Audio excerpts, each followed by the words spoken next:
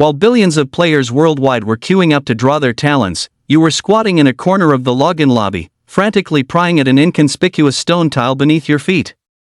Everyone thought you were a country bumpkin new to the game, little knowing that you had unearthed the soul-hidden Easter egg even the developers had forgotten.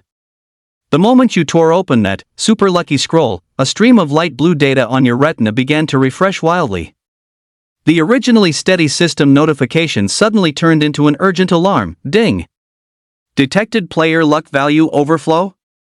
Eradication failed. Initiating compensation plan. The next second, the trash 1-star talent forcibly evolved under your gaze, turning into a string of garbled code shining with a dark golden light. Congratulations on obtaining the transcendent tier talent Grasp of the Undying. Each basic attack permanently increases HP by 1. Looking at the status screen that symbolized infinite growth, the smile on your face gradually turned wicked. Volume 1, Chapter 1, The Full Dive Virtual Reality Game Revelation, a God tier talent card. Revelation official announcement: this game will officially launch its open beta at 2400 hours sharp. Adventurers, please look forward to it. Revelation official announcement: we will be releasing 10 God tier talent cards in collaboration with the brand master Con Lauten Pickled Cabbage Beef Noodles, which can be exchanged for a God tier talent upon logging into the game. Revelation official announcement: Revelation, the dawning of the gods. Let's explore the continent of Revelation together. Looking at the overwhelming advertisements on his phone, Lin's face was filled with shock. He had actually been reborn. Reborn 3 years in the past, right before the open beta of Revelation. Revelation was a massively popular online game that had taken the world by storm, breaking the mold of traditional gaming. It was known as the Second World. It allowed one's consciousness to be projected into the game, boasting 100% virtual reality immersion, enabling players to feel as if they were truly there, experiencing thrilling adventures. And all of this could be achieved with just a single wristband. In his previous life, this unprecedented game had become a global sensation the moment its open beta launched. But as time went on, people began to realize that something was wrong. Monsters from the game started appearing in reality. A warrior player, who played a tank role in the game, was sent flying by a large truck in reality and emerged completely unscathed. An island that was home to the Yamada no Orochi in the game actually appeared in reality, replacing Sakura Island and wiping out the entire nation of Sakura overnight. Earth began to gradually merge with the game, and everyone was forced to become a player. This complete fusion was finalized 6 months after the open beta began. No one could log out of the game, and death was no longer followed by resurrection. In his past life, Lin was a recent college graduate who couldn't find a job in a society where graduates were a dime a dozen. By a stroke of luck, he came into contact with Revelation. But everything soon changed. After the game and reality had completely merged. The apocalypse has arrived. I was just a mid-tier power, struggling for 2.5 years after this game merged with reality. In the end, framed by the city lord of Silvermoon Citadel, I led my entire squad to become cannon fodder, dying at the hands of a 7-star boss. Since heaven has granted me a second chance, I will not repeat the same mistakes. I will become stronger and seize control of my own destiny. I will also avenge myself and my brothers in the squad. It was now past 8 p.m. Lin opened a drawer, where 10,000 in cash and a black bracelet lay neatly. The black bracelet was the login device for Revelation. No one could have imagined that this ordinary-looking bracelet would drag all of humanity into the abyss. The 10,000 yuan he had scrimped and saved was meant for rent, but the situation was urgent, and he had no choice but to use it now. As long as he could obtain a god-tier talent, he could easily make 10 times, even 100 times, that amount. Lin didn't rush into action. Instead, he quickly flashed through the important events from his past life's memory. Just in case he forgot this information. After organizing his thoughts, Lin checked the time. It was about time to make his move. He went to the front door and peeked through the peephole. What greeted his eyes were the couplets on his neighbor's door. Bang bang bang! Suddenly, a large, chubby hand slapped over the peephole, followed by a savage pounding on Lin's door. Although startled, Lin felt no particular emotion. Instead, he excitedly opened the door. A woman in a size 3XL outfit that was stretched to its limits stood at the door, holding a cup of instant noodles. Her eyes widened as she glared at Lin. "The hell are you looking at, you stinking poor bastard? Got a crush on me or something? Let me tell you, the line of guys chasing me stretches all the way to France. You'd better give up now." But Lin ignored her, his eyes fixed on the cup of instant noodles in her hand. According to his memory, it was from that very cup of noodles in her hand that one of only 10 God-tier talent cards in the entire world was drawn. It was explosive news at the time, and since it happened right at his doorstep, Lin, of course, knew about it. Every player would randomly draw a talent upon their first login to Revelation. Talent ranks range from 1 to 10 stars, and above 10 stars is God tier. The gap between talents is always a chasm. In his past life, Lin had heard of no more than 10 people who possessed a God tier talent. Some even suspected that without a God tier talent card, would God tier talents even exist at all? So, to obtain a God tier talent, he absolutely could not miss this opportunity. "I was wondering if you could sell me those instant noodles?" Lin fabricated a random excuse. "I'm a bit busy and might not have time to go downstairs, so I was hoping you could part with them." Seeing him suddenly change the subject, the woman was instantly displeased. "What? I want 10,000 for it. Can you afford that? If you're into me, just say it. Stop making up such pathetic excuses." The moment she finished speaking, 10,000 in cash was thrown directly in her face. "How dare you hit my face?" The woman's voice trailed off after she felt the thick stack of cash in her hand. Had she just latched onto a low-key tycoon? She hurriedly offered the noodles, a fawning look on her face. "Here you go. My contact info is..." She even feigned shyness as she prepared to write down her number. But Lin snatched the instant noodles and walked straight back into his room without a backward glance. Bang! This was followed by the sound of a door slamming shut. After entering the room, Lin excitedly tore open the package. Sure enough, a golden card fell out. It was engraved with strange patterns, and in the center were 2 large golden words, Revelation. This was the God-tier talent card for Revelation. Lin clenched the golden card in his hand, unable to suppress his excitement. Perhaps at this very moment, his destiny was about to change. The moment the clock struck midnight, Lin eagerly launched the Revelation game client. A faint electric current from the wristband surged through his body. A familiar voice echoed in his ears. In the blink of an eye, he arrived in the login hall, which was a white altar. Billions of people also flooded into Revelation at this moment. "Welcome, adventurer, to Revelation. Please begin your adventure." The promotional material for Revelation was packed with elements, swords and magic, runic technology, angels and demons, and so on. Ding! Please select your class to create a character and enter a nickname. A prompt box popped up, and Lin entered the nickname that had been with him for 3 years, Demon. For his class, he chose the one he knew best, Archer. Ding!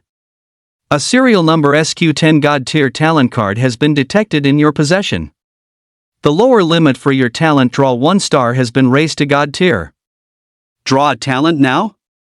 Yes, no. But Lin wasn't in a hurry to draw his talent. This mysterious login space looked like an altar. This was a place one could only come to when logging in for the first time to choose a class and draw a talent. And in this step that no one would pay attention to, there was a hidden Easter egg that wouldn't be discovered until much later in the game's life. Lin moved his feet. The spot where he had been standing was a circular stone brick. He pried it open with force, and a golden scroll appeared. Ding!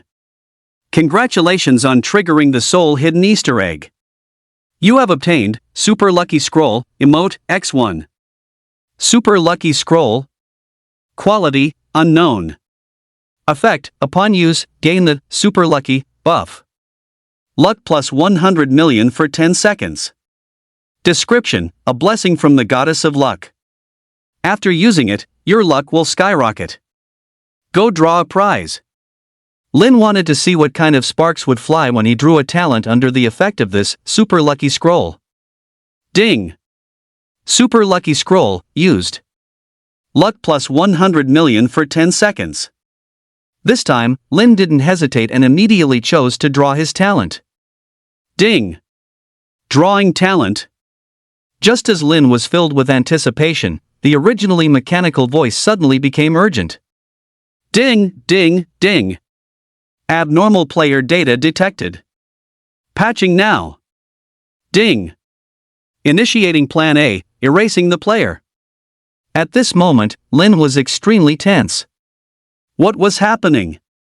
Could it be that his rebirth had been discovered? Ding. System malfunction detected. Erasure failed. Ding. Initiating Plan B. Ding. Esteemed player, you have been startled due to an unknown error. The system's voice suddenly became gentle. Lin breathed a sigh of relief. If it weren't for that lucky scroll, he would have been erased by the system by now. He had inadvertently saved his own life. Ding. As compensation, you may now draw a talent of +1 grade. Ding. No existing God tier +1 talent detected. Initiating the laws of heaven. Ding. Creating a brand new talent for you. As the voice faded. Ding. Congratulations! You have obtained the Transcendent Tier Talent Grasp of the Undying Unique. Volume 1, Chapter 2, Grasp of the Undying. Please add to your bookshelf. Ding! Congratulations! You have obtained the Transcendent Tier Talent Grasp of the Undying Unique. Lin's eyes widened. It actually created a talent just for him. And this talent's grade surpassed God tier. He remembered that in his previous life, he had only drawn the trashiest 1-star talent, repair cost 10%. No matter how hard he worked, he could only become a slightly larger ant. Talent determined his upper limit. At this moment, his heart pounded with excitement. A God-tier talent was already a symbol of standing at the very top of the world's pyramid. As for Transcendent Tier, he couldn't even dare to imagine how terrifying it would be. Grasp of the Undying Transcendent Tier. 1. Each basic attack permanently increases base health by 1 point. 2. Each basic attack deals true damage equal to 1% of your max health. This effect only works on monsters or other living beings. He was stunned and pinched his thigh hard. Pain. He wasn't dreaming. The effect of this Transcendent Tier talent is too heaven-defying. As long as the number of basic attacks is high enough, there's simply no upper limit to the improvement. Even the effect of a God-tier talent I had heard of before was as insignificant as dust in the face of Grasp of the Undying. Ding! Teleporting to Starter Zone. Filled with excitement, Lin was assigned to Starter Zone number 9999. Swish! Following a flash of white light, Lin was born in the Starter Zone. White light continuously flashed at the spawn point as players descended into the Starter Zone one by one. Lin, however, was a bit anxious. He quickly glanced at his buff. Super lucky buff countdown, 3s. A lot of time had just been wasted, and only 3 seconds remained. Without hesitation, Lin took a few sharp steps back. He leaped high into the air, then plummeted rapidly toward the ground, aided by speed and gravity. His body was still leaning forward as if he were about to perform a front flip. At this moment, the players who had just arrived were a bit stunned by the scene. Is this a welcoming ceremony?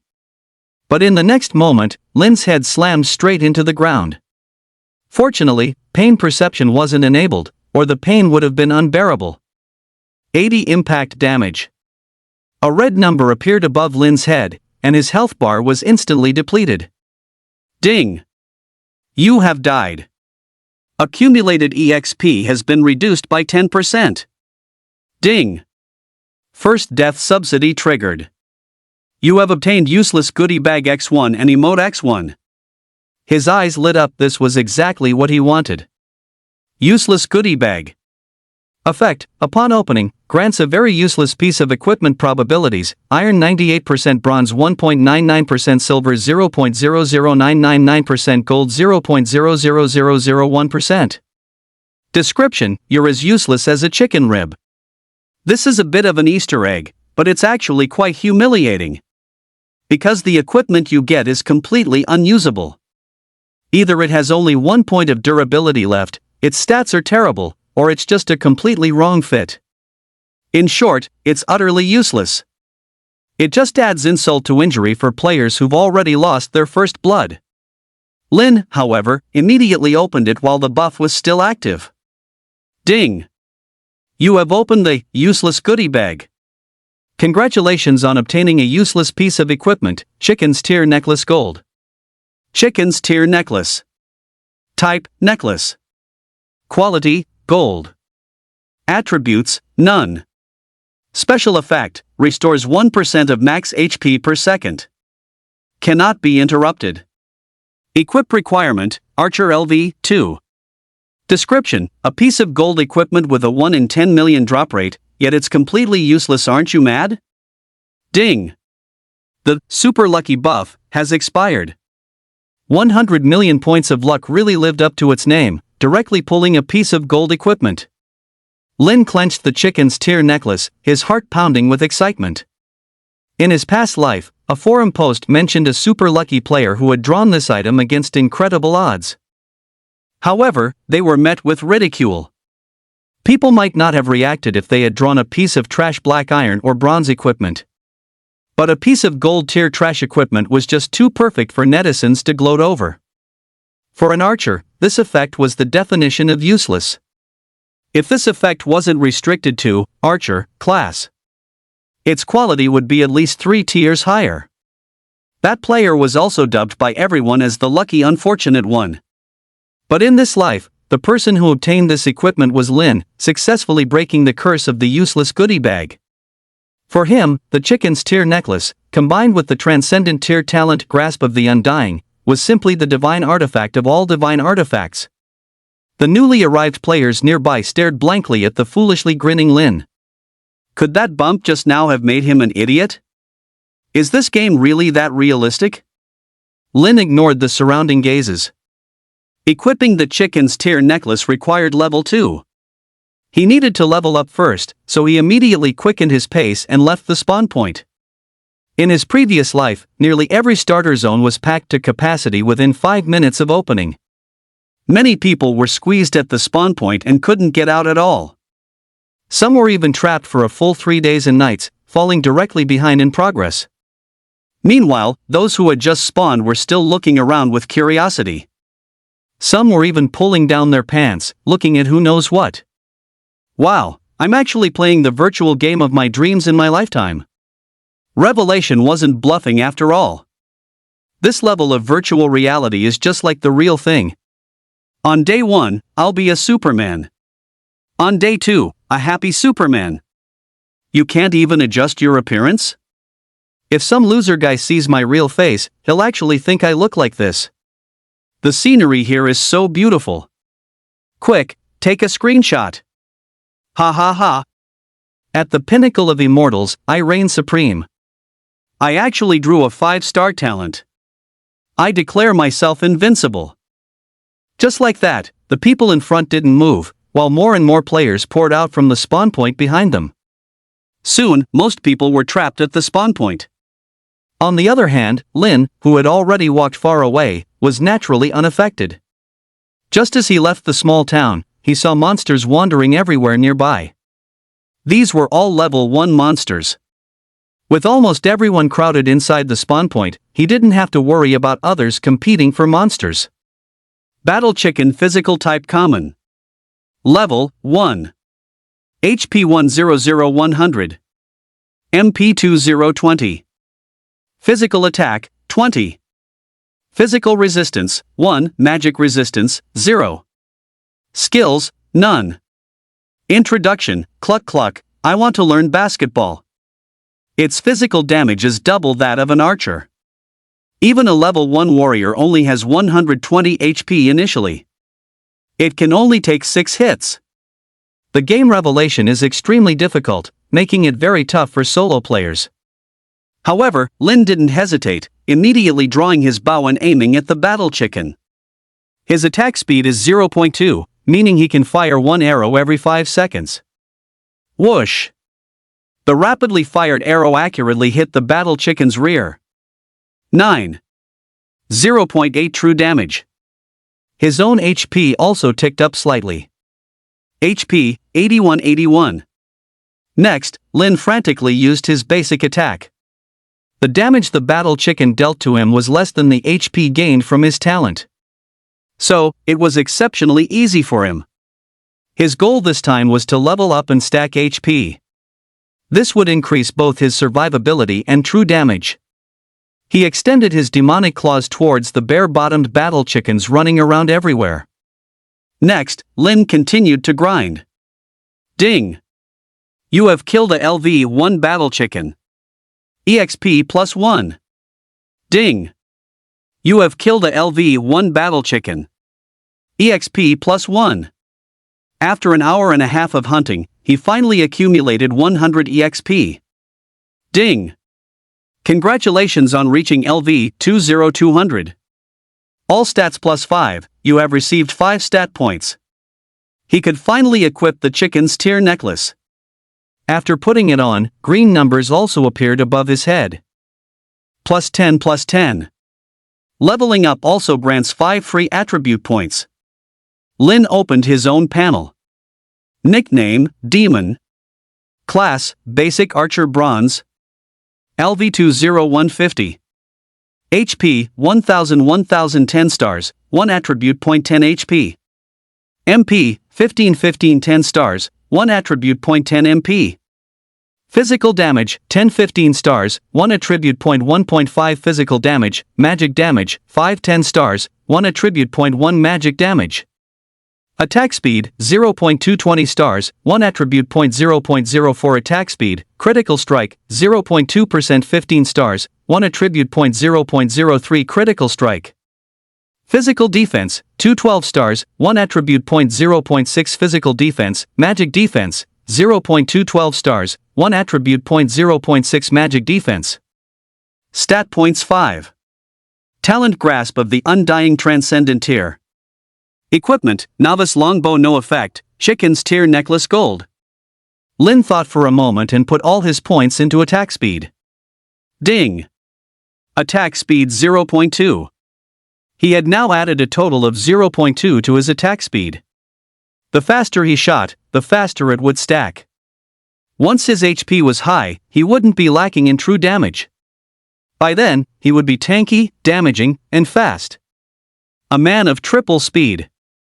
He now had 0.4 attack speed. He could fire an arrow every 2.5 seconds. This would make it easier to increase his HP. His HP had already reached 1000. That was equivalent to a level 10 warrior who put all their points into HP. After reaching level 2, the battle chickens offered him very little benefit. Lin decided to head directly to the level 5 zone, where the first piece of equipment that could be dropped by monsters in the novice village was located. His actions also caught the attention of players who had just left the town. Volume 1, Chapter 3, Face Tanking Level 5 Monsters. Look, there's a guy who just spawned and is heading straight for the level 2 zone. Does he think Revelation is some trashy, easy game? Who dares to farm level 2 monsters right from the start unless they're in a big guild group? Level 2 monsters deal 30-40 damage, and their skills are much stronger than level 1 monsters. As a warrior, I couldn't even take 2 hits. Look at the bow on his back. An archer is trying to solo the level 2 monster zone. We'll see him back at the spawn point in no time. The crowd was abuzz with discussion, every comment filled with mockery. After stepping into the jungle, Lin also spotted a level 2 monster. Poisonous snake magic type common. Level 2. HP 110 MP 2020. Magic damage 35. Physical resistance 3, magic resistance 0. Skill, Venom Erosion consumes 10 MP to inflict poison damage on a single target for 2.5 seconds, draining 10 HP per second and applying a blind effect. Lin directly ignored the level 2 monster. Magic-type monsters could be more troublesome than even level 3 monsters. Besides, it was too fragile, which wasn't good for increasing his own HP. Walking out of the jungle, he arrived at a beach. A few specks of green stood out on the soft sand. Water turtle physical type common. Level 5. HP 550-550. Physical damage 65. Armor 12, magic resistance 0. Skill, Water Aegis passive skill, triggers once every 20 seconds. Becomes immobile for 5 seconds, continuously recovering a total of 150 HP. Lin's eyes lit up. This was his target. As a level 5 monster right at the server's launch, their numbers were very small, only 3 or 4 of them. In his past life, it was known as the most disgusting monster. Many level 5 players would rather risk fighting level 6 monsters than touch the water turtle. Its HP, armor, and skill were just too absurd. The passive healing triggered at fixed intervals, often restoring more health than the damage dealt. Basically, every level 10 player about to leave the starter zone would come back to get their revenge before departing. But it was a different story for Lin. With such a thick health bar, he could now stack his own health with peace of mind. Swoosh! Lin loosed an arrow, striking a water turtle. 0. A red number popped up. The water turtle's armor was too high. He couldn't break its defense at all. Immediately after, a second, golden number appeared. 10.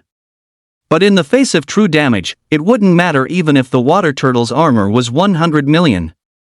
The water turtle was immediately aggroed. The level 5 monster was noticeably fast, making it difficult to kite. But Lin wasn't flustered in the slightest. He stood his ground and waited for it to come. The water turtle struck him, and a red damage number instantly appeared. 63. At the same time, 5 rays of green light lit up. 101,010. Simultaneously, the water turtle's regeneration effect triggered, restoring its lost health completely. Plus 150. Lin, however, didn't care at all. This was exactly the effect he wanted. As long as he could stack his health, that was all that mattered. And so they went back and forth, entering a stalemate. Bored, Lin even sat down on the water turtle's back. The water turtle was exhausted. Not only did it have to attack someone, but it also had to carry them. For a full half hour, Lin stood his ground. According to calculations, he should have only been able to last 7 or 8 minutes at most. But now, Lin was still at full health, while the water turtle's health was starting to gradually decline. This was an issue with the water turtle's own ability. Every 20 seconds, the water turtle attacked itself 4 times. It dealt 252 damage to itself, while the chicken's tear necklace healed it for 200 health. After the water turtle's passive triggered, it was immobilized for 5 seconds. It then recovered another 50 health. In reality, every 20 seconds, the water turtle only dealt 2 damage to itself. Even after half an hour, that would only be 90 points of damage. This was the power of a veteran player. Precise calculations and a bold yet careful approach were essential after the apocalypse. At this moment, Lin's health broke the 2000 mark. 63. Plus 100. The water turtle's attacks could no longer keep up with Lin's regeneration. The water turtle that new players couldn't damage in his past life was now on the receiving end of a complete role reversal. It couldn't damage the player. Lin's basic attack now had an added 20 points of true damage. 20. 20. The arrows struck the water turtle. He was now able to damage it. 10 minutes later, as Lin fired his last arrow. This creature that had served as his mount for an hour was finally slain by Lin. Ding! You have killed a LVE-5 sea turtle, gaining 38 EXP for killing a higher level monster. Ding! Loot dropped, turtle shell full of holes, x 1 inch. Ding! Loot dropped, copper coins x5. Killing higher level monsters really gave a lot of experience. He needed 150 EXP to level up. I just need to kill 3 more sea turtles to reach level 3. Lin picked up the dropped item and murmured, when did it become a riddled turtle shell? Riddled turtle shell, collect 4 turtle shells to exchange for a reward at the tailor shop in town. The reason water turtles are so hard to kill is that they drop turtle shell materials which can be exchanged for equipment. In the early stages of the game, a single piece of equipment can create a huge gap between you and other players. However, the item dropped from killing water turtles was supposed to be turtle shell. Why does the name now have riddled added to it? Could it have something to do with the fact that I shot the water turtle thousands of times? The thought of this piqued his interest. This was an Easter egg that hadn't even been discovered in his previous life. He had to give it a try. Next, Lin directly aggroed the remaining 3 water turtles. His true damage was too high now. These water turtles would probably die in just a few minutes. He had no choice but to aggro all 3 at once, damage each one until it was low on health, then switch to the next, allowing the previous one to fully recover its health. Just like that, he happily stacked his HP. Another 3 hours later. By now, Lin had used his basic attack over 3,000 times, and his HP had stacked up to 5,000. Even a typical boss probably didn't have as much health as he did now. Lin fired off the last 3 arrows. 50. 50. 50. The remaining 3 water turtles all vanished into streaks of light. Ding! You have killed 3 water turtles. EXP plus 114. Ding! Dropped item, riddled turtle shell, x3. Ding! Dropped copper coins x22. Ding! Congratulations, you have leveled up to LV 32250. You have gained 5 stat points. As expected, it was related to the number of times he hit the water turtles. The shells dropped by these turtles also had the riddled with holes prefix. Lin allocated all 5 stat points to attack speed. His attack speed had now reached 0.6. He could now fire an arrow about every 1.5 seconds. The rate at which he could stack his health was even faster now. He had already cleared out all the water turtles, and the next respawn would be in 6 hours. Lin decided to head to a higher level area. Suddenly, a shimmering golden turtle crawled out of the sea. On top of this turtle's shell rested a treasure chest. Treasured Turtle Physical Elite. Level 8. HP 1800 1800. Physical Attack 200. Physical Resistance 65, Magic Resistance 0. Skills: Water Shield. Treasure Toss releases a treasure chest, launching it at an enemy to deal extremely high damage and cause various effects. Quantity 66, cooldown 45 seconds. Description: I've brought treasure. Think you can handle it? Lin's eyes lit up when he saw this treasure turtle. It was actually an elite monster. The drop rate for equipment from elite monsters was much higher than from ordinary ones. And the spawn rate for an elite water turtle was extremely low. Some players had waited for 3 to 5 days without ever seeing one. This was because it was also a hidden Easter egg. By killing the treasure turtle, you could obtain everything inside its chest. A full 6 items. What an astonishing number in a game like Revelation, known for its abysmal drop rates. Of course, there was a condition. The treasure turtle's second skill, Treasure Toss, consumed 1 item from the chest with each use. If he waited until the treasure turtle had tossed all 6 items, killing it would yield nothing but experience and no rewards at all. Lin naturally didn't want to let a single thing go. That meant he needed to take down an level 8 elite monster in 45 seconds. Right now, each of his basic attacks dealt 50 points of true damage. With 1 basic attack every 1.6 seconds, he could attack about 28 times in 45 seconds. That would deal 1,400 points of true damage. By this calculation, trying to kill the treasure turtle might mean losing 1 or 2 treasures. It seemed he couldn't rush it. Lin planned to return to the main city first. He would redeem his rewards, then grab a quest to level up. He'd come back to deal with this treasure turtle once his health was higher. Volume 1, Chapter 4, Skill Book, Water Drops Pierce Stone, National Goddess Royan. Since he couldn't afford a town portal scroll, Lin could only walk back to the starter zone. Passing through the level 2 area, he noticed only a sparse few people were there. And these people were almost all hunting in parties, with excellent mechanics and coordination. They were clearly guild players at a glance. Most people were still stuck in the level 1 area. The difficulty of revelation was too high. Besides Lin's ridiculously overpowered early game talent, who else could farm battle chickens without taking any damage? Hey, look!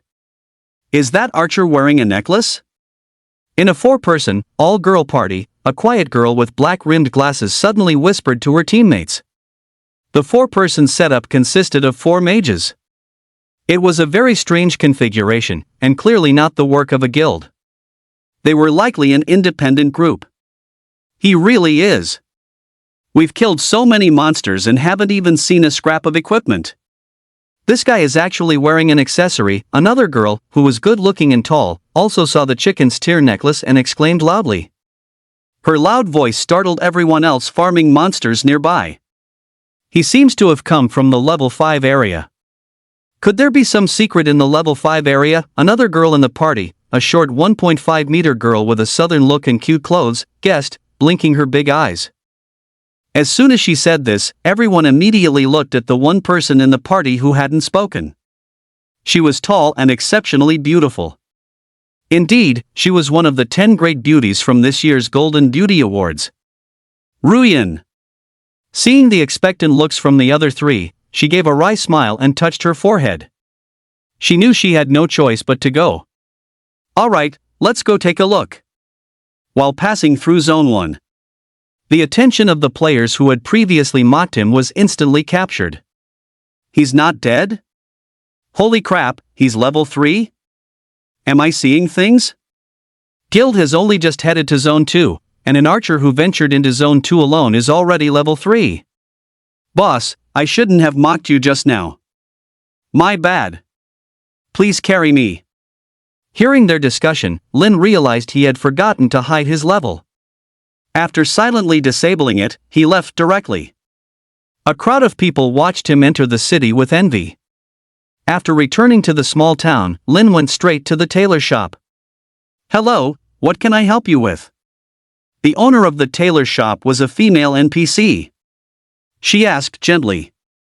Lin directly chose to trigger the quest. Is there anything I can help you with? Adventurer, I need some boar hides. But that's too dangerous for you. Lin continued, I am more than willing to help you, no matter the danger. Thank you so much, the owner exclaimed softly. Ding! You have accepted the quest, collect boar hides. Complete the quest to receive generous rewards. Collect boar hides normal quest. Difficulty, 50. Content, hunt LV 8 boars and collect 10 25 50 boar hides. Reward, 200 EXP, 5 silver coins, and choose 137 pieces of the boar set equipment. Time limit, 5 hours, 59 minutes, 58 seconds. This quest was very difficult, but the rewards were also very generous. It depended on the degree of completion. After accepting the quest, Lin took out 4 materials. 1000-hold turtle shell, emote, X4. The moment he saw the turtle shells, the tailor shop owner's face lit up with joy. This is exactly the material I need. Adventurer, are you willing to gift it to me? I will give you a reward in return. Lin, of course, nodded. But when the tailor shop owner took out his item, Lin immediately frowned. He had produced a yellow-covered book. Isn't the reward always a headpiece? Could it be that it changed because the material I brought had a prefix? He took the yellow-covered book. A look of joy visibly appeared on Lin's face. It was actually a skill book. Water drops pierce stone passive skill. Level, 1 proficiency 0 1000. Effect, after landing a basic attack on the same creature 1,000 times, subsequent basic attack damage dealt to it is increased by 50%. Requirements, all classes, level 3 and above. The effect was very singular. Perhaps in the eyes of others, it was a useless skill. Against a powerful monster, you'd be slapped to death before you could land 1,000 basic attacks. Against a common monster, you couldn't stack it up. It would be better to just use a few active skills for higher damage. However, for Lin, he learned it immediately. Ding! You have learned the passive skill, Water Drops Pierce Stone. Remaining skill slots, 1-3. Before the class change at level 20, you can only learn 3 skills. Lin began to ponder his choices for the next 2 skills. After accepting the quest, Lin left the small town. He needed to head to the level 8 monster area to hunt wild boars. But just as he was passing through the level 2 area, a strange feeling suddenly welled up in Lin's heart. After struggling to survive for so many years in the apocalypse, he had long since honed a set of skills that transcended the scope of the game. His intuition for danger and keen powers of observation surpassed even the top gaming experts of the current time. To them, it was just a game. Dying didn't matter. All that mattered was executing their moves correctly to achieve their goals. But after the game invaded reality, death became permanent. For Lin, the highest priority was always survival. His actions could not afford a single mistake. He had to eliminate any potential threat to his life. He was someone driven by the fear of death to constantly grow stronger, with willpower and reflexes far beyond those of an ordinary person. The difference between him and those flowers raised in a greenhouse was like night and day. He trusted his sixth sense implicitly. In truth, it's not just the eyes that can perceive things, other senses can too. They can't effectively transmit information to you, so they can only rely on the sixth sense to warn you. Lin stopped and carefully observed the ground. His survival experience from his past life had also instilled a habit in him. He always followed the same route back and forth. Because if he passed through safely once, it proved the path had no hidden dangers.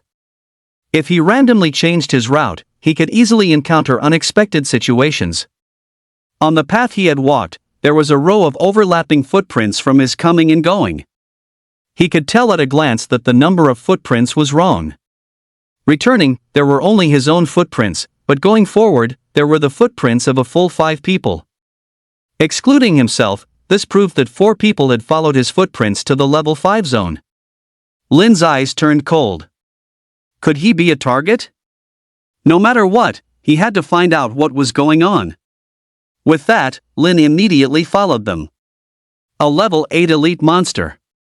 Ruyan and her roommates exclaimed in shock upon seeing the treasure turtle. "Hey, 4, you're not even as tall as this turtle," the tall crystal teased, patting Tian's head without even having to lift her hand. Tian shook her head in frustration, but the height difference made it impossible for her to escape. 2, stop teasing Tian. Ruyan interrupted softly. Her gaze then shifted to the quiet, bespectacled girl beside her. 3, do you think we can take it? The girl's mouth opened and closed as if she were calculating something.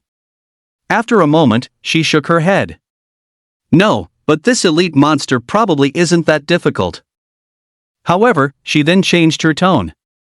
Its 0 magic resistance gives us a huge advantage, and its skills aren't strong, leaving a lot of room for DPS. But the only thing we lack is the ability to tank it. If another guild found it, they could probably wear it down by sacrificing lives, the girl said with a hint of regret. But since they couldn't fight it, Ruyan had no choice but to prepare to leave with her 3 friends. Meanwhile, Lin, hiding in the nearby jungle, also lowered the bow he had already aimed. Fortunately, these 4 people showed no hostility towards him. If they had dared to touch the treasure turtle, Lin would not have hesitated to take them out. He absolutely could not let the contents of the treasure turtle's chest fall into other hands. But after hearing the quiet girl's analysis, Lin was somewhat surprised. Her analysis was completely correct. Indeed, an elite monster with 0 magic resistance like this was a piece of cake in the eyes of a guild. Death only resulted in a 10% loss of accumulated EXP, which was a negligible penalty in the early game. They could indeed wear it down. However, there would be no reward even if they did. Otherwise, how could a game as difficult as Revelation have an elite monster with so many obvious weaknesses? Let's go quickly, in case we run into that person. It would be bad if a conflict broke out, the quiet girl continued. Lin, who was hiding nearby, suddenly became interested. The girl's previous analysis had been very professional, and now she was bringing up this point. Clearly, this wasn't a guess, it was based on some form of reasoning. A strategist like her would be highly sought after anywhere. Why would she appear in such a strange team of 4 mages? He suddenly recalled a foundation established in his past life after the game invaded reality. It was called the Magic Fairy Foundation. Although the name was quite cringy, it was a large-scale charitable organization established in collaboration with local forces. It was dedicated to helping ordinary people who hadn't played Revelation. Volume 1, Chapter 5, The Magic Fairy Fort Foundation, The Four Fairies. The foundation was established by the nation's goddess, Ruyan, and 3 other girls who were also mages. Among them, the third-ranked member, One, was her strategist. She was also one of the few female military advisors with a high IQ. He had never met one himself, but he had seen Ruyan to some extent in various news reports. Just as the group turned to leave, seeing the face of the stunningly beautiful girl leading them, Lin couldn't help but take a few extra glances. It really was the president of the Magic Fairy Fort Foundation, Ruyan. He held a certain admiration for a figure like her. After a moment of thought, Lin decided to reveal himself. Oh no, it's him. The second in command, Crystal, was the first to spot him and immediately became vigilant. She saw Lin walking toward the 4 of them. Ruyan frowned and immediately took a step forward to explain, "We were just curious and followed you." "I'm sorry. We definitely won't leak any information about the elite monster," she said, even giving a slight bow, full of sincerity. Lin glanced at the 4 players' IDs. Ruyan, Crystal, Wenjing, Sweet Potato. Except for the last one, the others are basically using their real names. They were exactly the same as the names of the 4 great female mages of Magic Fairy Castle he had heard about in his previous life. So this was the original team of the Magic Fairy Castle Foundation. No one could have imagined that this team, which seemed to be full of casual players, would become the saviors of ordinary people after the apocalypse. Lin spoke directly, "Since you've discovered this treasure turtle, it's hard for me to be sure you'll keep your mouths shut." Hearing his words, Crystal immediately flared up, shouting at the top of her lungs, "Even if you kill me, I'll go back to the novice village and spread the word everywhere. Then we'll all go down together." "Second sister, shut up." Ruyan, fearing the situation would escalate, quickly stopped her. Then she turned to Lin and said, "We promise we won't say anything. Besides, if it really comes to a fight, we have 4 level 2 mages. You, a level 3 archer, might not necessarily win. It's better to be amicable. I give you my word." Ruyan truly lived up to her reputation as a wealthy young lady, speaking with a perfect balance of gentleness and firmness. Lin, however, shook his head. "That's not what I mean." The 4 women were a bit bewildered by his words. "Then you join me in killing the treasure turtle," Lin said calmly. This caused an uproar among the 4. 5 squishy level 2 and 3 players against a level 8 elite monster. It was something they wouldn't even dare to dream of. "Do you have a team?" When asked timidly, trying to be the rational one. She assumed Lin had a group. But Lin simply shook his head. This left them all completely dumbfounded. "Isn't this a suicide mission?" Crystal huffed. But Lin spoke up, "It doesn't matter. Whether you agree or not, I'm going to kill this elite monster now. If you're not willing, you can leave now." This was just Lin's personality. He never fully trusted anyone, even if they repeatedly gave their assurances. Could they guarantee they wouldn't slip up, or that they wouldn't be overheard while discussing it? Promises are the cheapest thing there is. To be on the safe side, Lin chose to act now. Even without their help, though he would miss out on a few items. It was far better than having something go wrong. Seeing Lin like this, Ruyan felt it was a bit strange. Why was this person so determined to get himself killed? She looked at One. Whenever she ran into a problem she couldn't solve on her own, she would turn to her think tank for help. One, however, had a different opinion. "I think we can give it a try. We're all level 2.5 anyway, so we won't lose a level even if we die. I feel like this guy is so confident, he probably has some kind of bug or exploit." Although her speculation was wildly imaginative. But it changed Ruyan's mind about leaving. "If that's the case, then let's give it a try. She still had a great deal of faith in one. She immediately turned her head and asked Lin, "Although I don't know why you're so confident, I'm willing to give it a try. But we need to be clear beforehand, how will we split the dropped rewards?" Lin answered without hesitation, "You all take one item, and the rest is all mine." "Hold on, what gives you the right to say that?" Crystal couldn't help but curse, "There are 4 of us, and you're just one person. How is that fair by any measure?" Lin didn't indulge her in the slightest, his eyes fixed squarely on her. He said word by word, "You can choose not to cooperate."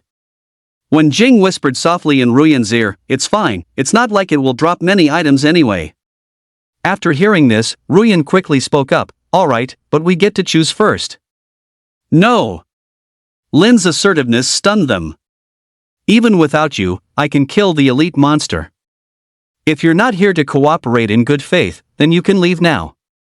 Lin's words made Ruyan a bit embarrassed, but after hesitating for a long while, she still nodded in agreement. It wasn't that she wanted the reward that badly, she just wanted to see why this man could be so confident. Did he really have the skills to back it up, or was he just posturing? Seeing this, Lin finally sent a party invitation. Ding! Devil, LV3 Archer invites you to a party. Join? Yes, no? All 4 of them received the invitation. Ding! Ruyan, LV2 Mage has joined Devil's party. Ding!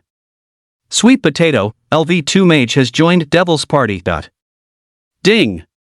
Wen Jing, LV2 Mage has joined Devil's party. Ding! Crystal, LV2 Mage has joined Devil's party. Immediately, all 5 of them received a notification. Ding! Party leader, Devil, has chosen to distribute experience based on contribution. This was a setting Lin had chosen. Now, the 4 women were all secretly cheering themselves on, determined to get on the damage leaderboard to show Lin and slap him in the face. Without wasting a moment, Lin raised his hand and fired an arrow. It accurately struck the treasure turtle. 0. 50. Red and gold numbers popped up. Crystal instantly swallowed the words she was about to say. At this moment, all 4 were stunned. Such high damage. Even a level 3 archer who put all their points into physical damage couldn't break the treasure turtle's defense. But this was no time to overthink. The others quickly launched their own attacks. She conjured a magic orb and threw it out. 15. 12. 13. 11. In an instant, the treasure turtle's health dropped by 100 points. The way these players allocated their stat points was quite bizarre, as their damage outputs were all different. Having been attacked, the treasure turtle immediately charged forward, its primary target being Lin, who had dealt the most damage. Its speed was 30% faster than a water turtle's. Even an assassin of the same level would have difficulty dodging it. Seeing the treasure turtle charging towards Lin like a small car, the youngest, Sweet Potato, anxiously reminded him, "Be careful."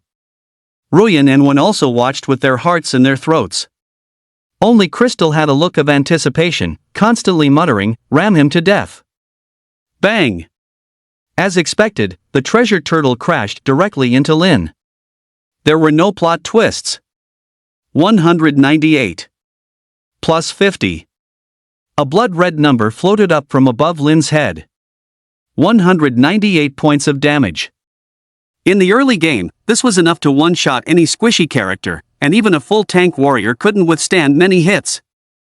After taking damage, Lin's percentage health bar was also revealed. It had barely dropped by a sliver. Holy crap! Crystal exclaimed in shock. All 4 of them were dumbfounded. Am I seeing things? Ruyan rubbed her eyes, but Lin's health bar hadn't budged. At this moment, she finally understood why Lin had been so confident. What are you all standing around for? Hurry up and attack. Lin urged anxiously as he saw the 4 of them just staring blankly. Volume 1, Chapter 6, Slaying the Treasure Turtle, a 100,000 priced skill book. If they couldn't finish off this treasure turtle within 45 seconds, it would start throwing items from its treasure chest. Lin stood face to face with the treasure turtle, trading blows directly. Swish, swish, swish. With his high attack speed, combat felt incredibly smooth. 50. 50. 50. Upon hearing him, they quickly waved their staffs, and a ball of fire rose from them. They used the skill, Fireball. Bang, bang, bang. The treasure turtle just stood in front of Lin, not even moving. It was like a training dummy. They didn't have to worry about the fireballs missing their target. The scorching fireballs slammed into the treasure turtle, and crimson numbers popped up. 23. 16. 18. 18. For the treasure turtle, which had zero magic resistance, the mage's skills were still quite painful. The treasure turtle's health dropped rapidly. In less than 15 seconds, its health had dropped by half. However, at this point, the four who had been continuously firing fireballs also ran out of mana. But it was enough. Lin stood at the front, constantly dealing damage. He had only lost 10% of his health so far and was completely unafraid. With the chicken's tear necklace, it was impossible for them to kill him. "This is way too tanky," Wen couldn't help but exclaim at this moment. She never dreamed that an archer could withstand the physical damage from a monster. Lin's damage output was explosive, and soon the treasure turtle's health dropped to 30%. With Lin tanking, they could slowly conjure fireballs even without mana. At the 20th second, the treasure turtle suddenly entered a stun state. Plus 300. The amount of health it recovered was terrifying, but it was useless.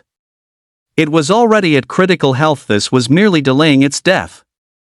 At the 35-second mark, just before its second passive skill could trigger, Lin shot an arrow. 50. Instantly, the treasure turtle's remaining health bar was cleared. Ding! Congratulations to Demon Squad for killing the LV8 Treasure Turtle Elite. EXP plus 310. Dropped Silver Coins, icon, X2. Dropped Swift Force Bronze, icon, X1. Dropped Material Item, Turtle Shell, icon, X12. Dropped Town Portal Scroll, emote, 5. Dropped HP Stat Fruit Black Iron, icon, X2. Dropped Skill Book, Surging Wave Technique, icon, X1. As expected of a bonus monster, the loot it dropped was amazing. Seeing the shiny items scattered on the ground made their mouths water. The four of them were bona fide gaming addict girls who spent their days playing games. These 6 items were enough to give them a significant lead over others in Revelation. But looking at Lin, who was already back at full health, they didn't even dare to entertain any crooked thoughts. Lin also disbanded the party. Demon Squad has been disbanded by the leader. Stored EXP, 310. Contribution rankings are as follows. Damage taken ranking, Demon 2364. Damage output ranking, Demon 62%.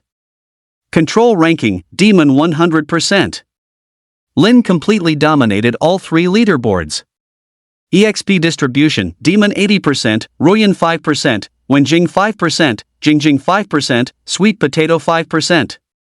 At this moment, the 4 women finally understood why Lin had chosen the contribution distribution method from the start. It turned out he had been prepared all along. A notification sounded in Lin's ear, ding. EXP plus 248. Congratulations on leveling up to LV40350. You have gained 5 stat points. He leveled up directly from this. As usual, Lin allocated all the points to attack speed. Attack speed 0.8. Now, he could launch a basic attack once every 1.25 seconds, taking the speed at which he stacked health to another level. Next, it was time to divide the spoils of war. Under the watchful eyes of the 4 women, Lin stepped forward and picked up all the loot. He glanced at them and said, "I'm sure you heard the drop notifications. This is for you." With that, he tossed the tortoise shells over. These tortoise shells can be exchanged for a black iron grade circlet at the tailor's shop, which happens to be perfect for a mage. After speaking, Lin turned and left. Looking at the 12 tortoise shells in her hand, Ruyan couldn't help but feel a favorable impression of the man before her. This was equivalent to 3 pieces of black iron grade equipment. Among the dropped items, the silver coins were clearly the least valuable. 1 gold coin equals 100 silver coins equals 10,000 copper coins. 200 copper coins could only buy a few pieces of white grade equipment from the blacksmith. He had contributed the most, and the initiative was in his hands. Even if he had just given us the silver coins, we would have had nothing to complain about. But he didn't do that. Lin had no idea Ruyan was lost in her thoughts. His entire focus was on the loot. Swift force. Category, accessory ring. Quality, bronze. Attribute, increases attack speed by 0.1. Special effect, provides an additional 0.3 attack speed upon reaching level 10. Requirement, LV5, all classes. Equipment is divided into clothing, gloves, leg guards, boots, headwear, and belts. Accessories are divided into cloaks, rings, and necklaces. He had already collected 2 accessories right at the start of the game. However, his current level wasn't high enough to equip them, so Lin could only place them in his backpack for now. A town portal scroll can teleport you back to your spawn point, but they're hard to come by in the early game. Moreover, the game uses a realistic map, with no fast travel points. Often, just traveling takes an hour or so. For experts, every second counts. This is a small detail that creates a gap between players, and it's a good item to have. He then looked at the other 2 bright red fruits. Health attribute fruit black iron, consuming this below LV 10 grants 100 HP, limit 03. This was also considered an important item in Revelation. Besides levels and equipment, attribute fruits were another way to widen the gap between players. Each level bracket had corresponding fruits. The higher the level, the harder they were to obtain and the stronger their effects. Besides, he wasn't desperate for that little bit of health. It would be better to see if he could trade it for an attack speed fruit back in town. Lin organized his loot, preparing to leave for the boar forest. But suddenly, Ruyan called out to stop him. Wait a moment. If I heard correctly just now, there was a skill book among the rewards, right? She asked, quickly explaining to avoid any misunderstanding. If it's a mage skill book, could you sell it to me? Hearing this, Lin nodded. Rippling waves. Level, LV 1 proficiency 1000. Effect, consumes 50 MP to deal 3 instances of AoE damage. The damage and AoE increase with each instance. Cooldown, 25s. Requirement, Mage, LV 8 or above. It really was a skill book. And its effect looked quite impressive. It's a mage skill book, Lin said, handing it over after a look. He knew the woman before him was not short on money. As the sole heiress of the Liu family in the capital, her wealth was beyond what an ordinary person could imagine. After taking the skill book and looking at it, a visible expression of joy appeared on her face. Before leaving the starter zone after the class change at level 20, you could only purchase 1 basic, class-specific skill book from the town. She said happily to Lin, name your price. I'll transfer it directly to your bank account. That way, you can even make a little extra on the transaction fee. He quickly quoted a suitable price, 100,000. Great, let's add each other as friends. Send me your account number, and I'll transfer the money, Ruyan said, exuding wealth. If it were anyone else, Lin certainly wouldn't have agreed to this kind of private transaction, but the other party was Ruyan. He wasn't afraid of being scammed, so he immediately added her as a friend. Lin sent her his bank account number. After parting ways, Lin went to the vicinity of the wild boar area. After confirming there were no immediate dangers, he chose to log off. Phew, he let out a long sigh after exiting the game world. By now, the sky outside the window was beginning to brighten. It was just morning. The night of fighting had left him feeling a bit weary.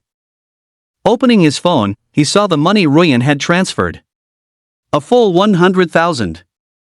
He had spent all his money yesterday. Without this sum, he would have had to go hungry. However, Lin didn't go on a spending spree. Instead, he went to the city's best hospital. Lying on the hospital bed was a frail-looking woman. It was Matron Bai from the orphanage. Having grown up in the orphanage, Matron Bai was like a mother to him, caring for him tenderly. It was Matron Bai who had supervised his studies and paid for his schooling. Unfortunately, he hadn't lived up to expectations, preferring to fool around. In the end, he never achieved anything that would make Matron Bai proud. When he was just starting out in the world, Matron Bai had even taken 30,000 from her last meager savings to help Lin. And she herself had long been suffering from cancer. In her past life, she had lain silently in a hospital room, waiting for death. She passed away in agony just before the apocalypse. Even until her death, she never told Lin a thing. She was afraid he would worry. Reborn into a new life, how could Lin let her die alone like that again? Matron Bai seemed to have fallen asleep, exhausted. Lin didn't disturb her. He just watched quietly, tears welling up in his eyes. This was the first time he had cried in his 2 lifetimes. A man doesn't cry easily, unless he's truly heartbroken. Reborn, he would not let Matron Bai, the woman who raised him, die in sickness and pain again. He found the doctor to ask about her condition and was told it was late-stage cancer. However, with aggressive treatment, there was still a chance of survival. Lin also knew that once the real world merged with the game, as long as Matron Bai's stats were good, even a terminal illness could be cured. The top priority now was to keep Matron Bai alive. She had to hold on until after the apocalyptic fusion. He didn't disturb Matron Bai's sleep, just quietly paid all the medical fees with the money he had. If Matron Bai found out, she would definitely say it wasn't worth it and tell him to get a refund. The money was far from enough, he needed more. He gave Matron Bai a silent, deep bow and then left. Volume 1, Chapter 7, Gene, Level 8 Wild Boar. After paying the fees, Lin was left with less than 200 for food. The doctor had also told him that a major surgery was scheduled in 3 days, which required a lot more money than what he had just paid. Beep beep. His phone suddenly chimed with a message notification.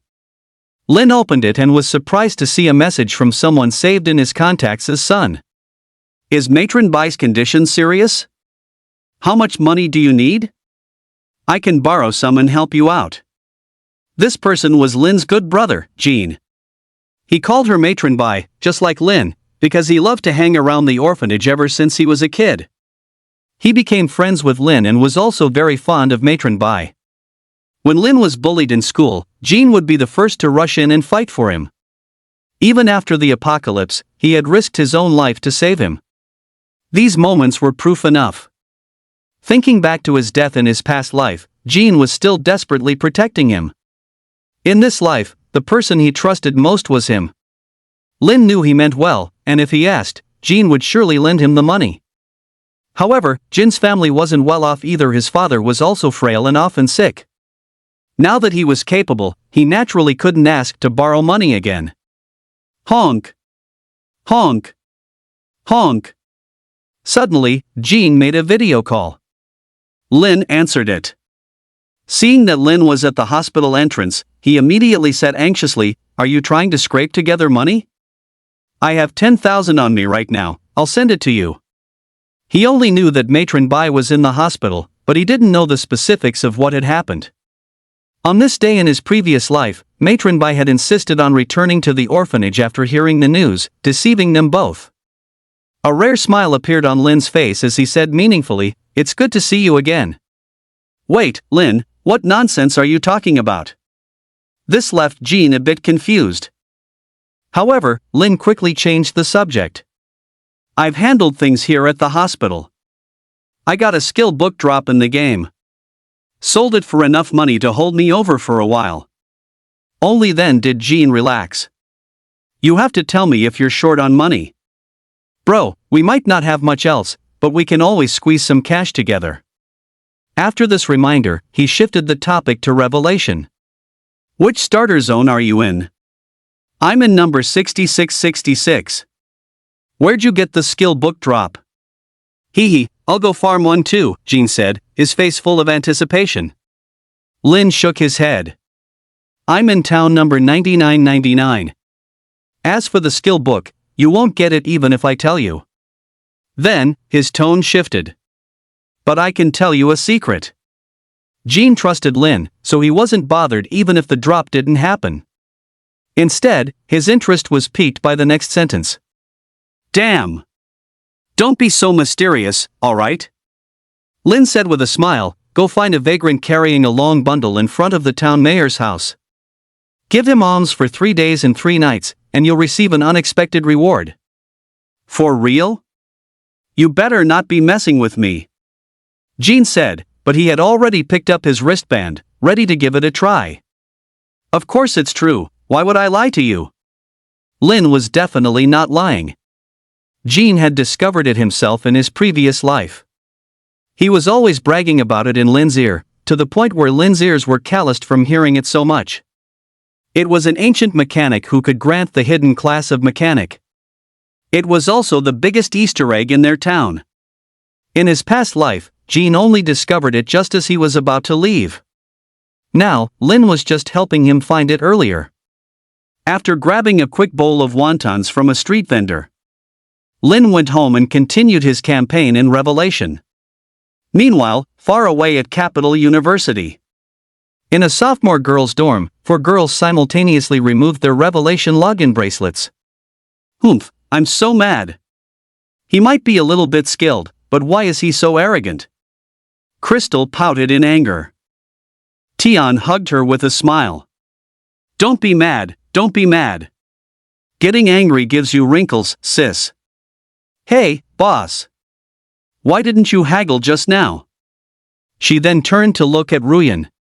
She had an I know exactly what's going on expression on her face.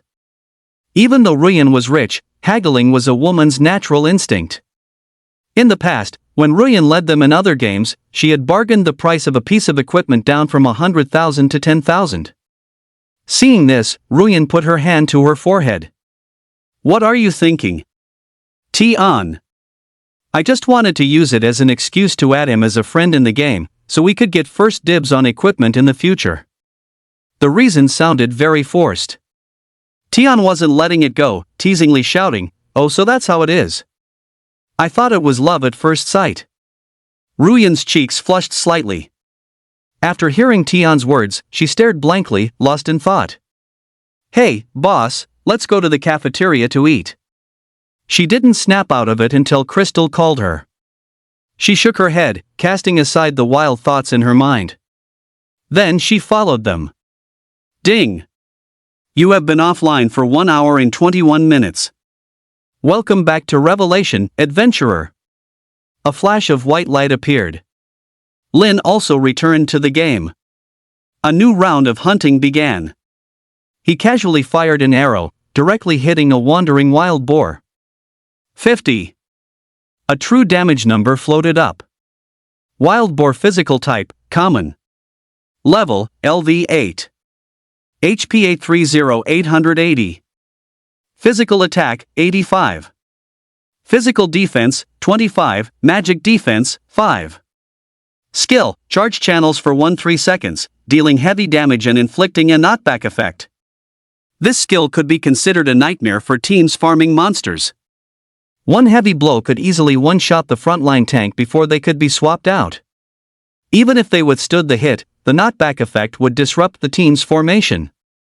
This would cause the wild boar's aggro to shift from the tank to other targets. But fortunately, Lin was both the front line and the damage dealer himself.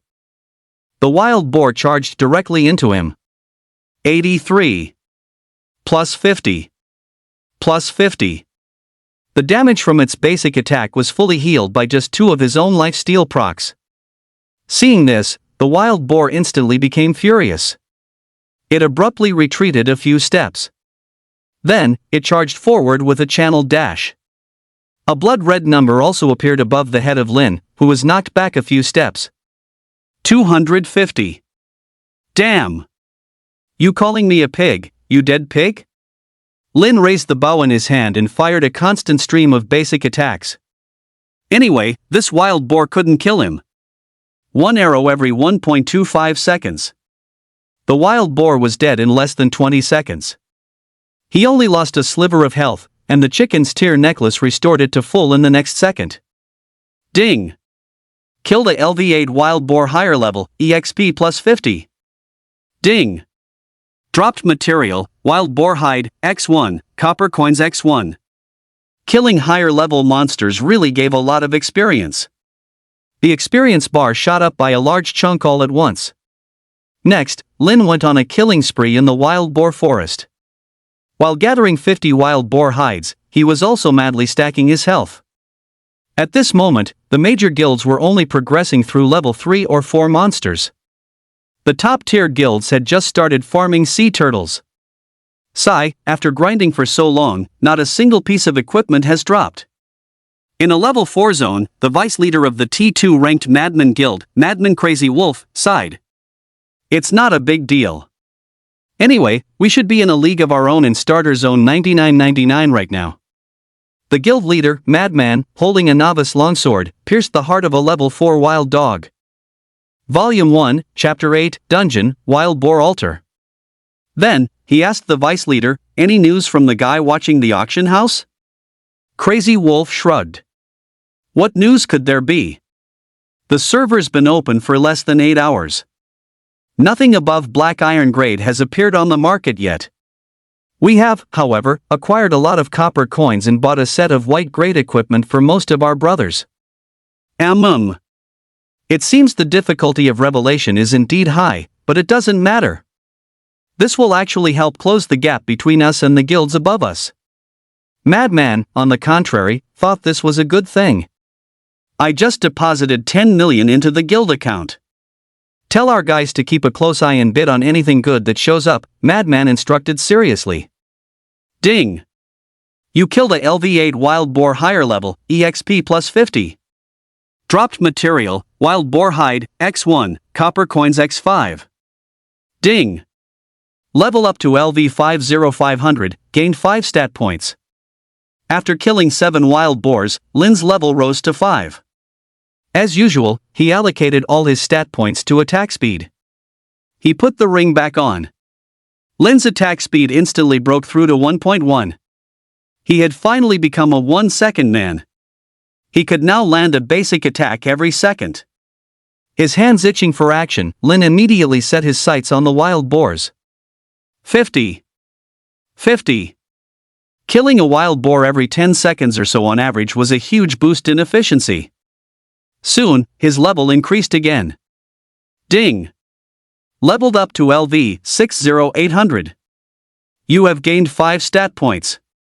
After reaching level 6, killing wild boars no longer granted the 3-level gap EXP bonus. However, Lin continued to farm them to complete the quest. He still had to save up money for the surgery, and this was a good chance to stack some health. He carried on with the next step of his plan. Ding. Killed LV8 wild boar. EXP plus 25. Ding. Leveled up to LV 701,000. You have gained 5 stat points. Dropped materials, wild boar hide, X1, copper coins X6. After reaching level 7, he had already gathered 49 pieces of wild boar hide. Lin went ahead and killed one more. He had finally met the quest requirement. Ding. Due to your mass slaughter in the wild boar forest, you have been afflicted with the boar's fury debuff for 10 minutes. Lin looked at his status panel. Nickname, Demon. Class, Archer. LV725 1000. HP 6254 6254. MP 1515. Physical damage, 10, magic damage, 5. Attack speed, 1.5 plus 0.1, critical strike, 0.2%. Physical defense, 2, magic defense, 0. Stat points 0. Talent grasp of the undying transcendent tier. Equipment, novice longbow no effect, swift force bronze, chicken's tier necklace gold. Wealth, 2 silver coins, 402 copper coins. Debuff, wild boar's fury 10 minutes you will be actively attacked by wild boars. Approaching the Boar King altar will trigger a dungeon, and you will be forced to enter at the highest difficulty. His HP stacked up to 6,200. This was already comparable to some low-level bosses. However, he was afflicted with a negative effect. Lin had come for this in the first place. The boar hunting quest was just a way to pick up some extra things along the way. Knock, knock, knock. Under the influence of the buff, the wild boars began to actively attack him. They charged toward him. But their attacks felt like mere tickles to Lin. Lin slaughtered his way through. He rushed to the altar before the buff disappeared. In the center of the wild boar forest stood a dilapidated altar. White, bony skulls hung all over the altar's pillars, creating a very eerie sight. The moment Lin drew near, the entire altar suddenly emitted a white light. Hey, hey, hey! The sound of a strange monster's incantation echoed. A dungeon entrance instantly appeared on the altar. Normal dungeon, Boar King altar, opened. Difficulty, 120. First clear, none. Restriction 1, LV 5 or above. Restriction 2, party size not to exceed 8 people. Restriction 3, the interval for re-entry cannot be less than 3 hours.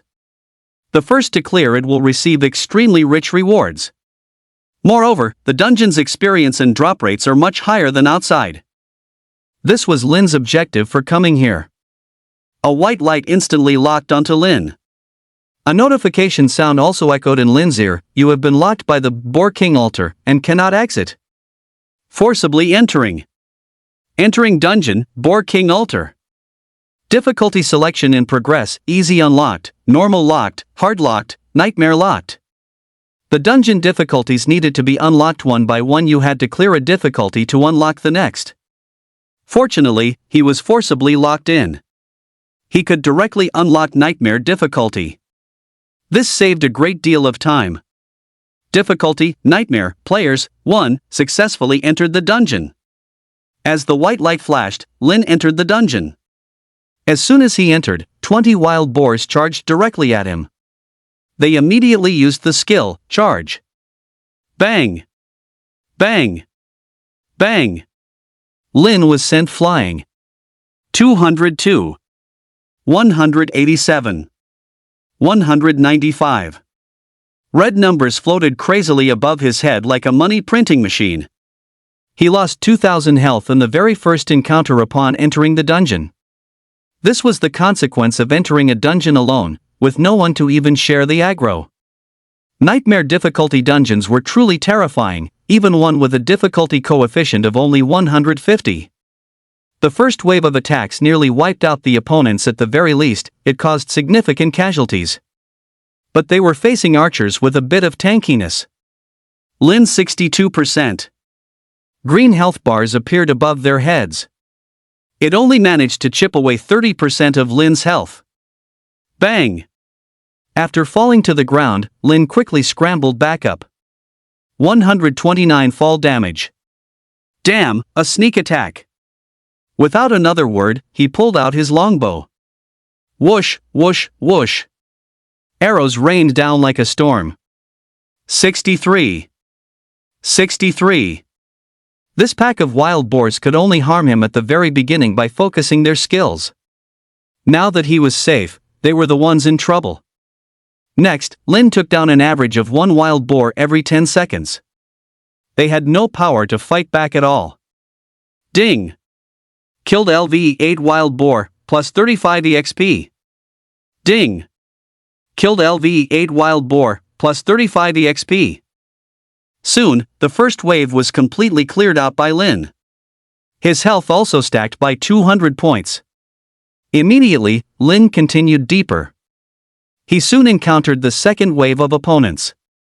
This time, the number of wild boars hadn't changed much, but among them were a few that were noticeably larger. Man-eating wild boar physical elite. Level, LV, 10. HP 1800 1800. Physical attack, 165. Physical defense, 30, magic defense, 20. Skills, Charge, man-eating induces fear in the enemy.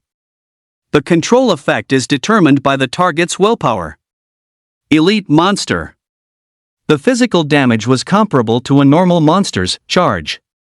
And there were 4 of them. Knock, knock, knock. They launched their attack the moment they saw Lin. Lin immediately raised his hand and shot 2 arrows. 65. 65.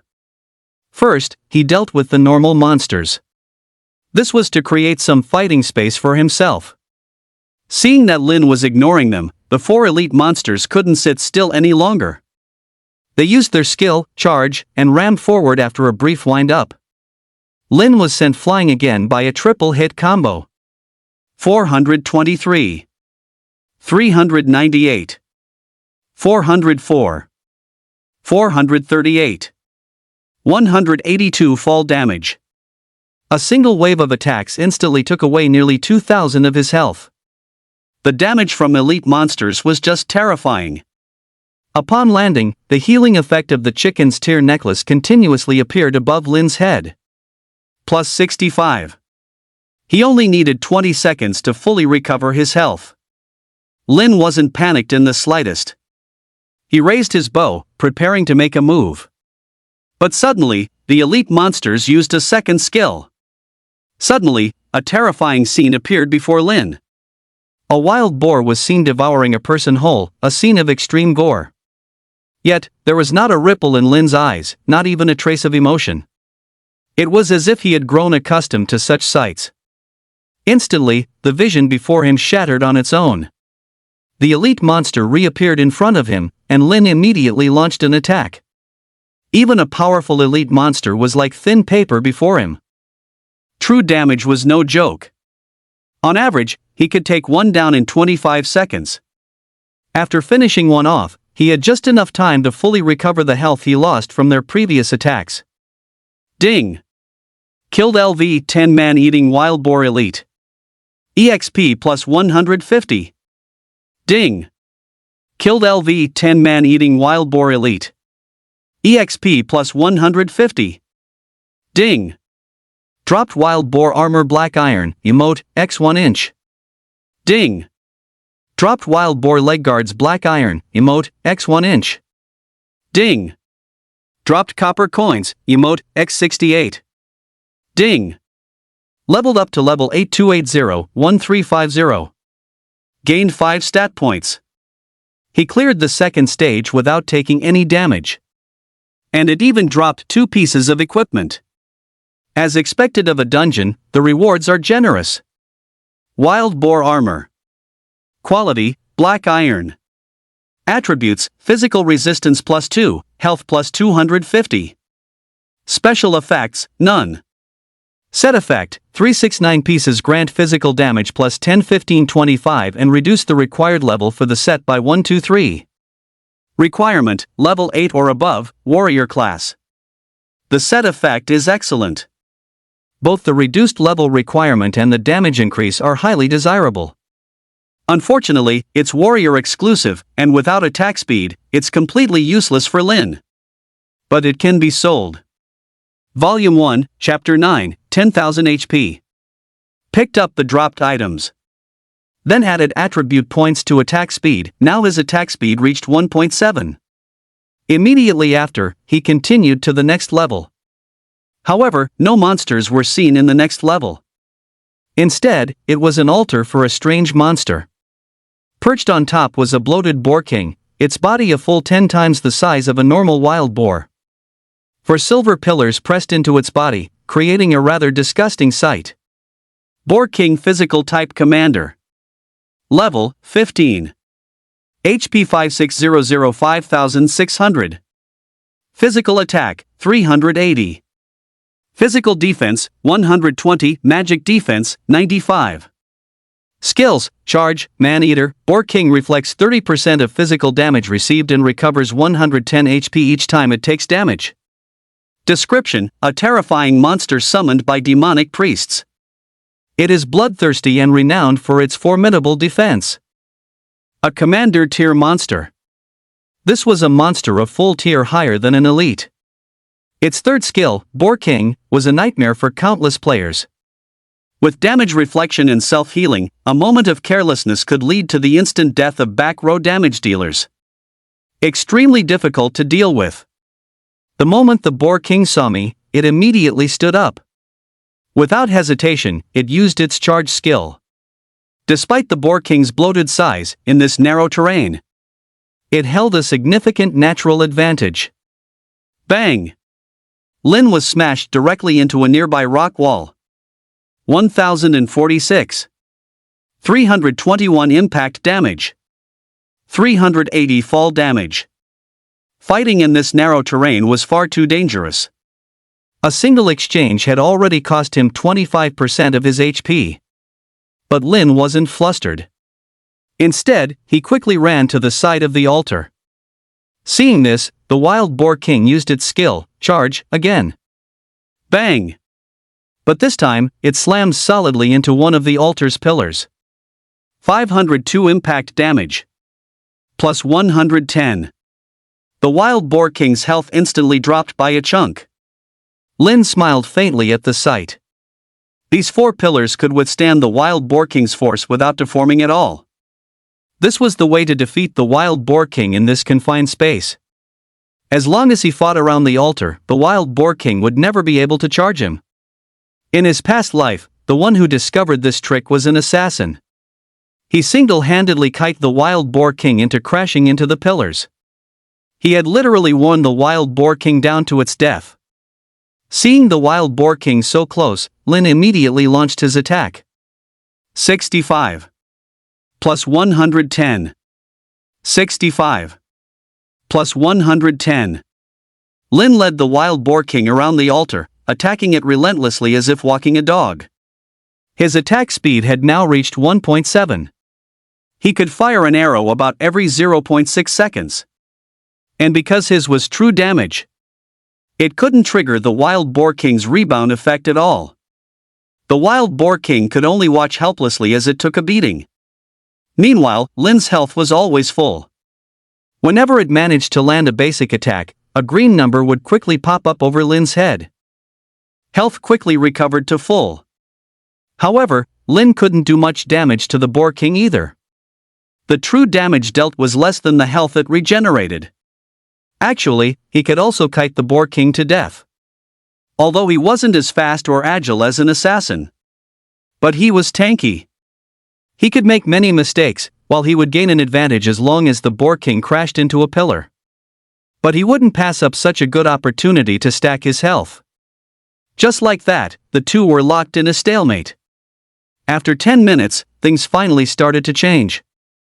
Because Lin's passive skill, Water Drops Pierce Stone, was triggered. He had used his basic attack over 1,000 times. His basic attack damage was now increased by 50%. 111. Plus 110. 111. Suddenly, the damage jumped to a new level. Now, he could finally hurt this Boar King. Although the actual damage dealt was only a little, it was enough. Combined with this dumb pig crashing into pillars on its own, he would be able to finish it off soon. Next, he performed a full 2,500 basic attacks, and his hand was incredibly sore. Even the Boar King was so tired it had to lean on the pillars while walking. But at this moment, Lin's health also reached a new breakthrough. LV8 Demon HP, 10,000. My HP is over 10,000. He was overcome with excitement. Other people get excited when their warrior's HP breaks 10,000, but he, as an archer, was even more thrilled than they were. At the same time, his skill also leveled up. Water Drops Pierce Stone passive skill. Level 2 proficiency 1502 5000. Effect: after landing 1,000 basic attacks on the same creature, subsequent basic attack damage dealt to it is increased by 65%. Requirement: LV 5. Damage increased to 65%. 165. As the final arrow struck the Wild Boar King, its health bar instantly emptied. Ding! You have killed the LV 15 Wild Boar King leader while being a lower level. EXP plus 1000. Ding! Dropped skill book, Savage Charge, icon, X 1 inch. Ding! Dropped silver coins, icon, X 6 inch. Ding! Dropped magic damage fruit black iron, icon, X 2 inch. Ding! Dropped Boar King's Cape Bronze, icon, x 1 inch. Ding! Successfully cleared the dungeon, Boar King's Sacrifice Nightmare. EXP gained within the dungeon plus 50%. Congratulations on being the first to clear the dungeon, Boar King's Sacrifice. A server-wide announcement will now be made. Do you wish to reveal your name? Having been reborn, Lin naturally knew to keep a low profile. Because everyone here had their own ulterior motives, and not just the players. At the same time, a world announcement rang out. Ding! Ding! Ding! The adventurer has become the first in the server to clear the dungeon, Boar King's Ritual, rewarding them with the quest scroll, the Ritualist's Shadow Unique, the rare skill book, Exploding Arrow, x1, and Attack Speed Stat Fruit Bronze x1, and Gold Coins x1. Ding! Ding! Ding! The adventurer has become the first in the server to clear the dungeon, Boar King's Ritual, rewarding them with the quest scroll, the Ritualist's Shadow. At this moment, the chat channels exploded. What the hell? I'm only level 3, and someone has already cleared a dungeon? Which guild is it? Why hide their name? This is a great opportunity for recruitment. I heard the Madman Guild in our region is T2. I'm so jealous. If only I could get a first clear too. They were all incredibly curious about the identity of this first clear player. Madman was grinding on the coast and was stunned when he heard the announcement. How is this possible? Isn't our guild the biggest in this starter zone? The top-ranked guilds all had ways to contact each other. If they were in the same starter zone, they would surely know. The vice leader beside him smacked his lips. Our people have already scouted it out. Level 6 monsters are at Vicious Dog Ridge, and level 7 monsters are in Maddox Cave. Madman instantly understood what he meant. This dungeon might be in a higher level area. The vice leader shook his head. Get rid of the word might. Now Madman was even more astonished. A dungeon in such a high level area had actually been first cleared by someone else. It seems to be an elite squad. You must find this team for me. Do whatever it takes to recruit them. Madman commanded. A white light also flashed around Lin's body as the bonus experience leveled him up again. Clearing a dungeon on any difficulty grants a portion of the total experience from kills within that dungeon as a bonus. This was also why everyone loved grinding levels in dungeons. Ding! Leveled up to LVL 9 1300-1500. Gained 5 stat points. As usual, he put them all into attack speed. He began to check the rewards he had received this time. First, a cloak. Boar King's Cloak. Category, Accessory Cloak. Quality, Bronze. Attribute, Critical Rate plus 0.2%.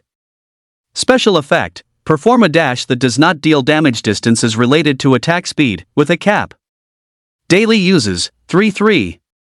Equipment requirement, LV.10, all classes. Very nice. The advantage of accessories is that any kind of effect can appear on them. Equipment, on the other hand, only has a few fixed corresponding effects. He also needed critical rate, even if it was a bit low. But he used his basic attack a lot. The dash effect was also good. Right now, facing high-level monsters meant he couldn't avoid their attacks. Although he could tank the hits, he couldn't just stand there and take it. He was just one level away from being able to equip it. Savage Charge Active Skill. Level, 1 Proficiency 0-1000. Effect, consumes 30 MP to charge forward a certain distance, dealing 150% physical damage and gaining brief crowd control immunity while moving. Cooldown, 15s. Learnable by Warrior, LV 10+. A must-have skill book for warriors, highly valuable in the early game. This could sell for a good price. He took out the quest scroll and chose to use it directly. Ding! You have accepted the quest, Shadow of the Ritualist. Completing the quest will grant rich rewards. Trace of the Ritualist Unique. Difficulty, 500. Content, find the whereabouts of the priest in question and to find out why he created the altar for summoning. Rewards, EXP, emote, 3000, skill book class of your choice, emote, 1, priest's crown silver, emote, 1, gold coins, emote, 5. Time limit, none. A unique quest. Only the first player to clear the Boar King Priest dungeon can receive it. This was also Lin's next objective, as this was a key character in the starter village. To face the starter village's final boss without his help, it would be extremely tricky. The skill book and attribute fruit from the first clear reward were both very good. Explosive arrow active skill. Effect, consumes 1 HP per second upon activation. After a basic attack, the arrow splits into 2 additional arrows, but they only deal 50% of the basic attack's damage. Requirement, Archer, level 10 or above. This skill can trigger true damage. The effect is also quite good. For normal players, it wouldn't be considered a good skill, as there are no potions in the starter zone.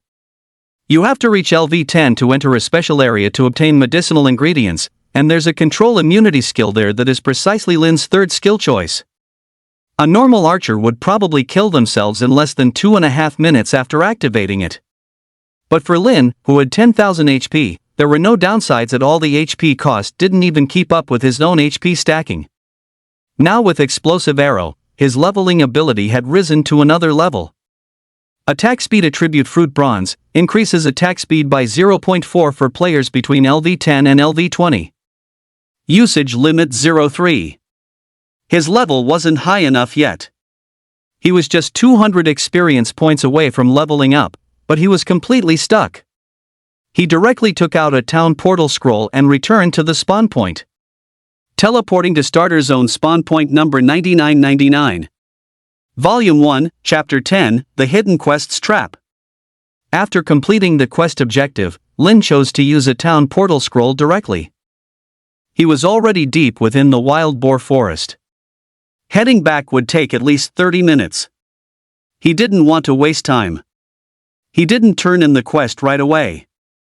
Instead, he went straight to the roadside to set up a stall. On it were 2 bright red fruits, which attracted the attention of passing players. They had never seen such a thing in the early stages of the game. Instantly, they crowded around. This red fruit can actually increase HP by 100. Holy crap! How much would this be worth? Why isn't he selling it on the auction house? I could just snatch it, right? Nothing would happen? Go on and try it if you've got the guts. The guards in this beginner village are no joke. Soon, a slightly stout man, clad head to toe in white tier equipment bought from the blacksmith, walked over. The surrounding people subconsciously made way for him. After all, only a rich person could afford such a getup in the early stages. And in any game, it's best not to mess with the wealthy. The man walked up to the stall and asked directly, "How much for these 2 fruits?" Lin shook his head. "Not for sale, only for trade. I'll trade for an attack speed fruit of the same level." There are fruits that increase attack speed? The people around were slightly stunned to hear his words. But the man was utterly dismissive. What trade? Isn't it just that the price isn't high enough?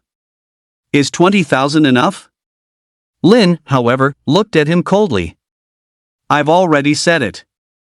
If you're not trading, please leave." But this person was clearly used to being overbearing. He sneered sarcastically, "What are you poor sods pretending for? Isn't it just not enough money? Is 50,000 enough? I'm the young master of the Jinmao group. You'd better be smart about this." Seeing his arrogant demeanor, Lin sneered back. "I don't care if you're a pig or a dog. If you don't disappear from my sight right now, I'll help you disappear." He had seen plenty of people like this. The man clearly hadn't expected the person before him to be so unyielding, and his face instantly flushed red with anger. "You better watch your back. The minute I find out who you are, I'll crush you," he yelled, pointing at Lin. But just then, a voice suddenly interrupted him. "Oh? Is the chairman of the Jinmao group that powerful? Who? What the hell does it have to do with you?" The man was looking for a place to vent his frustration. But when he saw who had arrived, the words he was about to spit out were instantly swallowed back down. The newcomer was as beautiful as a celestial fairy, and an intangible aura emanated from her, making everyone around feel a bit oppressed. The person who arrived was Ruyan, followed by her 3 arrogant sisters. At this moment, the surrounding crowd erupted. "Holy crap, it's the nation's goddess, Ruyan! Rich lady! I'm hungry, feed me! Soft rice, I'll eat it! Goddess Lu is in the same starter zone as me! Mom, I've made it! Why is Ruyan here? Could it be that this man knows the goddess? Miss Lu, why are you in this starter zone too?" The man's arrogant demeanor vanished in an instant, and he walked up with a fawning expression. As he spoke, he extended a hand, wanting to shake Ruyan's. But Ruyan directly ignored the man's outstretched hand. She walked straight to Lin's side. "This is my friend. Are you sure you want to kill him?" Ruyan's tone was anything but a joke. Seeing this, the man didn't dare to get angry at all and could only say with an embarrassed face, No, wasn't I just joking with this little brother?" "Then let's sever the cooperation between our families as well," Ruyan said lightly. But her words sent the man into a panic, and he hurriedly explained, No, I was really just joking just now." But Ruyan interrupted him with a smile, "I'm just joking too." Yet the man's face was filled with panic, terrified that Ruyan would actually do it. "Alright, let's leave it at that. Don't come back here again." Ruyan wasn't the type to be relentlessly aggressive. Upon hearing this, the man was overjoyed and thanked her repeatedly. Not daring to linger for another second, he left immediately. This was the deterrent power of the Lu family. One of the 4 great families of the capital city, their assets were spread across the country and even extended overseas. It could be said that if you want to make a living in Huaxia, you must not offend the Lu family. This was also the reason for the man's intense fear. Because a single word from the young lady before him would be enough to ruin him for life. Seeing that the one who helped him was Ruyan, Lin was also a little surprised. Sensing his gaze, Crystal crossed her arms and exclaimed unhappily, "Humph, the boss helped you, and you're not even going to thank her?" Ruyan, however, spoke first, "It's nothing, just a small effort. You can contact me if anything like this happens in the future." Lin did not refuse her kind offer, nodding in agreement. "What are you doing here?" Ruyan asked, puzzled. Lin pointed to the attribute fruit on the ground, trading for something. "Hey, you have this kind of fruit too. But why is it red?" Tian glanced at it, a little surprised. "What do you want to trade for?" "It couldn't be this, could it?" Ruyan extended her hand, and 3 pale yellow fruits appeared. Attack speed attribute fruit black iron, after consumption by a player below LV 10, increases attack speed by 0.2. Consumption limit, 0.3. It was actually an attack speed attribute fruit. Lin nodded. Unexpectedly, Ruyan was extremely generous. "Take them. We don't have a use for them anyway." Beside her, Crystal made a face and deliberately mimicked in a low, teasing voice, "Take them, we don't have a use for them anyway." The other 2 were amused by her antics. Lin, however, shook his head. Although a wealthy person like Ruyan wasn't short on money, these attributes were accumulated bit by bit. If he took them for free, she would be at too much of a disadvantage. "This is for you." As he spoke, Lin picked up the 2 HP fruits from below and also took out 2 purple fruits. He handed them all over. "Well, this way you won't be at a loss." Lin took the 3 attack speed fruits. He turned and left directly. Ruyan watched his retreating figure, wanting to call out to him. But after a moment's thought, she decided against it. She was a bit surprised when she saw the magic damage fruits in her hand. Trading 3 fruits she couldn't use for 2 she could, plus 2 life-saving health fruits, was definitely worth it. You could even say she came out slightly ahead. It's magic damage and health. You have to give me the health ones. I'm terrified of getting one-shot by that monster, Crystal pouted and exclaimed. I didn't expect that guy to have a conscience after all, she muttered under her breath, watching Lin's departing figure. Ruyan suddenly called out to Lin, Demon! Lin turned his head. She smiled and asked, "Can you tell me your name?" Lin pointed to the nickname above his head. "Your real name." But Lin just shook his head and left without another word. How interesting, Ruyan thought to herself as she watched him leave. Ding! Consumed attack speed fruit iron, attack speed plus 0.2. Ding! Consumed attack speed fruit iron, attack speed plus 0.2. Lin then went straight to the tailor shop to turn in the quest. Ding! Congratulations on completing the quest, collect boar hides. Quest settlement in progress. Collect boar hides completed.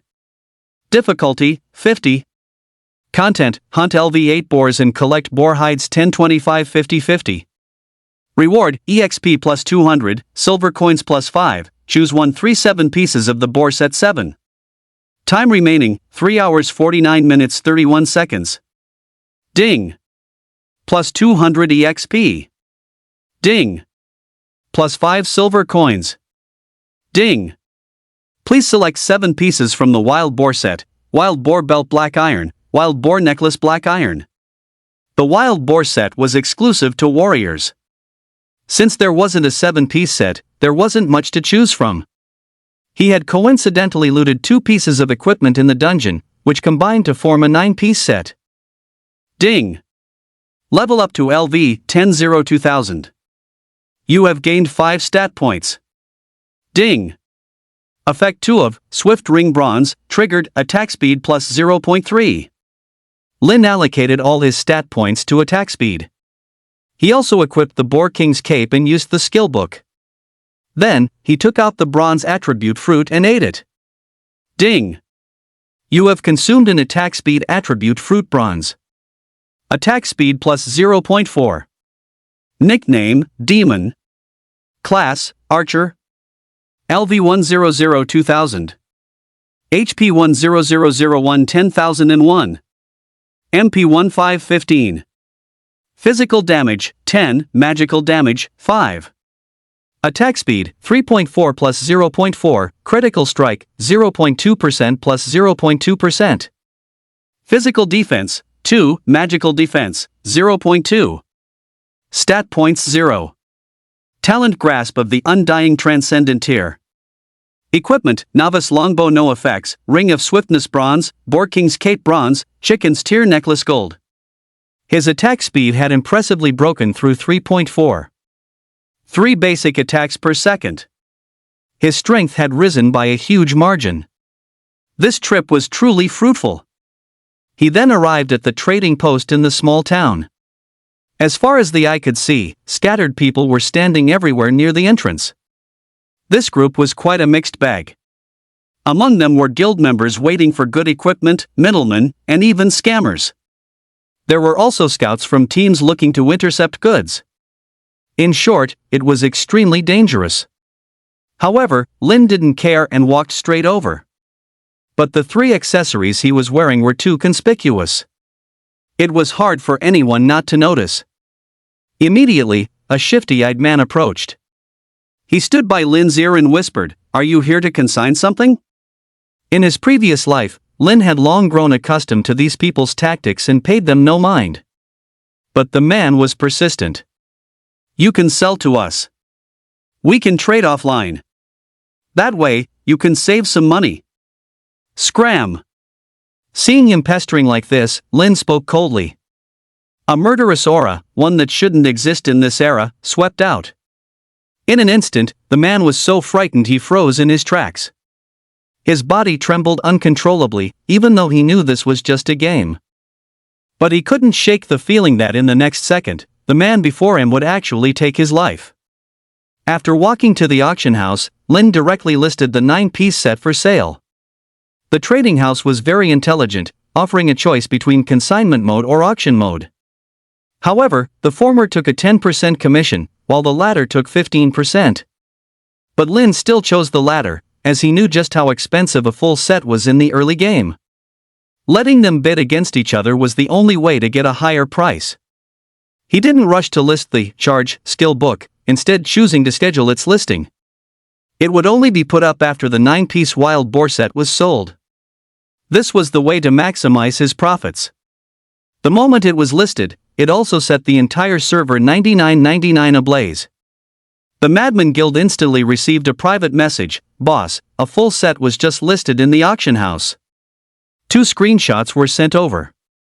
Upon seeing that it was a 9-piece set for a warrior, he was instantly ecstatic. At the same time, he was astonished. He got an level 8 set this quickly. Keep in mind, his entire guild was still in basic white tier gear, having only just discovered that 4 tortoise shells could be exchanged for 1 piece of equipment. And now someone had already assembled a 9-piece set, and a full set at that. This top-tier warrior set was something that neither a guild nor a small party would ever sell. It could be equipped by a warrior in the party at level 5, yielding far greater benefits. Could it be a solo player? The thought emerged, but he quickly shook his head. How could that be possible? He had an entire guild serving him, and he was only at level 5. Unable to figure it out, he decided not to dwell on it. He immediately replied to his subordinate, "We must get it, no matter the cost." Being a warrior himself, he was especially fond of this set. Although other guilds were not as powerful as the Madman Guild, they all wanted to try bidding for it. There were also some solo players, especially some wealthy older guys. They too had their eyes on this set. A frenzy also erupted in the public chat channel. "Holy crap, I haven't even saved up enough for a single piece of white tier gear. And someone's already assembled a full set, a 9-piece set at that. This is insane. Have you seen the set bonus? A full 25 points of physical damage. A warrior's physical damage star rating is only 1 star, which means you'd need 25 free attribute points to get that kind of damage. If I weren't an assassin, I'd buy it. Money's no object for me, bro. Maybe I'll buy it for my collection anyway. Hey bro upstairs, I left that 8 yuan plus coupon for a free meal fast food delivery you bought at the door of your crappy little rental." Meanwhile, Lin quietly departed. But after just a few steps, Lin noticed something was wrong. He was being followed. Sensing the tail behind him, Lin smiled faintly. He was just worrying about not having anyone to kill. Just what I needed, a pillow when I was getting sleepy. His pace quickened considerably. Immediately, several men who had been sneakily hiding not far behind him exchanged glances. "Hurry, follow him. Don't let him leave the city." But just around a corner, Lin ducked into it in a flash. The men couldn't be bothered with their disguises anymore and immediately quickened their pace to catch up. But just as they reached the intersection, suddenly, several arrows shot out. Whoosh, whoosh, whoosh. Crimson numbers appeared above the men's heads. 100. 100. 100. Then, the explosive arrow passive was triggered. 50. 50. 50. All 13 of them were instantly killed. Only one player remained. Ding! You have killed the player, eat my big kuan. Killing a player in a safe zone increases sin value by +11. Ding! You have killed the player. Revelation was very lenient about PvP. It didn't interfere with fights in the wild at all. However, attacking within a safe zone would result in being sent to prison. Each point of sin value equated to 1 hour, and in Revelation, an hour was a significant opportunity for the gap between players to widen. But Lin didn't care. He directly grabbed the one person he had intentionally spared by the neck. This was none other than the man who had tried to be clever at the auction house entrance. "Tell me, what's your boss's name?" Lin asked sternly. The man hadn't expected Lin to be so terrifying and replied with a quiver, "He's called Ruffian Brute." Lin was a little surprised to hear this. It was actually him? According to the timeline, this person was supposed to cause the deaths of all the rookie players in Zone 9999 very soon. I must stop him. He recalled a note in his notebook, one he hadn't paid much attention to at the time. After all, it was a magic-type commander-level boss, extremely difficult to deal with. But it was a wanted criminal in the starter zone, and killing it would grant 100 favorability points with the server's NPCs. With that, he could accept the most awesome hidden quest in the starter zone. However, this person, corrupted by demonic energy, was hidden in a place no one would ever think of. And the condition to make him appear was 100 sin points. Weren't these guys just serving themselves up on a silver platter? With his plan set, Lin drew his bow and fired. Ding! You have killed the player, innocent 18-year-old high school boy. Sin plus 114. Knock, knock, knock. The town guards arrived after the alarm bells rang out. Lin didn't stay put and wait for them to capture him. Instead, he directly used his cloak to teleport a short distance away. With his current attack speed, he could teleport about 6 meters. The spring was only a few steps away. At this moment, the few of them had just revived. 18-year-old pure high school boy gasped for breath. Damn, why does playing a game feel like I actually died? Another person sneered, fuck, he dared to ambush us? Let's go back and tell the boss. We have to stop him. Eat my Kuan was so furious he slammed the wall. I was full tank and he insta-killed me. How is that possible? Ah, it's fine. We have less EXP in the early game, the others comforted him. He nodded after hearing this. I refuse to believe he can kill me all the way back to level 1. But before he could finish his sentence, a figure suddenly appeared. 3 arrows shot toward them. The group had no time to react. In an instant, their vision went black, and they were insta-killed. You have to remember, the spawn point could restore 10% of their health per second. It was only after they revived for the second time that they realized what was happening. It was that demon, again. Just as they were about to curse him out, arrows shot toward them once more. Instant kill. Fuck. Instant kill. Son of a. Instant kill. He killed them a full 20-something times. Until the 4 of them finally revived. LV1 LV1 LV1 LV1. Ding. You have killed player, eat my little Kuan. Sin value plus 100. Only then was Lin satisfied. He could stack his sin value too. At this point, the guards also caught up.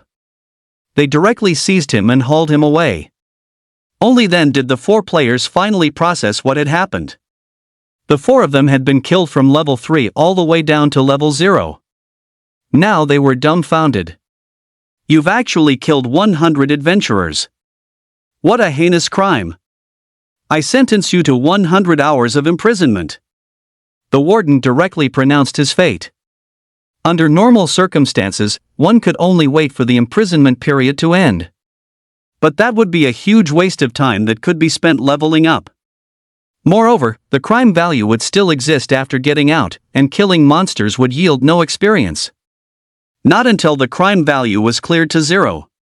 Besides that, there was another way. That was to clear the crime value while in prison. This would not only allow for an early release but also eliminate future trouble.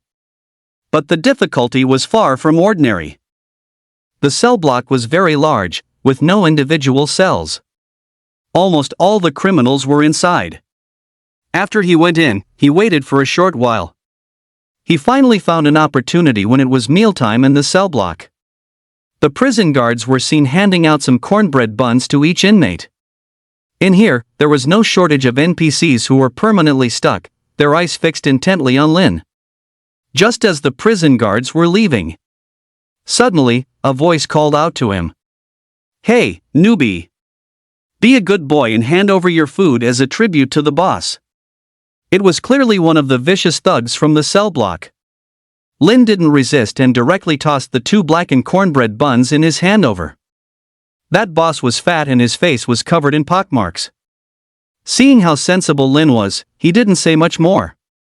He merely turned his gaze to a scrawny old man not far away, whose eyes were lifeless. Hey! You, hand yours over too, that boss shouted loudly. But the man seemed not to have heard, completely ignoring him. Seeing this, the cell boss became furious. He stood up, walked over to the old man, and tried to snatch it away by force. He gripped the steamed cornbread in the old man's hand, trying with all his might to wrench it away. But it didn't budge an inch. It was as if the cornbread was welded to the old man's hand. He tried a few more times, and even though he was drenched in sweat, he still couldn't take it. Furious, he could only summon his lackeys. Beat him! Beat him to death for me! A group of people immediately swarmed him. They punched and kicked the old man relentlessly. Finally, they managed to snatch the cornbread from the old man's hand.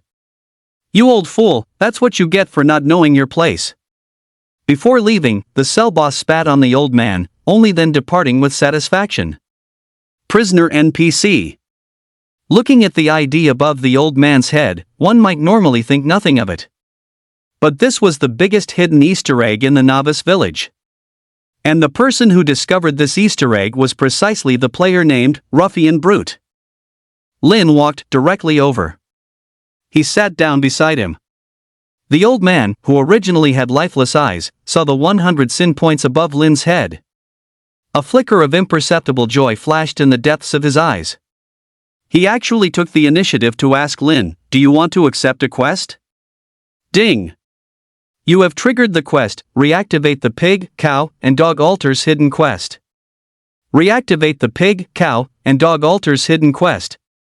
Difficulty, 1000. Content, after accepting, kill players and preserve their corpses.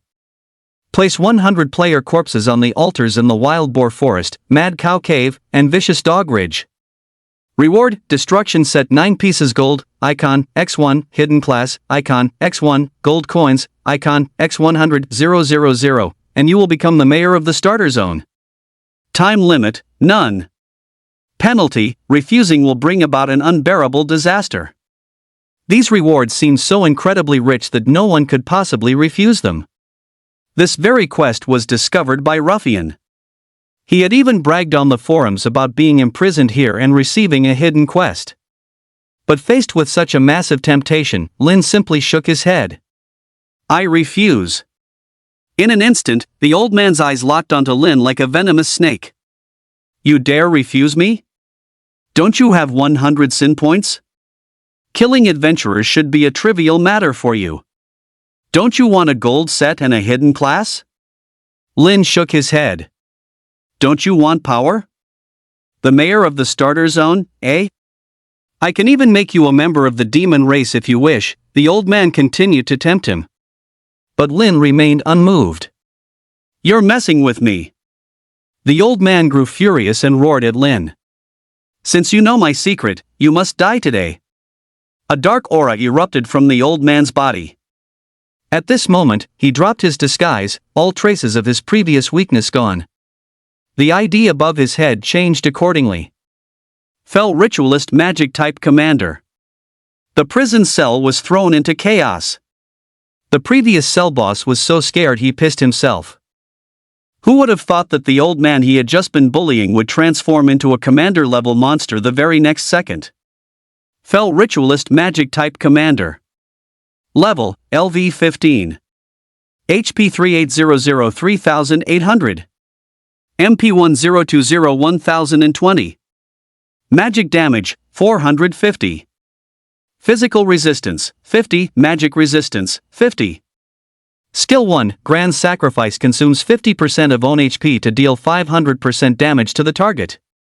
Skill 2, Fell Shield consumes 200 MP to create a shield equal to 300% of magic damage. Lasts 12s. Skill 3, Ritual Spirit consumes 8150 MP to summon various monsters that forcibly draw aggro. Lasts 180s. Skill 4, Sacrificial Orb passive, 10% of damage dealt is converted into mana. Introduction, a demonic priest who fears the wanted list and hides under the nose of the small town. Magic-type characters are stronger than physical-type characters of the same level. The reason is that magic resistance is difficult to obtain, and magic-type damage bursts are particularly high. Seeing the demonic priest reveal his true form, Lin finally smiled. In his previous life, Roughman indeed accomplished it. After going out, he filled all 3 monster spawning altars with 100 player corpses. But it didn't fulfill his dream. Instead, the 3 altars opened wide. 3 leader-level beings emerged and descended upon the starter zone, leading monsters to actively attack the starter zone. Working in concert with the demonic priest from within, their strength greatly increased, becoming terrifying. The entire small town was massacred. Many players were killed in combat, even brutally spawn-camped. Lin, in that battle, even dropped from level 19 to below level 10. One can see how tragic it was. Fortunately, the battle eventually ended with the town's costly victory. This also led to a massive decline in the entire town's strength. In this kind of open world, time is fundamental. Due to this incident, the Madman Guild, which was originally T2, later couldn't even keep up with the bottom tier. Rough Man was also permanently imprisoned by the town, which became a major news item at the time and a topic of discussion for every player after dinner. The impact of this incident even went viral outside the gaming community. Being tricked by NPC-issued quests in the game, even causing one's own downfall. This was unprecedented. Some subsequent talented newcomers recreated this classic in other newly opened starter zones. However, they chose not to confirm but rather to refuse. They started live streaming for popularity. The entire process was also recorded. After the arduous battle to slay the demonic priest, they were wondering what great loot would drop. However, the demonic cultist transformed instead of dying. It became a neutral NPC. And this team happened to be the first to clear the Wild Boar Secret Realm. They successfully completed the quest and even received the cultist's help. But when players after them tried to uncover this Easter egg, they found that the cultist had disappeared. After the quest was completed, the cultist no longer appeared. Lin didn't hesitate, immediately raising his longbow, aiming, and firing. Whoosh whoosh. An attack speed of 3.4 was no joke. 3 arrows precisely struck the demonic cultist. 100. 100. 100. The magic cultist, not to be outdone, conjured a magic orb and threw it over. Lin directly used his cloak's displacement skill. He dodged it with ease. And fired another 3 arrows in return. The demonic cultist, having lost 10% of its health in an instant, couldn't sit still any longer.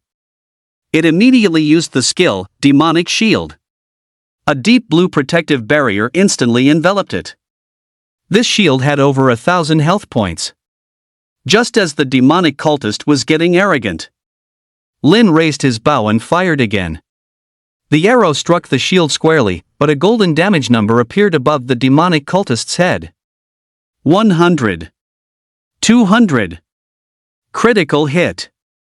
He didn't expect to be so lucky, triggering a critical hit despite the extremely low probability. At this moment, even the demonic cultist was stunned. Why couldn't its protective barrier block the damage? Lin, however, curled his lips into a smile. True damage ignores everything. Shields are no exception. Enraged, the demonic cultist had no choice but to hastily use another skill. Spirit Sacrifice. Instantly, more than 10 monsters were summoned, including elite monster direhounds, elite monster mad bulls, and man-eating wild boars. But Lin paid them no mind at all, instead rapidly closing in on the demonic cultist. This whole scene left the evil demon sacrifice utterly dumbfounded. Any normal person would stay far away from a commander-level monster, yet here was an archer, actively closing the distance. Seeing this, it didn't hesitate, swinging its heavy club directly at Lin.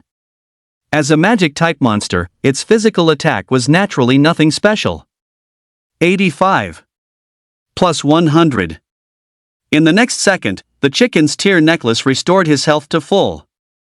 After getting close to the evil demon sacrifice, its summoned creatures also gathered around. Blood-red damage numbers began appearing above his head in succession. 120. 150. Plus 100.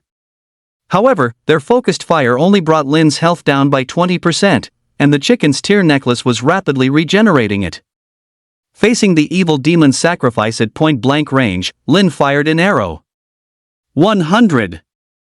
Instantly, the arrow split in two, exploding outwards toward the surrounding elite monsters. 50. 50. Now, not only could he attack the evil demon sacrifice, but he could also clear out the summoned fodder.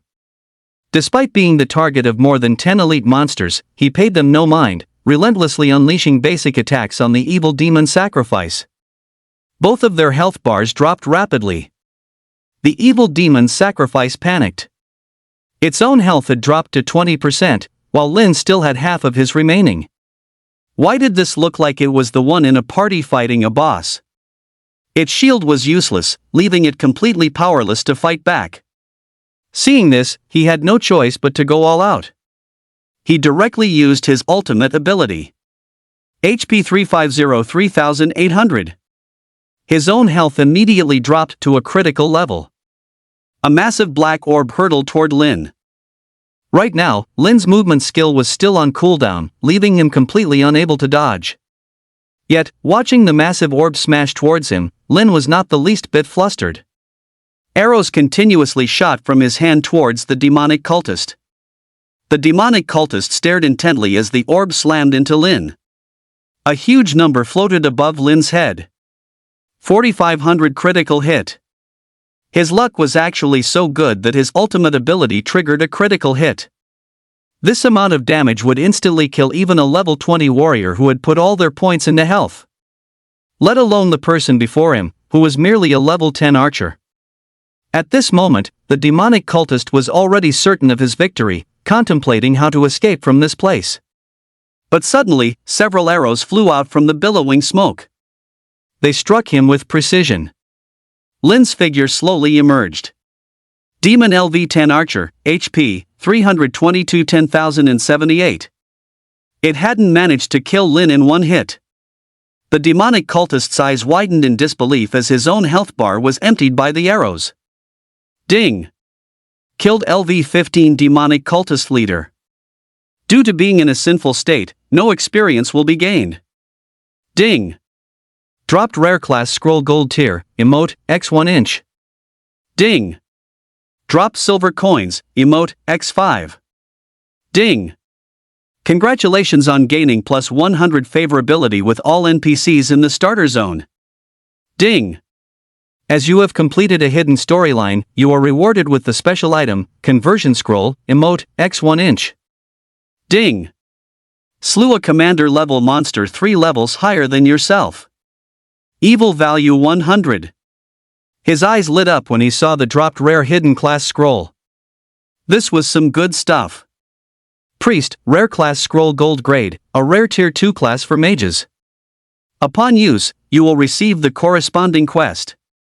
Completing it will successfully change your class to priest. Priest possesses a unique priest effect, increasing magic damage dealt by 20%. After casting a spell, there is a chance to reset 50% of that spell's cooldown and recover 5% of your mana. Attribute star rating, magic damage MP, 30 stars, all other attributes, 15-20 stars. Unfortunately, it was a tier 2 class for mages, so he couldn't use it himself. But as a rare tier 2 class, its value was absolutely immeasurable. The earlier one changed classes, the greater the attribute gap they could create with others in the early stages. Of course, this was only when comparing rare classes of the same tier. Right now, everyone's basic pre-tier 2 classes were merely bronze grade. A normal tier 2 class was only silver grade at best. This was at least a huge leap ahead. Although he couldn't use it, he could sell it for a good price later. Following this, the first bug where the game and reality show signs of merging will trigger the game's first ever auction. That auction would feature the entire server's first guild creation order. Conversion scroll can convert the MP/HP cost of a skill into the other. Consumable. Volume 1, Chapter 11, Demon Sealing High Priest, Demon Sealing Order. There weren't many rewards this time, but they were all excellent. Especially the fact that the favorability of all NPCs in the novice village towards him was maxed out. Some of the NPCs' hidden quests required a certain level of favorability to be triggered. And favorability was often incredibly difficult to raise and was a hidden attribute. Now that it was maxed out, Lin's future actions would be much more convenient. Next was to find the village chief and receive the hidden quest. This quest was related to leaving the novice village. To leave the starter zone, you need to defeat a level 20 boss to activate the teleportation array. Once the teleportation array is active, all players above level 10 can leave. Therefore, the overall strength of a starter zone is determined by how quickly it activates its teleportation array. After the fell priest was slain, he did not disappear. Instead, he emanated a burst of white light. The fell priest's originally pitch-black robes turned into pure white robes. The gloom surrounding him also vanished. With benevolent eyes, he was vastly different from before.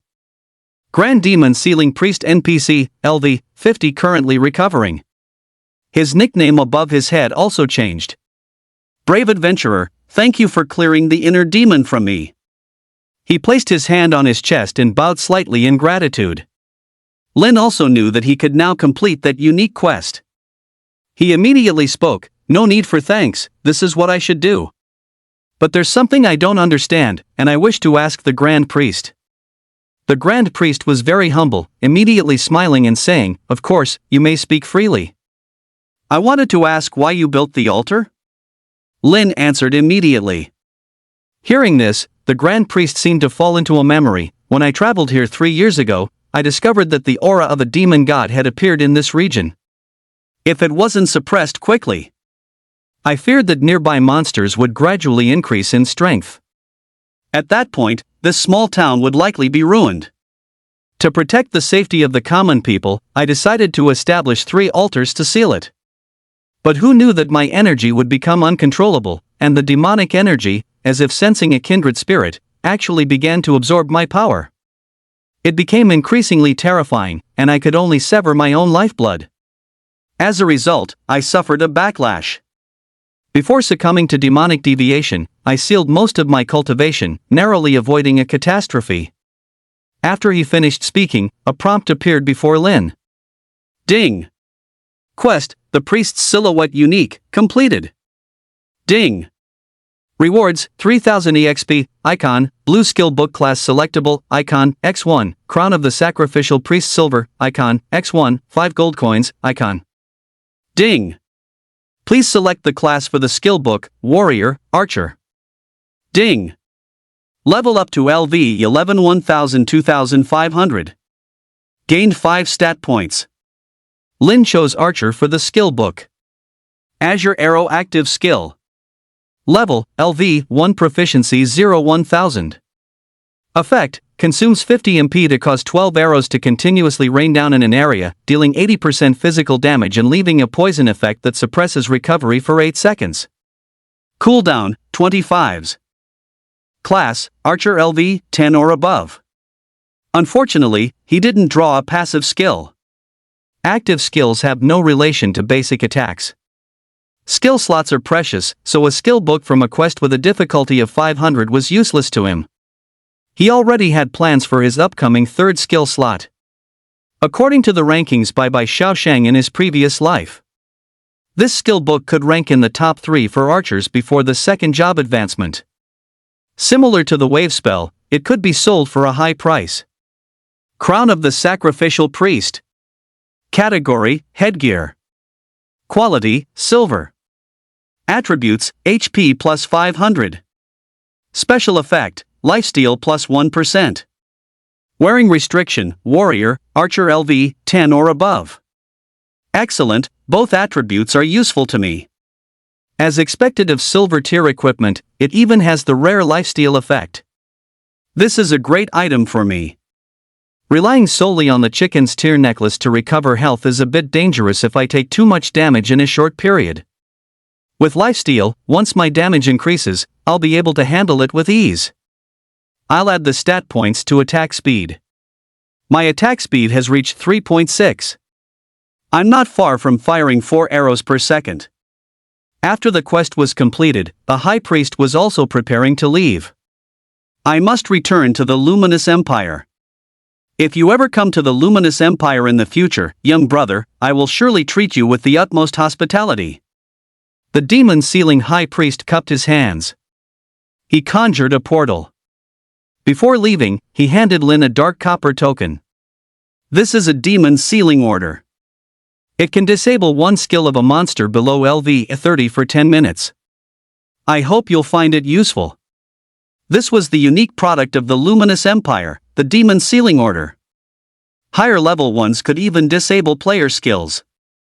In his past life, this item had caused Lin endless headaches when dealing with the Luminous Empire. This was exactly what I wanted. The only way to obtain it after leaving the novice village was from him. Because this item could disable one of the novice village boss's skills. That skill was called Shared Life.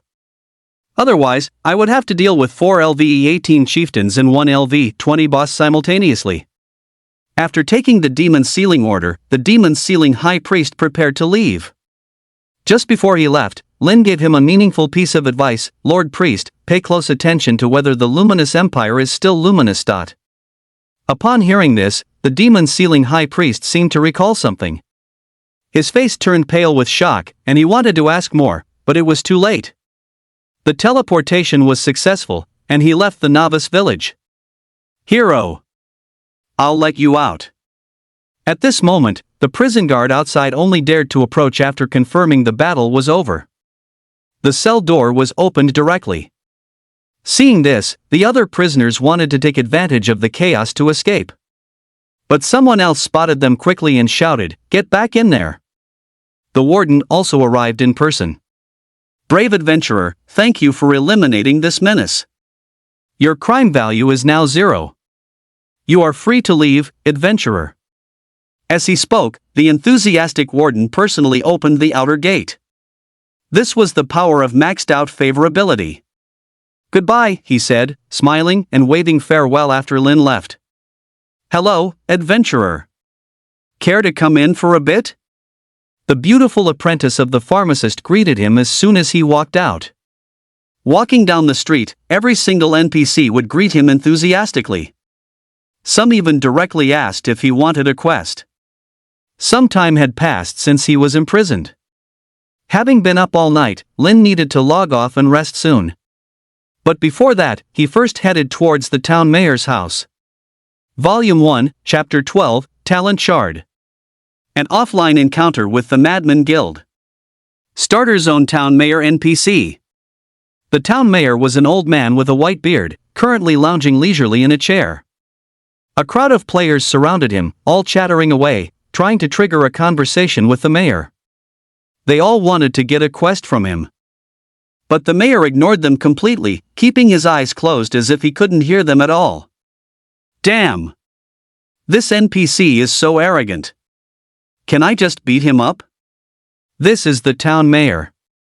The quests he has must be extraordinary. If I can get one, I'll definitely be way ahead of everyone else. Is it possible this mayor doesn't have any quests at all? I can't even trigger a dialogue. No way, I'm sticking with him. I have to get a quest.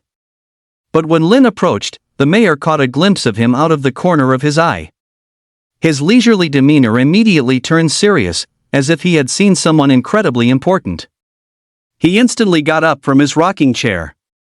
The surrounding players were instantly overjoyed, thinking it had worked. They were just about to strike up a conversation. But the mayor directly pushed the crowd aside and walked straight to Lin. Hero, are you here to accept a quest? The mayor's words were startling. The people around were immediately stunned by the mayor's reaction. But the mayor's next words made them even more disbelieving. He waved his hand, and dozens of quest frames appeared before Lin. I have over 30 quests here, pick any one you like. Of course, you can take them all too, the mayor added. It's alright, I believe in you. There will be no penalty even if the quest fails. The mayor's current demeanor made him unrecognizable from his previous indifferent attitude. Lin didn't need to accept so many quests, so he directly picked the golden quest at the very end. Ding! You have accepted the quest, Restart Teleportation Array Unique. Restart Teleportation Array Unique Quest. Difficulty, 1000. Content, defeat the Black Demon boss in the Ancient Mountains and restart the teleportation array to the Revelation main continent. Reward, Talent Shard, Emotion, 10, EXP plus 5000, Title, Glorious Hero. Time limit, 3 days. Failure penalty, level 3, all attributes permanently reduced by 20 stat points, unable to accept quests in starter zone. Void. A quest with a difficulty coefficient of over 1,000 showed just how difficult it was. However, the rewards were extremely generous. Lin's gaze was fixed intently on the talent shards. These were good things. He had come all this way for them. Talents are fixed after awakening and rarely change. Unless there's a chance for talent shards to appear in unique quests. Collecting a certain number of talent shards can enhance one's talent effect. This item is truly one of a kind and priceless. The better the talent, the more significant the effect will be after enhancing it with talent shards. The improvement from upgrading a 1-star talent is completely different from upgrading a god tier talent. Not to mention, I have a transcendent tier talent. After accepting the quest, Lin immediately logged off. As soon as he disconnected, his body reacted with intense rejection. It was already 12 p.m. He had stayed up for a full 12 hours, enduring such a long period of high-intensity mental consumption. This was still very dangerous before the game fully integrated. Although time was tight, he still needed to balance work and rest. He shouldn't lose his life before the apocalypse even began. Ding! Ding! Upon hearing the notification, Lin pulled out his phone from his pocket. There were 2 messages announcing bank transfers. They were 350,000 and 50,000 respectively. TSK, TSK, TSK. Lin smacked his lips, not expecting it to be quite a bit more than he had guessed. With the money transferred and settled, Lin immediately crashed and fell asleep. Snore. Zzzzzzz. It wasn't until 6 p.m. that Lin was woken by the sound of his phone ringing. Groggily, he instinctively picked it up. Jin's voice came from the other end. Lin, I can't believe you actually know about a hidden profession. Come out quickly, I'm downstairs at your place, I'm treating you to dinner. Hearing Jin's words, Lin rubbed his rumbling stomach, which was trembling after waking up. He then went downstairs. The moment Lin saw Jin, he couldn't help but punch him in the chest. It's really good to see you again. Jin didn't catch his meaning, enthusiastically patting the back seat of his electric scooter. Come on, I'll treat you to a good meal today. Lin got on the long-missed electric scooter, and Jin took him to a very famous hotel in the city. Did you strike it rich? Lin was surprised by Jin's extravagance and couldn't help but ask. Jin proudly lifted his head, slowing down as he took off his helmet. Today, I farmed a level 5 monster and exchanged a lot of crowns to sell. I made a small fortune. Lin nodded. Jin's mechanic is the only profession, transcending the 4 basic professions. Possessing unique abilities and an exclusive growth system. Infinitely more powerful than other hidden professions. It's no surprise that it can be achieved. As soon as Jin earned money, he immediately thought of himself and took him out to eat. Alright, let's go. It's settled, you're paying tonight. Lin didn't refuse, agreeing with a smile. Of course. Jin chuckled, and the two walked into the hotel arm in arm. No sooner had they entered than a dozen or so older middle-aged men walked in laughing. Ha, congratulations to the boss for securing 2 auction items. From what I know, even the top T1 players aren't as powerful as the boss right now. This is truly a moment to be proud of. Open private room 888, and put up a banner, Madman Guild, fierce and unbeatable, dominating revelation. Upon seeing these obvious big spenders, the front desk attendant quickly complied. Meanwhile, Lin and Jin chatted as they walked to their private room. Hey! It's room 889. Why didn't they give me 888? Jin teased, looking at the room number. Lin patted his head and walked in first. That's a VIP room. What are 2 nobodies like us thinking? Jin chuckled and followed. Next, Jin ordered hot pot, lavishly getting a lot of meat. The 2 chatted while eating the hot pot. Lin, what level are you now? Jin asked, not forgetting to speak while drinking soup. Lin truthfully replied, I'm level 11. Oh, what? Jean didn't react immediately, then, hearing clearly, he shouted in disbelief. "You're level 11. His voice was particularly loud, full of surprise. Lin nodded helplessly. "Lower your voice, it's normal operation." "I'm only level 6. "Then you must have gotten a lot of good equipment." Jean looked utterly disheartened. He originally thought that with his unique profession, he should be far ahead, but he hadn't even seen his brother's taillights. "Yeah, sold for hundreds of thousands," Lin said nonchalantly. Jin's eyes widened, staring intently at Lin. Looking into Lin's sincere eyes, he believed it. All right. You sold for so much money, and you're still making me pay today, huh?" Jean said, feigning deep sorrow. Feeling the familiar atmosphere, Lin smiled. It felt so good. After eating, Jean made an excuse to go to the restroom. In reality, he planned to go pay the bill after stepping out. From their recent conversation, he learned that Matron Bai was seriously ill. He understood Lin's character. All of Lin's money would surely be used to treat Matron Bai. As long as she hadn't fully recovered. He wouldn't let Lin pay for a single meal. But he had barely taken a few steps out of the room when, passing by private room 888, a wine bottle suddenly flew out from the wide-open door. Volume 1 Chapter 13, PvP with a Madman. Fortunately, Jean reacted quickly. He stumbled and stopped himself, thus avoiding being hit. Bang! The wine bottle exploded on the ground, scattering fragments everywhere. Jean couldn't help but curse, "Are you crazy?" Inside private room 888, no one usually dared to curse at them. Several people immediately swayed to their feet. "What did you say? How dare you curse at us?" A skinny man, noticeably shorter than Jean, stumbled out, clearly drunk, and grabbed him by the collar. Jean, like Lin, had just recently graduated from university and was full of youthful vigor. How could he tolerate such provocation? He immediately retorted angrily, "You guys threw a wine bottle randomly and almost hit someone. Should I thank you?" At this moment, the others glanced at the shards on the ground. Their drunkenness immediately sobered up by half.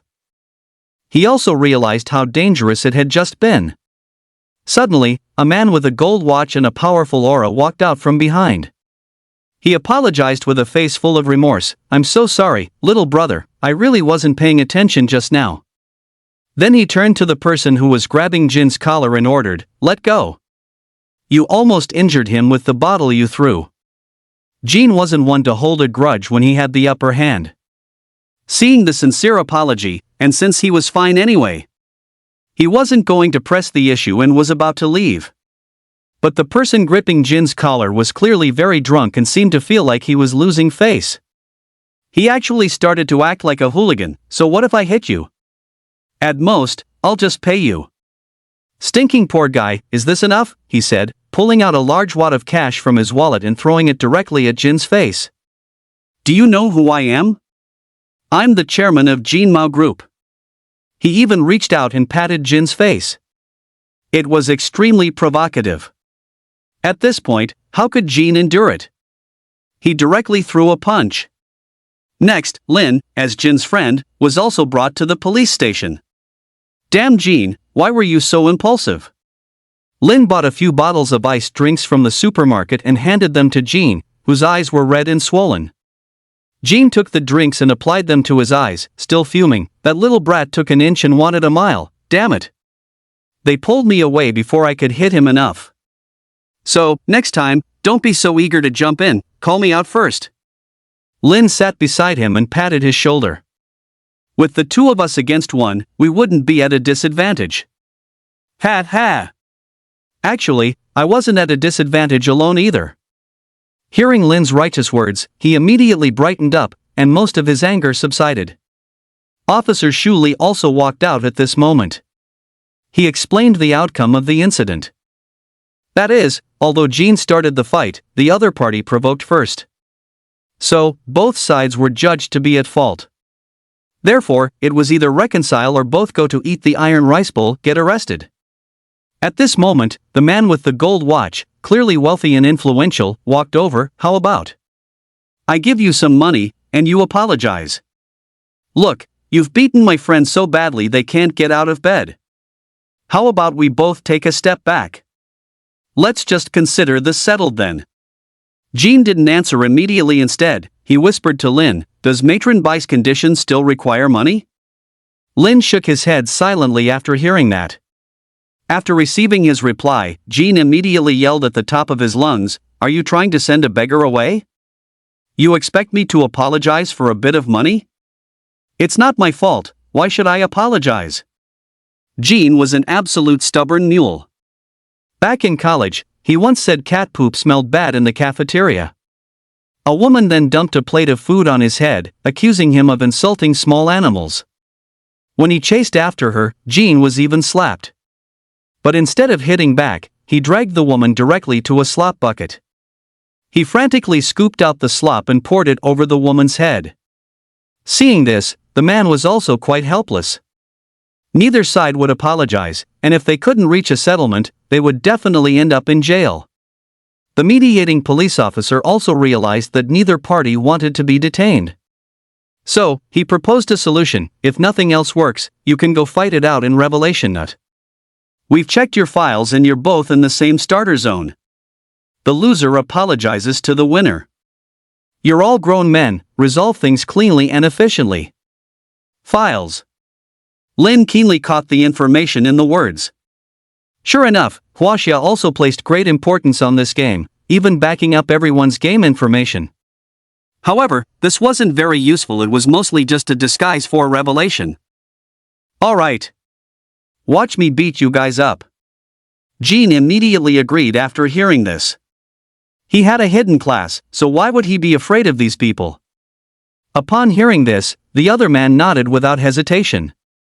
When revelation was mentioned, he unconsciously straightened his back a little. He very confidently agreed, I support this too. Little brother, if you lose later, you can't go back on your word and refuse to apologize. Humph. Jean pulled out his login wristband, ready to go online. Lin, however, reached out and stopped him. They're not from your district, they must be talking about me. After hearing Lin's explanation, Jean looked up at Shuli next to him. Shuli also nodded, confirming Lin's words. Seeing the change in opponent, Madman showed no reaction. He just said indifferently, it's all the same. Good, I'll try out my new equipment. Jean grabbed his own wrist and urged, you must win against him. Lin smiled and nodded, then directly logged into Revelation. Welcome back, adventurer, demon. It has been 7 hours since your last login. He ignored the prompt and walked directly out of the spring. Madman's voice came from beside his ear, I'm waiting for you at the town entrance. My ID is, Madman. In the real world at this moment, Jin's mouth dropped open in surprise after hearing the man's words. He carefully scrutinized the man, finally recognizing the person. He's Madman, the famous guild leader of the Madman Guild. In various games, he whispered in Lin's ear, surprised. Don't worry, leave it to me. Lin heard Jin's words and reassured him. Soon, Lin arrived outside the town. Outside, there was a very noticeable figure. He was fully clad in equipment, a total of 9 pieces. Moreover, the set radiated a black glow, proving it was a black iron grade set. One must know that the game had only started 18 hours ago, and possessing even one black iron equipment already made one a top-tier player. He actually had 9 pieces. Other players nearby couldn't help but stop in their tracks upon seeing this. Who is this guy? He actually has a black iron grade set. Don't you know yet?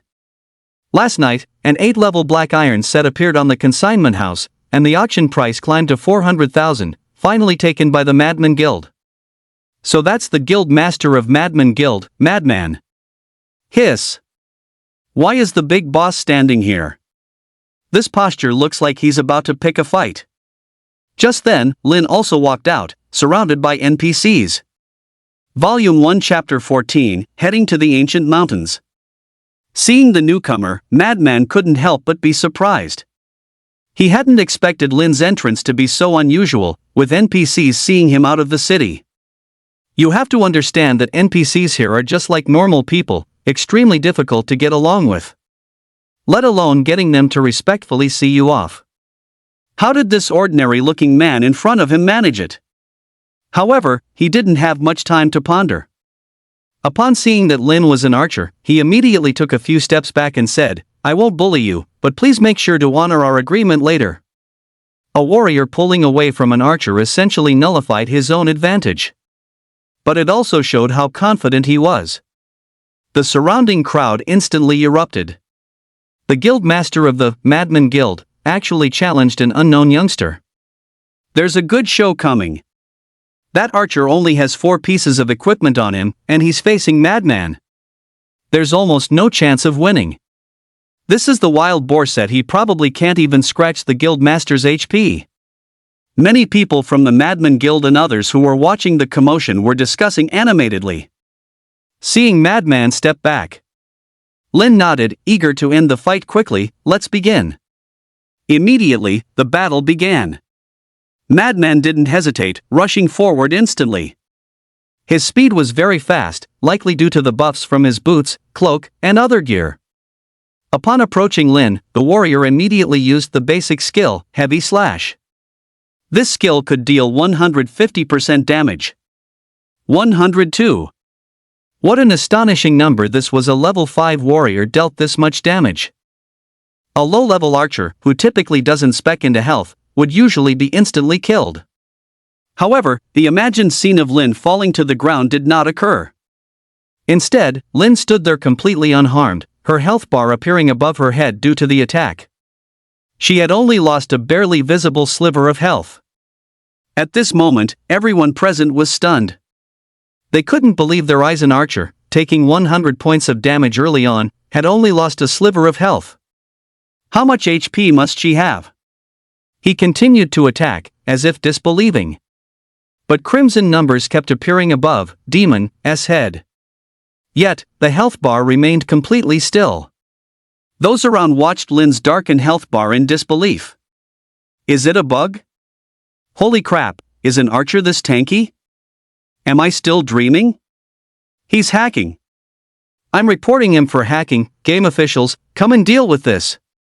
The berserker, dumbfounded, wiped a non-existent bead of sweat from his forehead. He simply couldn't believe this scene was real. Ding. Because player, berserker, maliciously attacked you, counterattacking him will not increase sin value.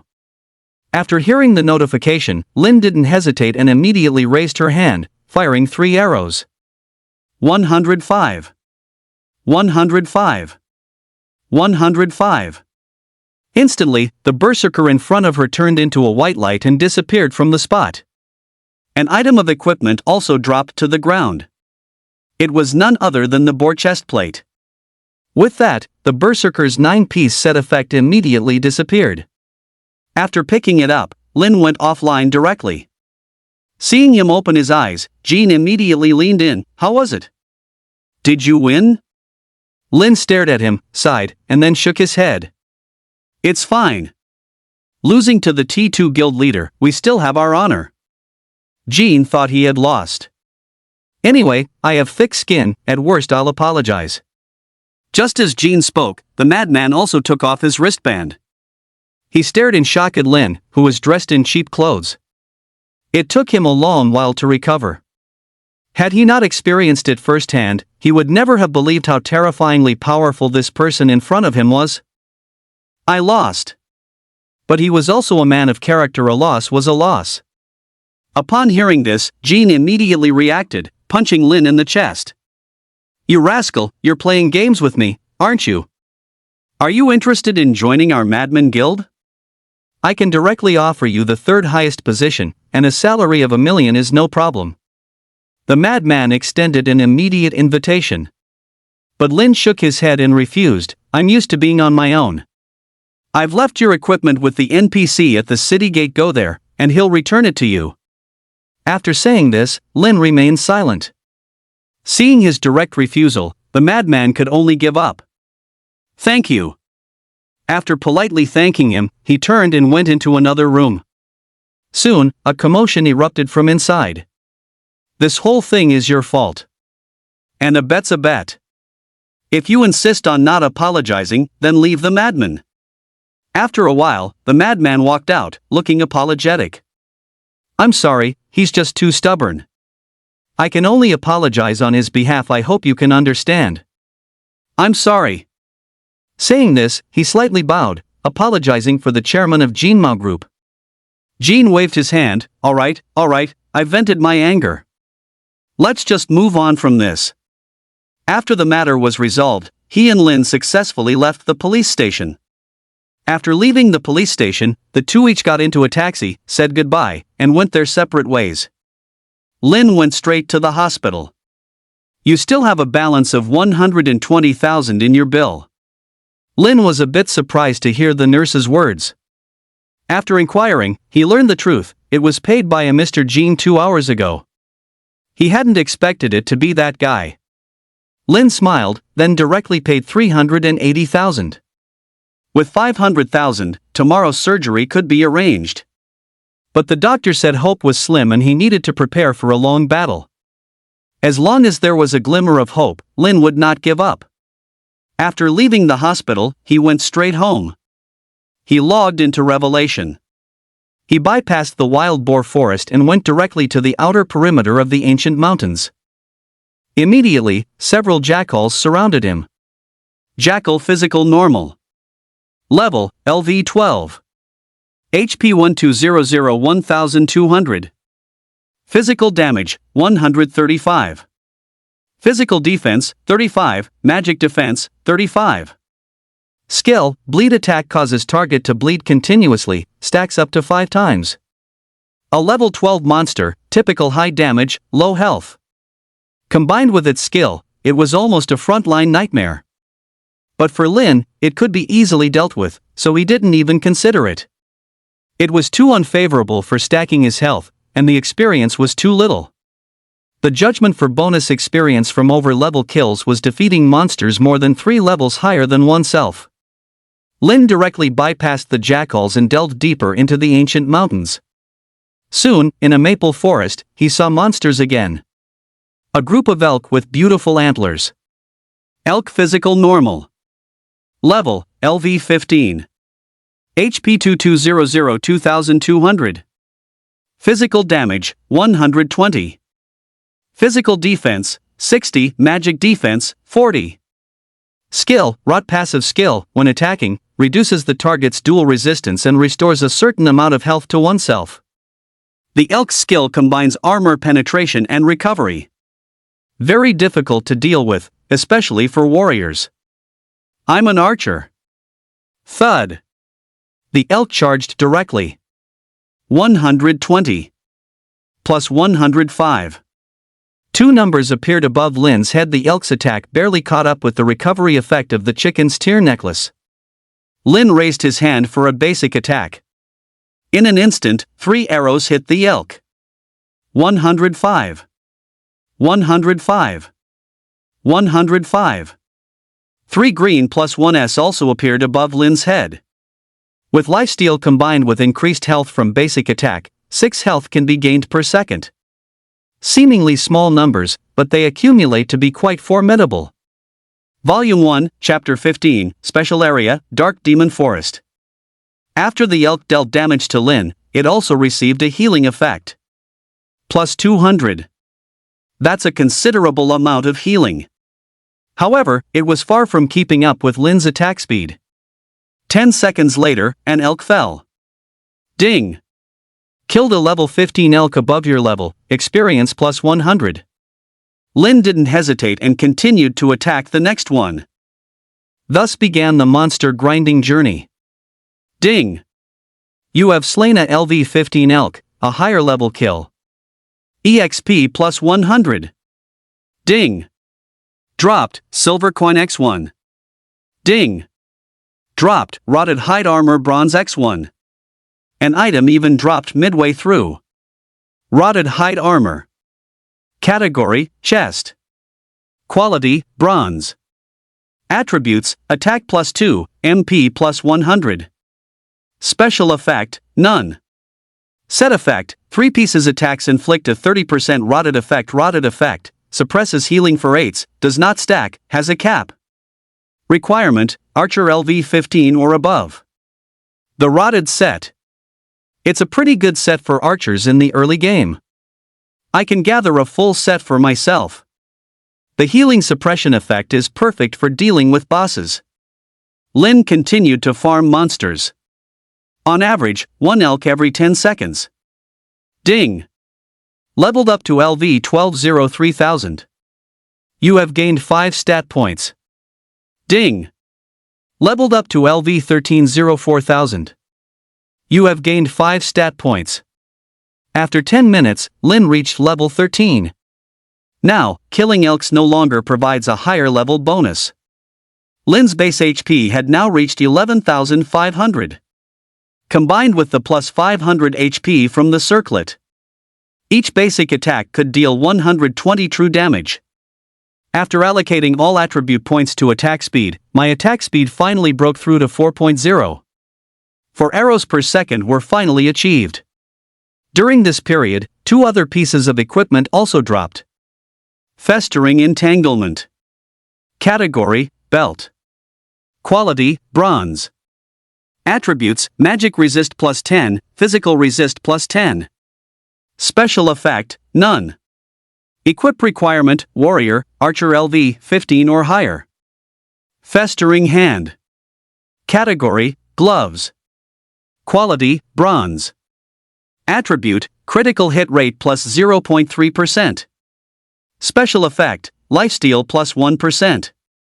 Equip Restriction: Mage, Archer, LV 15 or higher. After collecting all 3 pieces of the set, Lin stopped. Very nice. Once he reached the required level, he could equip them to activate their effects. Now, killing elk no longer granted bonus experience for fighting higher level monsters. Immediately, Lin bypassed the maple forest and continued deeper into the ancient canyon. After advancing for a full 20 minutes, he saw a forest where both the trees and the ground were pitch black. Ding! Warning! You are about to enter the special area, Darkwood Forest. Monsters here will attack on sight. This was also the first time the system had proactively issued a prompt. Area: Darkwood Forest. Level: LV 18 LV 20. Description: a teleportation array leading to the main continent is buried here. The area has been corrupted by demonic energy, and warriors who enter will feel weakened. Dark demonic bears are everywhere. Empowered by the demonic energy, they have become savage and their strength has greatly increased. Many adventurers have met their end here. The teleportation array was inside. Lin stepped right in. The moment he entered the Darkwood Forest, another prompt popped up. Ding! You have been afflicted with the debuff, Dark Demonic Weakness. Dark Demonic Weakness debuff reduces both physical and magic resistance by 50%, reduces physical and magic damage attributes by 20%, reduces movement speed by 30%, and increases damage taken by 10%. Duration: indefinite, disappears upon leaving the Darkwood Forest. No wonder the monster description mentioned feeling weak. It turned out a debuff would be applied. Roar! Roar! Roar! As soon as he entered, he was immediately targeted by 3 monsters. They were 3 black bears, each wreathed in demonic energy. They were poised to strike, staring intently at him, ready to attack at any moment. This was a bit tricky after all. This wasn't like the outside. Outside, he could lure and kill monsters one by one. But that wasn't possible in the Darkwood Forest. Monsters would pounce on him wherever he went. Lin's solo actions always resulted in him being besieged. Black Demon Bear Physical Type, Common. Buff: Berserk HP plus 30%, Damage plus 30%, Attack Speed plus 50%, Cooldown Reduction. Level: LV 18. HP 400040000130%. Physical Damage: 160. Skill: Demon Bear Paw deals a powerful attack with a very brief paralysis effect, 3's cooldown.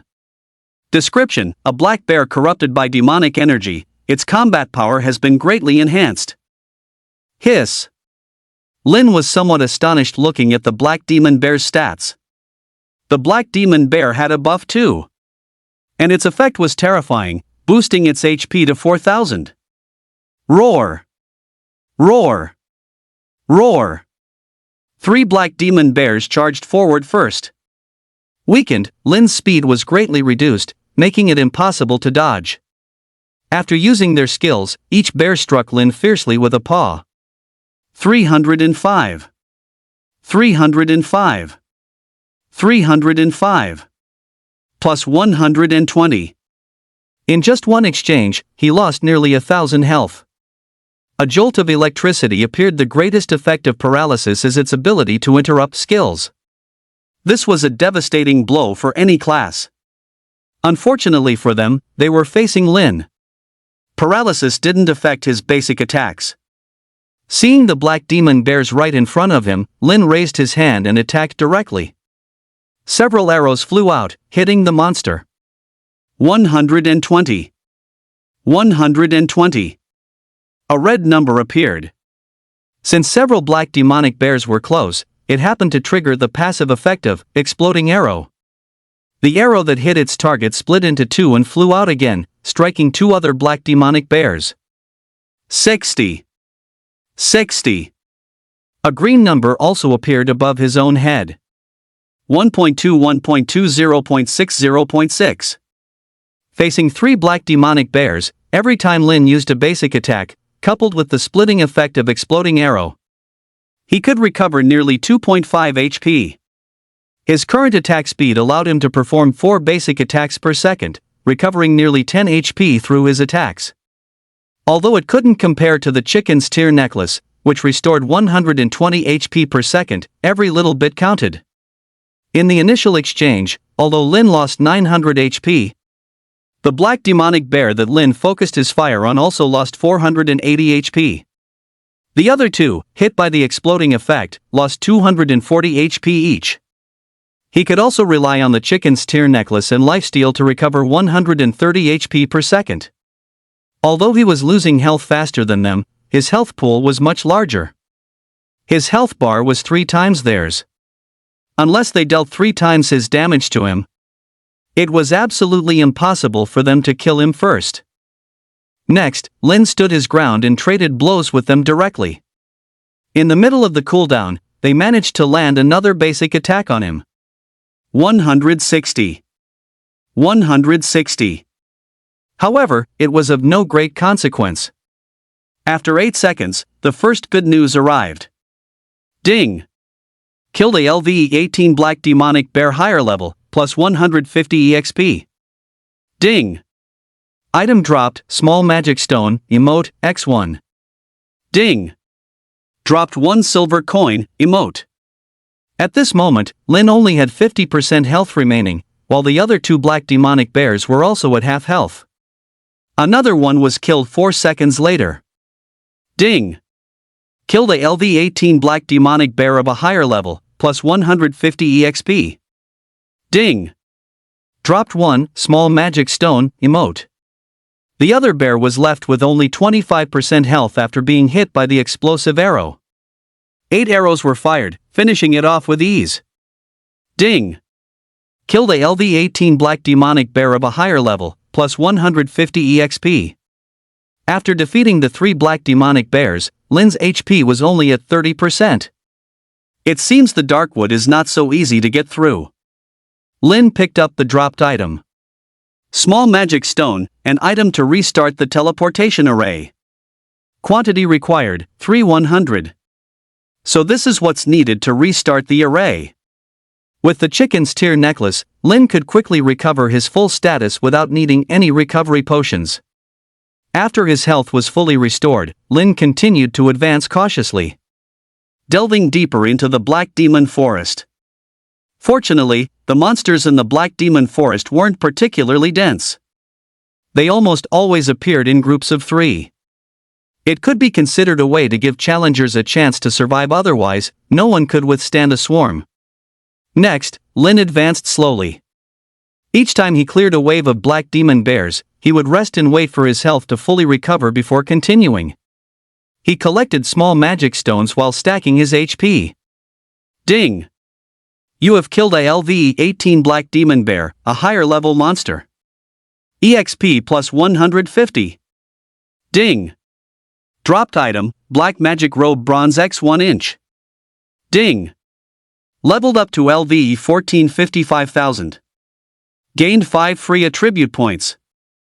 He had reached level 14 and even got a piece of equipment to drop. Black Magic Robe. Type, Armor. Quality, Bronze. Attributes, MP plus 200, Magic Damage plus 35, Magic Resistance plus 10. Requirement, LV 15 Mage. Durability, 50%. Description: due to demonic energy erosion, the equipment's durability is much lower, but its wear requirement has been reduced and its power has increased significantly. Previously, all equipment defaulted to 100% durability. This was the first time he had obtained a piece of equipment that dropped with only half its durability. However, Lin couldn't use it. Coincidentally, it had a low requirement and was for a mage. He immediately sent the equipment's details to his only friend, Ruyan. Demon, want it? I'll sell it to you for 10,000. This was a piece of equipment that would be useful later on, and it wasn't part of a set. Therefore, its price was far from the exorbitant cost of the 9-piece set he sold to Kwangren. Ding. You have a new private message from a friend. To his surprise, Ruyan replied quickly. Ruyan, yes. Demon, okay. I'll get it for you when I get back. Lin was about to close the chat window when another message arrived. Ruyan, can I ask you a question? Volume 1, Chapter 16, A Plea for Help and Cooperating with the Madman Guild. After a moment of thought, Lin replied. Demon, sure, go ahead. But some questions require a fee. After a moment of silence, Ruyan sent a message. Ruyan, damn, you charge for everything. Have you fallen into a money pit? Ruyan, you're the one who got the first clear on the board dungeon, right? Ruyan was currently at the entrance of the board dungeon with the Madman Guild. After learning they weren't the first to clear it either. After thinking it over, she concluded it could only be Lin. She became even more certain after seeing the equipment Lin sent. This guy's level must be terrifyingly high. Demon, it was me, what's up? When Ruyan saw Lin's reply, she was still surprised, even though she had already guessed it. At that moment, they had just retreated from the board dungeon. They had managed to reach the final stage with great difficulty, only to be stopped at the last stage of the easy difficulty. They were facing an level 8 Boar King. Although not as terrifying as the one on Nightmare difficulty. It was enough to rout them completely. After all, in that narrow terrain, there was additional fall damage and impact damage. The 4 mages couldn't hold their ground at all. As a result, they couldn't get the extra EXP for clearing the dungeon, and each time they died, they lost experience and wasted time traveling. Ruyan, can you tell me if there's a secret to it? After sending the message, Ruyan thought for a moment and added another line. After all, she knew this guy was obsessed with money. Ruyan, just name your price. Unexpectedly, Lin didn't ask for money but revealed the strategy directly. Demon, it's hard for you 4 mages to kite. If you can't control the aggro well, find a trustworthy assassin. One with good mobility and high speed. Just have them kited around the 4 pillars in the middle. Demon, the Boar King will crash into the pillars. You can wear it down with the impact damage alone. Seeing Lin's message, Ruyan's eyes widened. I've got a way, she exclaimed. Her 3 sisters replied lazily, Big sis, stop trying. We've already wiped 3 times. Let's just give up. No, I'm really confident this time. This is a secret from the first clear player. Ruyan said with a smug hum, seeing the doubtful looks from the other 3. What? That mysterious first clear player? Crystal was the first to stand up, her eyes full of anticipation. Quick, introduce this expert to me. I have a thing for guys who are great at games but keep a low profile. Hearing this, Ruyan scoffed, I'm afraid not only will you not like him, you'll end up hating him. How is that possible? Sis Ruyan, you're not trying to keep him all to yourself, are you? Crystal, being straightforward, didn't catch Ruyan's meaning. At this moment, when spoke up, I think Big Sis is probably talking about that demon guy. What, it's him? Crystal's eyes widened as she looked at Ruyan, full of disbelief. But Ruyan simply nodded, confirming it. Crystal pouted, "Humph, I don't like guys who are good at games anymore." Tian asked innocently, "Second sis, how can your feelings change so quickly?" Looking at Tian's sincere, wide eyes, Crystal covered her face, unable to deal with the situation. Meanwhile, Ruyan sent a message to Lin to thank him. "Ruyan, thank you."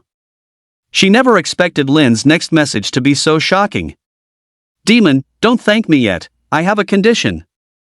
I'm farming monsters right now. How about you take all the mage gear that drops later? Consider it your way of thanking me." Well now, Ruyan finally understood. So this guy was just waiting for her here all along? However, the four of them were all mages and were indeed in dire need of gear. It seemed there was no harm in agreeing. Just as she was about to reply to Lin's message. Suddenly, not far away, Madman Crazy Wolf, carrying a bow and arrows, walked over. Crazy Wolf naturally knew who was before him. He asked cautiously, "Miss Lu, I heard just now that you figured out a way. Could you share it?" The experience from grinding monsters in a dungeon was incomparable to what you could get outside. This was especially important for a guild. The Madman Guild had also been defeated once and was currently trying to figure things out. Hearing Ruyan's voice, he couldn't help but come over and ask. Ruyan hesitated upon hearing this. "A friend of mine told me." "A friend? Who?" Crazy Wolf was a bit puzzled. He had originally thought Ruyan had figured it out herself. He never expected she had learned it from someone else. "Devil, do you know him?" Ruyan revealed Lin's nickname. Crazy Wolf's eyes widened when he heard this name. The battle from 2 hours ago was still fresh in his mind. He never would have thought his guild leader would be instantly killed by some nobody. He immediately shouted, "I guess you could say we know him." "What do you want in return for sharing this information?" he asked anxiously, as if afraid he would miss the chance in the next second. "Well, I bought all the mage equipment he got from the fight, so..." Ruyan mentioned. Crazy Wolf understood at once. We'll buy it." After getting his affirmative reply, Ruyan then explained the situation to Lin. "Ding! You have a new private message from a friend." Seeing the message from Ruyan, Lin beamed with joy. He hadn't expected this surprise windfall. He had just been worrying about the hassle of having to sell the remaining equipment at the consignment store. Lin quickly typed a reply. "Devil, sure. Have them send an assassin to help you guys out." "Devil, but I have one condition. They have to help me with something after they leave the starter zone."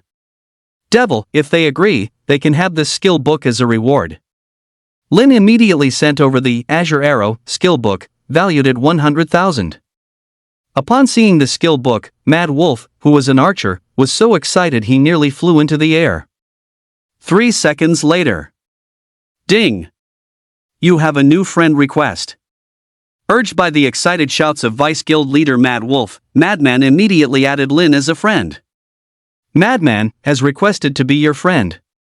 Accept, decline." Lin clicked accept. After being accepted, Madman got straight to the point. "Madman, boss, what do you need help with?" "Madman, besides, isn't there still a long time before we can leave the starter zone?" "Demon, you'll be able to leave very soon." "Demon, just do as I say when the time comes. Help me collect 100,000 items called hurricane crystals." Lin gave a series of instructions. He then instructed Ruyan to tell them the trick, and that was it. Over on the other side, Madman couldn't help but frown after seeing the string of messages from Lin. He muttered to himself, "Leave the starter zone very soon, is that for real?"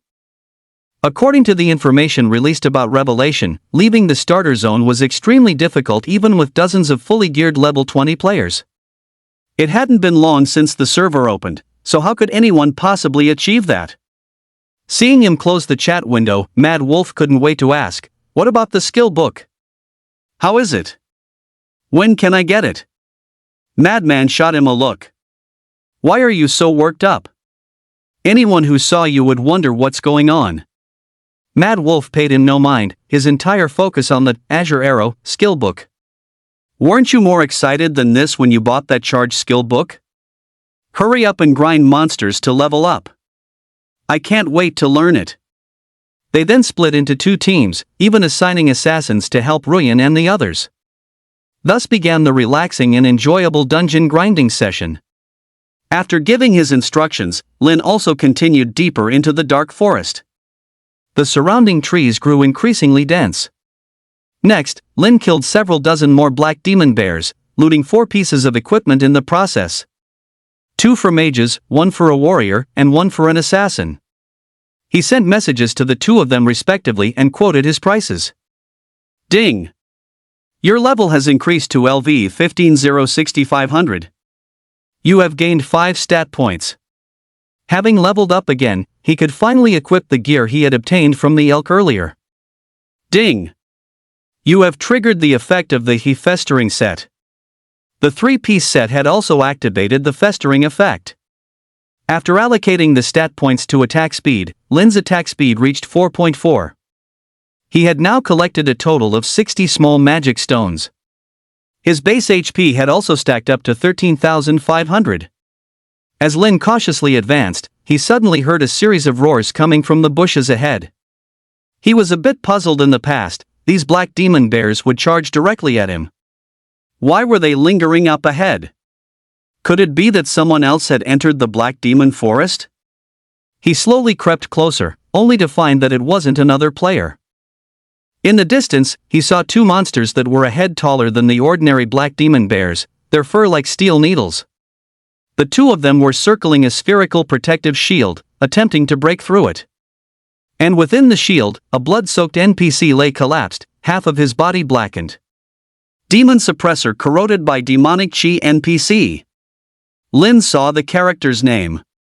In his previous life, he had never heard any news about this NPC. The fact that this NPC could appear in the Black Demon Forest on the first day of the server's launch proved he was no simple character. Lin immediately decided to act. He raised his hand, aimed at the 2 circling monsters, and launched a basic attack. 140. 140. 70. Instantly, 2 monsters were drawn over.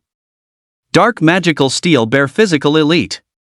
Volume 1, Chapter 17, Proving Oneself. Dark Magical Steel Bear Physical Elite. Buff, Frenzy. Level, LV 18. HP 550055000130%. Physical damage, 220. Skills, Magical Bear Paw 1.5s cooldown, Demonic Chi Infusion restores 350 HP per second while in Demonic Chi. When HP drops to 30%, restores 100% HP special effect interval, 10 minutes. Hiss.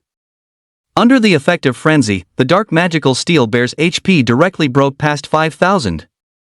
Out in the world, this was comparable to a commander-level monster. Its second skill was also incredibly ridiculous. Not only did it have high regeneration, but its special effect was even more absurd. If the time it took to whittle down its health exceeded the interval, you would never be able to kill this elite monster. The 2 elite monsters immediately used their skills, striking his body. The sensation of electric current once again filled his entire being.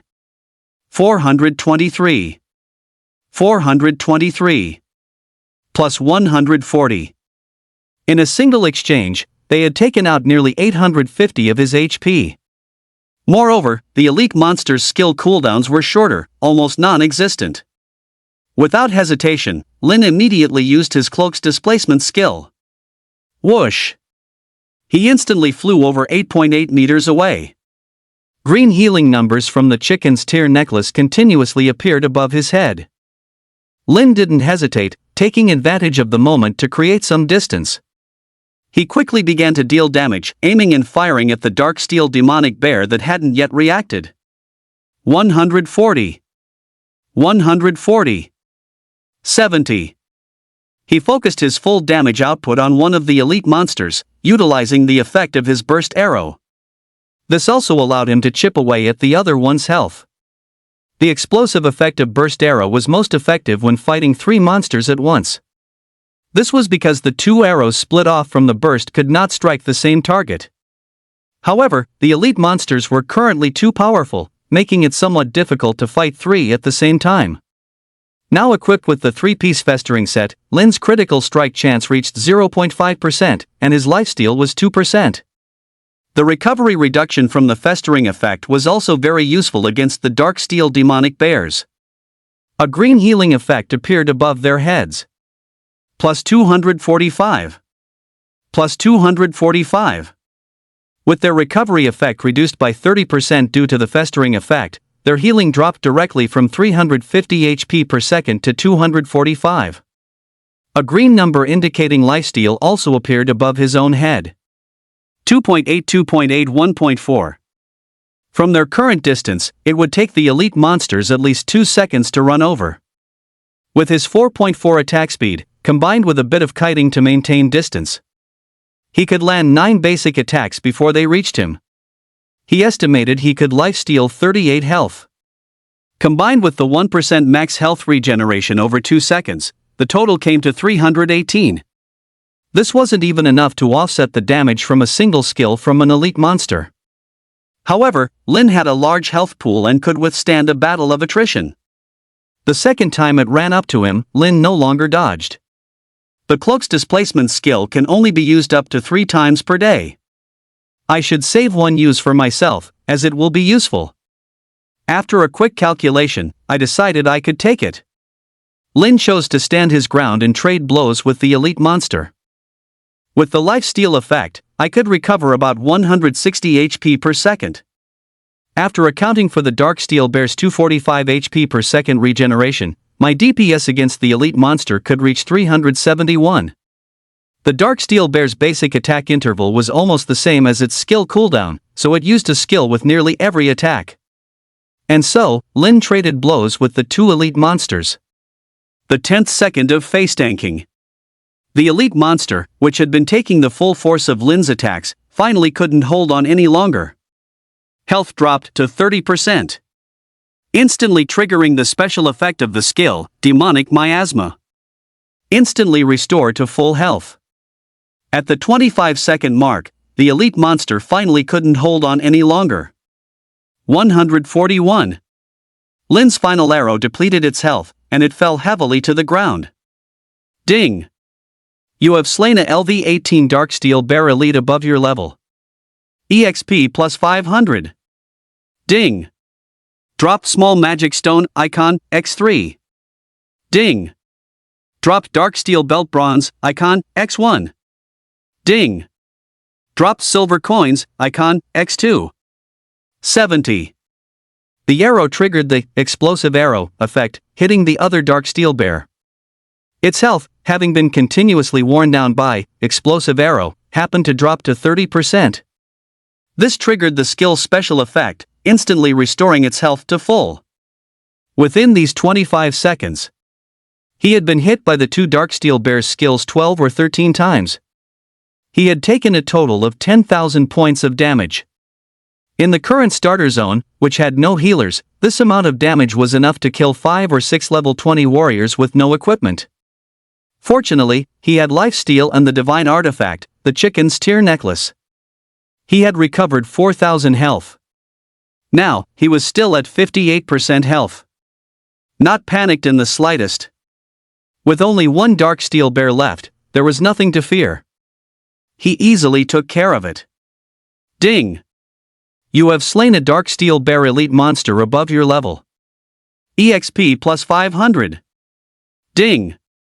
Dropped Weapon Dark Magic Staff Bronze Icon, X1. Another piece of equipment dropped, and it was a weapon. Lin sent it directly to Ruyan, pricing it as high as 25,000.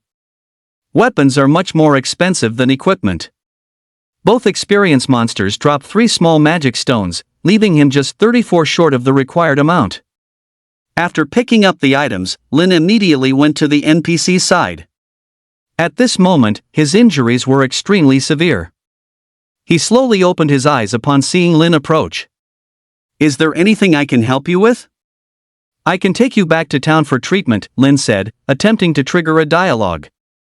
A flash of surprise appeared in his eyes. An adventurer.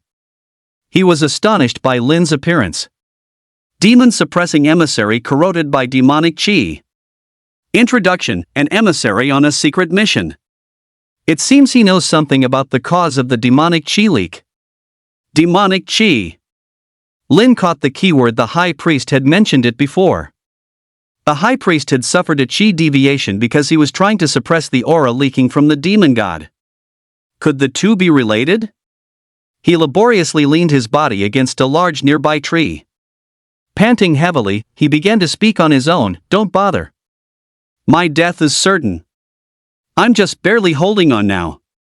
Brave adventurer, your presence here proves your courage. I have an extremely difficult task, but I need you to prove your strength. Only then can I entrust this mission to you." As he finished speaking, a quest window appeared before Lin. Ding! Demon-suppressing emissary corroded by demonic chi NPC has issued you the quest, Prove Yourself. Prove Yourself normal quest. Difficulty, 600. Quest content, slay 020 dark demonic bears and 06 dark demonic steel bears to prove your strength. Quest rewards, plus 1000 EXP, 5 random pieces of dark demonic equipment, stat fruit bronze x1. Failure penalty, the quest can never be accepted again, and subsequent content will be unavailable. Time limit, 2H. Lin's eyes widened, not expecting such a surprising windfall. Looking at the heavily injured NPC before him, Lin understood why no one had discovered this in his previous life. This NPC was probably not far from death. Without the support of the protective shield, he would have perished long ago. Successfully breaking into the dark demon forest within a single day. Besides himself, no one else could have accomplished it. For an NPC with such difficult trigger conditions, perhaps he truly carried some hidden storyline. After accepting the quest, Lin immediately went off to kill monsters. He couldn't let the NPC suddenly drop dead before he finished the quest. Lin easily completed the task of hunting the dark demon bears. After killing 20 dark demon bears, his experience bar had also grown by a large chunk. He was lucky enough to get 2 pieces of equipment as drops. Although the dark demon forest was particularly difficult, its drop rate was also surprisingly high. He had obtained 20 small magic stones.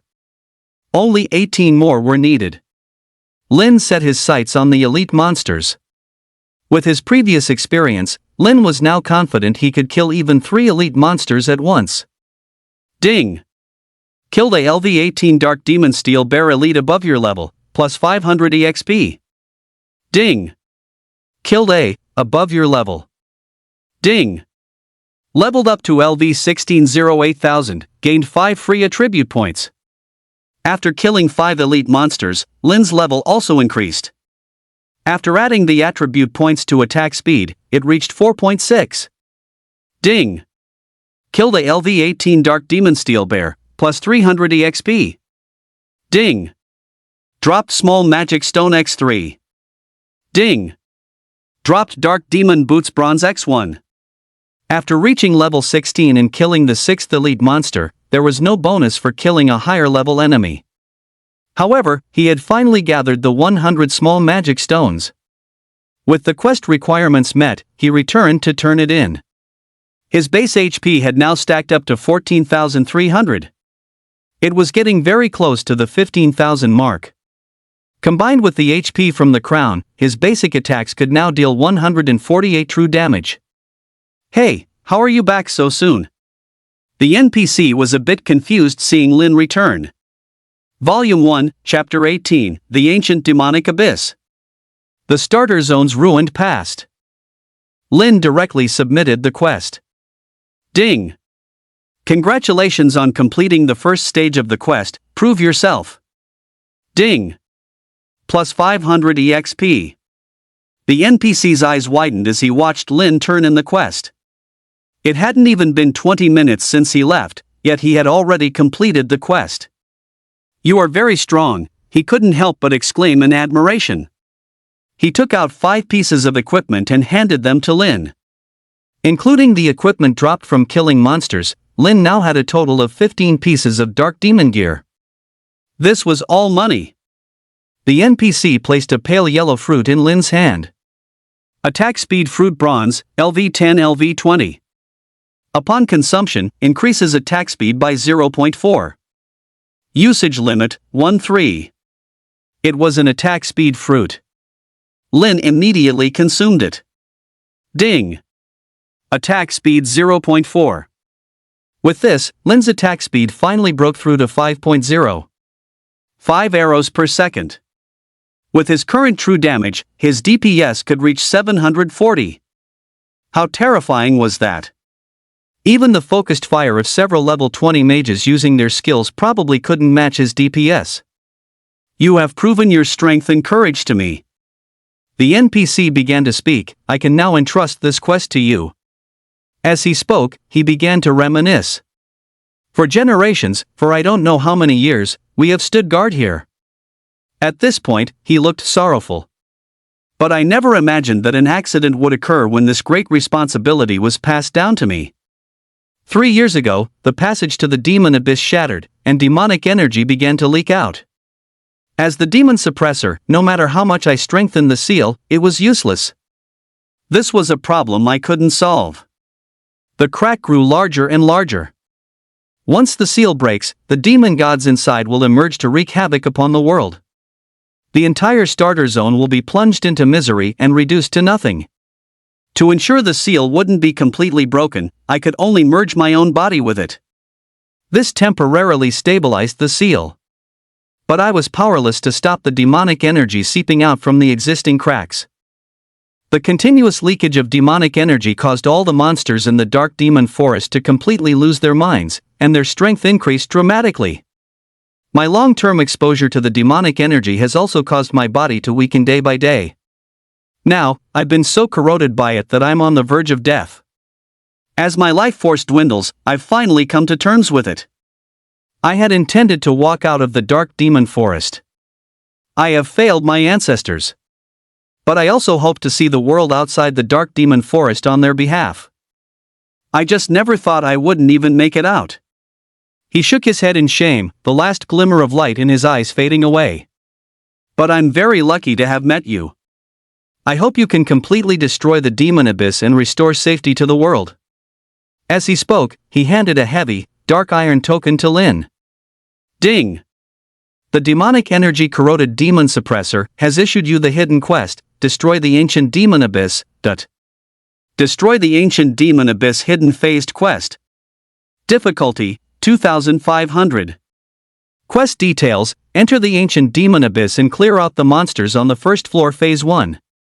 Quest rewards: EXP plus 5000, Attribute Fruit Bronze X3, Gold Coins X10, Demonic Energy Infusion plus 1 Phase 1. Time limit, none. Lin was a bit surprised looking at the quest rewards.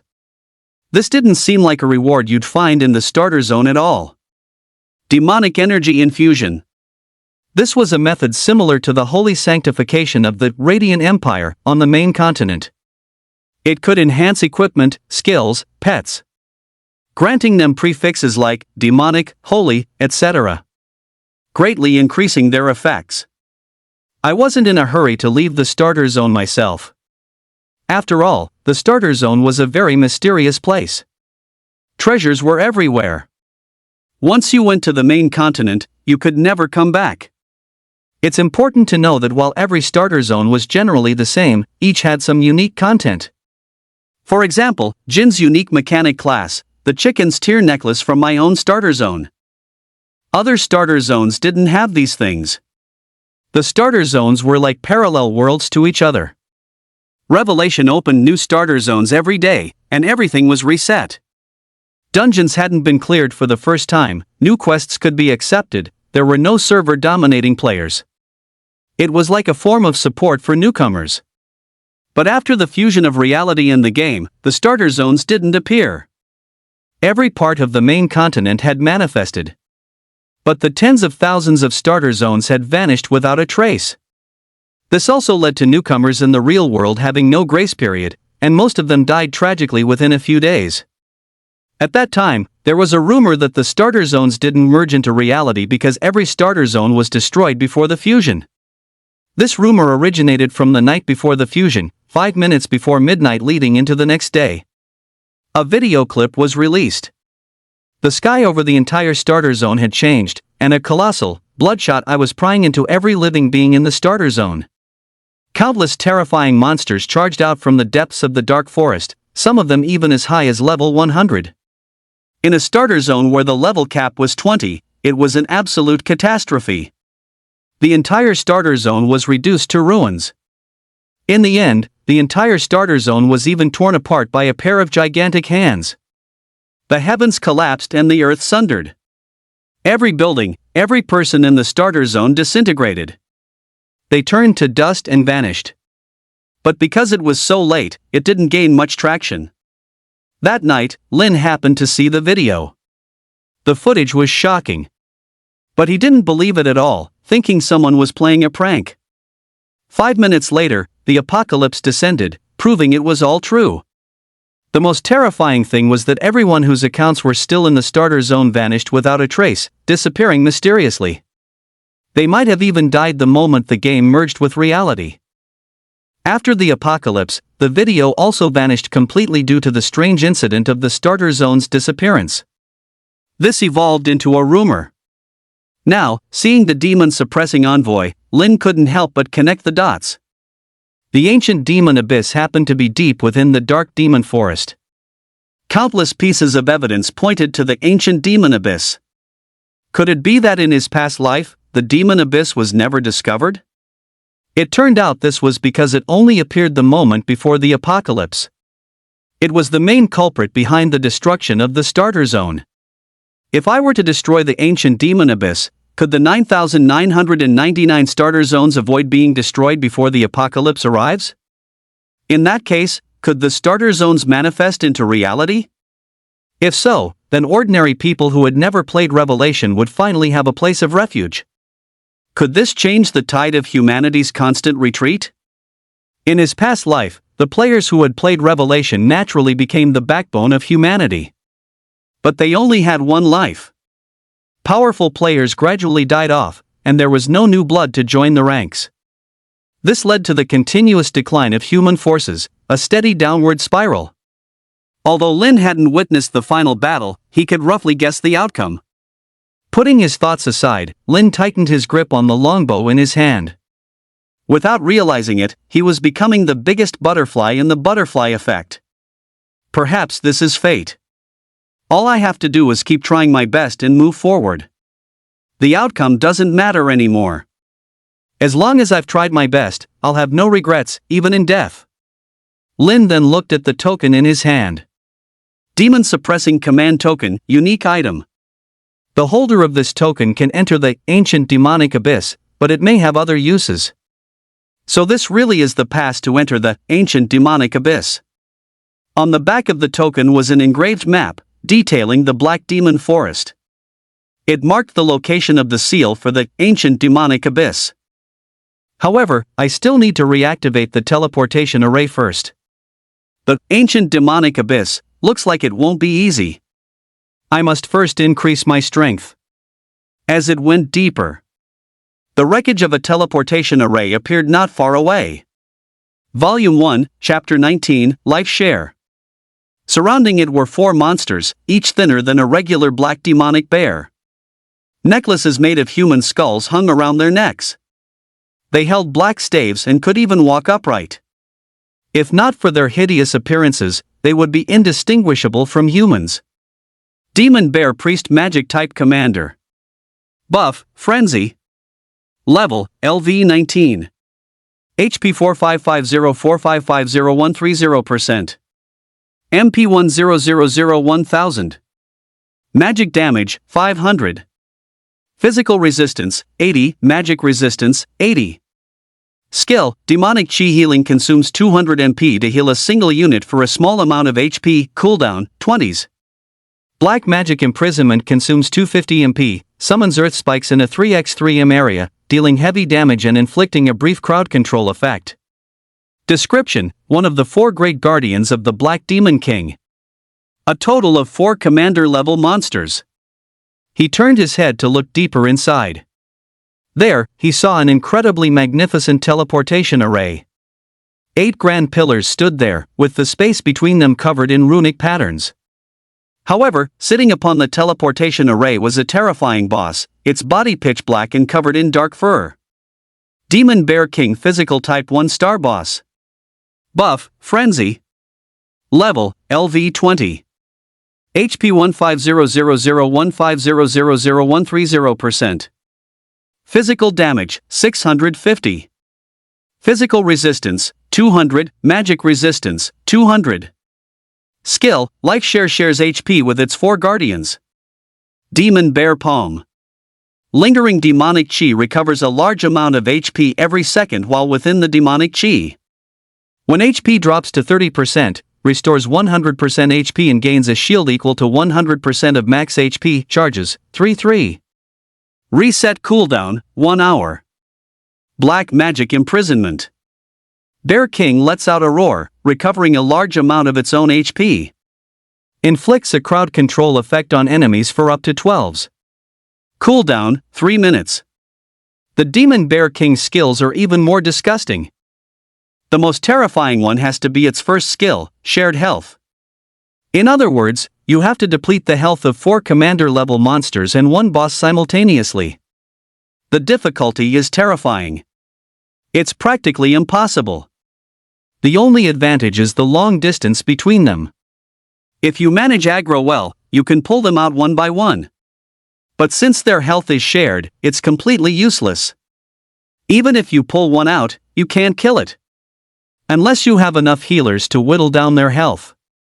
But even that is pointless. In his previous life, a 100-man team tried just that. They ground the 4 guardians down to 1 HP through the shared health mechanic. They were whittling down the boss's health from a distance, but it was a boss. Under the healing of the 4 priests, it took them a full half hour just to get the boss down to 30% health. At that rate, it was basically hopeless, because demonic miasma would reset in an hour. It would once again gain 3 chances to fully heal within that hour. Just as they were preparing to leave, a sudden change occurred.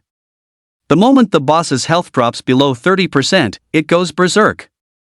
At that point, no matter how far away you are, it will lock its aggro firmly onto you. The boss charged over and completely wiped out the entire 100-man team. But Lin wasn't flustered in the slightest. He directly opened his private messages. He sent a message to both Ruyan and Quangren. Then, he immediately made his move. After calculating the distance, he fired an arrow from the maximum range, accurately hitting a demon bear priest. Lin's calculation was extremely precise. The monsters to the left and right of both himself and the demon bear priest he hit were just outside the aggro range. Immediately, the demonic bear priest charged over in a rage. Lin pulled back a bit to create some distance, just in case anything unexpected happened. He stopped just as he was about to move beyond the demonic bear priest's aggro range. Seeing Lin stop, the demonic bear priest instantly used its skill, Dark Magic Imprisonment. 1,500. Lin was hit instantly, his body frozen and completely unable to move. Ding! You are under a 2.5-second crowd control effect. Both its damage and crowd control were impressive. However, skill cooldowns are a fatal weakness for mages. Its skill was now on a long 10-second cooldown. Lin immediately raised his bow and fired. Whoosh, whoosh, whoosh. 5 arrows a second was no joke. 148. 148. 296. Critical hit. He got lucky with a critical hit. In one volley, he dealt 888 damage. Lifesteal numbers also appeared above his head, +3, +3, +8.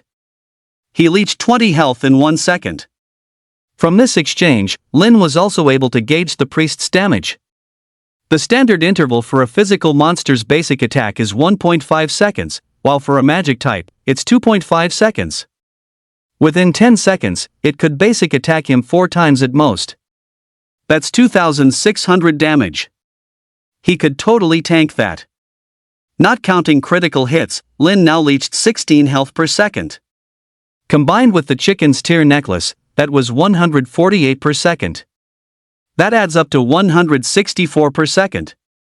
In 10 seconds, it heals for 1,600 HP, while the demonic bear priest actually only deals 1,000 damage to itself. He could completely withstand it. And in those 10 seconds, Lin had more than enough time to kill it. His own DPS was 750. 150. 150. Crimson damage numbers frantically popped up above the black bear priest's head. By the 8th second, it had only 1% of its health remaining. Unable to hold on any longer, it immediately used a skill to recover its health. Plus 770%. Under the suppression of the festering set, the healing effect was reduced by 30%. So this was no match for Lin's DPS 5 arrows a second. Its health bar was instantly depleted.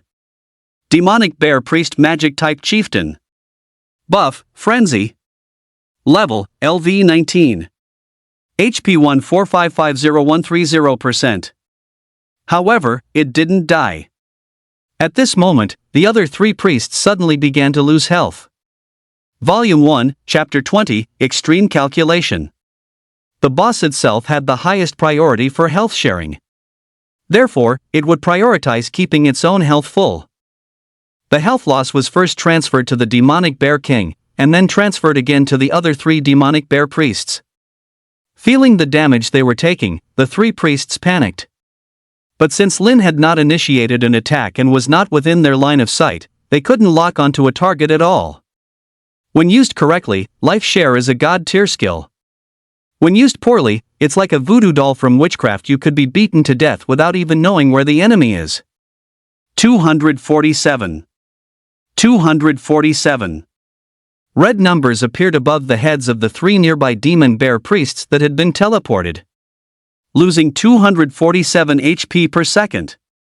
After 4 seconds, they immediately used the skill, Demonic Chi Healing. Plus 1,000. Plus 1,000. Plus 1,000. Healing numbers appeared above all 3 of their heads. Their health was instantly restored to full. Without suppressing it, the recovery effect of demonic chi healing was still terrifying. Meanwhile, the demon bear priest confronting Lin remained at 1 HP. At this moment, its other skill, Dark Demon's Grasp, finally came off cooldown. It immediately unleashed the skill on Lin. 1,500. Lin was crowd-controlled again. But he wasn't flustered at all, directly trading blows with the demon bear priest. Lin raised his hand and shot an arrow at the demon bear priest. 0 transferred. 0 transferred. Considering the damage currently being redirected from the demon bear priest, even if it could lock its health and continuously damage him, he could easily withstand it for 40 seconds.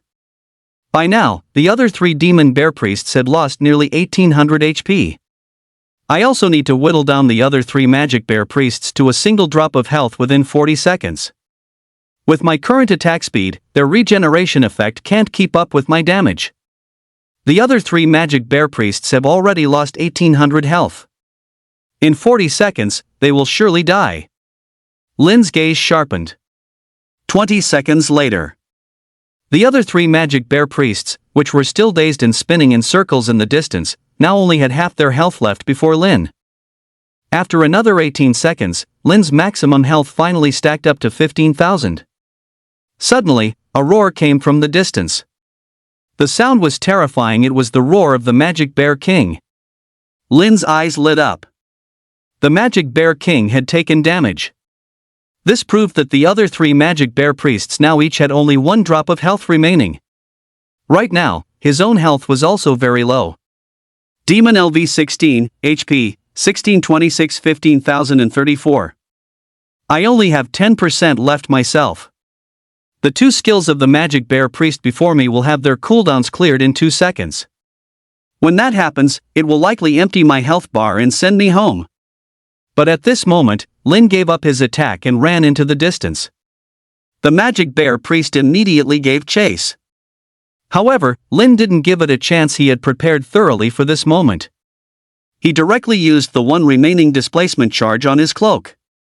He directly used the cloak's displacement effect. Whoosh! Instantly, he created a 10-meter gap. As he shook off the magic bear priest behind him, he arrived directly next to the teleportation circle. At this moment, the magic bear king in the teleportation circle was already in a furious state after being attacked. The other 3 priests also saw him appear. The 4 monsters immediately prepared to attack him. At this moment, Lin directly pulled out a token. Monster Sealing Order Platinum disables one of a monster's skills for 10 minutes. The target can only be sealed once within 48 hours. Ding! You have used the special item, Monster Sealing Order Platinum. Target locked, LV-20, Demon Bear King 1-star boss. Ding! Please select a skill to disable, Life Share, Demon Bear Palm, Demonic Aura. Lin chose Life Share with almost no hesitation. In an instant, the Demon Bear King before him froze. An invisible chain that had linked the 5 monsters together shattered instantly. Lin immediately turned and shot an arrow. 150. He couldn't let it have time to use a healing skill. The demon bear priest that had just caught up had its skill on cooldown and couldn't react in time. An arrow struck its body, and its health bar was instantly emptied. With life share disabled, they could no longer lock their health at one point. Ding! You have killed a higher level monster, LV-19 Demon Bear Priest Commander rank. EXP plus 1500. Ding! Dropped, Dark Demon Battle Sword Bronze, Icon, X 1 inch. Ding! Dropped, Skill Book, Mind Purification, Icon, X 1 inch. Ding! Dropped, Silver Coins, Icon, X 5 inch. Ding! Dropped, Item Material, Human Skull Necklace, Icon, X 1 inch. Ignoring the notifications ringing in his ears, he turned again while attacking. Those 3 demon bear priests had also used their skills. Volume 1, Chapter 21, and just like that, my first time was gone. But Lin's attack speed was too fast. Whoosh, whoosh, whoosh. As they were attacking him, Lin's arrow shot out. Before I even had a chance to assess the situation, 4 crimson numbers appeared above my own head. 1,500. 1,500. 1,500. 2,500. Even the Demon Bear King used a skill, dealing a total of 8,000 damage in this wave. In an instant, my remaining health bar was emptied. A series of dings echoed in my ears. Ding! You have killed a LV-19 Demon Bear Priest Commander level above your level. EXP plus 1500. Ding! You have killed a LV-19 Demon Bear Priest above your level. Ding! Dropped, Black Demon Armor Bronze 1 inch. Ding! Dropped, Black Demon Boots. Ding! Dropped. Ding! You have died. 10% EXP has been deducted. My first death. Before dying, Lin had managed to kill all 4 priests. The difficulty of leaving the starter zone was too high. One wave of skills dealt nearly 10,000 points of damage. Thankfully, I had prepared in advance to take out the 4 priests first. Now, facing only the Demon Bear King. He was also well prepared and full of confidence. With a flash of white light, I reappeared at the spawn point. The area was bustling with crowds of people. 2 voices sounded beside me. Bro, you resurrected? I thought you just returned to the city. You okay? Did another player kill you? There they were, Ruyan and Quangren, who had been waiting for some time. He had calculated that he would be killed and resurrected, so he had arranged for the 2 of them to wait for him here in advance. They were both a little surprised. One had worked with Lin, and the other had fought against him. They both knew how tanky Lin was and never imagined he could actually be killed. After Quangren returned, he even calculated Lin's health bar. He had at least 10,000 HP. Lin's hands moved incredibly fast as he killed the 4 demon bear priests at the last possible moment. His pickup range was just right, allowing him to loot everything before he died. This was because if dropped items weren't picked up within 10 minutes, they would automatically disappear. It's nothing. I just got one shot by a boss. Lin waved his hand, signaling them not to worry. He then took out a full 20 pieces of equipment and handed them over. Both of them were dumbfounded. They had originally thought Lin would farm a few pieces at most, which was why they had agreed so readily. Lin ignored their astonished looks and handed the items directly to them. Aside from the weapons, the base prices were all pretty much the same. With this, Lin's net income was a direct 250,000. Bro, you said you got one shot by a boss? Quanren asked in disbelief after making the purchase. Lin nodded. Quanren was stunned. So far, they had only ever seen a commander-level monster once in a dungeon. And now Lin had already fought his way to a boss. According to the official website, the one and only boss in each starter zone was level 20. Furthermore, it was located in a place guarded by 4 commander-level monsters and many elite and normal monsters. Lin had fought his way to the boss all by himself. That was just too terrifying. Boss, can you take us along to fight the boss? If anyone else had said it, he wouldn't have believed them, but Lin's strength that day had left him thoroughly impressed. Quanren saw that Ruyan also knew Lin, and on top of that, there were these 20 pieces of level 15 bronze equipment. He was even more shocked. However, Lin shook his head and refused. What's wrong? Madman was a little confused as to why someone as money-loving as Lin would refuse him. Lin, however, said bluntly, if you go, you'll just be cannon fodder and cause me trouble. And it was true. If they went, they wouldn't even be able to defeat the monsters on the outskirts of the Black Demon Forest. Let alone help him. Although they were a T2 guild, their overall mechanics still lacked finesse. They would only cause chaos. After hearing this, Madman could only force a bitter smile. This was the first time he had ever been looked down upon by someone. The problem was, what the person said actually made sense. Seeing this, Ruyan covered her mouth and couldn't stop laughing, nodding in agreement. If someone else had said this, it might have been arrogance or showing off, but coming from Lin, it was perfectly normal. Remember to transfer the money. Leaving these words behind, Lin departed. Walking down the street, Lin sorted through his spoils. After selling the equipment, only 1 attribute fruit, 1 skill book, and 4 item materials remained. Looking at the skill book, Lin's eyes lit up. As expected, it dropped. Mind Clarity Passive Skill. Level, LV, 1 Proficiency 0-1000. Effect, every 2s, reduces the next control effect received by 20%. Requirement, all classes, LV, 10 or above. This skill only dropped in the Black Demon Forest. It was a decent, but not spectacular, skill that players who were careful with their precious skill slots would usually skip. But Lin absolutely loved this skill. He was all about endurance. In the future, perhaps the 1 second of being controlled could be enough time for him to land 100 basic attacks. Once maxed out, the cooldown would become 0, allowing for an infinite reduction of control effects. But this skill was far more than just that. For now, it would be exceptionally effective against the Demon Bear King, whose ultimate ability came with an extremely long control effect. However, this skill was far from being as simple as it looked.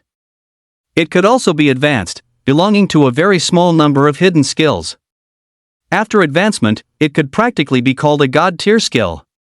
Lin looked at the material in his backpack, Human Skull Necklace.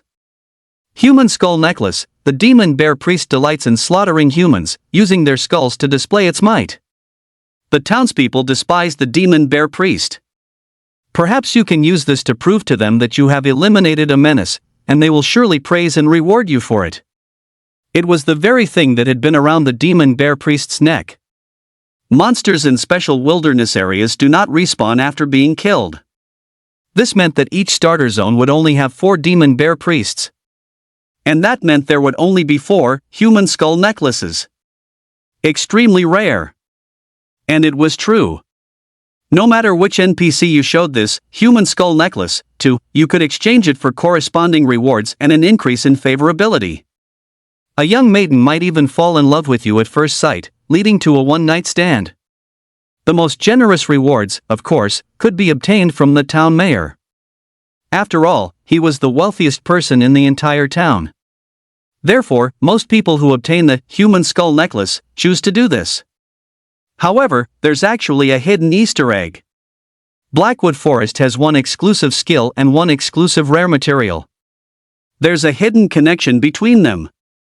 Everyone saw the description mentioning everyone in town, but the real reward isn't found with the NPCs inside the town. Lin opened the map, and the image of the area outside the city appeared. He roughly confirmed the location based on a vague memory. Then, he started walking toward the city gates. Ding! You have learned the skill, Mind Purification. Now all 3 of Lin's slots were full. He would have to wait until after his class advancement to get new ones. The attribute fruit was a bronze critical hit fruit. Lin didn't sell it. The critical hit fruit was still useful to him. He consumed it directly. Ding! You have consumed a critical hit attribute fruit bronze. Critical hit rate plus 0.4%. But just as Lin stepped out of the city gate, an arrow suddenly struck him. 52. Hey, you little bastard, stop right there. Lin frowned and looked in the direction the attack came from. The newcomers were none other than the few players he had spawn camped to farm sin points. They looked at him with a hint of fear. In front of them stood a burly man who exuded the air of a local thug. Ruffian Brute, LV, 6 Archer. I hear you're the one who camped my teammates all the way back to level 1, he shouted arrogantly at Lin. Ding! Due to the malicious attack by player, Ruffian Brute, your counterattacks will now have increased drop rates. Hearing the notification, Lin raised his hand. Facing these people, he couldn't even be bothered to speak. Action was all that was needed. 150. Volume 1, Chapter 22, Dealing with the Reckless Ruffian Bonus Chapter, please leave a good review. 150. The Reckless Ruffian's health bar was instantly emptied. A basic archer's HP is 80, and typically, a normal casual player in the early stages would have no more than 200 health. After the Reckless Ruffian vanished into a flash of white light, 2 pieces of equipment appeared on the ground. Ding! You have killed the player, Reckless Ruffian, Wilderness-Free PvP. Seeing their boss killed, the few of them were instantly dumbfounded. Frightened, they scrambled to hide inside the city gates. Only after entering the city did they breathe a sigh of relief. Being sent to prison was a very serious matter. They didn't believe Lin would dare to do it again. But Lin didn't hesitate in the slightest. He raised his hand and shot at the group. 150. 150. 75. Combined with the effect of explosive arrow, the 4 were instantly vaporized. Ding! You have killed the player, Reckless Ruffian, within a safe zone. Sin value plus 1. Ding! You have killed the player, within a safe zone. Sin value plus 1 too. Ding! In an instant, Lin had accumulated 5 points of sin value. Ding! As you have killed a player within the starter zone, guards will arrive shortly. Lin, however, unhurriedly picked up the 2 pieces of equipment dropped by the Reckless Ruffian from the ground. One was a level 3 black iron plate armor, which he directly tossed aside as junk. A player's eyes went wide when they saw the equipment Lin had tossed out. After looking around for a long time and confirming that Lin really didn't want it anymore, they then accidentally picked it up and walked away. The other piece was a pair of boots. It turned out to be a pair of level 5 bronze boots. Bloodfly boots. Category, shoes. Quality, bronze. Attributes, physical damage plus 10. Special effect, lifesteal plus 1%. Requirement, LV5 Archer, Warrior. My own boot slot was still empty, so I equipped them right away. Now I had 3% lifesteal, which, combined with my 5.0 attack speed, would be quite useful in combat. After reviving, ruffian brute didn't dare to leave the city, only taunting from within the gates, "Kill me in the city if you've got the guts." At this moment, a few of his teammates came over. "Just you wait." Daring to kill someone inside the city. When he learned from his revived teammates that Lin had actually attacked inside the city, his laughter grew even more rampant. His life was worthless anyway. Holding back a top player was something worth bragging about. Just then, a few guards also walked out of the city gates. But upon seeing Lin, the guards immediately stood at attention and jogged over. "Ah, go rot in jail." Ruffian brute was overjoyed at the sight. But when the guards reached Lin, the arrest he had imagined didn't happen. The guards spoke with the utmost respect. "Hero, did these people displease you?" Lin shrugged. "They tried to kill me." "What?" "They dared to attack you, a hero." The guards were instantly furious. "Well, the weather isn't great today, I need to go bring in my laundry." Suddenly, one of the guards mumbled something and left. "My mom's calling me home for dinner. See you after I eat." Hiss. "I put too much vinegar in my wontons yesterday. I need to go home and recover." The guards bantered back and forth, and then they all left. Just like that, they let Lin go. At this moment, the rugged men were all dumbfounded. This, how is this possible? They all wondered if they had somehow ended up on Lin's private server. Before them, however, Lin raised his bow with a devilish smile. A cold sweat instantly broke out on their backs, and they wanted to turn and run. But it was too late. Ding! You have killed the safe zone blacklisted player, rugged man. Your sin value will not increase. Ding! You have killed the safe zone blacklisted player, little Cohen. Your sin value will not increase. Ding! You have killed. At this moment, Madman was just leading the Madman Guild, preparing to continue running dungeons. Upon seeing Lin, he immediately trotted over. "Boss, what's this?" He watched as Lin continuously killed the boorish brutes, and seemed to understand. He immediately charged forward with a charge. 100. He helped Lin finish off an enemy. But when he heard the word blacklist in the system announcement, his eyes widened. He looked at Lin in shock, and Lin's calm and composed expression confirmed his suspicion. This was Lin's doing. No wonder NPCs flocked around Lin whenever he left the city before. It turned out they were on such good terms. He could even directly blacklist someone. That was terrifying. This had to be at least 90 favorability. Leave this to me. Next time you get a good drop, you can contact me first. I'll definitely give you the highest price, he said immediately. I hope we can be friends. As he spoke, he extended his hand, a wide smile on his face as he looked at Lin. Lin's repeated displays of terrifying power had completely won him over. Not even the players on the Celestial leaderboard had impressed him this much. Even if he couldn't recruit him, he absolutely had to befriend him. Madman was worthy of being a guild master.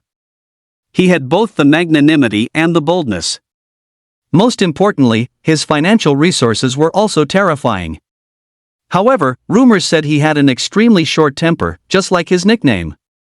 But in the later stages of his past life, the Madman Guild he led had gradually declined and faded from public view. Quick! Kill this guy back to level 0. For every kill, you can claim a $1,000 red packet, he immediately instructed his subordinates behind him. As he spoke, he looked at the boorish brute, and added, "Don't let me see you in the starter zone ever again. Otherwise, I'll kill you every time I see you." Although the Madman Guild was only a T2 guild, it wasn't something a solo player like the boorish brute could compare to.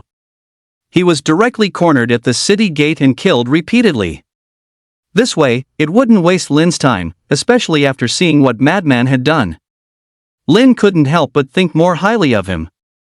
Many guild leaders were arrogant. Guilds looked down on solo players, and they especially looked down on powerful solo players. This was an unwritten rule in the game. But Madman, standing before him, was different. From the beginning when they dueled, to him eventually firing his own subordinate. And now, with Madman's help this time. Although it was all just a small effort for him, Madman's character was definitely good. Extremely righteous. If he were to rebuild a team, perhaps Madman would be a great choice. Lin extended his hand to shake Madman's. For some reason, Madman felt a surge of excitement. He laughed happily and said very politely, "We're both in the same city. I'll treat you to a meal sometime." Lin nodded and entrusted the matter to Madman. Then he left the area, moving farther and farther away from the small town. Lin didn't head to a monster spawning area, but instead went to a non-monster zone. There was almost no one to be seen here after all, everyone was here to play the game. With no monsters, basically no one came. Ding! You have entered the special area, Herb Scent Mountain. Ding! You have been granted the buff, 10-Mile Herb. Volume 1, Chapter 23, Tears of the God of Medicine. Ding! You have entered the special area, Herb Scent Mountain. Ding! You have been granted the buff, 10-Mile Herb. This was actually a special area, but it was a safe one. 10-Mile Scent buff, restore 50 HP per second, immune to all negative debuffs. This buff was incredibly overpowered, which also proved that this place was far from simple. There's a small village up ahead, very close to the Black Demon Forest. But it feels like a secluded paradise, completely cut off from the rest of the world. A notification appeared as I approached the village. Special Area, Medicine Fragrance Mountain. Level, LV.1 LV.1.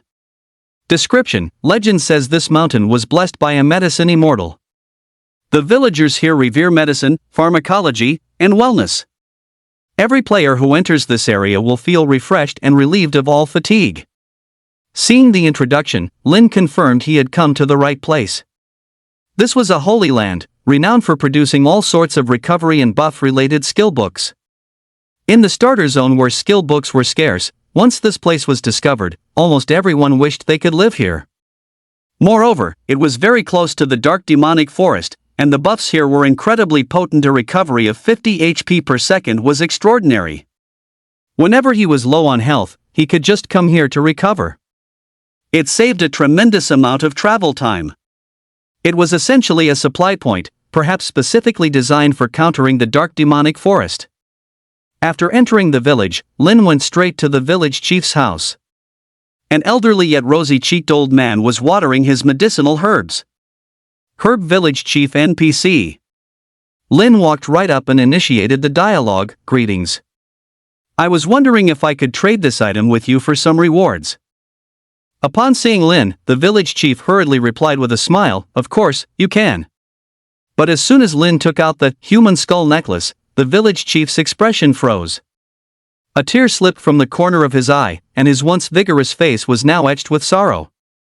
To think that after all these years, a hero has finally killed the damned demonic bear shaman for you all, he said, his voice choking with emotion as he began his story.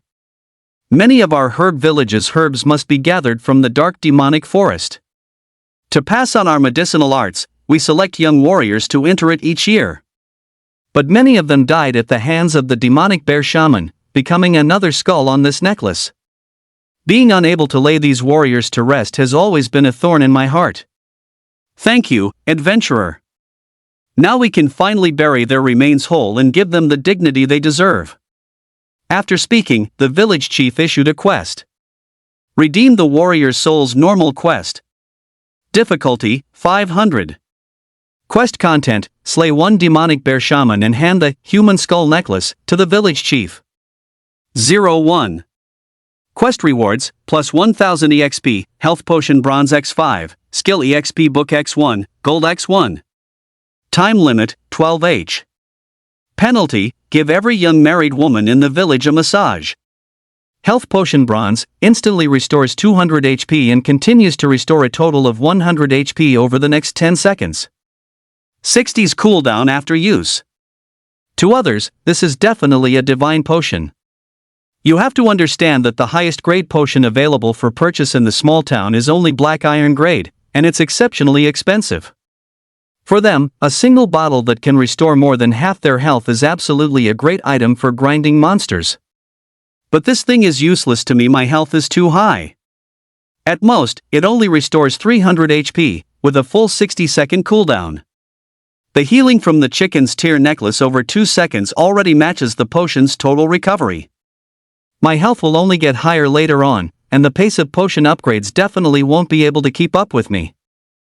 This was also the reason Lin had never chosen to buy potions. It's just too insignificant. Skill experience books are also an exceptionally rare item. One book can increase skill proficiency by 1,000 points.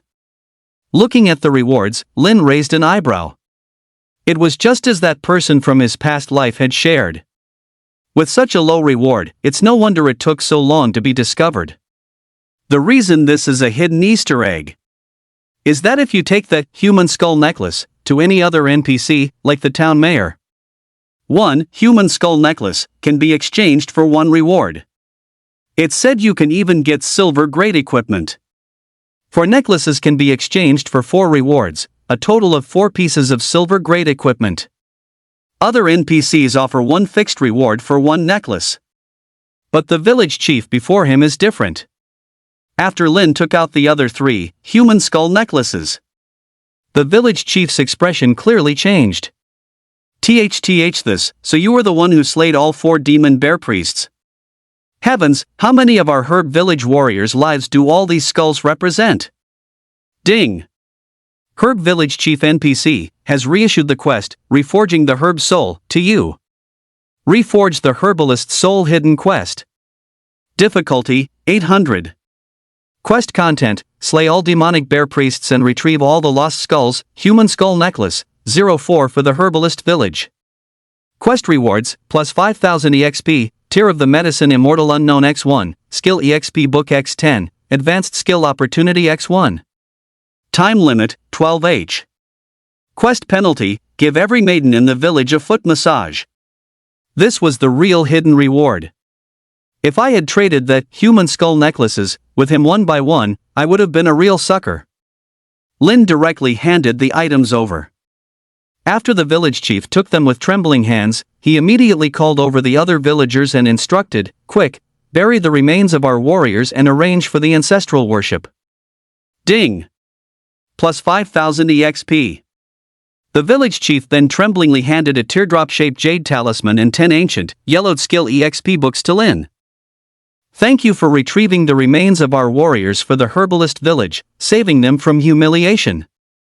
The village chief bowed slightly, then added, "I can impart my life's knowledge to you, allowing one of your healing type skills to be greatly enhanced." Ding! The skill available for advancement is Mind Purification. Yes, no? Lin nodded.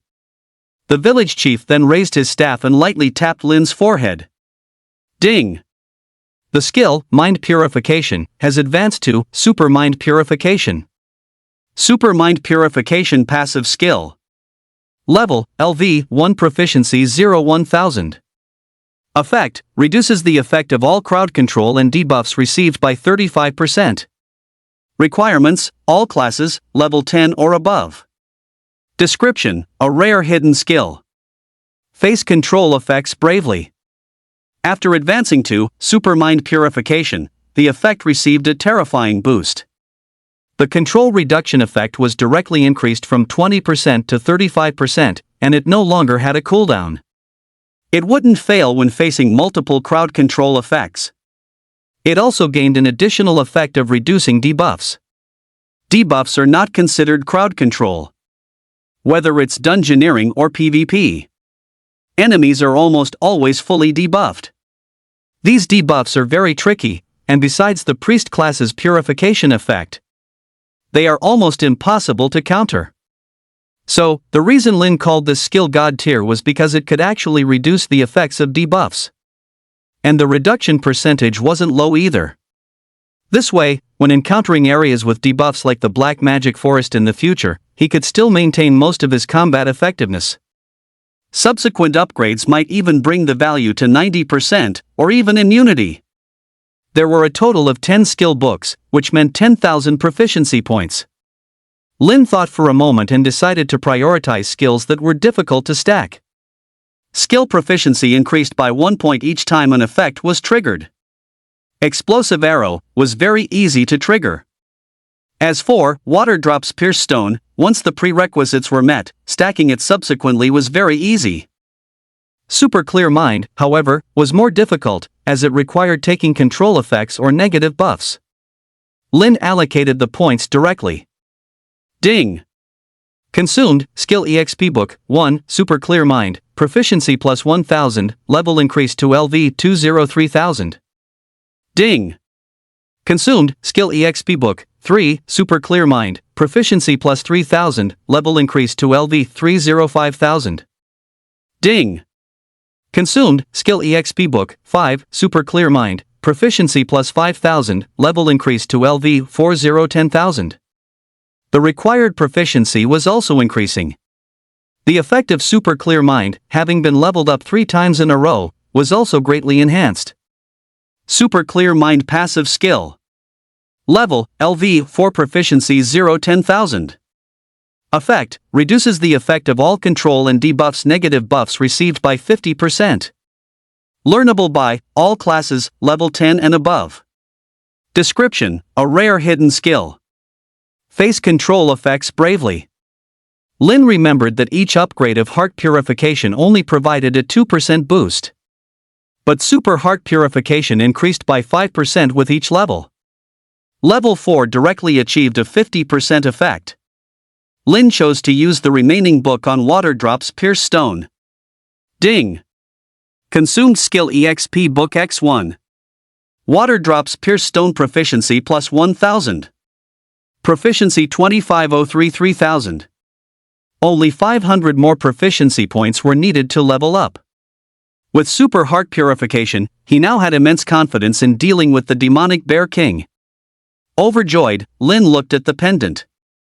Tear of the Medicine Sage Unknown, upon use, restores 100% of your own HP and grants the permanent blessing of the Medicine Sage. Lin's eyes lit up. This jade talisman was the biggest hidden Easter egg this time. Its blessing effect could be described as defying the heavens. He wasn't in a hurry to use it, waiting for a battle would allow him to unleash its full potential. Just as Lin was about to leave, the village chief suddenly called out to him. "Adventurer, are you planning to go to the dark demonic forest?" he asked cautiously. Hearing this, Lin smiled and said directly, "Are you asking me to help you find your daughter?" Volume 1, Chapter 24, The 20,000 Mark. The village chief's jaw dropped, not expecting that Lin had seen right through his thoughts. Whenever the chief of the medicine village met an adventurer, he would ask if they were heading to the dark demonic forest. If they were, he would ask them to help him find his daughter. Everyone thought it was a hidden quest, but there was never any prompt. It was just an ordinary request. To retrieve the remains of the village's warriors, he was willing to give up all his possessions. But for his daughter, he could not. Perhaps this was the unspoken difficulty of being a village chief. He couldn't use the village's resources for personal matters and could only plead pitifully. But players, who never act without a motive, paid no mind. Even if some tried to dig deeper to see if there was special content, they couldn't find his daughter in the dark forest at all. So this just became an after-dinner joke. "That's right, my daughter playfully wandered into the dark forest 7 years ago. And she has never returned since." The village chief nodded in grief. However, he looked up at Lin, a glimmer of hope rekindling in his eyes. "But this time, I didn't see my daughter among these skulls. She might still be alive. I won't give up. She is the successor of the medicine saint. She will definitely be safe and sound," the village chief muttered to himself, his face showing unconcealable sorrow. Lin shook his head. The village chief was somewhat deceiving himself. 7 years. It's very likely that even her bones have turned to ash. However, he didn't voice his inner thoughts, merely agreeing before leaving. "All right, I will definitely keep an eye out." Lin arrived at the center of the apothecary village, where a statue stood. It depicted a stunningly beautiful woman holding an injured fox, carefully tending to its wounds. This was the legendary medicine saint of Medicine Fragrance Mountain. Lin touched the statue. Ding! Brave adventurer, thank you for your contribution to the village. The apothecary village welcomes you. Spend 1 gold coin to set this as your second spawn point? Yes, no. That's right. Medicine Fragrance Mountain also allowed for a second spawn point to be set, which could save players a great deal of travel time. The prerequisite was to make a contribution, which meant completing tasks of a certain value for the NPCs in the village. And it also cost money. 1 gold coin. The conversion amounts to a full 10,000 copper coins, which is very expensive. Fortunately, he had a gold coin on him. He also had several hundred silver coins. Lin chose yes. Ding! Herb Village has been successfully established as the second spawn point. Revival costs 30 silver coins. Note, you will revive with 1 HP and will not have high health regeneration. A wild spawn point is not as good as a regular spawn point. Reviving at a regular spawn point brings you back to full health, and entering one with low health will regenerate 20% of your maximum HP per second. In contrast, reviving in Herb Village makes it easier to be ambushed. There are also no town guards to make arrests. Fortunately, the special area effect of Herb Scent Mountain provides some natural health regeneration, making it a decent spawn point nonetheless. However, for a tank like Lin with tens of thousands of HP, that bit of recovery was insignificant. Luckily, he had his own chicken's tear necklace. After setting it up, Lin left the area. After exiting Herb Scent Mountain, there was one last step before heading to Dark Demonic Forest. He first went to the nearest monster zone. The elk monsters spawn area. Each monster zone has a fixed and limited number of monsters. After they are all killed, they will only respawn after a certain period. Furthermore, there is a distance between each monster zone, making it nearly impossible to travel between them in a short amount of time. So, he could only come here first to stack up his HP. This was one of the high difficulty aspects of Revelation. Wild monster resources were scarce, leading to intense competition. It was common for guilds to fight over monster zones. Only players like Lin, who were always at the forefront, could enjoy resources others didn't have. The elk's HP was 2,200. It could withstand the damage of 15 of his arrows. He could kill one in 3 seconds, stacking 15 HP. No one has yet been able to reach this level 15 elk area. This entire region is all mine. Looking at the plump elk in front of him, Lin excitedly rubbed his hands together. Let's get to it. 150. 150. 300. Critical hit. Ding. You have killed a LV 15 elk while at a higher level. EXP plus 40. Ding. You have killed a LV 15 elk while at a higher level. EXP plus 40. Ding. You have killed. Ding. Leveled up to LV 17,010,000. Gained 5 stat points. Lin immediately allocated the stat points to attack speed. 5.20. Ding. You have killed an elk while at a higher level. EXP plus 30. The experience gained had also been greatly reduced, but Lin didn't mind. He was here to stack HP anyway. 15 minutes later. 199. Lin fired his last arrow, and the final elk was slain. Ding. You have killed. His maximum HP also jumped. Demon LV 17, HP, 20,000. After all this preparation, it was time for a fight to the death with the Black Demonic Bear. Volume 1, Chapter 25, Baffling Maneuvers. During this time, the herd of elk attacked him, even shattering his headgear. Now, this empty elk area would take at least 2 hours to respawn. His base HP had just reached exactly 20,000. The true damage of his basic attack finally reached 200. With so many preparations made, it was time for a fight to the death with the Black Demonic Bear. Lin glanced at the time, 22:48. It's about time. Ding. You have entered the special area, Black Demonic Forest. Ding! You have been afflicted with the debuff, Black Demonic Weakness. This time, Lin's pace was noticeably much faster. This was the effect of Super Clarity. The Black Demonic Weakness debuff on him had an effect that increased damage taken by 10%. It was halved by Super Clarity. Although it was only a 5% reduction, it was extremely important for soloing a boss. He charged in, killing regular monsters along the way. He returned to the vicinity of the teleportation array. Having lost its demonic bear priest guards, the black demonic bear now looked somewhat lonely. Demonic Bear King Physical Type 1 Star Boss. Buff, Berserk. Level, LV 20. HP 150015000130%. Physical damage, 620. Physical resistance, 200, magic resistance, 200. Skills, Life Share, Demonic Bear Palm, Black Demonic Restraint. Demonic Aura recovers a large amount of HP per second while in the Demonic Aura. When HP drops to 30%, recovers 100% HP and gains a shield equal to 50% of max HP charges, 3-3, reset cooldown, 1 hour. Bear King after roaring for 3s, recovers a large amount of HP. Inflicts an extremely long control effect on a single enemy.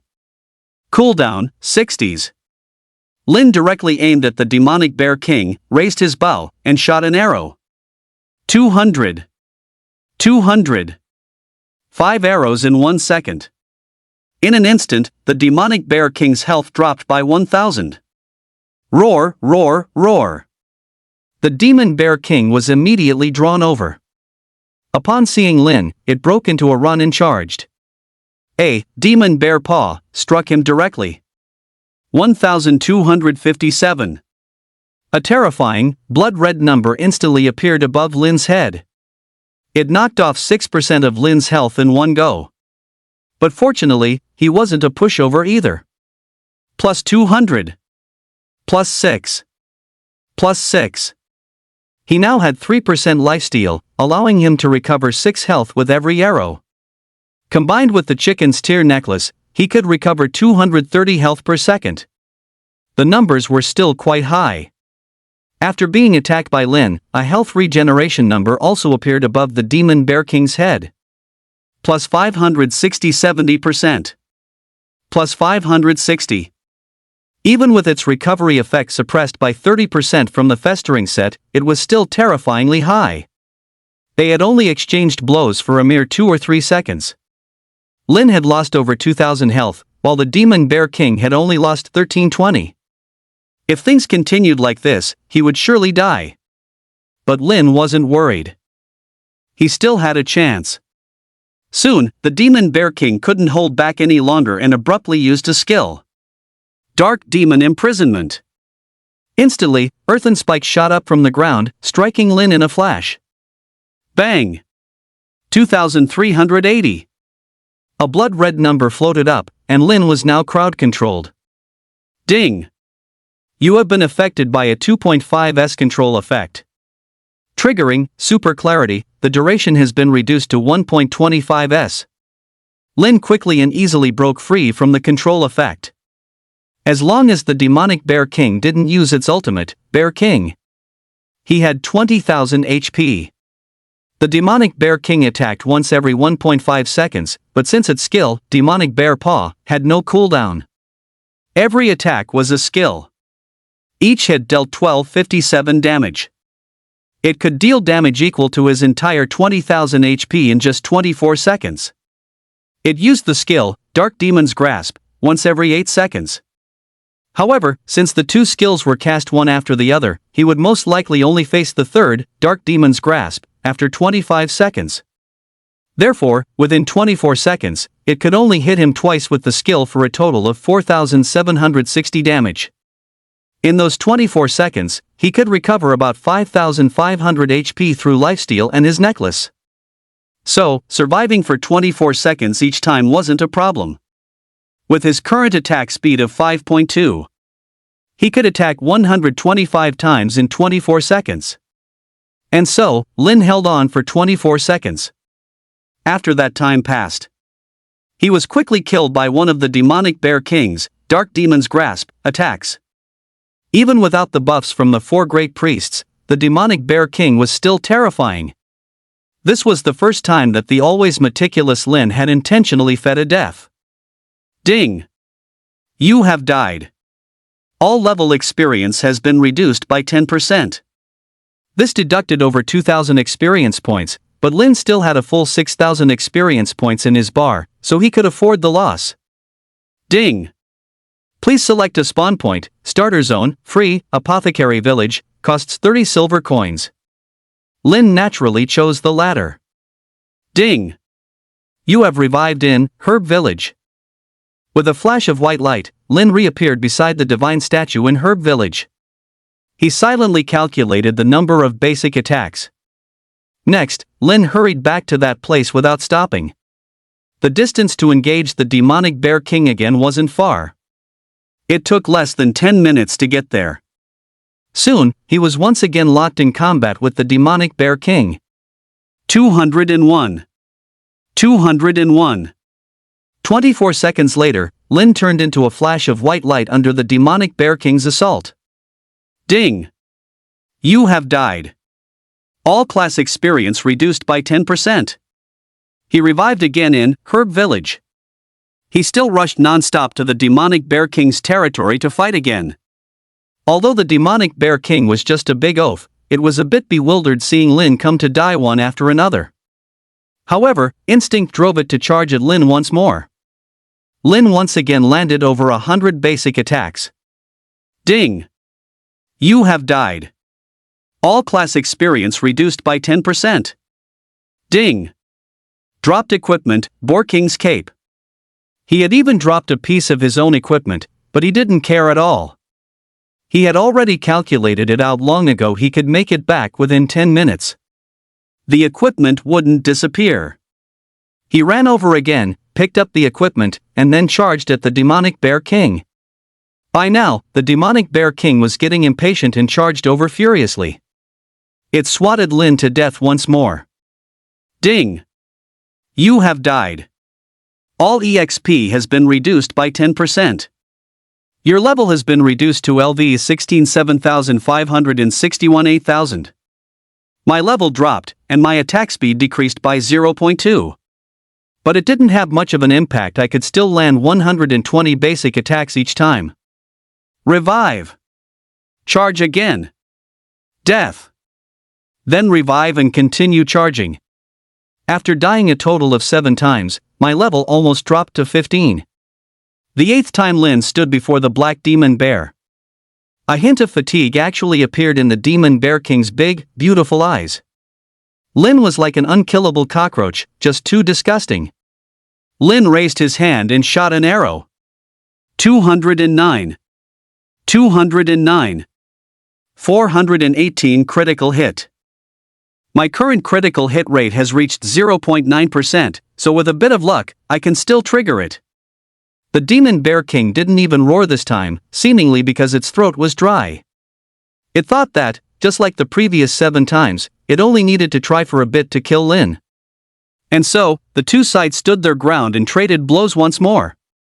Lin, however, was silently counting in his mind, 961, 962. 998, 999. Volume 1, Chapter 26, Blessing of the God of Medicine, First kill of a 1-star boss. Suddenly, Lin raised his head, a fierce glint flashing in his eyes. He slowly uttered the final number, finally, 1000. His health also jumped to 21,000. At this moment, Lin only had half his health left. Ding! The passive skill, Water Drops Pierce Stone, has been successfully triggered after 1000 basic attacks. Basic attack damage increased by 65%. He raised his hand and launched another basic attack at the Demon Bear King, which was right in front of him. 346. 346. This was also the reason Lin had been continuously feeding deaths to trigger his passive on the Demon Bear King. He utilized his revivals to constantly stack the number of basic attacks. Even if he died, the count of basic attacks dealt to the Demon Bear King remained. He was making full use of the skill's characteristics. The Demon Bear King also suddenly sensed that something was amiss. How had Lin's combat power increased so abruptly? It instantly realized something was wrong. This time, Lin might genuinely be able to kill it. Roar! So far, only 2,000 of its health had been whittled away, while Lin was merely at half health. But what happened next brought a sudden turn of events. Lin's basic attack true damage had now reached 346. His damage per second reached 1,730 true damage. Meanwhile, the Demon Bear King, with its suppressed recovery, was only healing for 560 per second. In reality, Lin was dealing 1,170 damage to it every second. Keep in mind, it had previously taken him over 10 seconds to deal 2,000 damage. This was the benefit of a skill like Water Drops Pierce Stone, once the conditions were met. For a man as fast as Lin, the bonus it provided was terrifyingly immense. After 10 seconds, Lin had already dealt nearly 12,000 damage to the Demon Bear King. This directly triggered the second effect of demonic miasma. Plus 15,000. A massive green number appeared above the Demon Bear King's head. Its health was instantly restored to full. At the same time, a large shield appeared. And at this moment, facing a low health Lin, the Demon Bear King also directly used its skill, Dark Demon's Grasp, wanting to finish him off. But Lin directly took out a jade talisman and crushed it. A number also appeared above his own head. Plus 21,050. It was even more than the Demon Bear King. Ding! Congratulations to player, Demon, for obtaining the permanent buff, Blessing of the Medicine Immortal. Blessing of the Medicine Immortal unique buff increases all healing effects received by 30%. The first time HP drops to 1 each day, instantly restore 100% HP duration, permanent. The unique buff proved that he was the only one in the entire revelation who possessed it. Even if someone in the future was lucky enough to make the same exchange with the village chief of a medicine village in another novice area, they would not be able to obtain that tier of the Medicine Immortal again. This effect was too overpowered. Even though Lin already knew about it, he was still shocked when the buff was actually applied. His life-saving ability had once again been elevated to a terrifying level. 4,760. Critical. The Demon Bear King's skill hit him, even triggering a critical strike. But the healing effect of the chicken's tear necklace immediately appeared above his head. Plus 273,130%. Plus 273.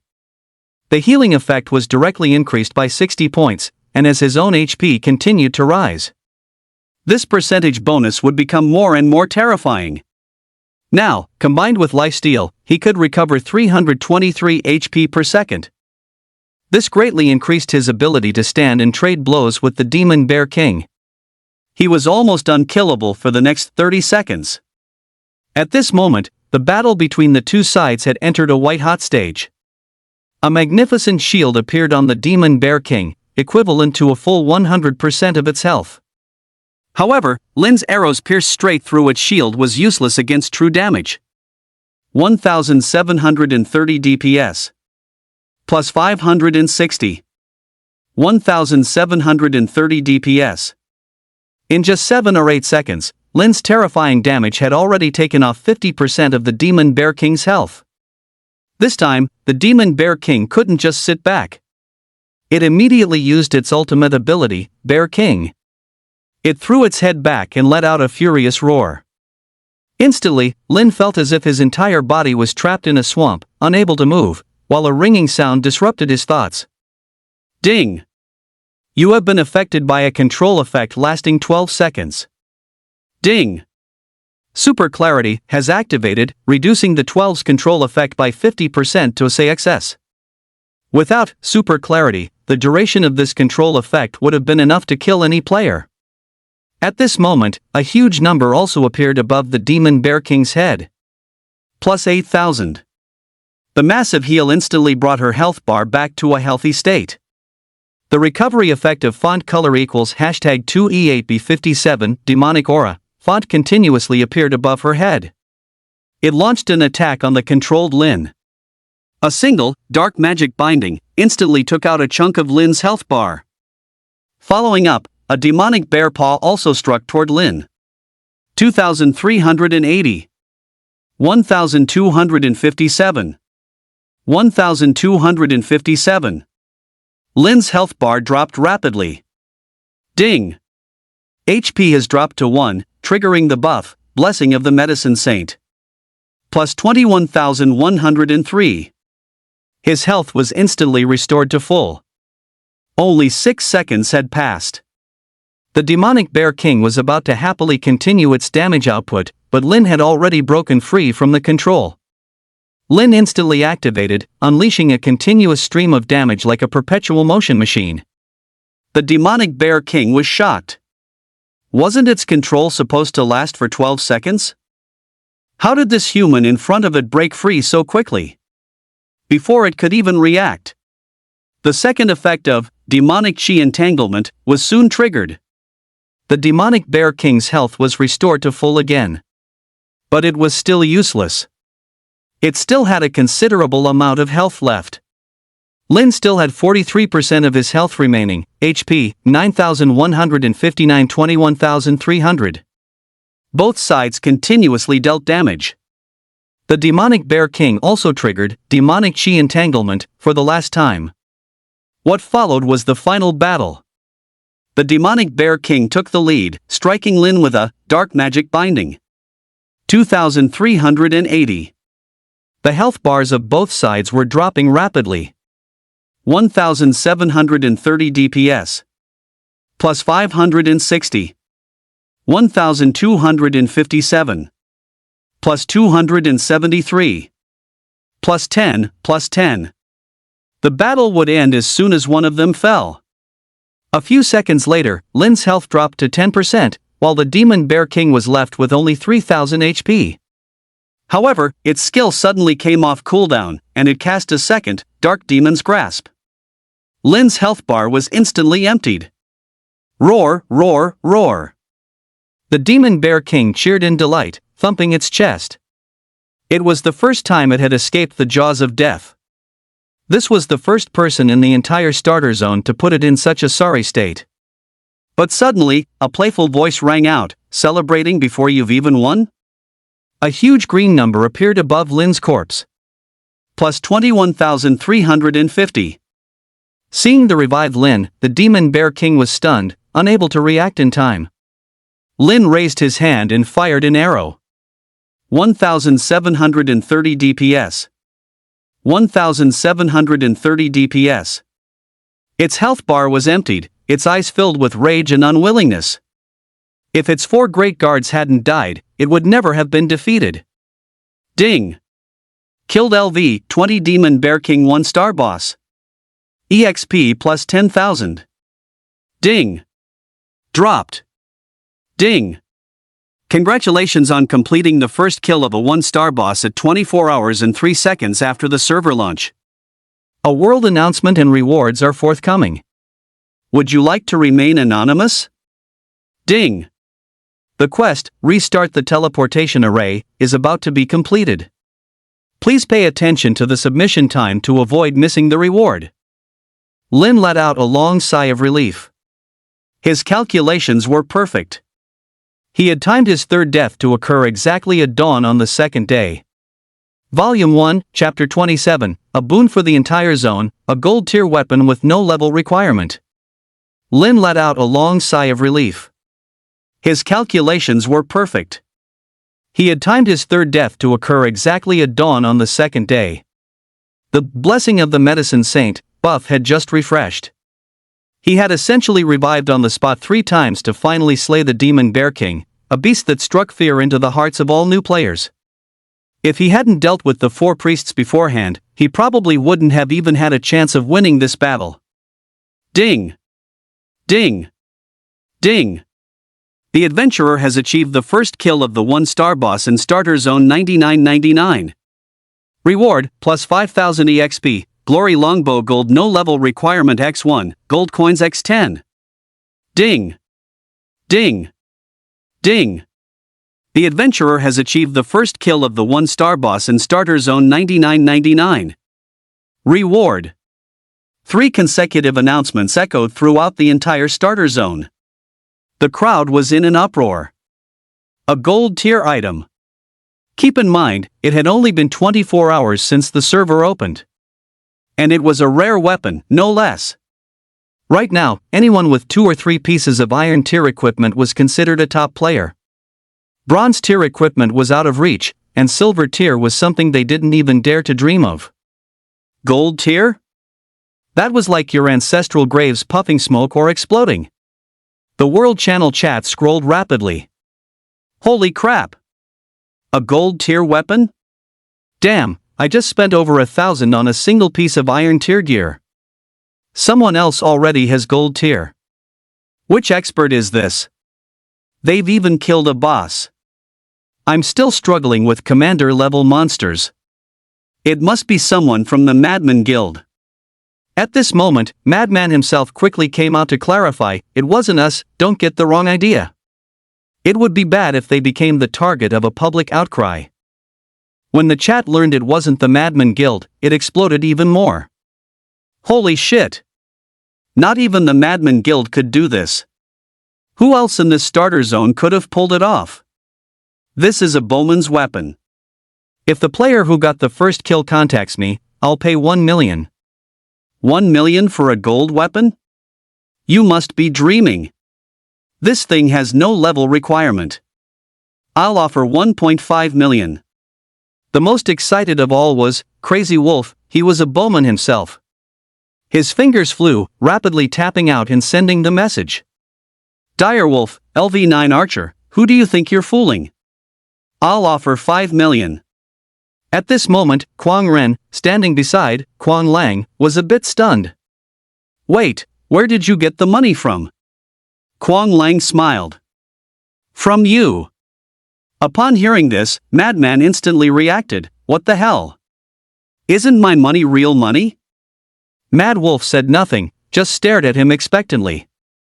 But looking at Mad Wolf's pleading eyes, he felt utterly helpless. I'd love to buy it for you, but I doubt I can. Mad Wolf looked at him, somewhat puzzled. Madman spread his hands. When I got those dozen or so bronze tier items, Demon told me he was killed by a boss. I asked him if he needed our help, and he said he could handle it himself. So I'm guessing it was most likely him. You know what his class is. Even players on the celestial rankings don't have that kind of ability. His strength is just too terrifying, he added. At this moment, Mad Wolf's face was ashen, as if he had just been through a breakup. Hey, when he doesn't need it anymore, I'll buy it for you then. Madman said with a smile, patting him on the shoulder. At this, Mad Wolf's expression visibly brightened, and he inwardly hoped that Lin would soon switch to a higher level weapon. Right now, the two were leading their team and leveling up in a level 10 monster zone. While the two were talking, an invisible figure slowly approached from behind. Hearing about the rewards, Lin was also astonished. He had directly obtained the server's first gold tier weapon. Glorious Longbow. Quality, Gold. Attributes, physical damage plus 100, attack speed plus 2, critical hit rate plus 1.5%. Special effect 1, lifesteal plus 5%. Special effect 2, each attack has a 2.5% chance to cause a brief paralysis effect, can only trigger once per second. Equip restriction, Archer, no level requirement. Description, a symbol of your glory. A total of 5 bonus attributes, and all but the first one were useful to him. One of them was even a special effect. Lin equipped it, and his attack speed immediately surged to 7.0. 7 arrows per second. This attack speed is absolutely unparalleled right now. That's a gain of 7 HP per second. My basic attack true damage is currently close to 220, putting my DPS at 1540. My combat power has just jumped up a whole new level. Lin opened his interface, where recent notifications were still scrolling. Ding! Dropped item material, large magic stone 1 inch. Ding! Dropped skill book, Skynet and Earth Snare, 1 inch. Ding! Dropped equipment, Demon King's Crown Silver, 1 inch. Ding. Silver attack speed fruit 1 inch. Ding. Dropped gold coins 3. Ding. EXP plus 10,000. Ding. EXP plus 5,000 inch. Ding. Leveled up to LV 17 8,000 into 10,000. Gained 5 stat points. Large magic stone, a material required to restart the teleportation array. Setting this material aside, Lin looked at the other 2 items. Sky Net and Earth Snare active skill. Level, LV 1 proficiency 0 1000. Effect, inflicts wide area crowd control and applies continuous electrical damage. Requirement, second job advancement mage LV 20. A skill book that's exceptionally rare even for second job advancement players. I'll be able to sell this for a high price later. Demon King's Crown. Category, headgear. Quality, silver. Attribute, critical damage plus 20%. Special effect, restores 100 HP per second. Requirement, Archer, Assassin LV 20. Introduction, exclusive equipment dropped by the demonic Bear King. My current critical strike rate is 2.4%, and each critical strike deals 220% damage. The other recovery effect also benefits from my own 30% buff. Restores 130 HP per second. However, I'm still a bit underleveled, but not far from level 20. Immediately after, Lin looked at the abandoned teleportation circle nearby. Abandoned teleportation circle requires small magic stones 100-100 and large magic stone 1-1 to reactivate. Lin directly took out the magic stones and embedded them. Teleportation circle, activate. As a beam of light shot up into the sky. The entire starter zone witnessed the anomaly. At this moment, the world announcement sounded again. Ding ding ding. The adventurer has successfully reactivated the main continent teleportation circle, rewarding 5 free attribute points. The main continent teleportation circle is located in the dark demonic forest coordinates. Adventurers level 10 and above can travel to the main continent through the teleportation circle. A grander world awaits you all. Following the world announcement, starter zone number 9999 erupted completely. Being the first to activate the teleportation circle meant getting to the main continent before players from other starter zones. The resources on the main continent were incomparable to those in the starter zone. Starter zone number 9999 would now have priority access to all sorts of resources for leveling up the number of NPCs, monsters, quests, dungeons. They were all ecstatic. Many of them had previously envied players in the same starter zones as T1 and T0 guilds. Now, they never expected such a massive fortune to fall into their laps. Someone started it, and it's unclear who. Soon, the world channel was flooded with the same message. Black Win Li Kue, thank you, mysterious master. May you be blessed with 108 children in one birth. Madman, thank you, mysterious master. May you be blessed with 108 children in one birth. Supernova combustion, thank you, mysterious master. May you be blessed with 108 children in one birth. A headline even shot to the top of the trending list with unstoppable momentum. Ding. Teleport to the main continent? Yes, no? Lin looked at the prompt and chose, no. He wasn't in a hurry to head to the main continent. Having benefited the entire region, he quietly and anonymously departed. The unique quest reward was the real prize.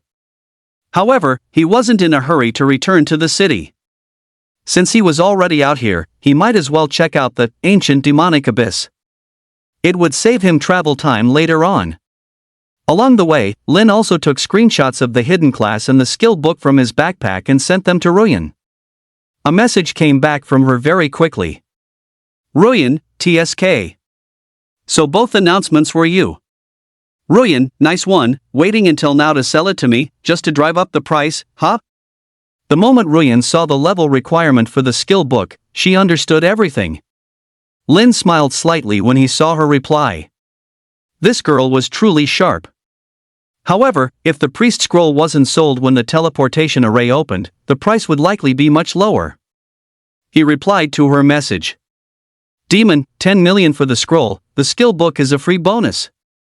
Volume 1, Chapter 28, the 6 Elders of the Demon Suppression Division's Secret Pavilion pay their respects to the Pavilion Master. Demon, if you want it, I'll head back to the city to give it to you in a bit. Seeing this price, even someone with Ryan's wealth couldn't help but gasp. But on second thought, this was a second advancement hidden class. Although it was only gold tier. A normal class would have to reach level 100 and undergo the third advancement to evolve into a gold tier class. Besides, even at the same tier, a hidden class was stronger. From level 20 to 50, the special effects and extra attribute star bonuses from his hidden class would be enough to give him a huge lead over others in the early game. Besides, if a better hidden class appeared later, he could switch to it after his third job advancement. After much deliberation, she finally agreed. However, such a large sum of money wasn't something she could produce immediately. She'd have to coax her daddy a little. She urged Lin to be sure to save it for her, then hurriedly logged off. Only after seeing her reply did Lin clench his fists. This much money was enough to support him for the foreseeable future.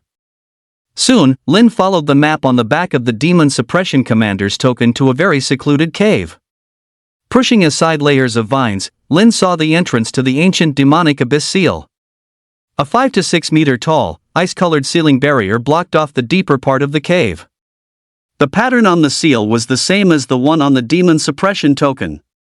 It depicted a beast with the body of a turtle and the head of a snake. But right now, the seal was covered in a dense web of cracks. It looked like it would shatter well before the 6-month mark. Lin walked forward, holding the token. Ding! You have triggered the hidden dungeon, Ancient Demonic Abyss Unique. Ding! Please select a difficulty. Warning! Your choice cannot be changed. Easy, normal, hard, nightmare, hell.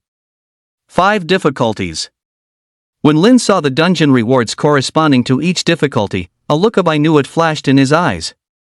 Clearance rewards, save 1, 30, 666, 8888 36,000 starter zones, talent shards 3, 10, 25, 50, 100.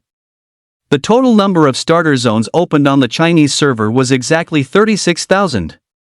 Whether for himself or for China, he had to give it his all.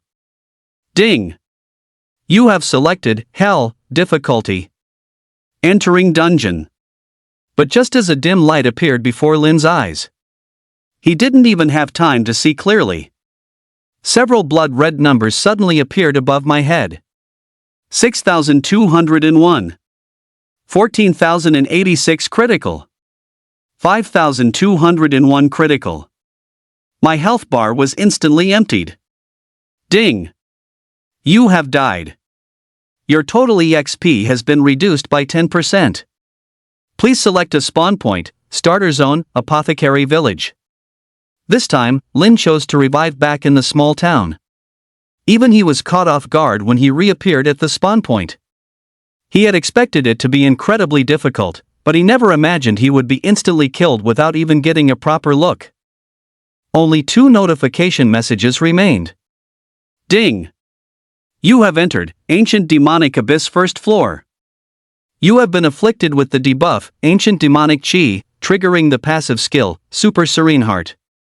First floor Ancient Demonic Chi negative buff, you will be actively attacked by demonic creatures.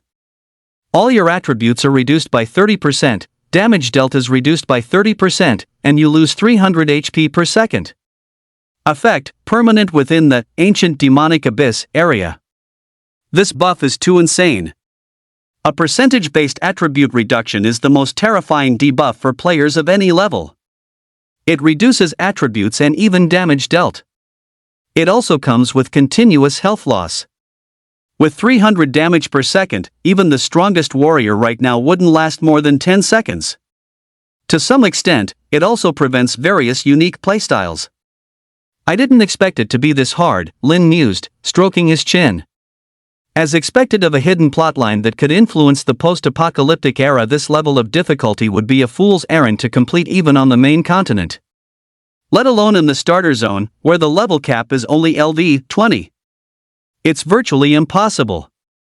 However, the one facing it was him. He had grasp of the undying, anyway. As long as he could stack his health. Then there would be no challenge he couldn't overcome. With that, Lin hung the token in his hand from his waist and headed to the town mayor's house. The mayor was leisurely napping in his rocking chair. As usual, he was surrounded by novice players trying to trigger a quest.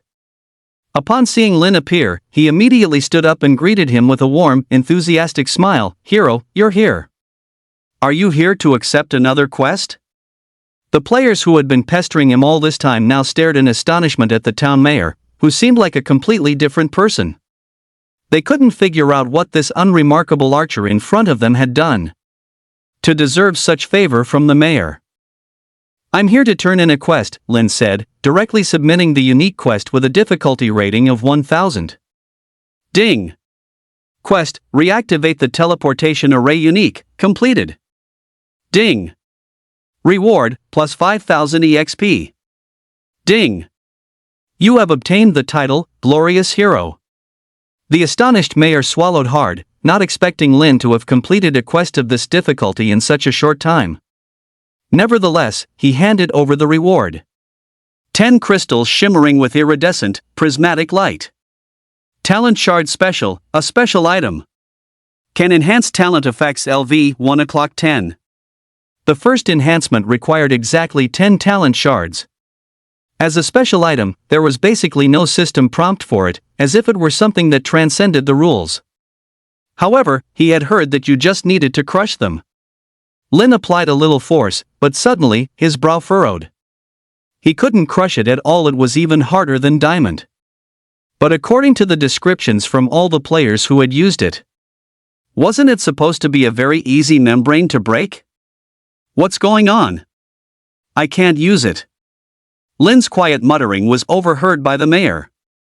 He looked at Lin in shock, as if he had heard something unbelievable. His gaze swept over Lin's body. When he saw the token at Lin's waist, his pupils rapidly dilated. He marveled inwardly, could it be that the divine beast's legacy is finally about to welcome its first successor? His gaze lingered on it for a long time as a distinctly different aura began to emerge from him. A mix of complex emotions, nostalgia, mission, and longing flashed in his eyes.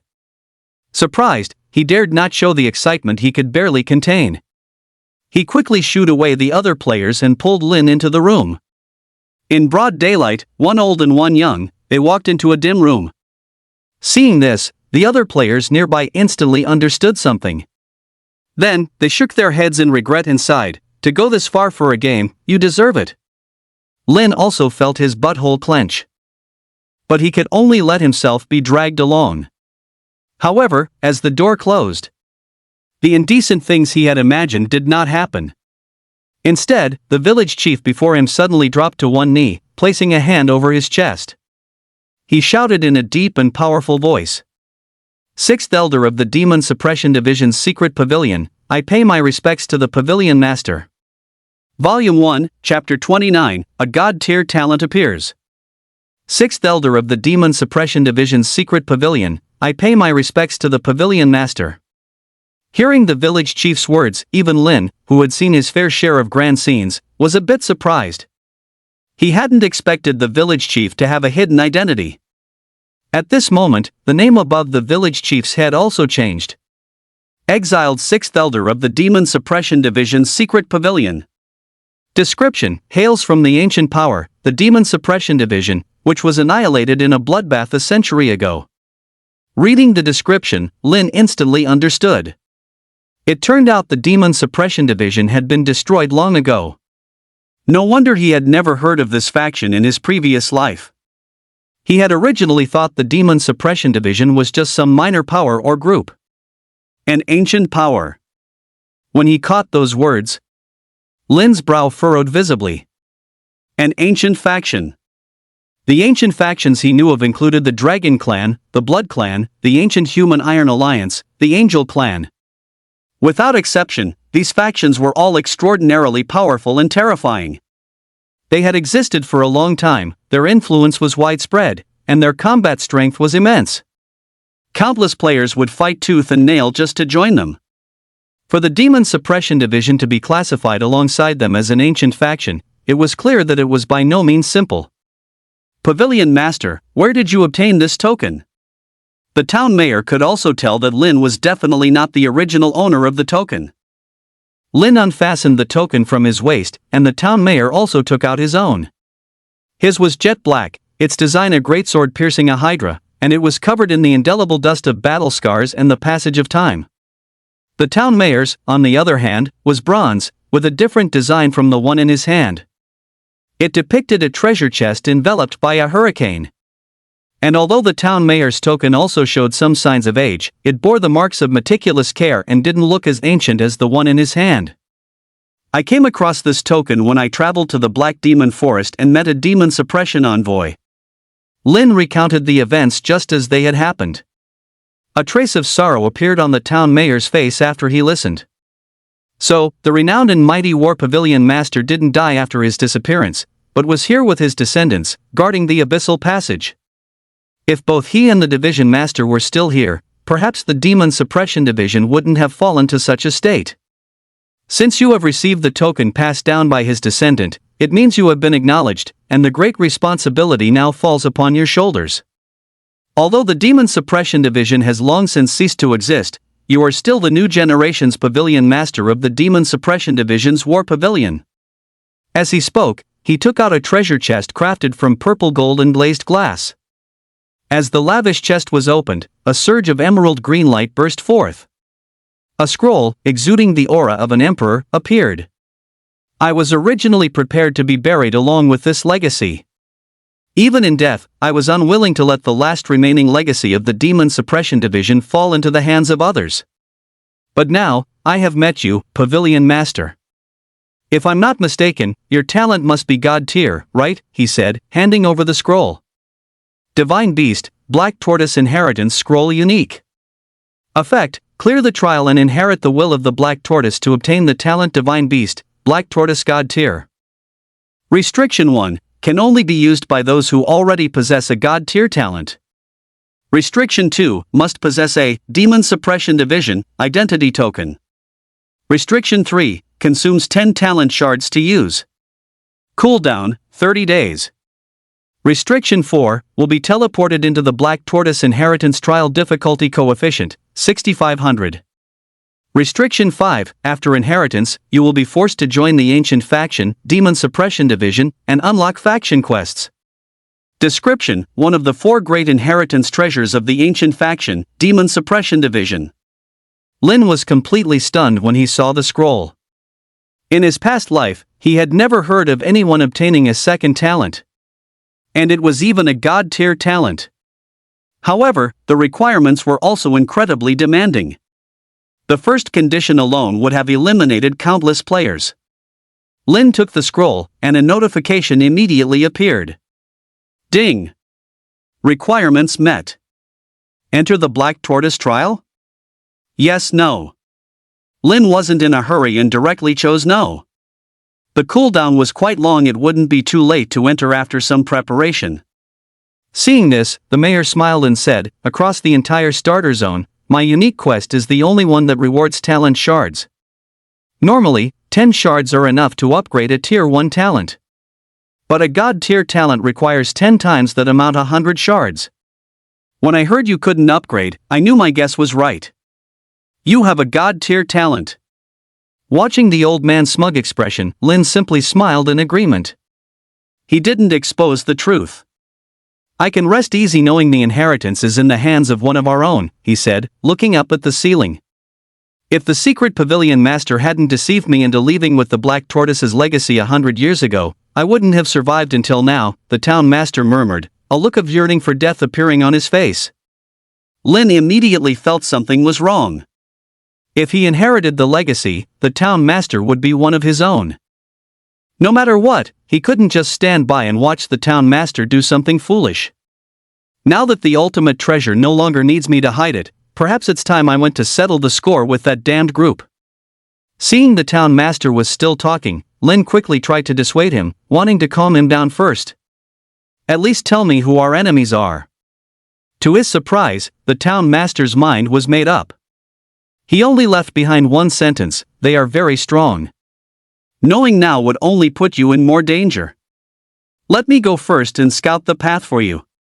If one day you can truly represent the Demon Suppression Division and stand before them. The town master patted Lin on the shoulder. Remember to collect my body. The moment the town master's voice fell, his aura skyrocketed. His stats instantly showed? All over his body. His entire being radiated a dangerous aura. Bang! Along with a furious roar, the sixth elder of the Demon Suppression Division's secret pavilion, the remnant you all fear. I have returned.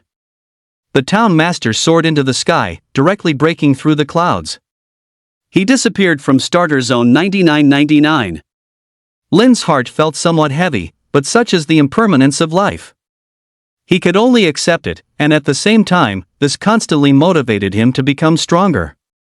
He put away the legacy scroll and looked at the quest rewards. Title: Glorious Hero Gold. Effect: gain a shield equivalent to 10% of maximum HP 10,000 cap, 10-minute cooldown. Effect: damage taken from monsters in the starter zone is reduced by 20%. Both effects were excellent. Especially the second one. The damage from the monsters in the ancient demonic abyss was terrifying. This would provide him with a significant amount of damage reduction. His level had also risen to LV18. Leveling up twice, combined with the reward from activating the teleportation array earlier, granted a total of 15 free attribute points. All points were allocated to attack speed. Ding! Attack speed 0.6. On my stats panel, my attack speed directly broke past 7.6. The silver attribute fruit requires reaching level 20 to be consumed. Now, very few monsters in the starter zone could withstand my attacks. Lin used a town portal scroll. Spending 30 silver coins, I arrived at the apothecary village. I had more or less cleared out the monsters in the dark forest, and they wouldn't respawn.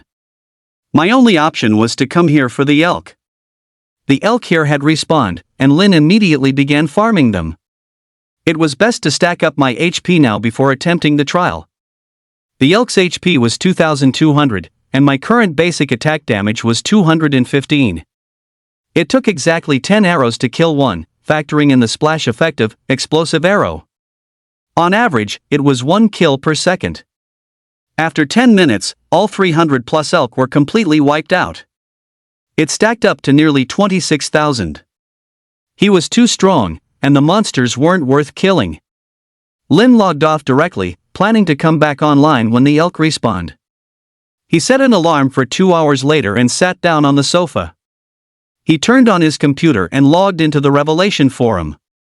The things he remembered couldn't possibly be comprehensive. He wanted to see what the situation was like outside now. There were a ton of posts on the forum. Lin discovered that more than half of the top 10 trending topics were about him. Trending number 1, Mysterious Powerhouse appears in T2 Madman Guild Starter Zone 9999, first boss kill within 24 hours of server launch. Trending number 2, the first teleportation array in Revelation activated, and it's not in any T0 or T1 guild starter zone. Will the Madman Guild become the biggest beneficiary? Trending number 3, first gold tier weapon with no level requirement appears in zone 9999. Will the zone's famous whale, Quangren, spend big to acquire it? Trending number 5, Black Iron 9-piece set warrior Quangren PKs an archer player, gets instantly killed. Trending number 10, Madman Guild wiped out in the wild by famous celestial ranked assassin Anya, dropping a large amount of high-grade bronze gear. The bronze gear is suspected to be from the mysterious powerhouse who got the first clear. Lin immediately noticed the last piece of news. Celestial ranked assassin, Anya. This person's talent was 10-star. He was also a very famous figure in Zone 9999, though in this life, Lin's own appearance made everyone else seem insignificant. His talent seemed to be the ability to make slain players drop their equipment in large quantities and at a high probability, and he could even make them drop items from their backpacks. To think he actually killed Quangren and made him drop all that black demon gear. But Quan Ren was not someone to be trifled with. It was likely the two sides would face off. Lin opened a post from another forum moderator. This moderator was named Baixiaoxing. Volume 1, Chapter 30, A Proposal to the Military. As soon as he entered, he saw a dazzling array of neatly organized posts. This was the forum moderator for Huaxia's most authoritative data collection site on fully immersive online games. Even the Sky ranking originated from here. It was data compiled and integrated from intelligence gathered on older, fully immersive online games that relied on gaming pods and had extremely low virtual reality fidelity. However, the emergence of Revelation had directly driven other games out of business. But this data was still generally accurate. He glanced at the Sky ranking. It was mostly the same people as before. However, there were some changes. After all, a massive variable had appeared in the game Revelation. That was talent. But these players' skills were beyond question. They were all among the absolute top tier. And that player, Dark Knight, happened to be the 100th ranked player on the Sky ranking. Even Madman had guessed that he was some solo player from the Sky ranking. He scanned the other posts. Besides the guild ranking and Sky ranking, there were also constantly updated skill rankings, class rankings, talent rankings, and introductions to Easter eggs. Even the skill book and class he was about to sell to Ruyan were already listed on the rankings. What terrifying information gathering capabilities! That was because behind the rankings was the Military Intelligence Department. The military paid special attention to this game because it wasn't just Huaxia players on the server. There were also players from other countries. This fully immersive game, Revelation, had long been designated as a key object of observation by various countries around the world. Some had even proposed using it as a way to resolve conflicts. There were quite a few military personnel in the game as well. But these were not things Lin cared about. He was just here to give the military a heads up. He left an anonymous message directly on the forum. No matter how powerful the military intelligence department was, it was impossible for them to infiltrate Revelation and find information. Anonymous, if the military wishes to expand its power, it can head to the Rune Empire. Anonymous, the Rune Empire's runic technology system is highly suitable for the military. Additionally, the exclusive class, Gunmaster, can only be obtained there, with no limit on the number available. The specific method to acquire it is anonymous. Most importantly, it possesses a military system that can be rapidly integrated within the game. The specific method to acquire this system is the Rune Empire is the most inconspicuous of the 5 empires on the continent. In a world where individual strength was paramount, they chose the path of technology. It was extremely difficult for ordinary people to master, and the financial cost was immense. But when the military combined firearms, their army system, and rune technology, these 3 things came together. It would ignite a different kind of spark. After sending the reminder, Lin also shut down his computer. He had already done everything he could. He rubbed his slightly aching head, then went straight online and farmed another wave of moose. His health easily surpassed 30,000. He was too tired to continue and could only wait until the next morning to enter the Black Tortoise trial. After falling asleep, Lin was jolted awake the next morning by a frantic ringing phone. When Lin heard the message, he was utterly stunned. The call was from Jin's number. But on the other end was the anxious voice of a woman. "Hello, are you Jin's son?" Faint noises could be heard in the background, including the beeping of a ventilator. Lin instantly felt that something was wrong. There was trouble. He immediately asked, "I'm his brother. What happened?" He was beaten up by a group of people and is seriously injured on the way to the hospital. "You need to come quickly to pay for his emergency treatment," the nurse's voice came again. At this moment, Lin's hands were trembling uncontrollably. He and Jean had grown up together since they were toddlers. Their bond was beyond words. Someone dared to touch his brother. At that moment, his killing intent surged, and the ruthlessness from his post-apocalyptic life erupted. No matter who it was, he would make them pay the price. But the situation was urgent now. He glanced at his phone. Inside was the money from selling the bronze equipment earlier. 250,000. He quickly hailed a taxi to the hospital. Upon seeing Jin's tragic state, he was stunned. It was a ghastly sight. Jin was covered in shattered glass from beer bottles and had a severe impact wound on his abdomen. According to the nurse, a group of people had ambushed Jin and then directly hit him with a car, sending him flying. Then, a group of them got out and started beating him. Lin immediately paid the fees, but the doctor said it might not be enough. And surgery was needed right away. He desperately needed money now. Fortunately, he was still wearing the Revelation login ring on his hand. He immediately logged into the game. Ding! You have a new private message from a friend. Lin ignored the message from Kwangren and directly opened the chat window with Ruyan. There was no reply to the message he sent asking for a money transfer. Her avatar was grayed out, she wasn't online. It was too early. Rich people like her were probably still getting their beauty sleep. What now? Lin was frantic with anxiety. At that moment, he noticed the message from Kwangren. He opened it and saw a glimmer of hope. Kwangren, LV-11 warrior, demon brother, can I ask you for a favor? Lin immediately replied yes. Kwangren was online and replied to him right away. Kwangren, just help me kill a player. That player ambushed us last night and took a lot of our gear. Kwangren, I don't want to get into an endless fight with him. The teleportation array is open, giving us at least 2 or 3 more days than other starter zones. This might be my chance to lead the team to a higher level, but I can't just swallow this insult. Kwangren, you just need to kill him once and send me a screenshot. Kwangren, I won't shortchange you on the reward. Is 1 million okay? Lin understood immediately. Under normal circumstances, he probably wouldn't have done it. But this was an emergency, and he agreed right away. He also asked Madman to send the money first. Madman still trusted him a great deal and transferred the funds immediately. Lin also relayed a message to Madman. Demon, I'll definitely get this done for you, but I have a favor to ask as well. Demon, my brother was hit by a car and beaten, he almost died. Was it that former subordinate of yours? Volume 1, Chapter 31, The Tempest Empire. Madman was stunned when he saw the message. He immediately looked into it. Lin also paid Jin's medical fees.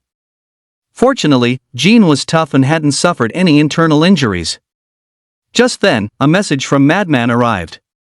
Madman, I checked. It was him. Zhang Jinmao, the chairman of the Jinmao group. Madman, I fired him in the first place because of his character issues. I can't believe he's still so incorrigible. Madman, we estimate that most of our guild members will be able to reach level 10 this afternoon. We'll be heading to the Tempest Empire then. Just like in his past life, after careful consideration, Madman led the Madman Guild to teleport to the Tempest Empire. Madman, regarding your previous request for us to collect 100,000 hurricane crystals, I'll get it done as quickly as possible. After confirming his target, a murderous glint flashed in Lin's eyes. If it really came down to a fight, he was 100% confident he could kill his enemy. But that wouldn't work in China. He couldn't let anger drag him down too. However, he definitely couldn't let him get away. The men who had attacked were now caught. They had all been paid. They would keep their mouths shut. He would never confess who was behind it all. After the surgery, Jin was out of danger. Before falling unconscious, he had given himself a crucial piece of information, saying that the group had handed him a phone. The voice on the other end was Zhang Jinmao's. He had viciously said, "Lin ruined my plans. He's next." So, this guy's target was him all along. The chairman of the Jinmao group. Lin frowned, as if he had thought of something. He pondered for a long while. He finally remembered. In his past life, there was a news story about a leak of confidential information from the Madman Company. The cause was a trusted teammate from the Revelation Guild who stole it, leading to Madman's bankruptcy overnight. The Madman Guild gradually faded from public view because of this. Lin's eyes turned cold. It turned out he had unintentionally thwarted Zhang Jinmao's scheme. Now that he had a direction, Lin knew what to do. He just needed to gather evidence and hand it over to Madman, letting him use the law to seek justice. Someone trying to steal secrets like this would surely leave a trail, and Zhang Jinmao had probably been at it for a while. Catching him would be a bit difficult. After all, this kind of thing was very hard to get a handle on. Ruyan. Lin suddenly thought of her. The Jinmao group was under the Lu family's umbrella. If she wanted to investigate, she could definitely find something. But how to get her to help him was another question. After confirming that Jean was safe for the time being, Lin returned home. Upon arriving home, he immediately sent a message to the World Channel. Demon, LV-18 Archer, Dark Sorcerer's Crown Silver item details. Instantly, the entire World Channel erupted. Super Nico, LV-6 Warrior, am I seeing things? Level 18. Strawberry Meow Meow, LV-1 Mage, wow, so amazing. Brother, is it laggy? I'm using a lowly voice. Awesome AF, LV-7 Assassin, this crown adds critical damage, holy crap. Isn't this god tier equipment for assassins? No suspenders for basketball, LV-5 Assassin, the second stat is insane too. If I go invisible and hide, then attack again at full health, I won't be easily worn down and killed. The exclusive effect on this boss dropped equipment made it much stronger than other items of the same quality. This made many assassins drool with desire. Lin was also doing this to lure out Nightfall.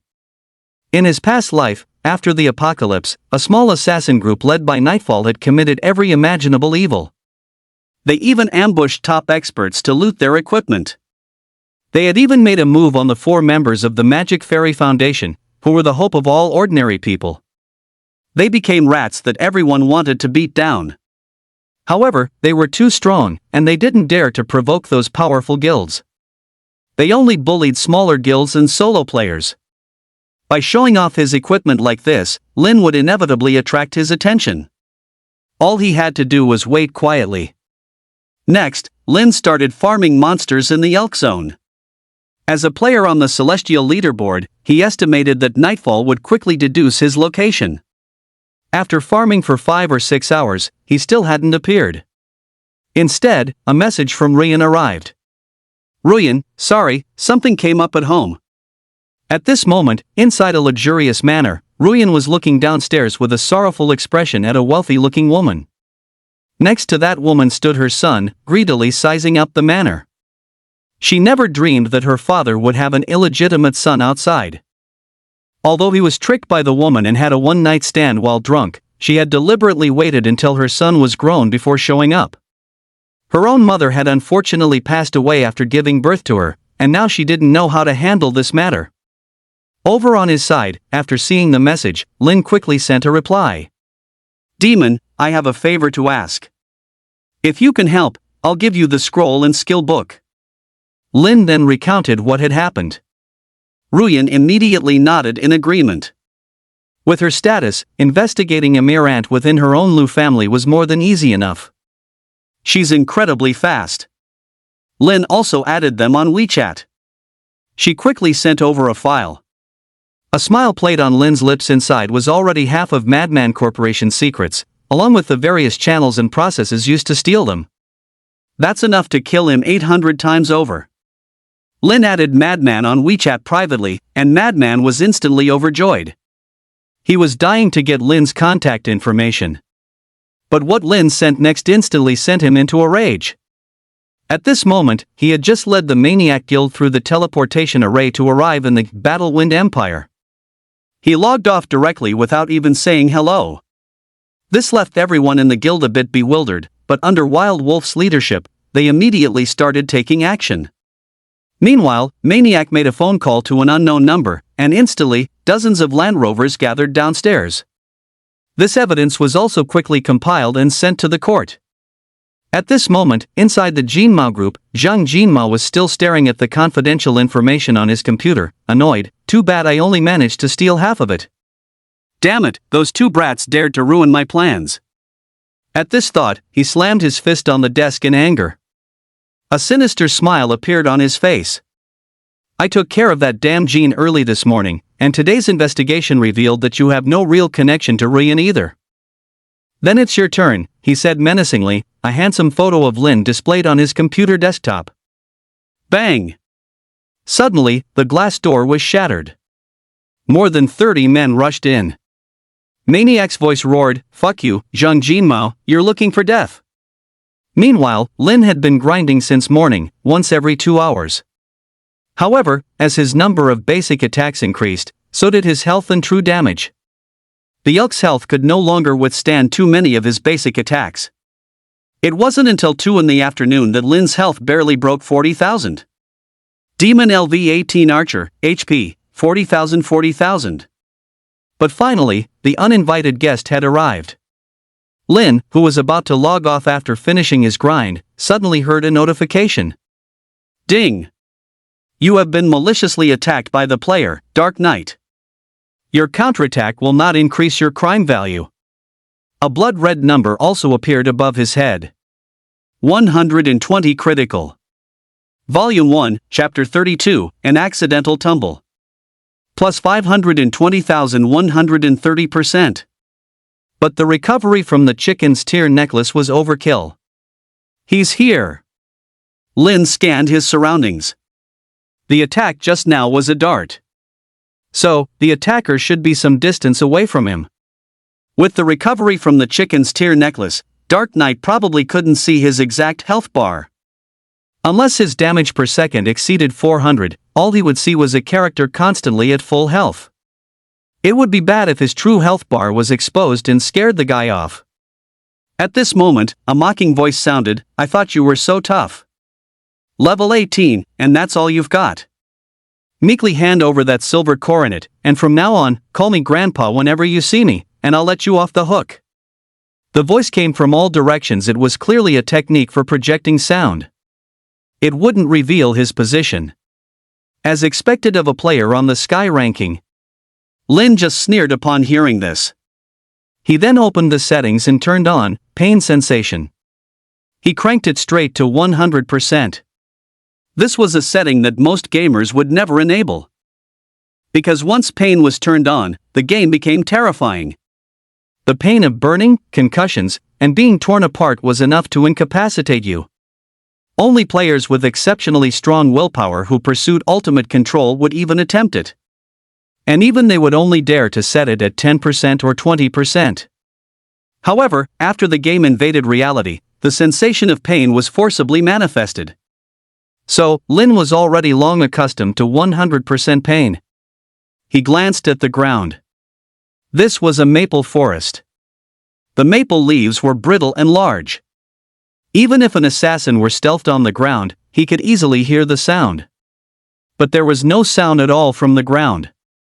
There were only 2 possibilities: the assassin wasn't moving on the ground, or he wasn't on the ground at all. Suddenly, another throwing star hit Lin. This time, the pain came from his back, and he immediately confirmed the direction. He looked in the general direction. Still struggling before death? You're 100 years too early to find me, the voice came again. Clearly, Dark Knight had also seen him searching for his position. Lin paid no attention to the taunt. Such a low-level provocation had no effect on him. It was obvious the assassin wanted to enrage him and probe his moves. Just now, he had initiated his attack not with a dagger, but with a throwing star. This proved he was some distance away. And his frantic attempts to provoke him into attacking proved his confidence that his hiding spot wouldn't be found. If an archer were to use a skill or shoot randomly, there was still a chance of hitting him. Even if he dodged, the maple leaves would expose his position. Therefore, the ground was ruled out. Lin slowly turned around, looking towards the only maple tree far behind him. At that moment, up in the maple tree, Dark Knight was watching the dazed Lin with a mocking expression. He muttered, "A bunch of trash doesn't deserve such good gear." But just as he finished speaking, he saw Lin's eyes lock directly onto him. Their eyes met. Instantly, Dark Knight's hair stood on end. He whispered in disbelief, "Impossible, this is impossible. It must be a trick of the light." But before he could react, an arrow flew fiercely toward him. He lived up to his reputation as a top-tier assassin, reacting instantly. He threw himself backward, falling directly from the tree. It might have been graceless, but at least he survived. He even used the maple tree to block Lin. But the moment Lin loosed his arrow, he lowered his aim, targeting the maple tree's trunk. Before Dark Knight could make his next move, he suddenly heard a cracking sound from the maple tree behind him. Lin's 7.6 attack speed allowed 6 or 7 arrows to strike the same spot on the maple tree simultaneously, boring deeper and deeper, until it pierced through. The arrow shot through, striking the unprepared Dark Knight. 400. His health bar was instantly emptied. Ding! You have killed the player, Dark Knight. Sin value +0. A piece of equipment even dropped on the ground. Lin had been screen recording the entire time and immediately clipped the final moment of him killing the player by piercing through the maple tree. He sent it to Madman. Mission complete. This was his first time clashing with a heavenly ranking player. In the past, they were far too strong for him. He wasn't on their level. Any fight would have ended with him being instantly killed. But now, having been tempered by death, it seemed he wasn't that far behind. Lin didn't get complacent, though. After all, Dark Knight was only at the bottom of the heavenly rankings. He still needed to work hard to improve himself. He picked up the equipment. To his surprise, it was something quite good. Vampire's Waistguard. Category, Belt. Quality, Bronze. Attributes, Magic Resistance +10. Special effect, increases lifesteal by 2%. Restriction, Assassin, Archer LV, 10. However, equipping it would break his 3-piece festering set bonus. But Lin had already encountered the monsters in the ancient demonic abyss. Their power was too terrifying. Even with a healing effect, it would likely exceed the limits of the festering effect. After Lin swapped it on, the lifesteal from his equipment reached 3%. Paired with the glorious longbow, his lifesteal reached 8%. Now, his basic attack's true damage is 400, allowing him to lifesteal 32 HP per hit. He had become much more durable. He opened the quest panel. Destroy the ancient demon abyss hidden phased quest. Difficulty coefficient, 4,000-2,500. Quest details, enter the ancient demon abyss and clear out the monsters on the first floor phase 1. Quest rewards, EXP +8,000 5,000, Stat Fruit Bronze X53, Gold X2010, Demonic Chi Infusion +1 first stage. After he chose Hell difficulty, the quest's difficulty coefficient also increased from 2,500 to 4,000. The rewards had also increased significantly. Even so, it was still much lower than the 6,500 difficulty coefficient of the Black Tortoise trial.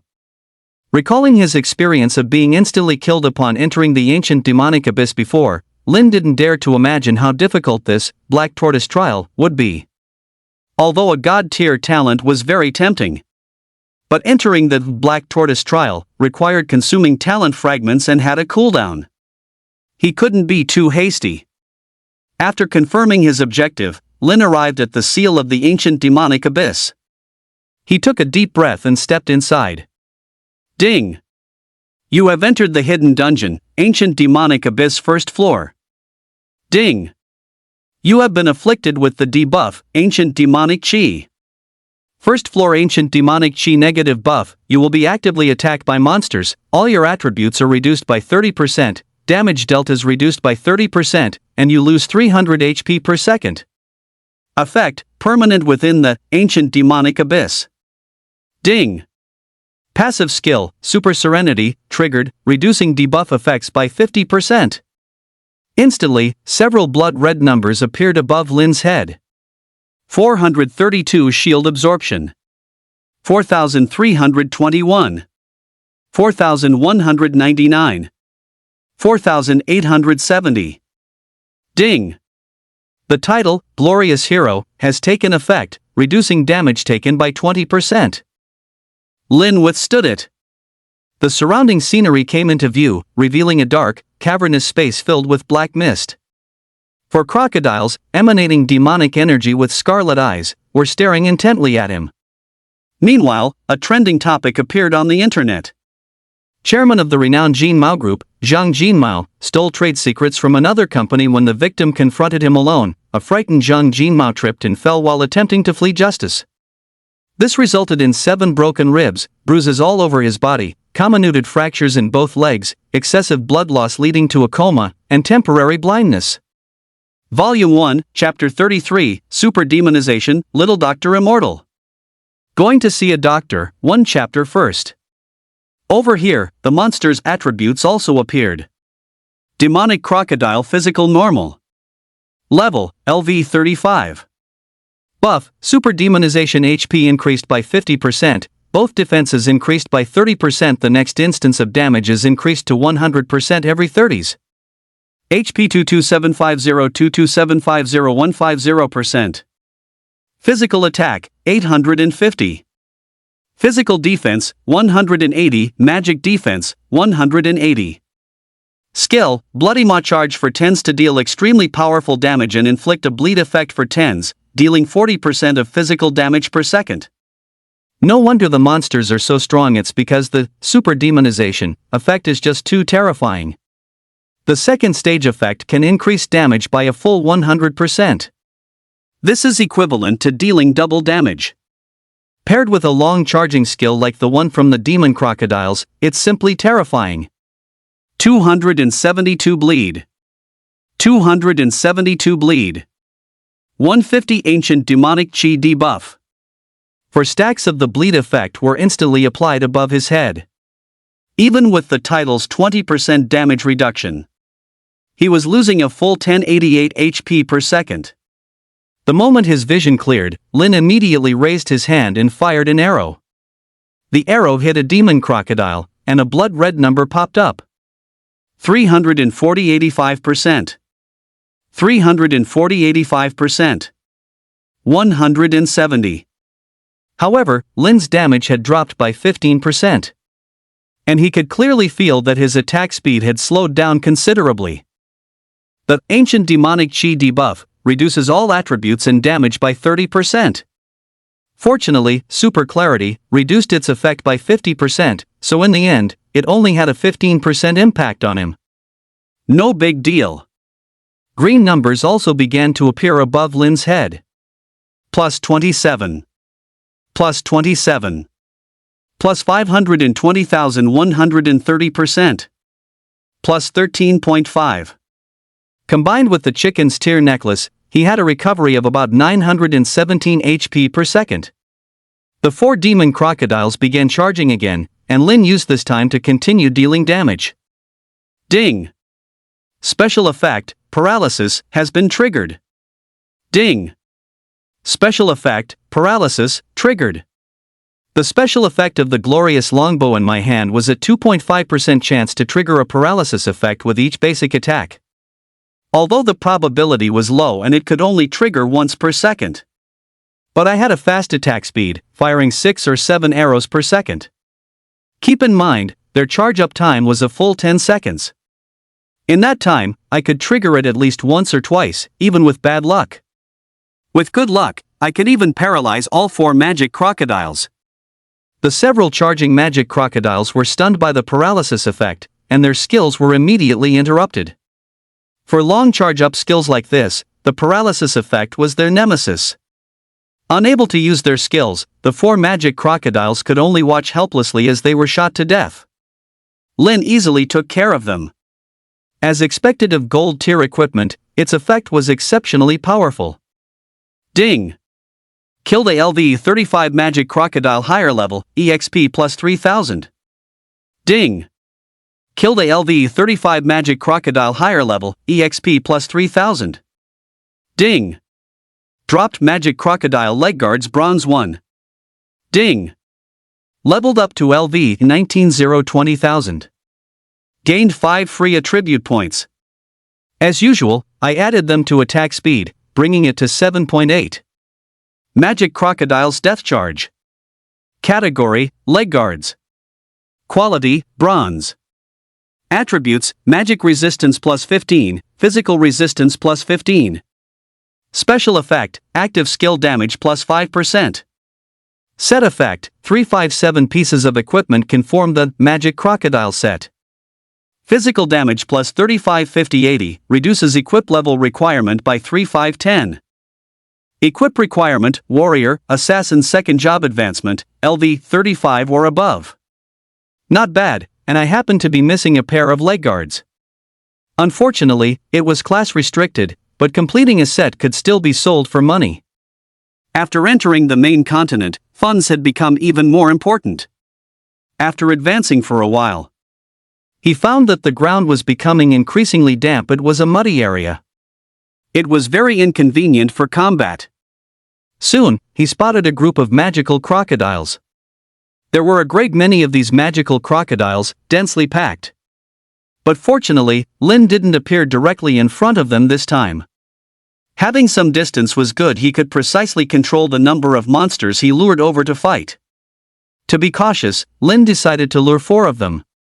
Lin raised his hand and shot 4 arrows at his maximum range, hitting 4 separate magical crocodiles. Instantly, the aggro of the 4 monsters locked onto him. They charged toward him. Just like that, Lin began a new round of monster slaying. After some calculation, he confirmed that 4 at a time was indeed a stable number. After killing 2 waves, Lin's level rose once again. Ding! Level up to LV point 22,000 25,000. You have gained 5 free attribute points. Ding! You have reached the regional level cap. Please proceed to a new map. After allocating his points, his attack speed finally broke through 8.0. Lin took out the silver attack speed fruit. Attack speed fruit silver, LV point 20 LV point 50, consumption increases attack speed by 0.4. Limit of 10. Black iron and bronze fruits were rare in the early stages and had severe level restrictions, which is why their stat bonuses were exceptionally high. Normal players could only obtain attribute fruits after level 20, and even if they obtained black iron or bronze ones, they wouldn't be able to consume them. The consumption limit for silver attribute fruits was a full 10. After consuming it, Lin's attack speed reached 8.4.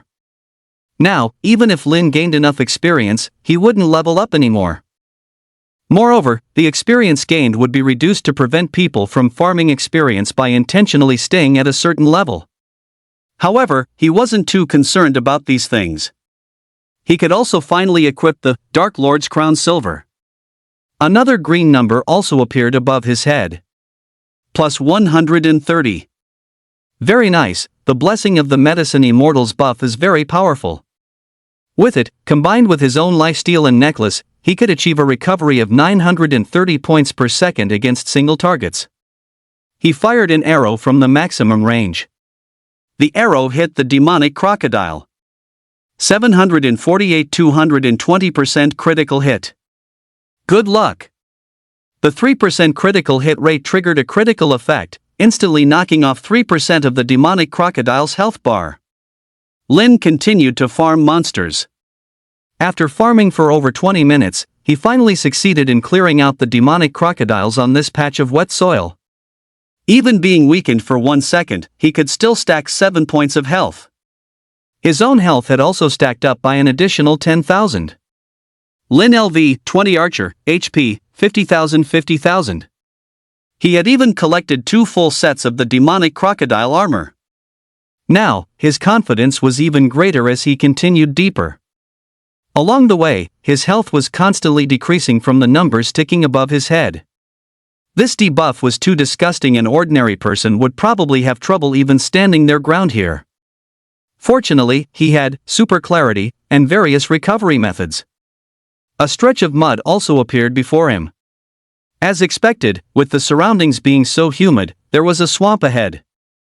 The swamp was vast, and to continue forward, he had to wade through it. And in the swamp were crocodiles much larger than the demonic crocodiles from before. Elite demonic crocodile, physical elite. But that wasn't all. Following behind were clusters of green jelly, each the size of a small car, bouncing across the swamp. Slime Magic Commander. In the center of the swamp, there was actually a tree. No! It was less a tree and more a cage. Inside the tree cage was a young woman in white, exuding an ethereal, fairy-like aura. Little apothecary NPC player. Lin's eyes widened when he saw the suffix. Volume 1, Chapter 34, Super Elite Magic Crocodile, Crossing the Swamp. It was the first time even he had ever seen such a suffix. Both an NPC and a player. This was too absurd. Before Lin could figure out what was going on, a gurgling sound suddenly rose from the swamp. Put! An elite magic crocodile lunged forward, using the cover of the swamp to launch a surprise attack. 6287. Buff to 00%. 336 bleed. 336 bleed. Crimson numbers appeared above Lin's head, instantly draining 12-13% of his health. As expected of an elite monster. This damage was almost as high as when he was one shot before getting his title. Elite Magic Crocodile Physical Elite. Level, LV 35. Buff, Super Demonized. HP 3000030000150%. Physical damage, 1050.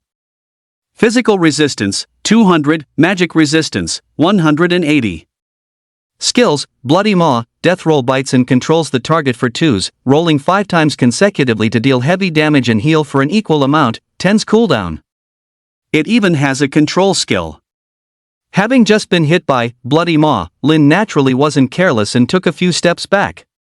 Getting attacked was a minor issue. The real trouble would be getting dragged into the swamp. Who knew how many more elite magic gators were waiting inside? At the same time, to prevent this elite monster from retreating into the swamp, Lin raised his hand and shot an arrow. Whoosh, whoosh, whoosh. 425 85%. 425. The elite magic gator's aggro was immediately drawn, and it charged toward Lin. It once again activated the skill, Death Roll. It instantly bit down on Lin, its body rolling with the motion.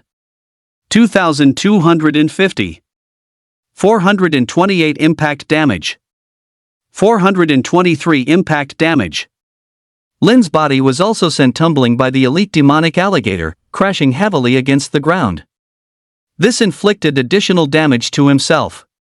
Simultaneously, the elite magic alligator's health, which it had just lost, was restored to full. Plus 2250. But just as the elite magic alligator was rolling with abandon, Lin quietly broke free from the control. Ding! Affected by a 2's control effect. Triggered, Super Serenity, reducing the control effect duration to 1's. Fortunately, he broke free early. Otherwise, the next 3 rolls would have cost him more health. He had escaped the control ahead of time, while the elite magic alligator was still rolling around over there. Good grief, it turned out to be a dual control skill. Lin immediately raised his hand and shot an arrow. 425. 425. 935 220% critical hit. In just 1 second, he dealt nearly 3,500 damage. He also leached 240 health. Very nice. He still had the bleed effect and the debuff draining his health. The total health drain was 480 per second. However, with his necklace, crown, and lifesteal combined, he could recover nearly 1,000 health per second. His health bar had been in extreme danger. 2 skills had taken away nearly 10,000 of his health. Now that he had weathered the first wave of attacks, it was his turn to dominate. His paralysis effect continuously interrupted its channeling, breaking the Bloody Maw skill. Only the Death Roll remained, which was nothing for him to fear. After withstanding this wave of attacks, Lin successfully killed it. Ding! Killed Elite Magic Alligator Elite. EXP plus 2000 reduced by 50%. Ding! Dropped item material, Swamp Alligator Heart, X1. Unexpectedly, it dropped an item. Swamp Alligator Heart, item material. Perhaps you can use this to prove you are a good person to a kind angel in white. While Lin was exploring the dungeon, a trending topic shot up on the charts outside. Although it couldn't surpass Lin's dominant top spot, it still managed to rank at No. 6. Trash, Knight, you so-called Sky rank player are useless, aren't you? If you get one shot, just go home and drink your milk, Madman Guild, President Madman. An image was attached below. It was the exact picture of Lin's final, predictive shot that pierced through the trees to kill Knight. From the image, it was clear the attacker was an archer. An archer killing a Sky rank assassin was indeed surprising. While content like this could become a trending topic, it wasn't nearly enough to break into the top 10. It was obvious that Madman had paid to get on the trending list. The comments section was full, and the hottest one was a reply from Knight. Knight, I just didn't want to end the fight too quickly, and he seized a small opportunity.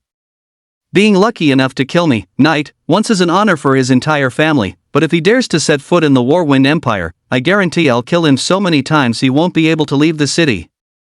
Madman replied to Knight, hee, looks like someone's triggered. Knight replied to Madman, FCKU, who the hell do you think you are? Acting like you're the one who killed me. Madman replied to Knight, well, if I were a Sky rank player killed by a random, I'd just quietly accept it, unlike some people barking like a dog. Knight replied to Madman, #at. Over here, after seeing the item materials, Lin immediately looked towards the tree cage in the center.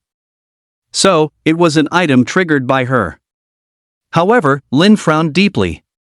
The distance from the shore to the tree cage on the central islet was about 50 meters. The swamp would slow her down. A one-on-one fight with a single demon croc could take away 30% of her health. There would be at least dozens of demon crocs along the way. Trying to get across was simply wishful thinking. The difficulty was just way too high. Lin circled the edge of the swamp and found he couldn't lure any more monsters. It seemed his only option was to enter the swamp. However, he wasn't in a hurry. Instead, he glanced at the time. He waited a while before entering the water. The moment Lin stepped in, a notification sound played. Ding! You have been afflicted with the debuff, swamp speed continuously decreases, with a cap. Both resistances are significantly reduced. Sure enough, the moment he entered the swamp, several red damage numbers appeared above his head. 620120% buff. 5,999. 6,023. The damage with the buff was terrifying, but fortunately, green healing numbers kept appearing above Lin's head. Plus 650. Plus 130. Plus 34 plus 34. He managed to stand his ground thanks to his regeneration, but soon the second skill, Death Roll, struck. The rolling attacks of 3 demon crocs dealt nearly 10,000 damage to him. Less than a second after entering the swamp, he was already at half health. However, after they sent him flying, he landed more than 10 meters deeper into the swamp. As he entered the heart of the swamp, the surrounding marsh began to bubble continuously. Evidently, more elite demon crocs had their eyes on him. Seeing this, Lin immediately decided to use his cloak's effect. Whoosh! A quick 10-meter dash. But he didn't head back to the shore. Instead, he advanced toward the depths. His target was clearly the small island in the center. Although this was risky, it would be a waste of an opportunity not to take the chance. After 3 dashes, he successfully teleported near the small island. However, there was still a bit of distance to cover. Just then, the 3 demonic crocodiles charged over. He was down to half health. If he got hit, it would be game over. But Lin wasn't flustered at all. He calmly swam toward the island. At that moment, a shield appeared on him. Radiant Hero title, Shield HP, 5,000 5,000. 2 skills from the 3 bosses hit him one after another. But after taking the hits, he still had 10% left, 5,000 HP. Lin successfully made it ashore. However, seeing that the demonic crocodiles had no intention of letting him go and wanted to finish him off with a basic attack. In this critical moment, he calmly tossed the swamp crocodile heart into the tree cage. A clear, spring-like voice rang out, "Monster, do not harm him." The next second, a green number appeared above Lin's head. 130,00130%. Although he had already guessed it, when the truth was revealed, Lin couldn't help but be surprised. "You really are that NPC who protects players the most, the Healing Saint." Volume 1, Chapter 35, Healing Saint, A Sacrificial Death. The strangeness of the tree cage. Inside the tree cage, a petite and lovely young girl was imprisoned. Her skin was fair, her beautiful black hair cascaded over her shoulders, and though she was less than 1.6 meters tall, her legs were slender and long. Her slightly youthful face and chest indicated she was still a budding beauty. Like the pure, flawless moonlight of one's high school days. Holding a white serpentine staff, she cast a healing spell on Lin. Any other player would have been stunned by this scene. After all, normal NPCs wouldn't intervene unless their own lives were threatened. Let alone helping a player without reason. Seeing this person clearly, Lin was momentarily stunned. A long-buried memory surfaced in his mind. Back then, after the apocalypse descended, he was in the middle of a fight with a boss when the tyrannical, Thousand Hands Guild ambushed and stole his kill. And they had no intention of letting him go either. They coveted the equipment on him and wanted to kill him. He had no chance of winning against an entire guild. Just as he prepared to accept death, a green light suddenly shone from above his head. It instantly restored his health to full. A fairy-like figure in white robes blocked the Thousand Hands Guild. This allowed him to escape. Lin had always been grateful and thought that if he ever had the chance, he would definitely repay her. But the next time he encountered this white-robed fairy, it was during a battle against the demon race of old. Tens of millions of players were thrown into that battle. But facing a demon army dozens of times their size, they were still in constant retreat. Just as this world war was about to end in defeat for the human race, she appeared. Like a celestial maiden from a painting appearing in the mortal world. She stood barefoot on the city wall, her skirt fluttering, her eyes filled with great compassion as she looked upon the dying players. But strangely, there were 2 lines of bloody tears beneath her eyes. It formed a stark contrast with her flawless, pure white face. With every wave of the serpent staff in her hand, the players' morale soared, and the demons were pushed back a step. Within her healing range, Lin was able to withstand dozens of demons by himself. She single-handedly turned the tide of the entire battle. After this fight, the super-powerful priest who had appeared out of nowhere came to be known by all as the Healing Celestial. This event also made Lin realize how insignificant he was, that his trivial gratitude was utterly useless. He never thought that after being reborn, he would actually meet her here. She was still just as kind, saving him without a moment's hesitation. Even after the game merged with reality, many NPCs were unwilling to help players. There were even civil wars and frame-ups. The entire human faction was a tangled web of complexities, with no one truly united. She was also the NPC who provided the most help to players. She would appear in many battles, only to quietly retreat afterward. Not for fame or fortune, but simply to heal the wounded and save the dying. Without her, countless players would have surely perished. She was beloved by players, much like the Moxianbu Foundation. It was precisely because she had shown him kindness and her benevolence was so widely known that Lin dared to take this gamble. If it really was her, then she would surely save him, just like last time when she rescued him from the hands of the Shensho Guild. She would save his life once again. "What are you talking about?" she asked, a little confused by Lin's words. Lin shook his head and said no more. "A kindness I couldn't repay in my past life, I will return it to you in this one." Watching the charging elite demon croc, he raised his hand and shot an arrow. 440. 440. With his own various healing effects providing a total of 1000 health regeneration per second, combined with the healing from this priestess who could be called a divine healer, his health bar was instantly refilled. Effectively, an elite demon croc with only one skill was nothing more than an ant before him, easily dealt with. Ding! You have killed an elite demon croc above your level. EXP plus 2000. Ding! Killed a above your level. Ding. Dropped Demon Croc Crown Bronze X 1 inch. Ding. Dropped Demon Croc Belt Bronze X 1 inch. Evidently, the drop rate for elite monsters was much higher after all. He had killed nearly 200 monsters before and only got 2 pieces of a 7-piece set. Before he could even speak, another group of elite demon crocs swarmed in. The little Dr. Fairy frantically cast her spells. 420-420-420. Plus 4,200. Plus 13,000. Her healing spells were terrifyingly potent. His own maximum HP was also high, making him difficult to kill instantly and ensuring the healing wasn't wasted. Lin also continuously used his basic attacks, and the elite magic crocodiles fell in droves. It took a while to clear out these elite monsters.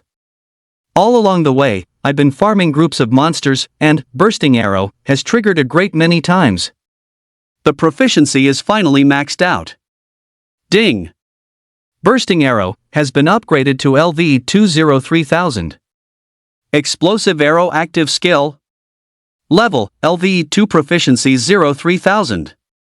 Effect, consumes 1 HP per second after activation. After a basic attack, it splits into 3 additional arrows to attack different targets, but they only deal 70% of the basic attack damage. Requirement, Archer, level 10 or above. The number of split arrows in basic attacks. My own monster farming ability has been greatly enhanced. After killing this group of elite demonic crocodiles, I also gathered 3 more demonic crocodile armor sets. After the battle ended, ha ha ha. Little Healing Fairy was panting heavily. Lin's health bar had been dangerously low just now. She was so scared that her hands were fumbling, and she overhealed multiple times. She felt a bit of a headache as her mana bar was depleted. Looking at the inexperienced little Healing Fairy, Lin was somewhat surprised.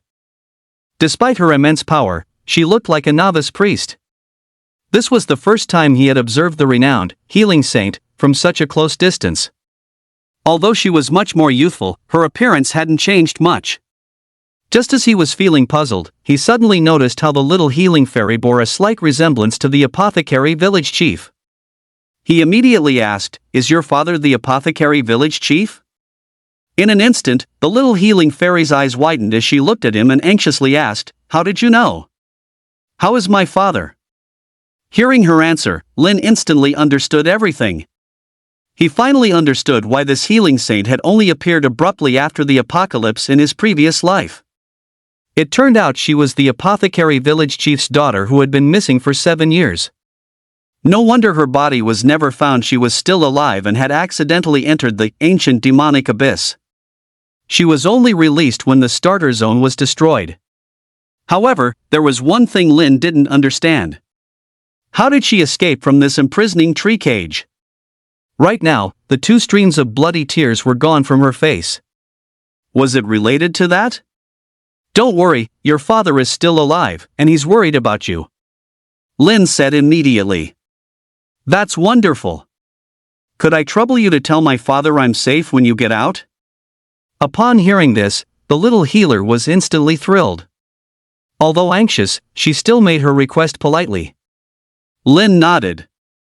It was a simple favor. Squelch, squelch. Before the 2 could say much more, a green figure suddenly charged over. It was a commander-level monster, a slime. Slime magic type, commander. Level, 38. Buff, super demonized. HP 48500485000150%. MP 100000 Magic damage, 1250. Physical resistance, 250. Magic resistance, 250. Skills, Swamp Poison Mud consumes 3000 MP, deals 400% damage and applies a slow effect and a poison effect dealing 40% magic damage for 30s. Cooldown, 30s. Swamp Heal restores 1000 HP per second. MP and HP are shared at a 2-to-1 ratio. Super Split splits into 2 upon death, inheriting 80% of the previous split's skills and stats. Has an upper limit. These skills are insane. Hiss. Seeing these skills and stats, even Lin couldn't help but gasp. Lin immediately raised his hand and used a basic attack. 440. 440. Plus 1000. A green healing number also appeared above the slime's head. But his current damage per second was 3080. However, a slime's MP and HP are shared, and the ratio is 2-to-1.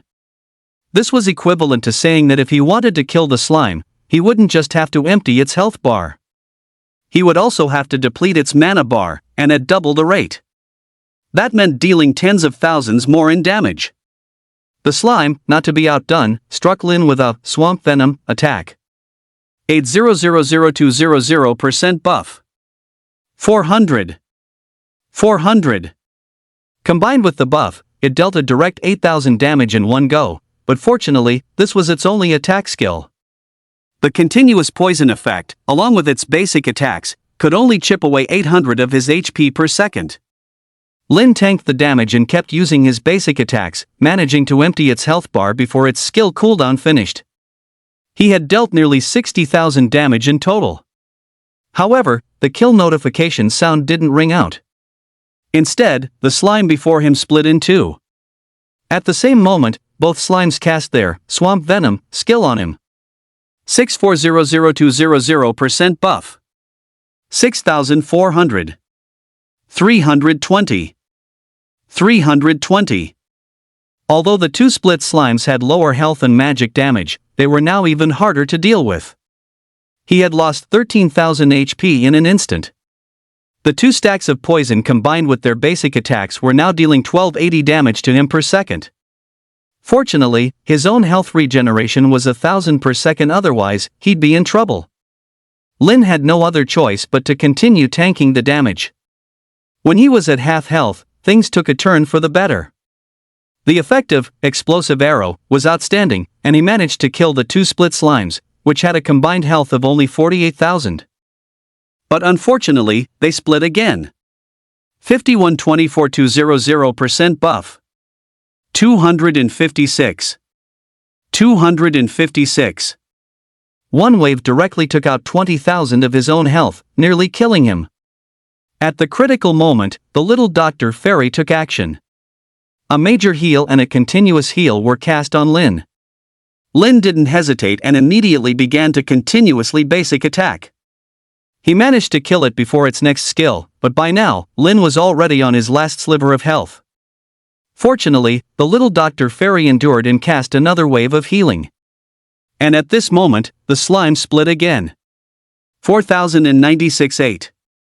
This wave of damage instantly emptied Lin's health bar. Just as Lin had prepared himself for the end. The white light of death did not appear. Ding! Little Dr. Fairy NPC player has used the skill, Death Substitution, on you. At this moment, the wooden cage that had been imprisoning the little Dr. Fairy also flashed with light. Volume 1, Chapter 36, was used. At this moment, Lin was stunned. There was actually a skill like this?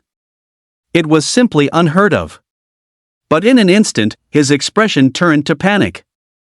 He knew that when NPCs died, they did not resurrect. He hadn't even had the chance to repay her kindness, how could he let her die for him? Fortunately, after turning his head, he saw the little Dr. Fairy still standing there. Her face was just a little pale. Lin immediately breathed a sigh of relief. It was likely because the little Dr. Fairy was an NPC compatible with being a player. So even if she died before the apocalypse's arrival, she wouldn't truly perish. At this moment, the little Dr. Fairy's mana bar was full, and she immediately used a skill on Lin. Fortunately, the magic damage from the 8 slimes that had split off was still very low, and the poison effect they inflicted on him wasn't much stronger. Ding! Basic attacked 1,000 times, triggering the passive skill, Water Drops Pierce Stone. The slimes that split off were also counted as the same monster, so the many basic attacks from before had also triggered the skill. My damage surged by 65%. My DPS reached nearly 5,000. I easily cleared out the remaining 8 slimes, and this time, they finally didn't split again.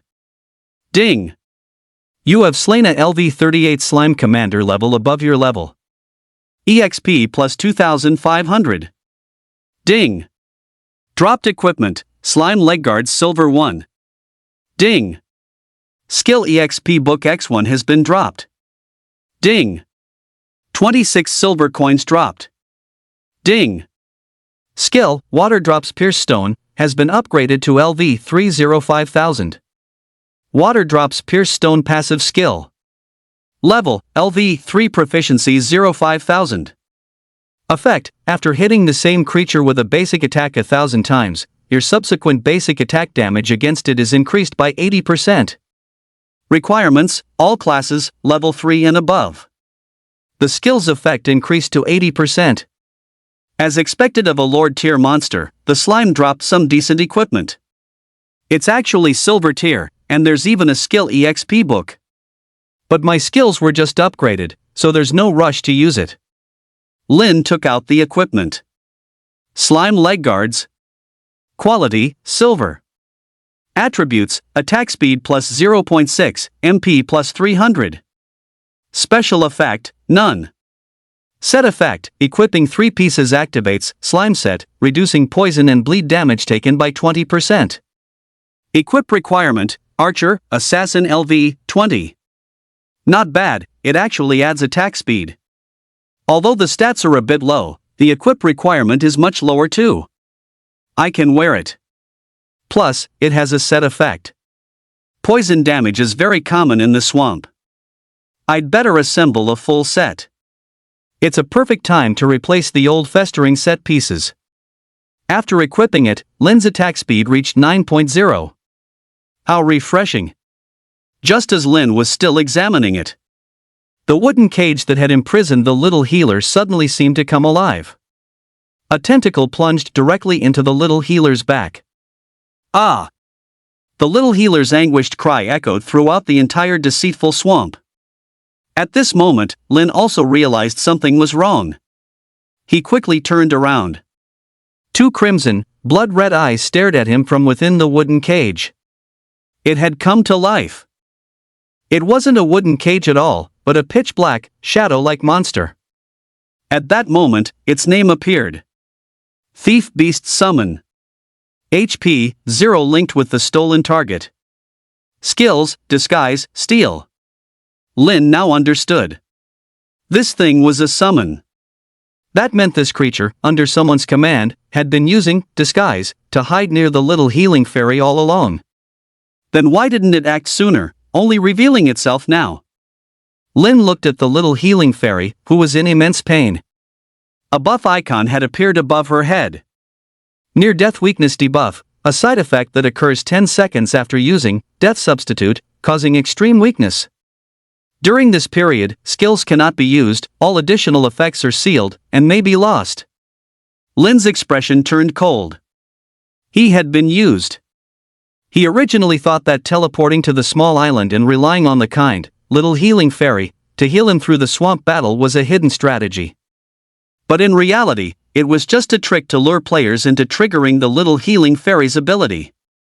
The island's location was perfectly situated between the slimes and the elite magic crocodile. Lin believed this was no coincidence. Someone had exploited the player's desire for shortcuts and the little healing fairy's kindness. Faced with such a tense situation, Lin, contrary to what one might expect, did not panic.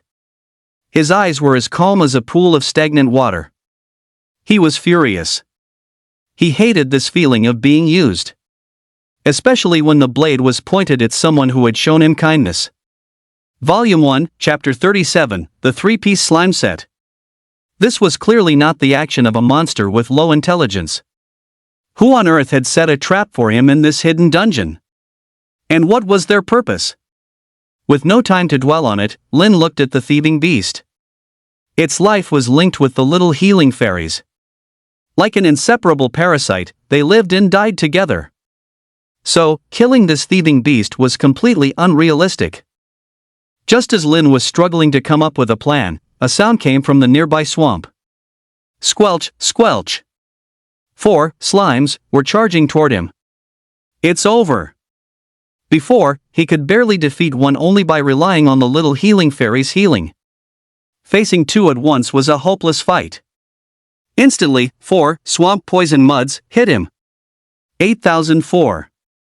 In a flash, he lost nearly 2/3 of his health bar. Lin could only endure the poison and continue attacking, but the situation was dire. His own recovery could only offset half the poison's damage. By the time the slime's skills cooled down again, he would be at critical health. He couldn't hold on. Time ticked by, and soon the slime's skills were about to come off cooldown. The little healing fairy was on the verge of tears from anxiety. She desperately tried to use her healing spell to save Lin. But the after effects prevented her from casting any skills. Overcome with self-blame, her nose tingled as she stared at Lin in fear. If Lin really died in the next second, she would probably burst into tears. At this moment, Lin's health bar was below 5%. Just at this critical moment, he suddenly thought of a solution. The island was very small, less than 10 square meters in area. Moreover, after revealing its true form, the pilfering beast took up a great deal of space in the middle. The pilfering beast was actually much like a wooden post. If the slimes wanted to hit him, they had to go around it. Lin was seen ceasing his attack. Just as the 4 slimes were about to unleash their skills, he suddenly leaped up.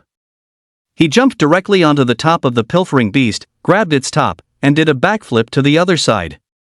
At this moment, the pilfering beast was completely immobile during the pilfer process, let alone able to shake Lin off. With the pilfering beast now blocking in front of Lin, it wasn't considered a monster. It was just a summoned creature, so the slimes would attack it all the same. The slime's attacks landed directly on the pilfering beast's body. In an instant, the pilfering beast was killed, turning into a flash of white light along with the little healing fairy. But Lin remained unperturbed, as if he couldn't care less whether they lived or died. He raised his hand and continued to deal damage. The next second, 2 flashes of white light appeared. Both the little healing fairy and the pilfering beast were resurrected, and the pilfering beast's once slightly full body became withered again. Lin merely glanced at them before continuing to focus his attacks on the slimes. This was just as he had expected. When the little healing fairy had died before, she had revived on the spot. Logically, this place was her spawn point. With their lives linked, the pilfering beast would also be resurrected alongside her. Although he didn't know what the pilfering beast was trying to obtain from the little healing fairy. This thing was likely related to the little healing fairy's ability to resurrect, and it would be dangerous if it were truly stolen. However, once it died, this process would inevitably be interrupted. This could be considered a way to delay the danger to the little Dr. Fairy, buying himself ample time to deal with these slimes. Although the slime's skill was terrifying, their weakness was having only one active magic skill. After dodging this wave of attacks, he endured their basic attacks while unleashing a frenzy of damage. Lin was also meticulous, not killing them one by one, but instead bringing all 4 slimes down to critical health. Then, using the effective, explosive arrow, he split them all at once. Suddenly, 8 slimes launched their skills. It was impossible to completely evade this wave. But by circling the massive body of the pilfering beast, he could block most of them. The pilfering beast was instantly killed again. The small amount of damage Lin took was nothing to worry about. He continued to kite them with ease. The third split went the same way. The pilfering beast seemed to be getting anxious. However, it was still instantly killed halfway through absorbing. After the final split, Lin finally defeated the 4 slime leaders with ease. Ding! Killed a slime leader of a higher level. EXP plus 2500. Ding! Killed a, above your level. Ding! Dropped slime belt silver 1. Ding! Dropped slime leather armor silver 1. Ding! Dropped skill EXP book 2. Ding! Dropped silver coins 201. 2 pieces of equipment dropped just like that. Lin's health bar also received a boost.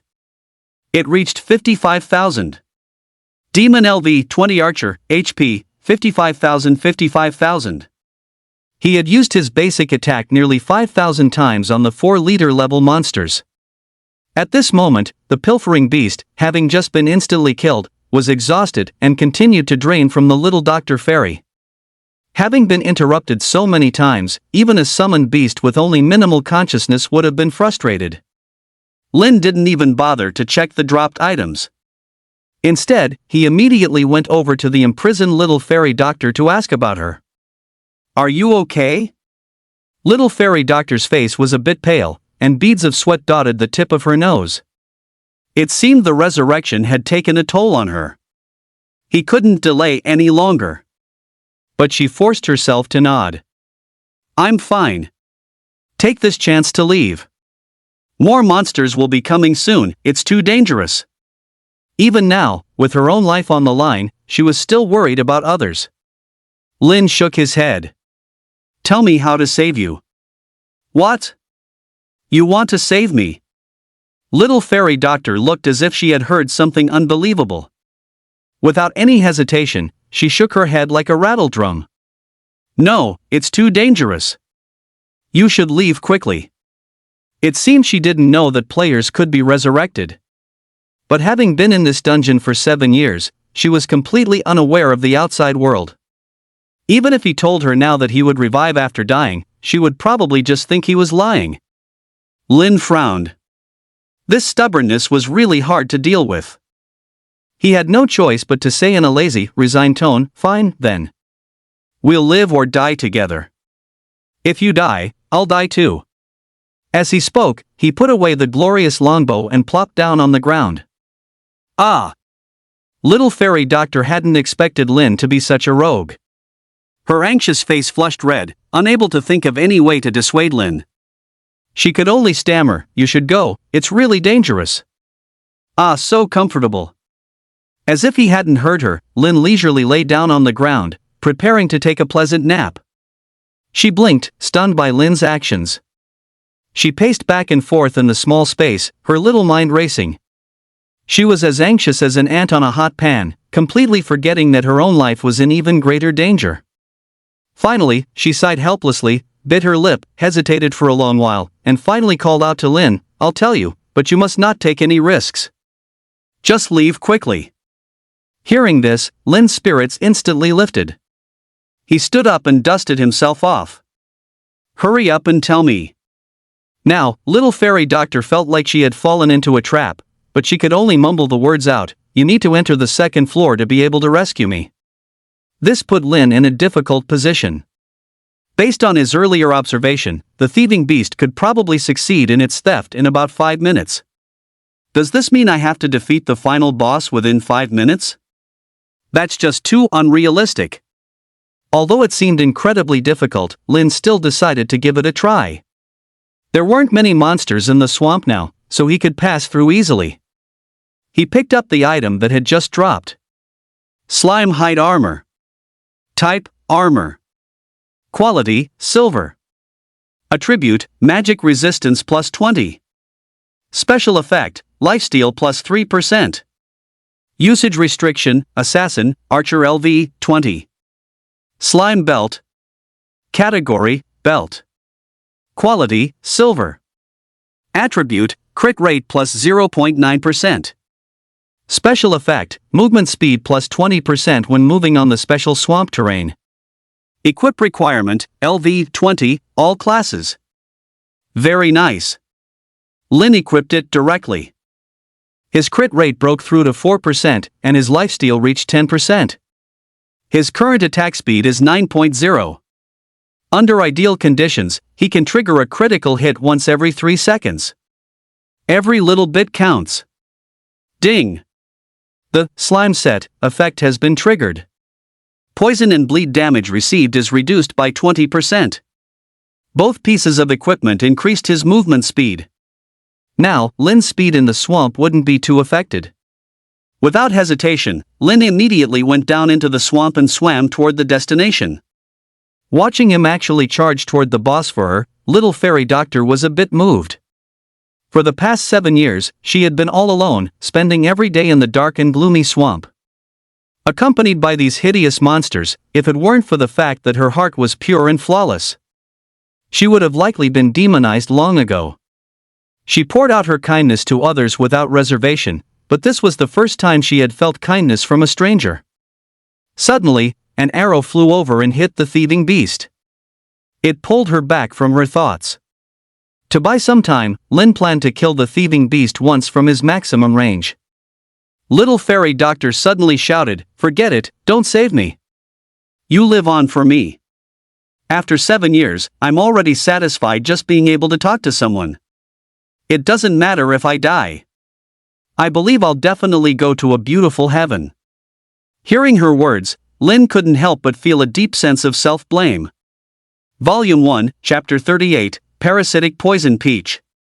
If it weren't for me, perhaps she wouldn't have been successfully ambushed by the thieving beast. But this thought was instantly extinguished from his mind. A glint of determination flashed in his eyes. Even without him, there would be others A, B, C, D. Even without A, B, C, or D, the 2 streams of bloody tears she shed in her past life were enough to prove what kind of horrific experiences she had endured. Now that he had stepped forward, he had to rescue her from her fiery ordeal. Immediately after, Lin said nothing and silently advanced toward the finish line. Just as he was about to reach the shore, Lin fired one last arrow, killing the pilfering beast. Ding! Summon creature, pilfering beast, has been killed. The pilfering beast was resurrected along with the little doctor immortal. Lin also hurried onward into the depths of the swamp without stopping. The swamp gas grew heavier, and his vision became somewhat blurry. It wasn't long. Lin saw a massive silhouette. When he got a clear look, he immediately took a few steps back, his heart pounding. A magical crocodile the size of a small truck was resting not far away. Its massive breaths even stirred up a gust of wind. Its hide was coated in a layer of translucent green mud, and on its sides were 2 enormous wings also formed from the same translucent green mud. Slime Ultimate Demon Crocodile King Physical Magical Hybrid 1-star Boss. Level, LV.40. Buff, Super Demonized. HP 1150001150000150%. MP 300030,000. Physical damage, 1820. Magical damage, 1820. Physical resistance, 350, magical resistance, 350. Skills, Gaping Maw, Swamp Poison Mud, Death Roll, Swamp Healing, Super Split. Boss skills, Rage of the Slime Wings, Demon Crocodile King's Death Devour. Hiss. Upon seeing it was a physical and magical hybrid, Lin couldn't help but suck in a cold breath. You must understand that monsters proficient in both physical and magical attacks are far stronger than single attribute monsters. Their skills are also effectively doubled. They are extremely complex and difficult to deal with. It's a classic case of 1 + 1 being greater than 2. One could say they'd rather face 2 ordinary bosses than a single boss proficient in both physical and magical attacks. Seeing the terrifying attributes of the Slime Ultimate Demon Crocodile King, Lin secretly shook his head. There was no chance of victory. Unless he and the little doctor teamed up, only then would they stand a fighting chance. But this thought only made Lin even more worried. He was now trapped in a closed loop. Without killing the Demon Crocodile King, he couldn't rescue the little doctor. But if he didn't rescue the little fairy doctor, he wouldn't be able to handle the Demon Crocodile King on his own. Lin frowned, unwilling to give up. But he wasn't one to throw his life away. He recalled the little fairy doctor's words. She had only said he needed to reach the 2nd floor to save her. Perhaps he could try to get around the Demon Crocodile King. Lin glanced behind it and saw a faint, shimmering purple barrier in the distance. And beyond that seemed to be the entrance to the next floor. The Demon Crocodile King was resting now, the perfect opportunity. With no time to spare, Lin charged forward without a moment's hesitation. The instant he passed the Demon Crocodile King, it opened its eyes. Its crimson pupils stared intently at Lin. Lin didn't look back, sprinting forward frantically. If he was held up, death would be certain. Seeing Lin ignore it, the Demon Crocodile King flew into a rage. It simultaneously struck Lin with Bloody Maw, Swamp Poison Mud, and Death Roll. 11850200% buff. 5,600. 4,500. 680 impact damage. 500 bleeding. 500 poison. In just one exchange, Lin lost nearly 40% of his health. Fortunately, the death roll had flung him closer to the barrier. His chance was finally here. The demon crocodile king tried to give chase from behind, but Lin was one step ahead and charged through the barrier. Bang! The demon crocodile king slammed into the barrier, creating a massive crash. But the barrier didn't budge. No matter how the enraged demon crocodile king attacked, it could not break through. Ding! You have entered the hidden dungeon, Ancient Demonic Abyss Level 2. Ding! You have been inflicted with the debuff, Tier 2 Ancient Demonic Chi. Tier 2 Ancient Demonic Aura debuff, you will be actively attacked by monsters.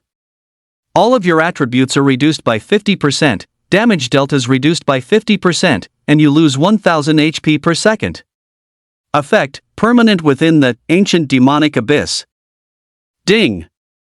Passive skill, Super Serenity, triggered, reducing debuff effects by 50%. Ding! You have forcefully entered an unopened area and been afflicted with the debuff, Sin of Trespass. Damage taken is permanently increased by 200% effective within the second layer. Now, a constant stream of red damage numbers and green healing numbers appeared above Lin's head. 1000. Plus 715. Plus 130. This was the horror of the second layer, losing 1000 health points per second. Combined with the terrifying buff from forcefully entering the second layer, the two effects together could inflict 3000 damage to him every second. Fortunately, Super Serenity weakened both negative buffs. Without Super Serenity, he wouldn't even be able to stand his ground. Right at the entrance, there was a massive golden peach. When Lin saw its description, his face instantly turned cold. Parasitic Poison Peach Special Creature. Effect 1, continuously absorbs a young woman's vital essence, causing her to lose her sense of self. Effect 2, summons a stealing beast and links it to a life form currently transporting the buff, Medicine Immortal's Legacy Unique, via the stealing beast. Effect 3, attacks will incur 100% reflect damage. HP 100000001 million. Physical resistance, 2000, magic resistance, 2000. Description, a special item from a certain someone. Volume 1, Chapter 39, Special Drop, Eerie Man. Parasitic Poison Peach Special Creature. Effect 1, continuously absorbs a young woman's vital essence, causing her to lose her sense of self. Effect 2, summons a stealing beast and links it to a life form currently transporting the buff, Medicine Immortal's Legacy Unique, via the stealing beast. Effect 3, attacks will incur 100% reflect damage. HP 100000001 million. Physical resistance, 2000, magic resistance, 2000. Description, a special item from a certain someone. So, the source of the beast stealing root was this poisonous peach. Seeing the first effect, Lin instantly understood something. The two indelible bloody tears of the little medical fairy from his past life appeared in his mind. It was just as the pharmacy village chief had said his daughter was the inheritor of the Medicine Immortal's legacy. No wonder the little medical fairy's healing effects in the previous life were so terrifying. However, his own appearance had brought about a butterfly effect. It was about to strip away this immortal fortune from the little medical fairy.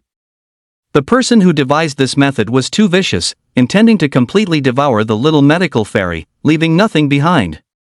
Lin's eyes grew cold. He would definitely not let this person go. But the urgent task now was to rescue the little medical fairy first. It had already taken him 2 minutes just to get here. Time was running out. The parasitic poison peach before him had an astonishing 1 million HP. Moreover, both its physical and magic resistance were exceptionally high, a full 2000. It completely exceeded the normal range. Even a level 100 player might not be able to damage it. Furthermore, its last effect was 100% damage reflection. Unless your HP was higher than its, you would probably die first. This was practically an impenetrable iron fortress. But standing before it now was Lin. True damage ignores physical magic resistance, shields, damage reflection. In front of him, however, it was full of holes. Lin drew his bow and launched an attack on the parasitic poison peach. His current stats were reduced by 25%, and his damage was also reduced by 25%. His attack speed had dropped from 9.0 to 6.75. His HP had now reached 55,000. Each basic attack dealt 550 true damage, which was only 412 after being weakened. But that was enough. The designer of this parasitic poison peach seemed to have been certain that no one could inflict damage on it. Therefore, no healing ability was added at all. 412. 412. The attack landed on the parasitic poison peach, but it only lost a sliver of health. Lin didn't give up, he had to seize the moment. After 10 seconds, the damage per second of around 2,800 finally started to show its effect. The parasitic poison peach's health visibly dropped by a small chunk. At this moment, in the depths of the second level, a gaunt, pale-skinned man sitting on a throne made of human skulls abruptly opened his eyes. His blood-red eyes, as if seeing something, revealed a look of disbelief. He parted his dry lips and muttered in disbelief, "Someone actually entered the second level and is trying to save that tempting little fairy doctor." However, he seemed completely unconcerned, certain that it was impossible for them to succeed. Truly overestimating their own abilities. "But I must thank you for helping me trick her into using her ultimate skill. Now that she has self-sealed her fairy fortune, I can finally seize the inheritance." A horrifying smile spread across his face. "I've endured for 7 years. If it weren't for this inheritance, I would have plucked this virgin fruit long ago." He laughed with a perverted, twisted expression, his yellowed teeth and the foul stench from his mouth appearing utterly disgusting. Meanwhile, Lin was completely unaware that his actions were exposed to his opponent's eyes. In 1 minute, he had dealt a full 160,000 points of damage. But at this rate, it would still take another 5 minutes to destroy the parasitic poison peach. And he had already wasted half a minute just getting here. It seemed like there was absolutely not enough time. But Lin showed no reaction, his expression resolute as he continuously fired arrows.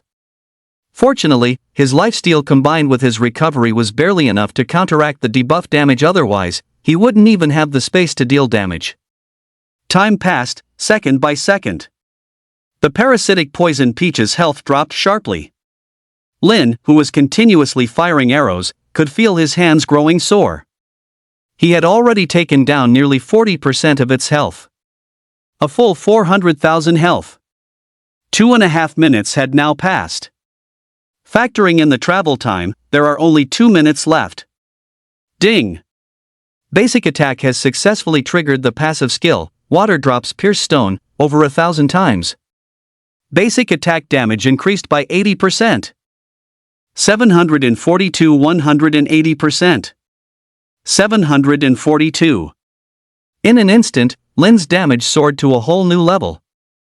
Seemingly sensing the rapid drop in the poisonous peach's health bar, the eerie man, who had been completely nonchalant, suddenly opened his eyes in astonishment. His eyes were filled with shock. How is this possible? His voice trembled, a hint of fear seeping through. Someone had actually managed to break through the parasitic poisonous peach's terrifying defense and do so while withstanding 100% damage reflection. He knew that the poisonous peach was something he had created using a certain immortal artifact. Not even he himself could inflict such horrifying damage upon the parasitic poisonous peach. Just how terrifyingly powerful must the attacker be to achieve this? Filled with apprehension, he gritted his teeth and finally decided to go see for himself. What on earth was going on? Swish! As he raised the black scepter in his hand, he transformed into black smoke and drifted towards Lin's direction. At this moment, Lin didn't dare to relax in the slightest. Watching the ever-expanding golden fruit orb, he silently counted down the remaining time, 5, 4, 3, 2. The dense 1 million HP bar was finally emptied at the very last second. Ding! You have slain the special creature, parasitic poisonous peach. EXP plus 0. Ding! Dropped, Immortal Peach Seed X1. Ding!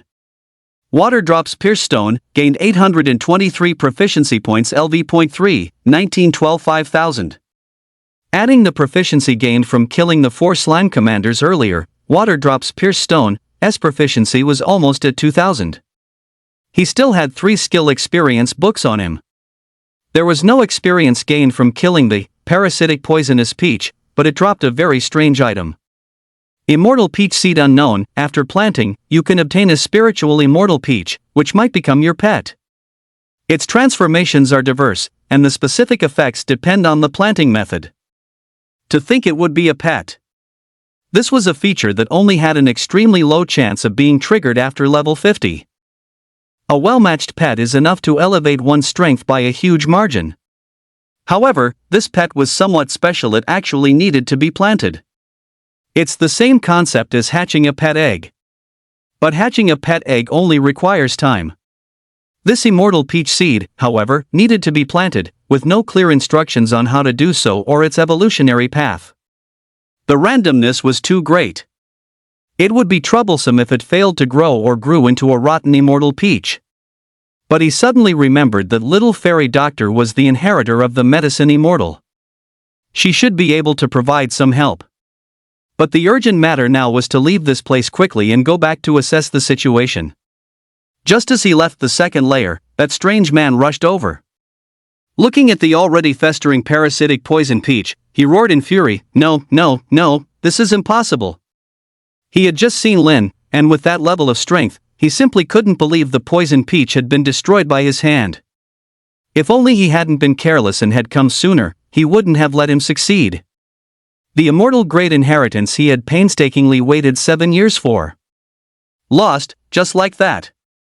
I want you dead. Enraged, he shot after Lin. Volume 1, Chapter 40, Immortal Blessing. But by now, Lin had already stepped out of the barrier. Ding! You have been afflicted with the debuff, Ancient Demonic Chi. Ding!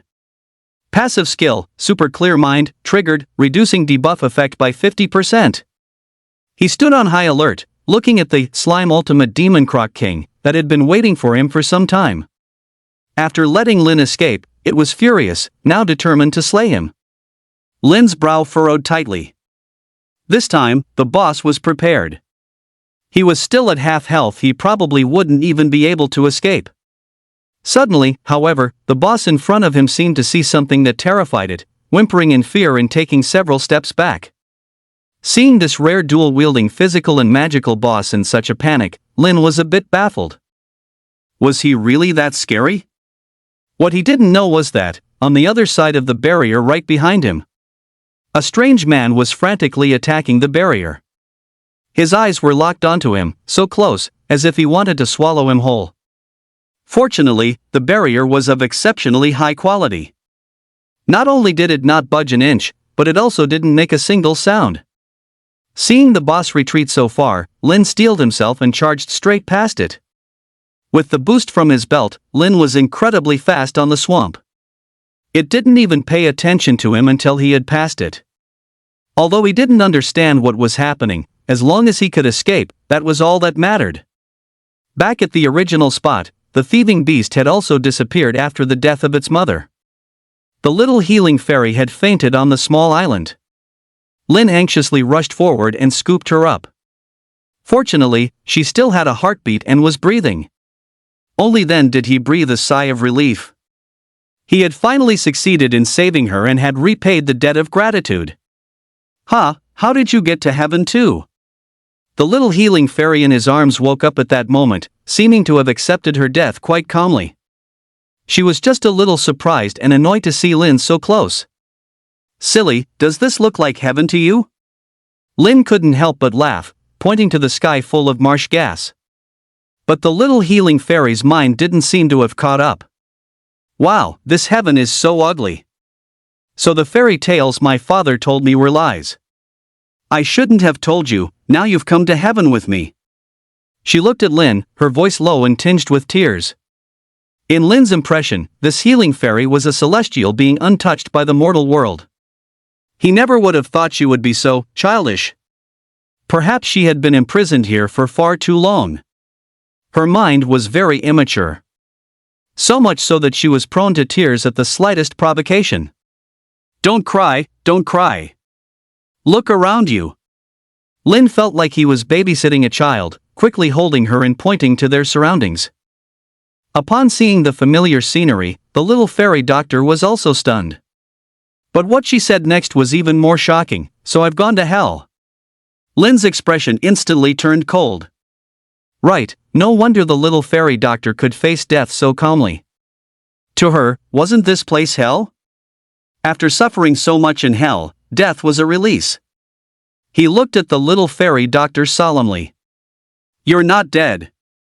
I've cleared away the cage that imprisoned you. You can leave here anytime you want. And you'll soon be reunited with your father. You can go on to live a wonderful life. At this moment, he was incredibly serious. You saved me in my past life, it's my turn to save you in this one. After hearing his words, the little fairy doctor still found it hard to believe. But after seeing the tangible reality around her, she finally believed it. Tears of joy welled up in her eyes. Looking at the kind-hearted little fairy doctor, Lin sighed to himself. The two then had a long, heart-to-heart talk, chatting about a great many things. However, most of the time, it was Lin who did the talking. Much of what the little fairy doctor had to say was about how many monsters were in the swamp, which days of the year the swamp gas would dissipate, how many stars were in the sky. But Lin patiently played the role of a listener. During this time, she even showed Lin the item that someone had schemed for 7 long years to obtain. Buff, Apothecary Saint's Legacy Unique, Inactive. Effect 1, Unable to deal damage. Healing effects and range of skills are increased by 300%. Effect 2, possesses the special skill, Death Substitution, allowing you to die in a target's place incurs severe after effects upon use.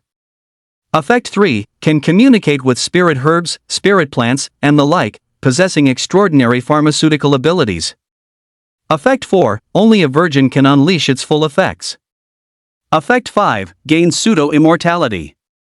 Description, a permanent buff exclusive to the inheritor after the fall of the medicine immortal. Only those of utmost benevolence are worthy of this celestial blessing. This buff is too overpowered to be rated as a talent. This is definitely God tier. No wonder that person wanted to obtain this inheritance so badly. No one in the world could resist this temptation. No wonder little fairy doctor's healing effects are so terrifying. With this blessing, even an idiot could become a super healer. Her state, somewhere between player and NPC, might be because of this effect 5, pseudo-immortality. Before the game's fusion with reality, players would resurrect upon death, which is indeed a form of immortality. But it was only limited to the period before the apocalypse arrived. After seeing effect 4, Lin was somewhat astonished. He finally understood why the parasitic poison peach had an aphrodisiac effect, yet little fairy doctor had remained a virgin for 7 years. It turned out that person was afraid that touching little fairy doctor might nullify the celestial blessing. It seems that in his past life, little fairy doctor could still use her super strong healing arts, which probably means she wasn't defiled. After sensing little fairy doctor's kindness, another thought occurred to Lin. Perhaps those two paths were because the ancient demonic abyss opened after the apocalypse descended. She personally witnessed the complete destruction of the entire starter zone. The irreversible deaths of her father, the herb village, and all living things. This was a massive blow to her kind heart. She possessed the world's strongest healing abilities, yet she couldn't save the ones she wanted to save. However, how she managed to escape from here is a mystery. Of course, this was just Lin's wishful thinking after all, the description mentioned the full effect. Perhaps things were truly at their worst. None of these truths mattered anymore. He would prevent these events from happening, step by step. So she would never have to shed those 2 streams of bloody tears again.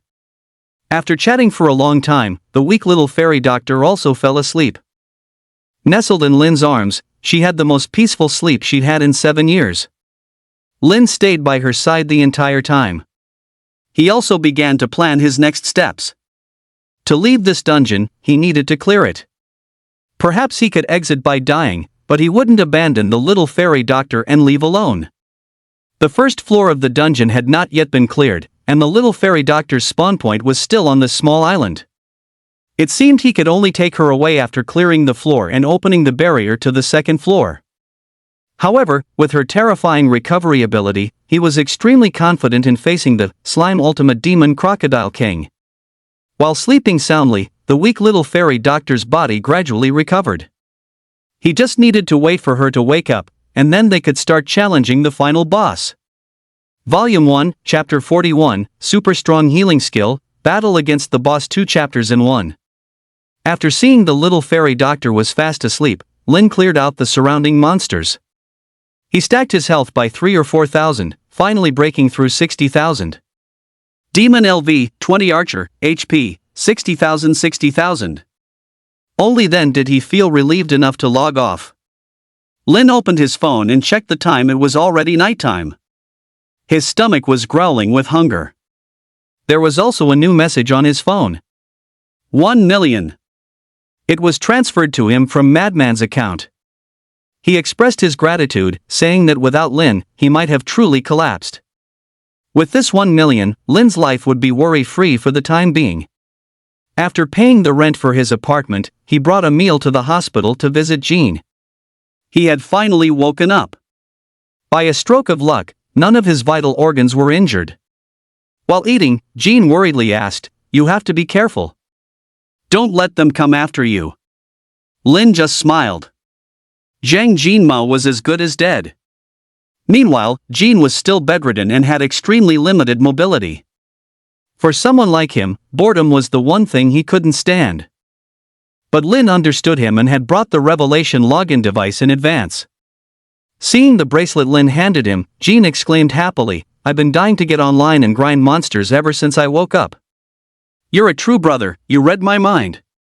Lin also reminded him of something important. "Jean, remember this, when you reach level 10 and go to the main continent, make sure you choose the Rune Empire when it's time to pick one of the 5 great empires." Although Jean didn't understand why, he still nodded in agreement. Lin had his own reasons for this. The only subsequent class-specific storyline for the mechanic class was in the Rune Empire. In his previous life, Jean hadn't chosen the Rune Empire, which had stalled his progression. It wasn't until after the 3rd class advancement when the empires opened up to each other that he was able to remedy this, but he had wasted too much time. So this time, Lin would naturally give him a reminder. But that wasn't his only goal. The characteristics of the Rune Empire and the mechanic class were highly compatible. If things went smoothly, Jean would definitely be noticed by the military. The incident with Zhang Jinmao served as a wake-up call for him. Self-preservation in the real world before the apocalypse was indeed a major problem. Powerful figures could find your real-world location at any time. There would always be a few desperate outlaws willing to do anything for money. Therefore, it was better for him to be cautious. He planned to buy a small house, and when the time came, Jean could move in and live with him. Once Jean was noticed by the military, his residence would inevitably be secretly protected by them. No one would be bold enough to go against the military. This way, both of their lives would be guaranteed. After leaving the hospital, Lin took the money he had left, along with the 1 million, to purchase a decent house. At the same time, elsewhere, in a camp decorated entirely in camouflage. The account operator for the Bai Shaoshang Baidu Tieba forum was about to get off work for dinner when his gaze suddenly caught a comment. Though initially unconcerned, his expression visibly changed after a quick glance. He read it over and over again in shock, and finally, with trembling hands, he reported the matter to his superiors. Lin also bought some furniture. Once everything was delivered to the new house, they could move in. After returning to his rented room, Lin immediately logged into the game. Only to find himself holding a small, white-haired loli. The little doctor's beautiful hair had turned white. Lin instantly understood this was another side effect. Fortunately, the long white hair suited the little Dr. Fairy perfectly, adding a different kind of charm. At this moment, she also woke up. Upon discovering her new hair, she was mostly happy. As expected, women love beauty. The side effects finally disappeared. The recovered little Dr. Fairy was very lively, hopping around everywhere like a child. After the seal was lifted, she showed Lin her status panel. Nickname, Little Dr. Fairy Player NPC. Buff, Legacy of the Medicine Saint Unique. Class, First Advancement Dr. Fairy Exclusive Class, has exclusive skills and hidden storylines, can only equip, Priest, gear. LV, 20 max. HP 1000 1000. MP 2500 2500. Magic damage, 250. Equipment, none. Skills, Holy Light, Rain of Blessings, Radiant Heal, Benevolent Healer's Heart, Scapegoat. LV1, Holy Light Forbidden Spell, consumes 200 plus 25% MP, instantly heals a single unit for 1000% of magic damage. Cooldown, 30s. LV1, Rain of Blessings Forbidden Spell, consumes 300 plus 30% MP, instantly heals all targets within a 5m area for 300% of magic damage. Cooldown, 60s. LV1, Radiant Heal Forbidden Spell, consumes 100 plus 15% MP, applies a 30% healing effect to the target for 30s, does not stack. Cooldown, 5s. Benevolent Healer's Heart Forbidden Spell passive skill, restores 1% of max mana every 3s. Scapegoat cannot be upgraded. Forbidden spells were incredibly rare and sought after god tier skills. Although they consumed a percentage of MP and required 10 times the experience of normal skills to level up. But they were still enough to make players go wild because their effects were just too powerful. And the little Dr. Fairy had 4 of them at once. No wonder her healing ability was so terrifying. The little Dr. Fairy's talent could increase healing effects by 300%. All skill effects would be multiplied by 4. The spell power scaling for Holy Light is 1000%. With 250 spell power, she can instantly heal 10,000 health points. Prayer Rain has an extremely high ceiling.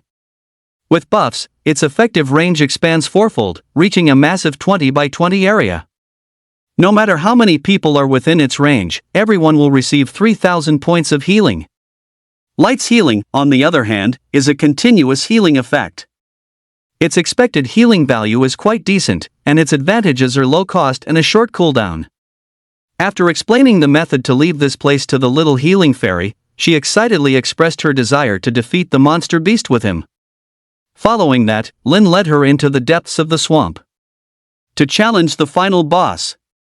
At this moment, the Slime Ultimate Demon Croc King was soaring around on its pair of slime wings, bursting with energy. Slime Ultimate Demon Croc King Hybrid Physical Magic 1-star Boss. Level, LV 40. Buff, Super Demonic. HP 11500011500050%. MP 300000 30,000. Physical damage, 1820. Spell power, 1820. Physical resistance, 350, magic resistance, 350. Skills, Bloody Maw, Swamp Poison Mud, Death Roll, Swamp Heal restores 2500 HP per second. MP and HP are shared at a 3-to-1 ratio, Super Split. Boss skills, Rage of the Slime Wings, Demon Croc King's Death Devour. All the skills on the boss have been enhanced. Among its skills, Swamp Heal was the one that got strengthened, but it's still incredibly terrifying. Seeing the ultimate Demon Croc King, the little healing fairy fearfully hugged Lin's arm. Lin patted her on the shoulder to reassure her, then pointed to a large tree in the distance and instructed, "You'll hide behind there in a moment. No matter what happens, don't be scared, and don't run out." The little healing fairy trusted Lin completely, nodding her head like a chick pecking at rice. The spot Lin pointed to was the maximum casting distance for a normal mage. The little healing fairy was too fragile, she would likely be killed instantly. So, all he needed to do was draw aggro at the front while she safely stayed hidden and cast her healing spells. After the little healing fairy was hidden and gave him an OK sign, Lin raised his hand and launched an attack on the ultimate demon Croc King. Whoosh! 510 85%. 510. Although his stats were reduced, his damage was still quite impressive. Lin's current attack speed was 9.0, which was still 7.65 even after the reduction. His DPS was around 3,800. After being hit by Lin, the boss charged over. When the ultimate demon Crocodile King realized the newcomer was Lin, who had escaped from it twice before, it became even more furious. It used its skill, Bloody Maw, directly on Lin. 11850200% buff. 500 bleed. Ding! The slime set effect has been triggered. Bleed and poison damage 20%. In an instant, nearly 1/5 of Lin's health was gone. As expected of a level 40 hybrid boss. At this moment, Little Fairy Doctor also activated her skill, Holy Light. 13000130%. Instantly, his health bar was fully restored. The ultimate demon Crocodile King was stunned. What was happening? How could a mighty physical and magical hybrid boss like itself fail to deal any damage? Confused, it once again used its skill, Swamp Poison Mud. 5,600. 500 poison. But hiding in the shadows, Little Fairy Doctor consecutively used her remaining two skills, Rain of Blessing, and Light of Healing. 42000130%. 420420. In an instant, Lin's health bar was full again. The healing effect even overflowed. With his necklace and crown, he had a recovery of over 900 points per second. Now, it was over 1,300 per second. Now, even the bleed and poison effects combined were only 1,000, having no real impact at all. The boss was now completely stunned. Was it really this pathetic? Unwilling to accept this, it dove down and flew in front of Lin, unleashing a death roll. 4,800. 402 impact damage. 430 impact damage. Ding! You have been affected by a 5-second control effect. Super Clarity has been triggered, reducing the effect's duration by 50%. After flinging Lin around on the ground, it flapped its wings fiercely. It wanted to carry Lin into the sky, then follow up with fall damage. But just as it took off, it discovered that Lin had vanished from its mouth.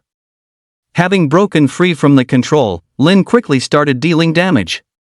His damage per second was 3,800, and with 10% lifesteal, he could leech about 400 health per second.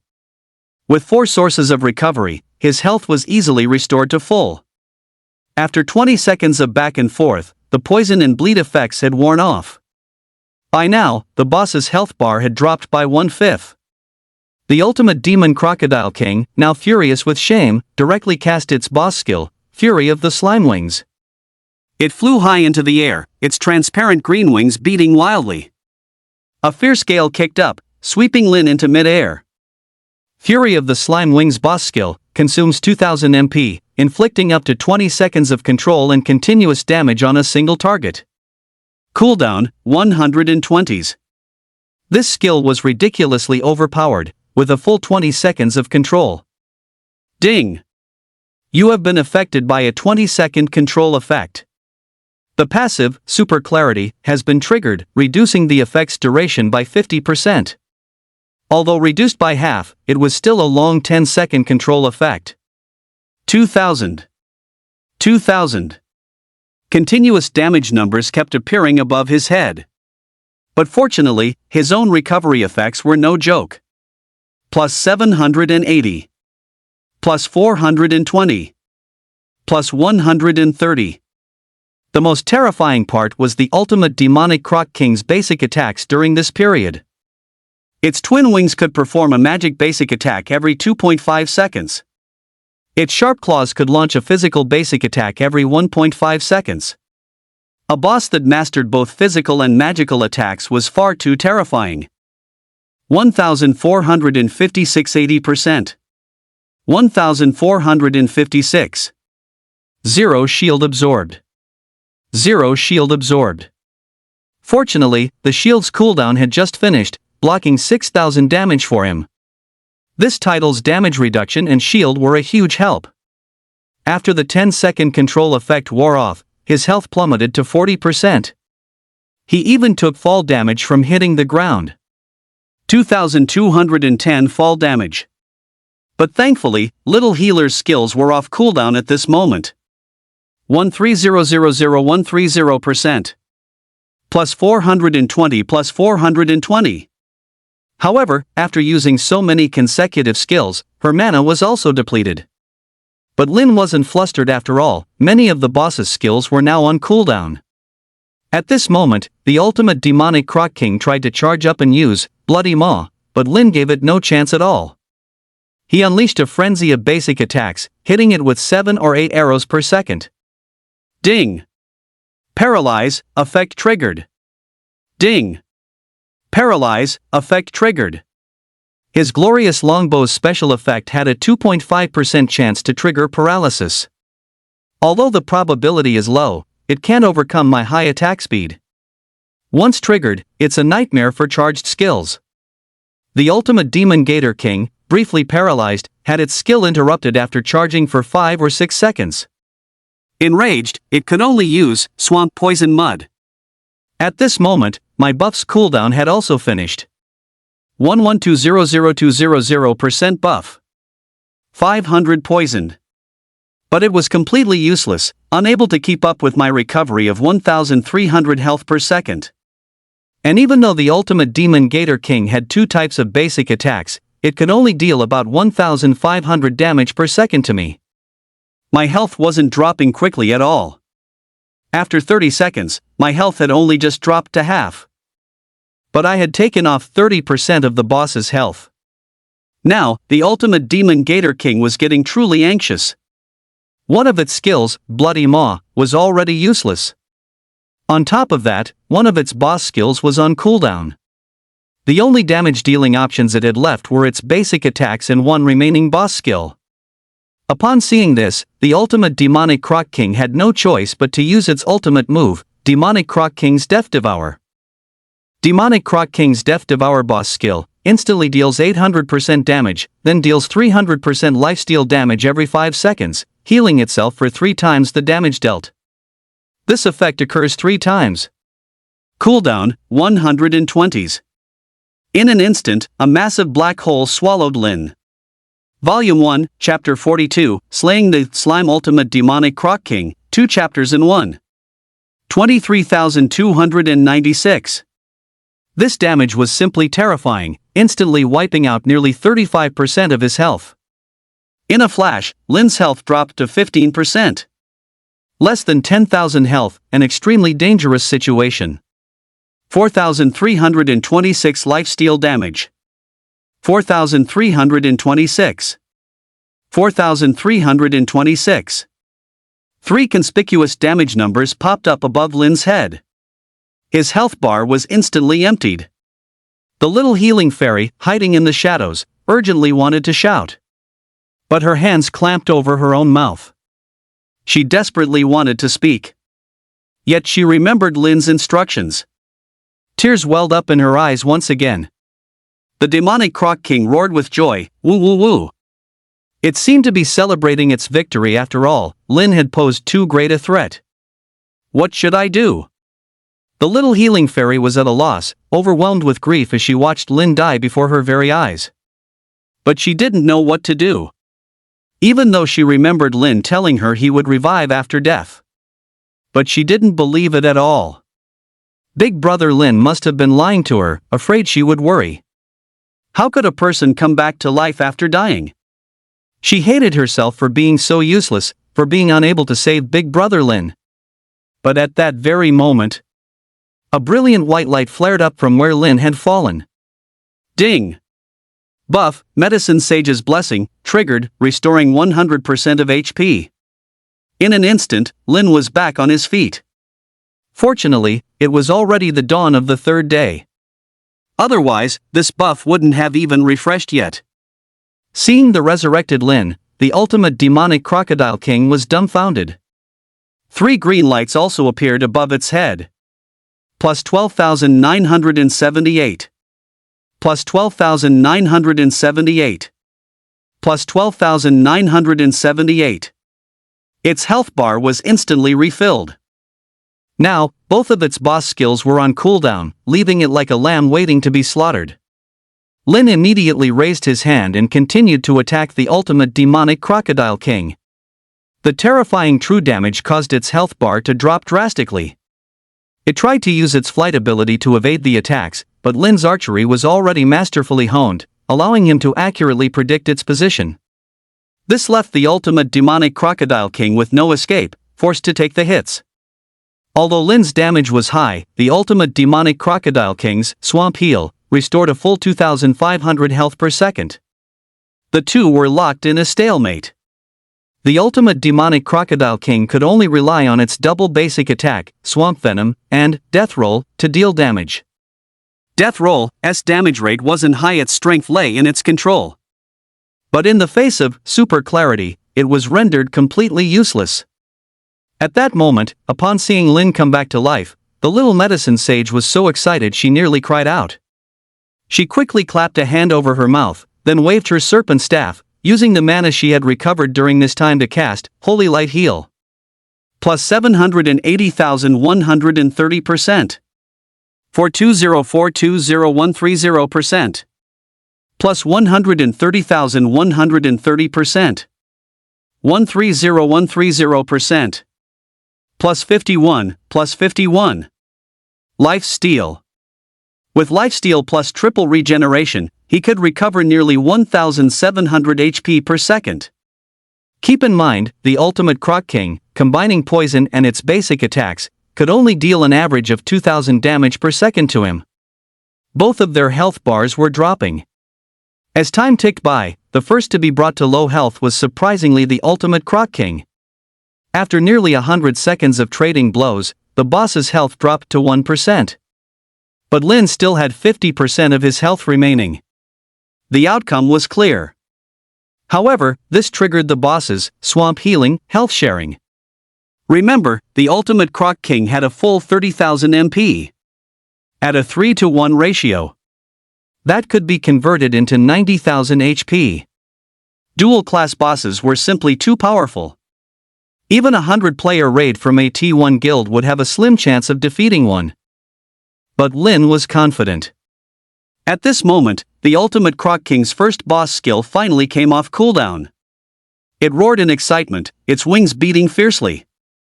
Once again, it subjected Lin to an incredibly strong crowd control effect. Even with super clarity, it lasted for a full 10 seconds.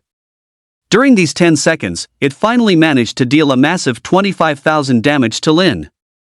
He was instantly brought to critical health. Only 5,000 HP remained. The ultimate Croc King was ecstatic, thinking it could finally finish Lin off. But Little Fairy Doctor's mana bar had refilled. Mages naturally regenerate 1% of their max MP every 3 seconds, allowing them to fully replenish their mana bar every 5 minutes. However, Little Fairy Doctor's passive, Healer's Benevolence, also had this ridiculously powerful effect. With both effects stacked, she only needed 2.5 minutes to fully restore her mana. At this moment, Lin also shouted to the little healing fairy, who was hidden from view, "Don't use Rain of Blessing." Rain of Blessing had the highest cost of the 3 skills, but its effect was minimal when facing the boss alone. So it was better to save the MP for the other 2 skills. The little healing fairy was very obedient and used the other 2 skills. 13000130%. Plus 420 plus 420. His health bar was instantly filled.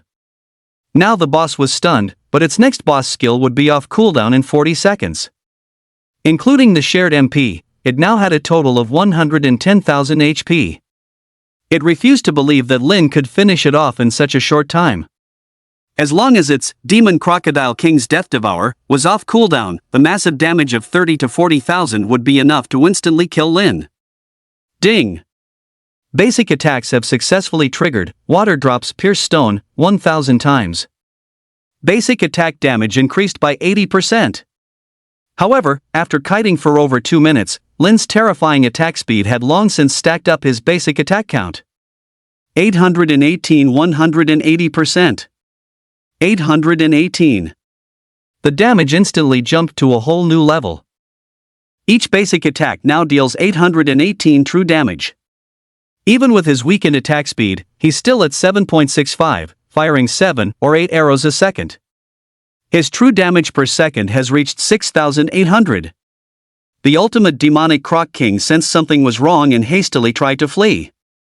But how could Lin let it get away? Every shot hit its mark.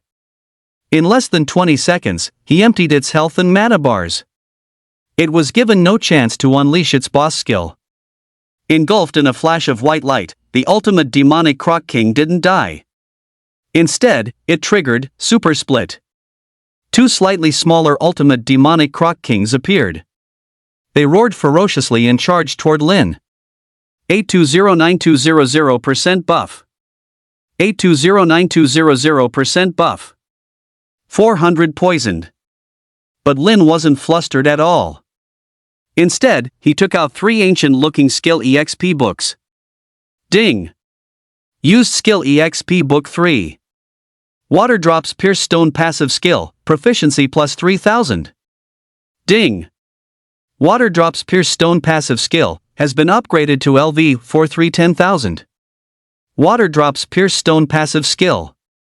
Level, LV 4 proficiency 310,000.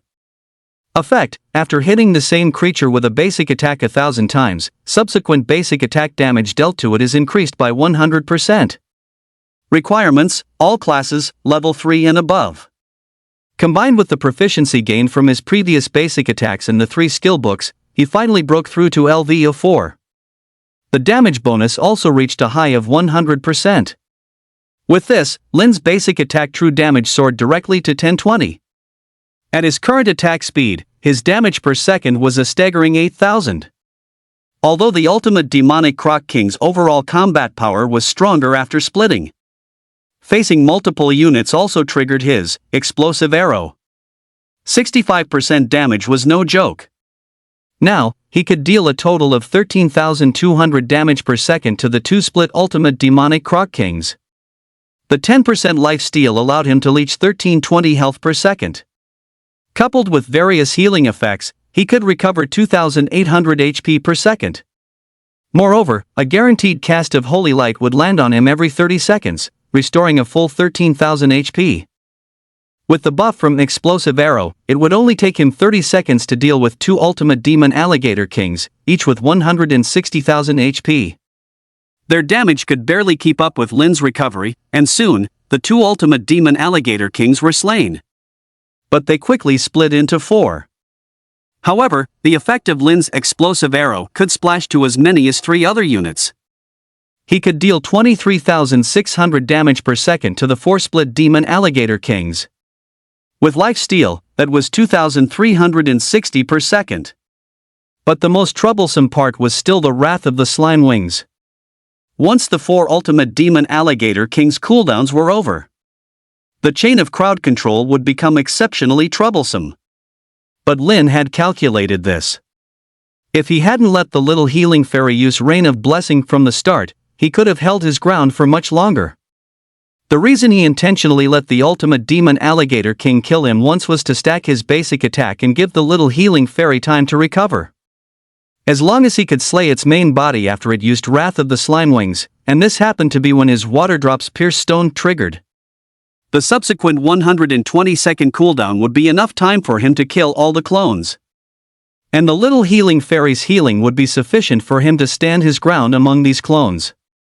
After the Ultimate Demon Alligator King split, their health also decreased, making them even less able to withstand his damage.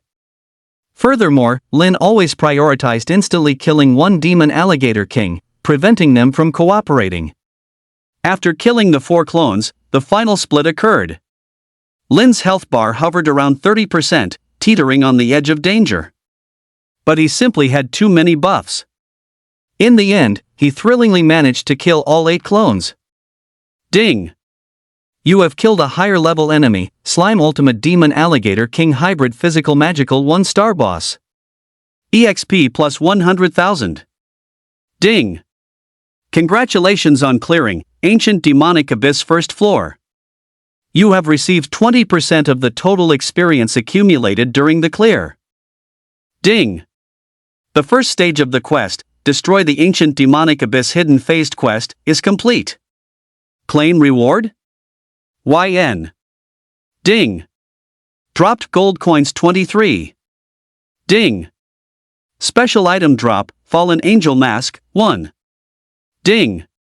Drop, Attack Speed Attribute Fruit Silver 1. Ding! Drop, Critical Hit Attribute Fruit Silver 1. Ding! Drop, Magic Damage Attribute Fruit Silver 2. Ding! Drop, Extra Skill Slot, Scroll 1. Ding! Drop, Skill Book, Death Devour, 1. Ding! Drop, Skill Book, Slime Wings Fury Forbidden Curse, 1. Ding! Drop, Equipment, Slime Sacred Word of the Demon Croc King Gold, 1. Defeating a higher level enemy dropped so many items. It was enough to leave even Lin feeling a bit dazzled. After picking up the items from the ground, Lin took out the skill book, Heaven and Earthnet, and the Hidden Class Priest Class Change Scroll from his backpack. He handed them, along with the magic damage fruits, to the little healing fairy, who had just emerged from the shadows and came hopping over. Brother Lin, can I finally go home now? Her eyes were filled with unconcealable happiness. Lin smiled and nodded, yes, you can go home now. These 2 fruits are for you. As for the other 2 items, could you please help me deliver them to someone when you get back? Seeing the magic damage fruits, she immediately shook her head and refused, no, I can't take them. But Lin directly forced them into her hands, I definitely couldn't have beaten the boss without you. This is what you deserve, and it doesn't even come close to what you contributed.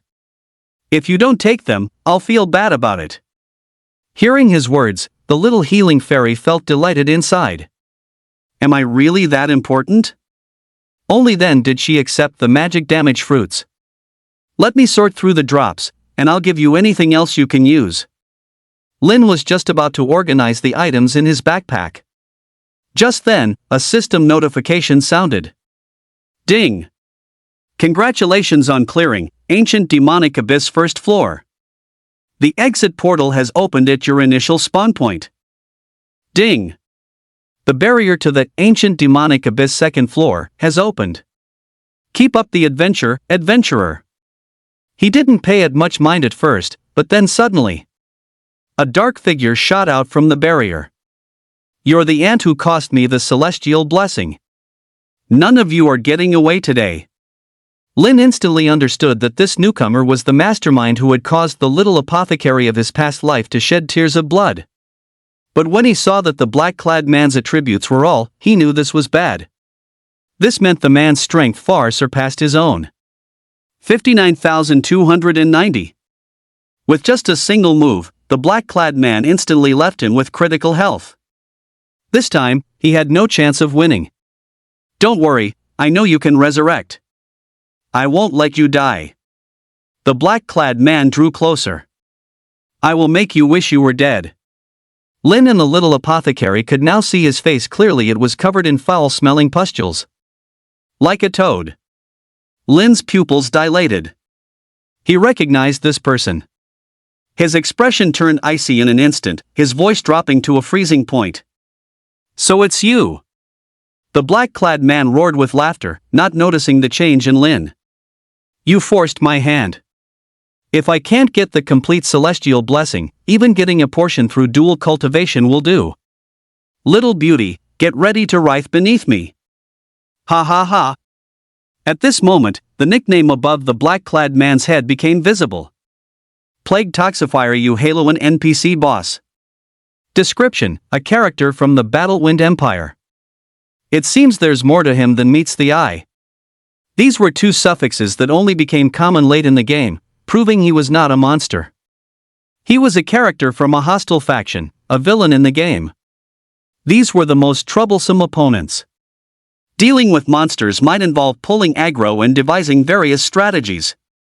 But facing a villain meant facing an intelligent opponent. It was like player versus player combat. They knew tactics like targeting the backline, timing skill cooldowns, and when to flee. Just now, Yuhaloan even knew not to kill Lin and let him resurrect. What terrifying cunning! If she were truly trapped like little fairy doctor, unable to develop, that would be the real death for Lin. And Lin recognized this person. In his previous life, this was the man the entire Jiangnan city wished they could tear limb from limb. Even if she got away, you're not getting away today. The enraged plague toxmancer suddenly cast a spell. A green number instantly appeared above Lin's head. Plus 20,000. Giving Lin no chance to kill himself at all. If I keep you here, I believe she'll walk right into my trap. He cackled sinisterly as he approached Lin, his ugly, foul-smelling arm grabbing Lin's shoulder, his eyes revealing a cruel glint. I'll lock you up here so you can never die, and then, he said, observing Lin's expression. He wanted to see fear, begging for mercy. But Lin's face was expressionless. With a flick of her hand, an ancient golden scroll appeared. Volume 1, Chapter 43, Plague Toxmancer, Yuhaloan. Because when the game descended upon reality, he appeared in Jiangnan City. A terrifying plague spread throughout the entire city. Perhaps the players were fine, but almost all the ordinary people who had never played Revelation perished in this plague. The entire Jiangnan city was devastated, with dead bodies everywhere. Those were the players' families and friends. In the orphanage where Lin had previously stayed, not a single person survived. They all turned into rotting, stinking corpses, their former faces unrecognizable. The director who always loved to call her good little E, Auntie Zhao who would always sneak her snacks even when she was messing around in the kitchen, and security guard Uncle Lu who always chased her back after she snuck out. Those were once living, breathing people who had been with her as she grew up. This was another heavy blow after Matron Bai's death. Lin had not forgotten this grudge to this day. But I never expected to run into him here. Although filled with immense hatred, Lin also knew that he had to avoid a direct confrontation right now. Otherwise, it would be terrible to lose his life here. Even a naive and simple-minded person like the little Dr. Fairy could tell that the man before her was the one who had imprisoned her for 7 years. That year, she had accidentally stumbled into the seal and was knocked unconscious by a man in black. 7 years. She had finally met her enemy. She clenched her fists in anger. But seeing Brother Lin, who had almost been instantly killed, she anxiously shielded him. Thank you, Brother Lin, for staying with me for so long, but perhaps this is my fate. I was so close to home. A hint of sorrow and reluctance appeared on her face. But then, she forced herself to be resolute and shouted at Lin, Brother Lin, you have to go. His target is me. Lin, however, shook his head. This place was too far from where he had first appeared in the dungeon. There was no way he could outrun him. But the little Dr. Fairy thought he was hesitating and urged anxiously, go, quickly. As long as you get away. Maybe one day you can come back and save me. Even if she knew there was a 1 in 10,000 chance that she could really be saved. But by then, she might no longer be pure. Jia. Stop with the melodrama. Neither of you is getting away. At this moment, the Plague Poison Master had already charged forward, reaching a hand toward little fairy doctor's chest with a sinister grin. But right at this moment, Lin made his move. He abruptly raised his bow and arrow. But his target wasn't the Plague Poison Master, it was little fairy doctor. Little fairy doctor hadn't expected this either. But before she could react, her health bar was instantly depleted by Lin. Even in the moment she turned into a white light, her eyes only held shock. She might not have understood why Big Brother Lin would attack her, but she knew that her very life had been saved by Lin. He would never harm her. Perhaps Big Brother Lin just didn't want me to suffer. Ding! You have killed the player, Little Fairy Doctor player NPC, Wilderness-free PvP.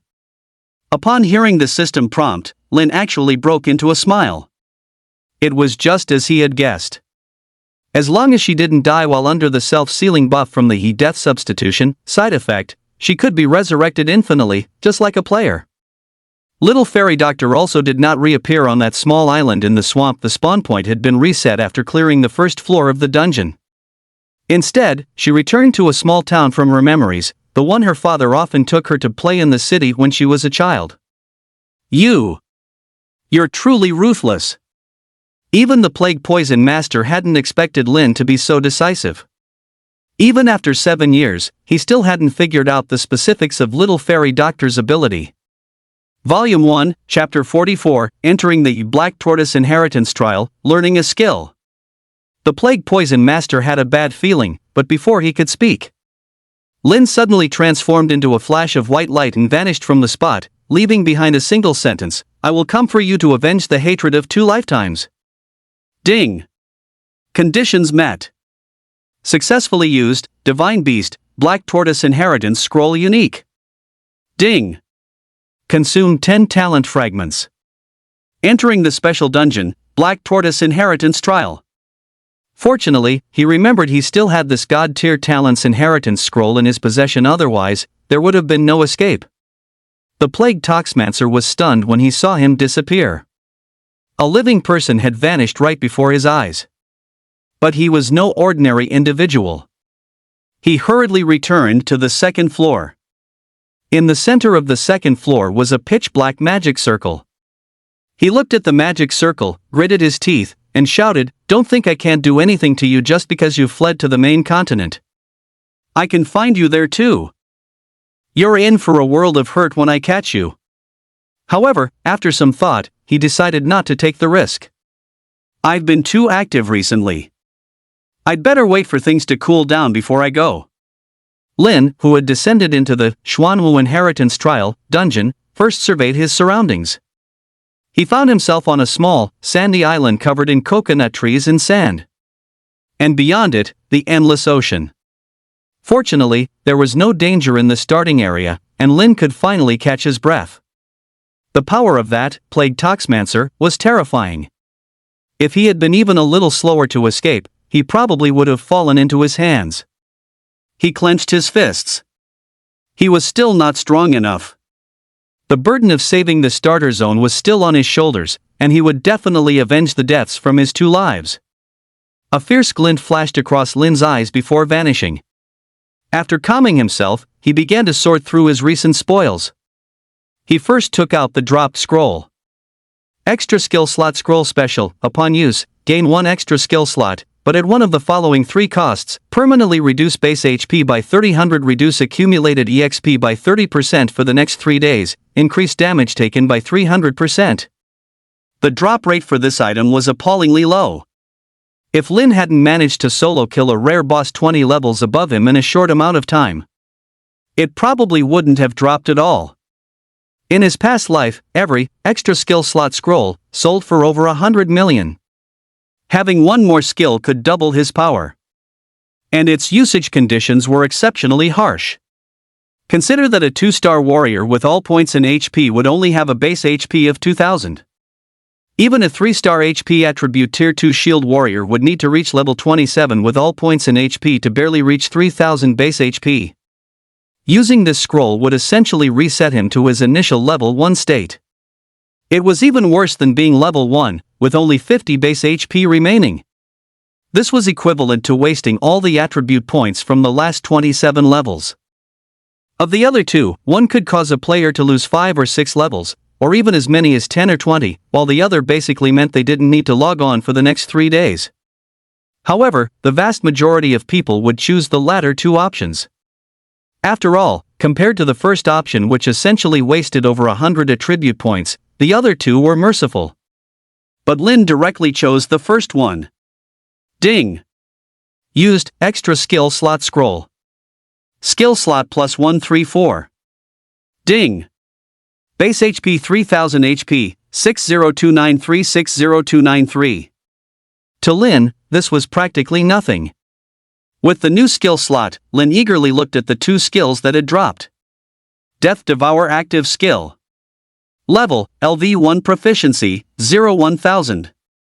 Effect, consume 350 MP to deal AoE damage to enemies within a 3M fan-shaped area in front of you, and restore HP equal to 10% of the damage dealt. The next 3 attacks are converted to 180% lifesteal damage, restoring an equivalent amount of HP cooldown, 85s. Requirement, LV-20 Warrior, second job advancement. An incredibly powerful skill, combining area of effect damage with high single target damage. It also had 4 instances of healing. This skill was enough to sweep away all current skills. Soon, Revelation would also have its first major update, and this skill book was at least orange grade quality. At that time, the first signs of Revelation's invasion of reality would also begin to appear. After putting the skill book away, Lin looked at the other forbidden spell. Slime Wing's Fury active skill forbidden spell. Level, LV10 10,000.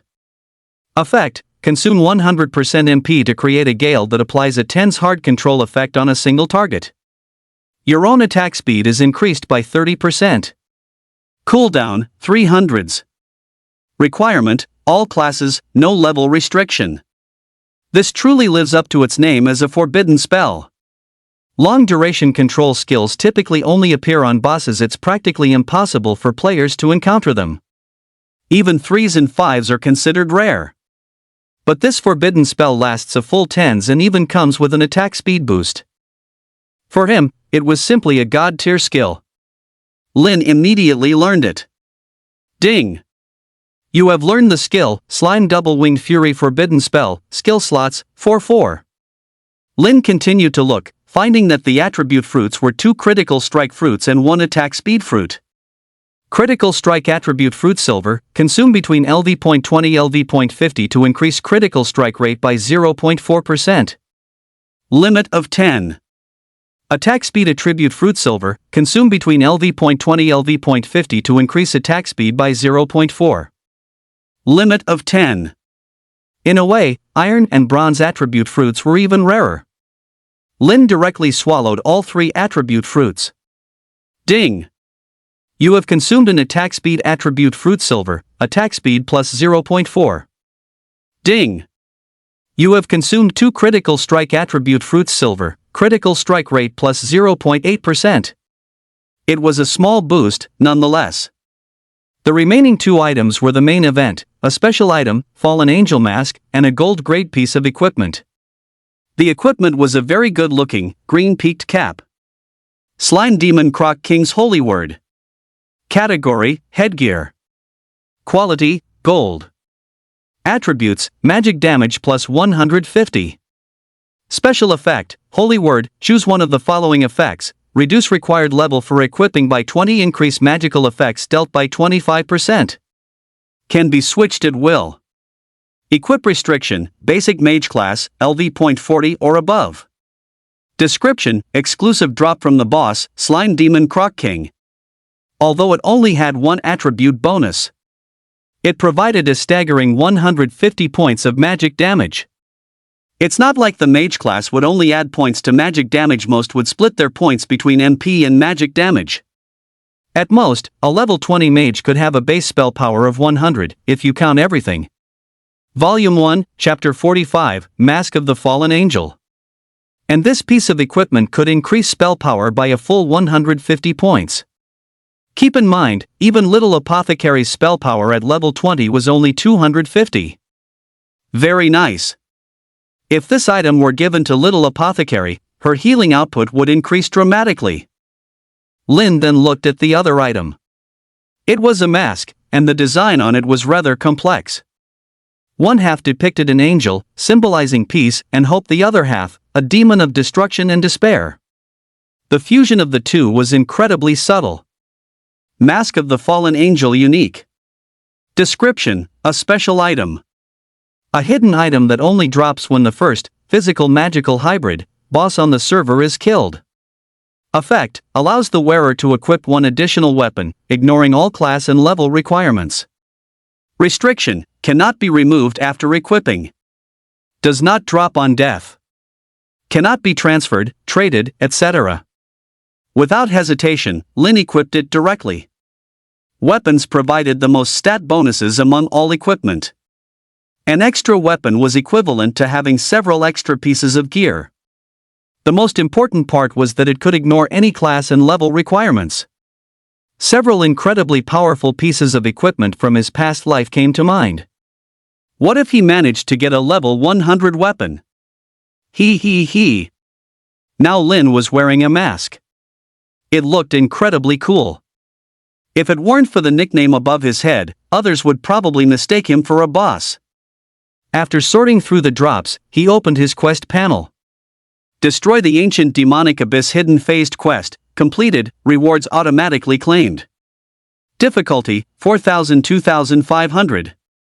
Quest details: enter the ancient demon abyss and clear out the monsters on the first floor phase 1. Quest rewards, EXP plus 8000 5000, attribute fruit bronze 5-3, gold coins 2010, demonic chi infusion count plus 1 first stage. Ding! Claiming rewards 4, destroy the ancient demonic abyss first stage. Ding! The second stage of the quest has been triggered. Adventurer, please check the quest panel for details. Lin's experience bar turned black. 5 attribute fruits and a jade talisman appeared in his inventory. 1 attack speed fruit, 2 crit fruits, 1 magic resistance fruit, and 1 physical attack fruit. This perfectly filled all the empty slots for his bronze tier attribute fruits. Ding! Consumed attack speed attribute fruit bronze. Attack speed plus 0.4. Ding! Consumed crit attribute fruit bronze 2. Critical rate plus 0.8%. With this, Lin's attack speed reached 9.8. His critical rate reached 4.7%. With his current attack speed. Among the remaining 4, all except the magic resistance fruit were quite valuable and could be traded. But the most important item was the jade talisman. Demonic chi infusion jade talisman. Effect, non-transferable, cannot be dropped. Can be used to enhance skills, equipment, pets, etc. Note, demonic, focuses on aspects like mutation, bloodlust, and darkness. Must be used within 300s. Description, a primordial energy from the depths of the demonic abyss. It can grant terrifying boons to living beings, but it can also corrupt their hearts. It provides an effect similar to the Radiant Empire's Holy Light Sanctification. However, Holy Light Sanctification can only enhance equipment. And its effects are not particularly significant. It's just a simple numerical enhancement. Moreover, it is calculated based on Holy Light power values, requiring different amounts of Holy Light power for equipment of different levels. If one wishes to enhance powerful equipment, the cost is much greater. But demonic chi infusion is different. One use is one use. It also has a very wide range of applications and its own special effects. The effect will be significant if used on things related to mutation and darkness. Conversely, using it on other things might be a waste. The prefix, demonic, is obviously much stronger than light. Volume 1, Chapter 46, Demonic Chi Infusion. Of the equipment on him, only the glorious longbow and the chicken's tear necklace were a relatively good fit. But it was only gold tier, despite having no level requirement. However, Lin was truly reluctant to use a hard-won opportunity on it. If it were a weapon that could grow, Lin would naturally not hesitate. However, he still placed the jade talisman on it to test the compatibility. Ding! The compatibility of Glory Longbow with the Yi Demon prefix is 34%.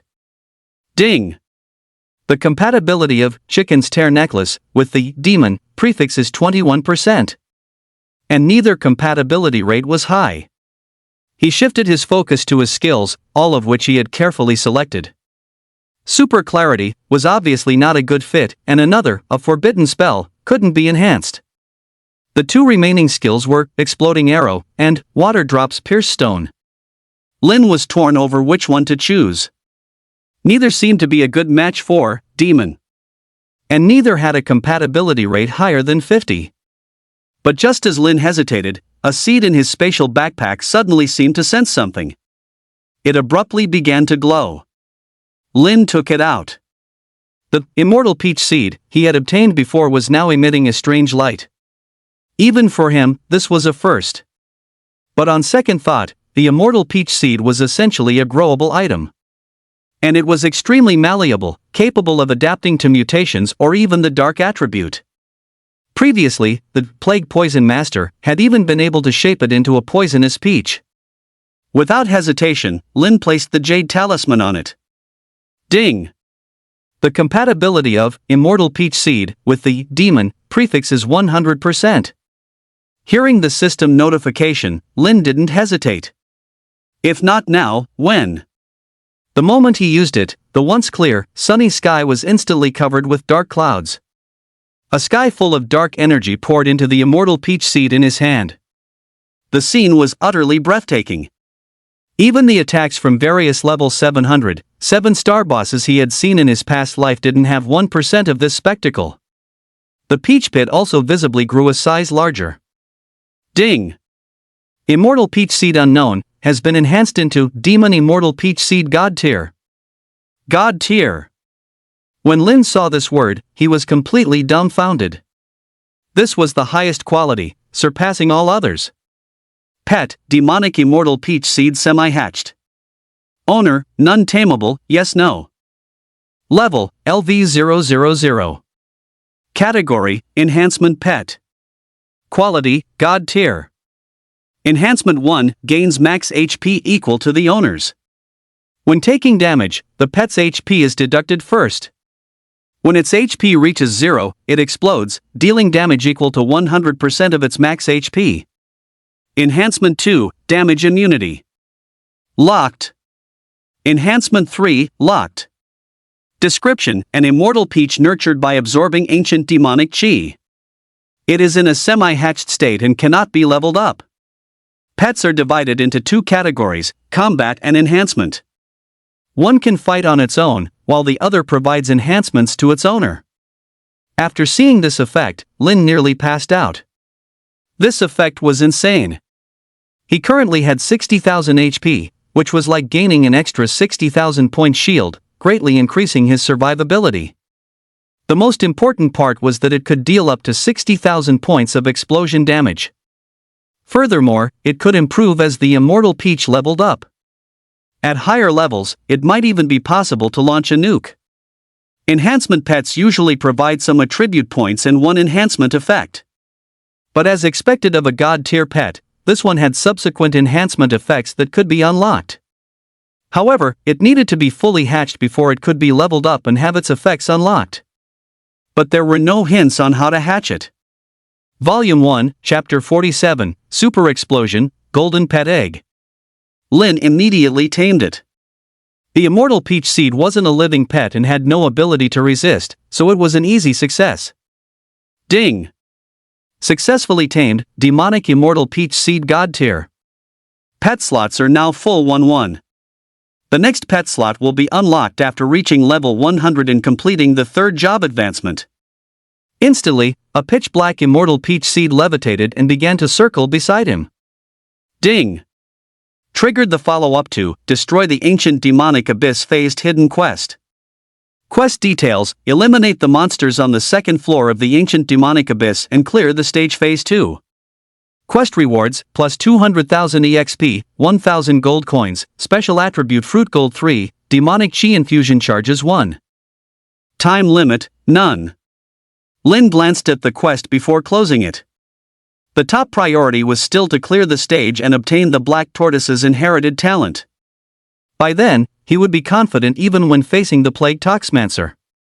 After organizing his spoils of war, Lin set off immediately. The small island wasn't large, and he quickly explored it all.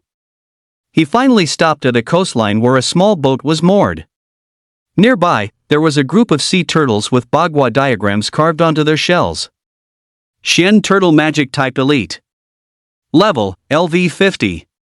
Buff, Aura of the Black Tortoise HP in both resistances increased by 200%. HP 38000380000300%. Magic damage, 1800. Physical resistance, 500, magic resistance, 500. Skill, Bagua Formation Passive Skill. Slightly increases attack damage. Attacking or being attacked has a chance to restore a certain amount of HP and reflect both physical and magic damage. Ding! Quest triggered. Eliminate the Xian turtles and set sail. Normal quest.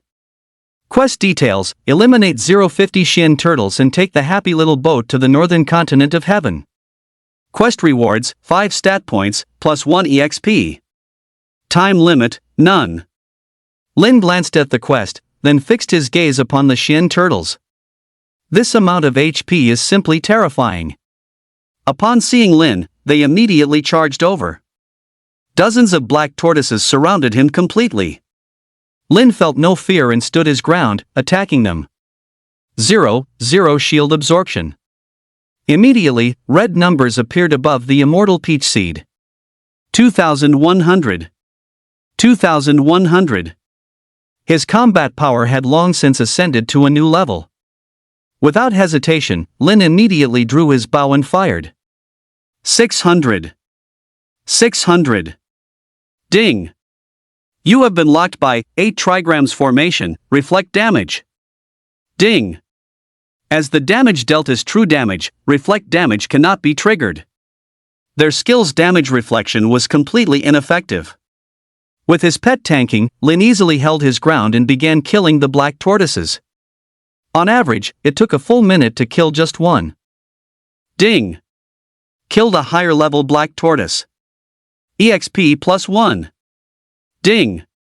Killed a higher level black tortoise. EXP plus 1. Lin was stunned when he heard the system notifications. The experience gained was only 1 point. Furthermore, they didn't drop anything at all, not even gold coins. Any other player would be furious enough to spit blood. All that effort for nothing. Lin, however, didn't mind. As long as he could stack his HP, that was all that mattered. The rest isn't very important either. With the explosive arrow effect, many black turtles were left with critical health. At this moment, his pet's health had also dropped to 0. Lin waved his hand. It instantly flew out at extreme speed, landing amidst the group of black turtles. Bang! Ding! Ding! Ding! A large number of kill notifications popped up frantically. The explosion's range was massive, instantly killing an entire group of black turtles. Ding! Normal quest: slay the black turtles and set sail. Completed. Reward: 5 stat points. After completing the quest, Lin allocated the stat points to attack speed. His attack speed finally broke through to 10. 10 arrows per second. With his current 600 true damage, his true damage per second reached 6,000. The pet, whose health dropped to 0 after the explosion, would also need 2 hours and 1 gold coin to revive. Fortunately, he still had some gold coins on him. This experiment also allowed Lin to figure out some details. Enhanced pets do not come with effects like self-regeneration. To recover, one could only buy items like pet potions. He could choose to disable its enhancement effect and detonate it at the right moment. After the surrounding black turtles were cleared, the coast was completely empty. A stone monument and a small boat were particularly conspicuous. Looking at the stone monument, he discovered 2 large, golden black characters on it. Named Beidou. The center showed his own position, and in the sea area to the upper left, there was a massive continent-like shape. It seemed to be the destination. Just as he was about to leave on the small boat, Lin's gaze caught a few specks of green behind the stone monument. He walked around it and discovered it was a small nest with several eggs inside. Black turtle pet egg gold can be hatched by soaking in warm water. Strong in both nurturing potential and defense. There were a total of 3 gold tier pet eggs. Hiss. Even in the mid-game, this would still be an astronomical price. The black tortoise pet was a top-tier contender among gold-tier pets. Its outstanding defense and decent skills were equivalent to having an extra high HP tank warrior. After placing all the pet eggs into his backpack, Lin boarded the small boat. The small boat had only 1 small oar. Following the direction on the map from his memory, Lin rowed the small boat forward. The surrounding water seemed to ripple in a certain direction, but soon Lin felt that something was wrong. He had been sailing on the sea for a very long time, and according to the location on the stone tablets map, he should have arrived long ago. Volume 1, Chapter 48, The Northern Continent of Heaven. Just as he was feeling puzzled, a dark silhouette appeared in the distance. Lin's eyes lit up, and he quickly paddled faster towards it. But as he gradually got closer, his brow furrowed slightly. Because it was just a small island. And for some reason, this island looked particularly familiar. Roar!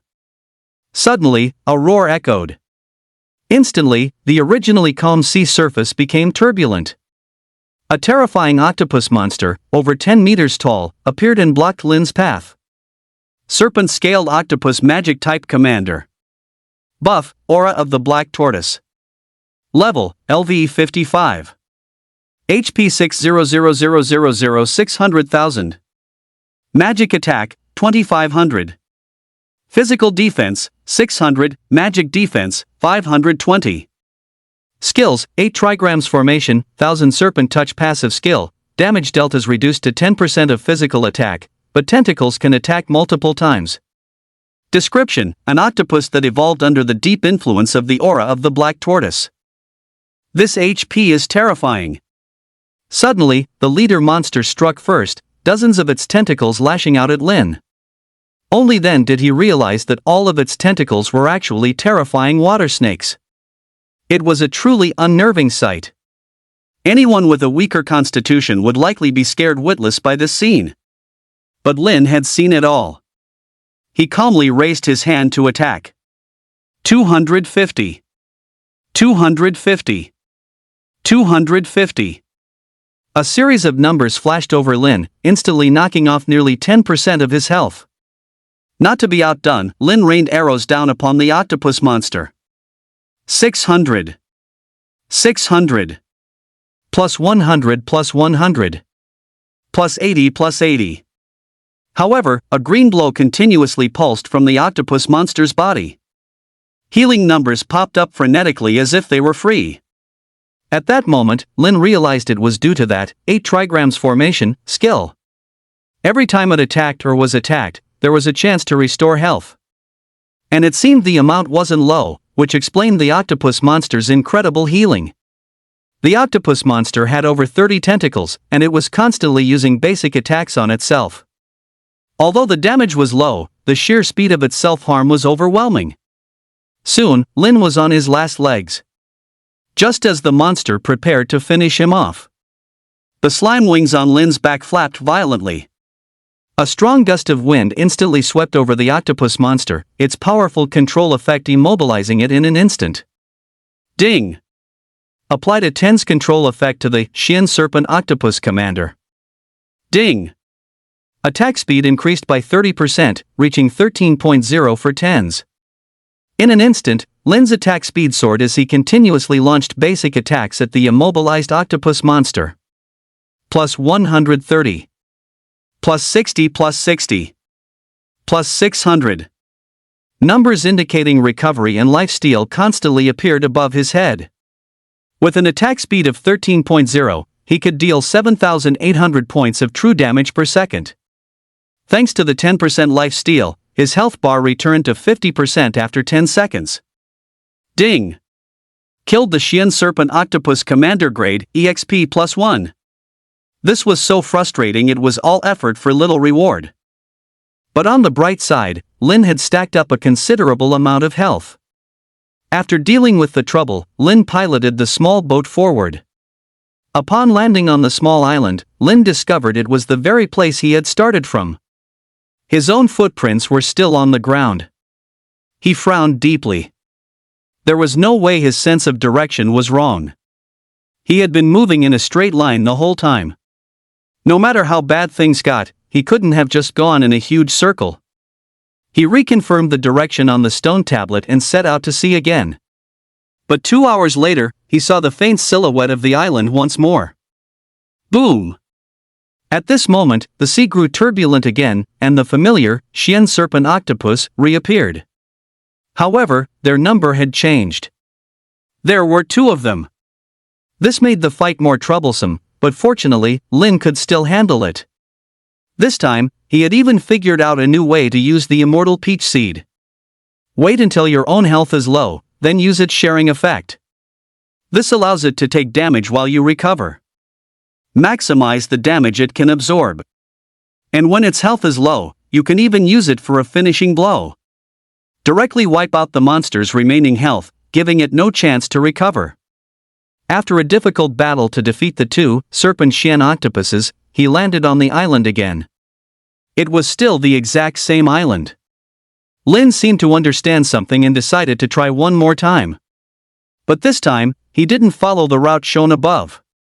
The outcome was still the same. But this time, the number of serpent Xian octopuses had increased to 4. After these few rounds, his health had stacked up quite a bit. Demon LV-20 Archer, 70,000 70,000. It had stacked all the way to 70,000. By now, Lin had figured out the pattern. It seemed he was trapped in a loop. No matter which direction he went, he would always return to this island. And he would encounter serpent Xian octopuses, with their numbers doubling each time. Although it was great for stacking health, he didn't have many chances left for trial and error. If he was unfortunately killed, he would have to wait a full month to re-enter the inheritance trial.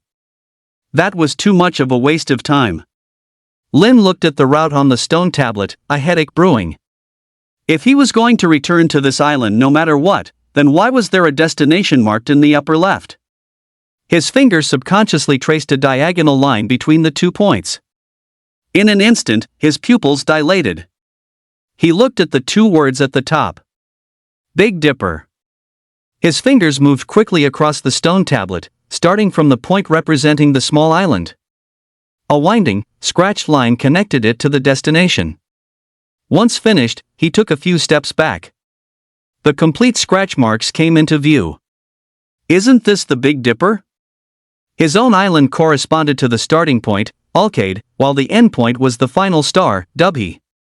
He immediately got back into the small boat and began to try out the short distance routes around him, following the pattern of the Big Dipper. Following the stars in order Merak, Fekta, Migres, Aliath, Mizar, they soon reached their destination, Alcade. Just then, a sudden burst of light erupted all around. Ding! You have discovered the God-tier hidden area, northern land of the heavens. Reward. Volume 1, Chapter 49, Big Dipper Dubhe, Xiangua Village. Following the stars one by one Merak, Fekta, Migres, Aliath, Mizar, they quickly reached the final destination, Alcade. Just then, a sudden burst of light erupted all around. Ding! You have discovered the God-tier hidden area, northern land of the heavens. You are rewarded with the title, Big Dipper Dubhe, Epic X1. Suddenly, a vast and boundless continent appeared in the originally empty sea area. Lin raised an eyebrow. He had finally broken the stalemate. Lin then steered the small boat and landed on the continent. There was a village nearby. As he headed towards the mainland, he checked the reward he had just received. It was actually an epic tier title. Above gold, platinum, and dark gold, there was diamond. Only epic lies beyond diamond. Big Dipper Pajuan title, epic permanently reduces base health by 50-100. Your third attack is a guaranteed critical strike resets after each trigger, and this attack's critical strike rate is converted into bonus critical strike damage. Lin nearly fainted. This was just too good to be true. Keep in mind, a level 100, unequipped, third job assassin only has a 33% critical hit rate. Barely able to achieve 1 critical hit every 3 attacks. And even that depends on luck. If you're unlucky, it might not even happen. The Star of the Army Breaker is one of the major stars with the highest destructive and attritional power. The game Revelation has elements that are incredibly close to reality. Titles are the same, although they come at a great cost. The effects they bring are absolutely extraordinary. The title currently above his head was still far inferior to the Army Breaker. Moreover, he was currently in a legacy trial, not a starter zone. The damage reduction effect was also nullified. Lin swapped it out. After equipping the new title, he arrived at a village. Upon seeing him enter, the villagers' eyes instantly filled with hope, yet they dared not approach to speak with him. At this moment, an NPC with the ID, Black Tortoise Village Chief, above his head, leaning on a cane, strode quickly toward Lin. He nervously walked up to him and asked tentatively, Are you an adventurer? Lin found their reactions a bit strange, but he nodded nonetheless.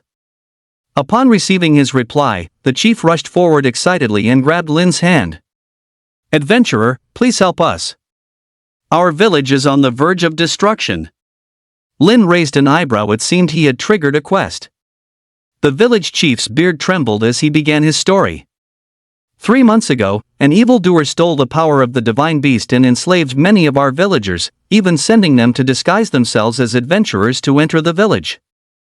We were deceived multiple times, causing the number of people in our village to dwindle again and again. He is forcing me to hand over the divine beast totem. His voice was choked with sobs as he wiped away tears while speaking. If it weren't for your overwhelmingly majestic presence, I truly wouldn't have believed you were a real adventurer. He couldn't help but be astonished as he looked at the mask on Lin's face and the glorious longbow in his hand. He then issued a quest to Lin. Brave adventurer, I hope you can eliminate this group of demonized people for me. Ding! You have triggered the normal quest, eliminate the demonized people. Accept? Yes, no? Quest content: go to Nether Serpent Mountain and eliminate 0500 demonized people, 0100 black tortoises, 08 octopus monsters, and 01 nether serpent to protect the village's divine beast totem. Difficulty, 3500. Task reward, EXP +1, 100% favorability with all villagers. Time limit, 12h. Failure penalty: totem shatters, succession fails. This was simply the most pathetic quest he had ever seen. However, it was bound to be a crucial part of the subsequent storyline. After accepting the quest, Lin set off for Nether Serpent Mountain. As he passed through the center of the village, Lin saw a giant stone carving. The carving was incredibly lifelike, depicting none other than the black tortoise. It looked almost real. This was the divine beast totem worshipped by Black Turtle Village, the black tortoise. Lin stopped in his tracks upon seeing the stone carving. He walked up to it and bowed respectfully to the black tortoise totem. Ding! You have worshipped the black tortoise totem statue, triggering a hidden lucky event. You have received the lucky blessing buff, restores 1000 HP per second duration, 24h. Satisfied after hearing the notification, Lin left. This was a piece of wisdom accumulated by tens of billions of players. Whenever you see a statue, give it a worship. You might just get an unexpected benefit. Soon, Lin followed the prompts and arrived at a dark mountain forest. Before he could even enter on his own, several figures suddenly rushed out from the bushes. They were several dark-skinned people with black snakes coiled around their bodies. Volume 1, Chapter 50, The Demonkin's Overpowered Control Skill, The Advancing Nether Serpents. Brainwashed Villager Demonkin Physical Common. Buff, Aura of the Black Tortoise. HP 228000 228,000. Physical Attack, 1500. Physical Defense, 480, Magic Defense, 480.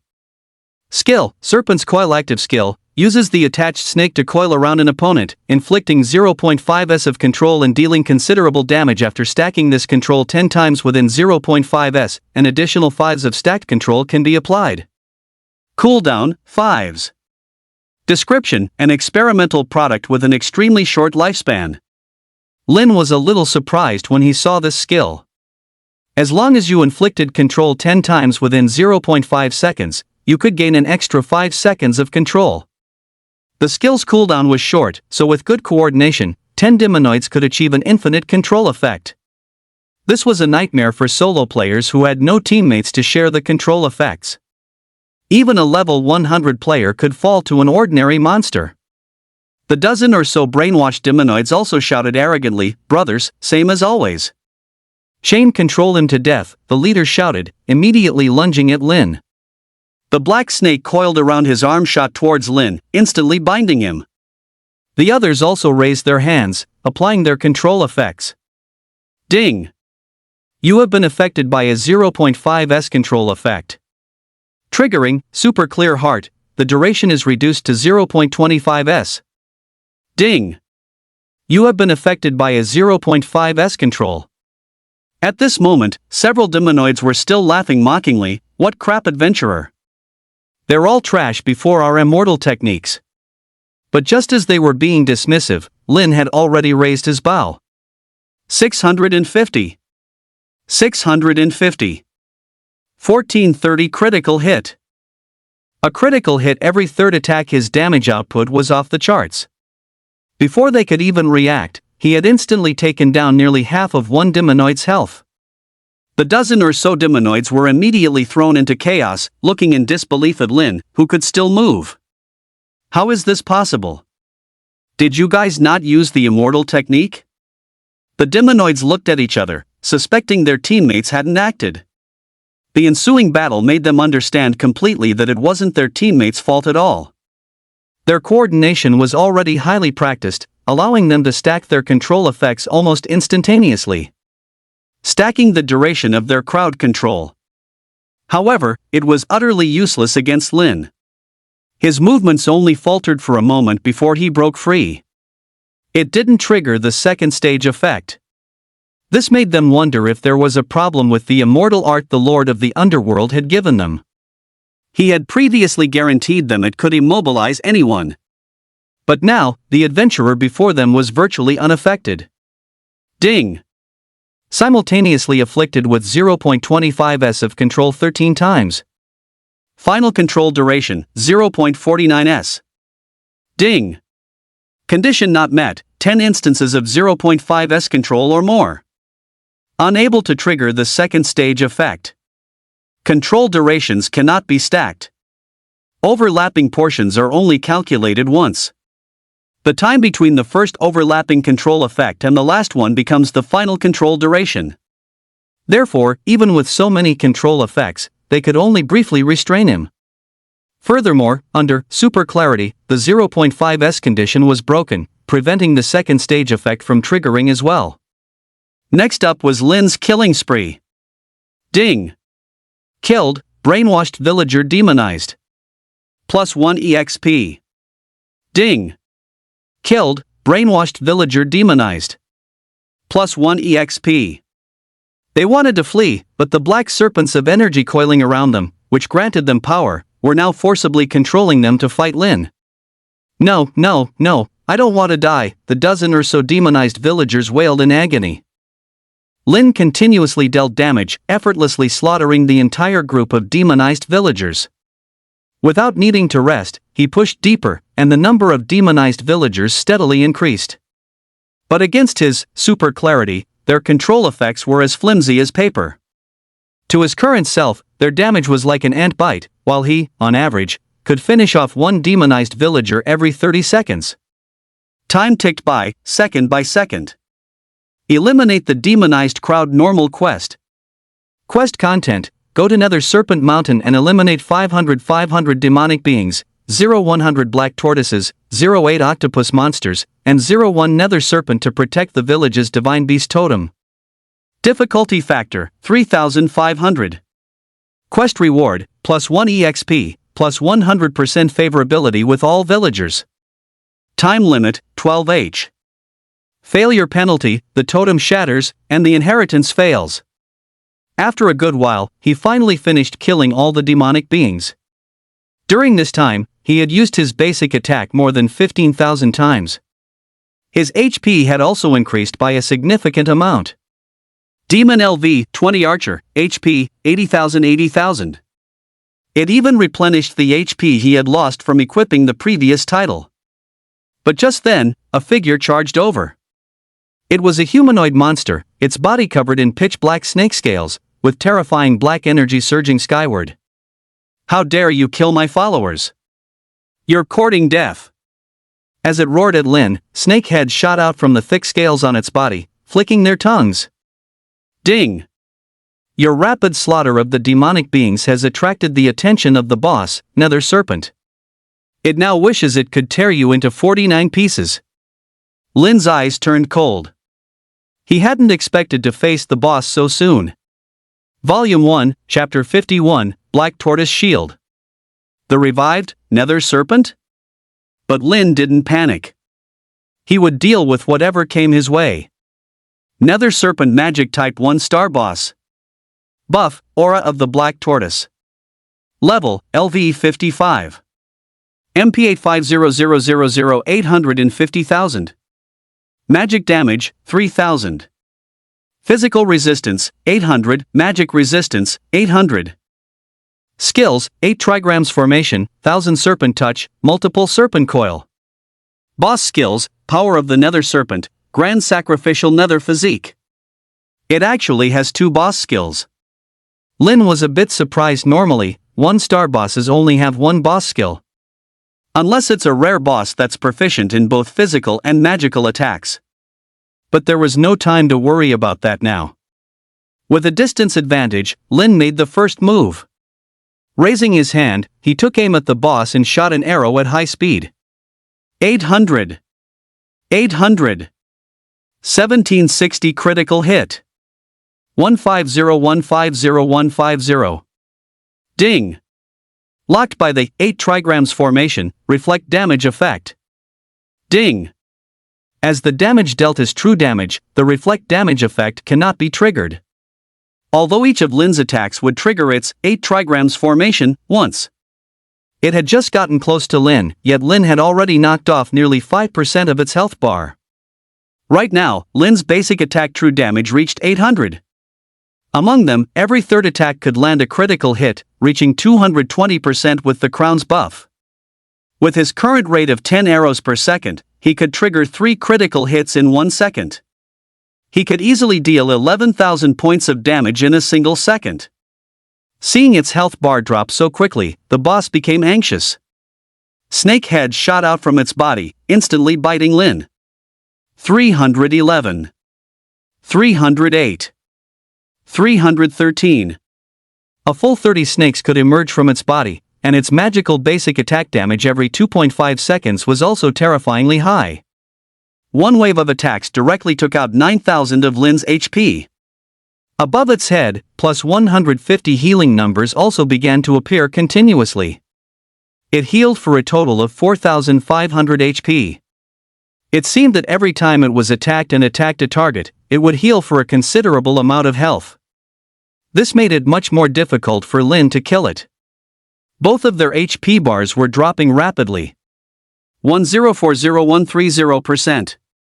Plus 130,130%. 1000-130% buff. Plus 80 plus 80 plus 176. But Lin's DPS was over 10,000, and with 10% lifesteal, he could restore over 1,000 HP per second. Combined with the chicken's tear necklace and his crown, this was enough to reach 2,000 HP restored per second. Most importantly, he had the buff, Lucky Blessing, on himself. Under the effect of Blessing of the Medicine Saint, he recovered 1,300 HP per second.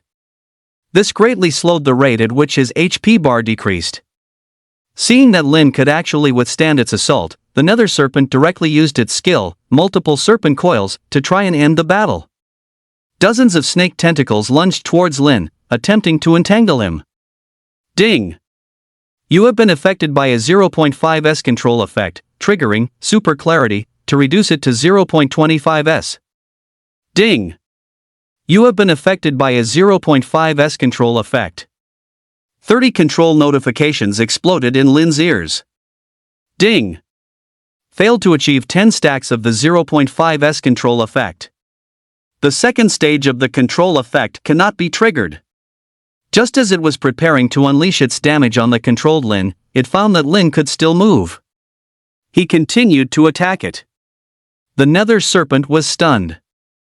It had 30 snake tentacles, which should have easily achieved 10 simultaneous control effects, triggering the second stage of 5-second long control. It could even effortlessly chain its control effects. This was one of its greatest strengths. Why was this unremarkable adventurer before it effortlessly shrugging off its control without doing anything? But why was Lin completely unaffected?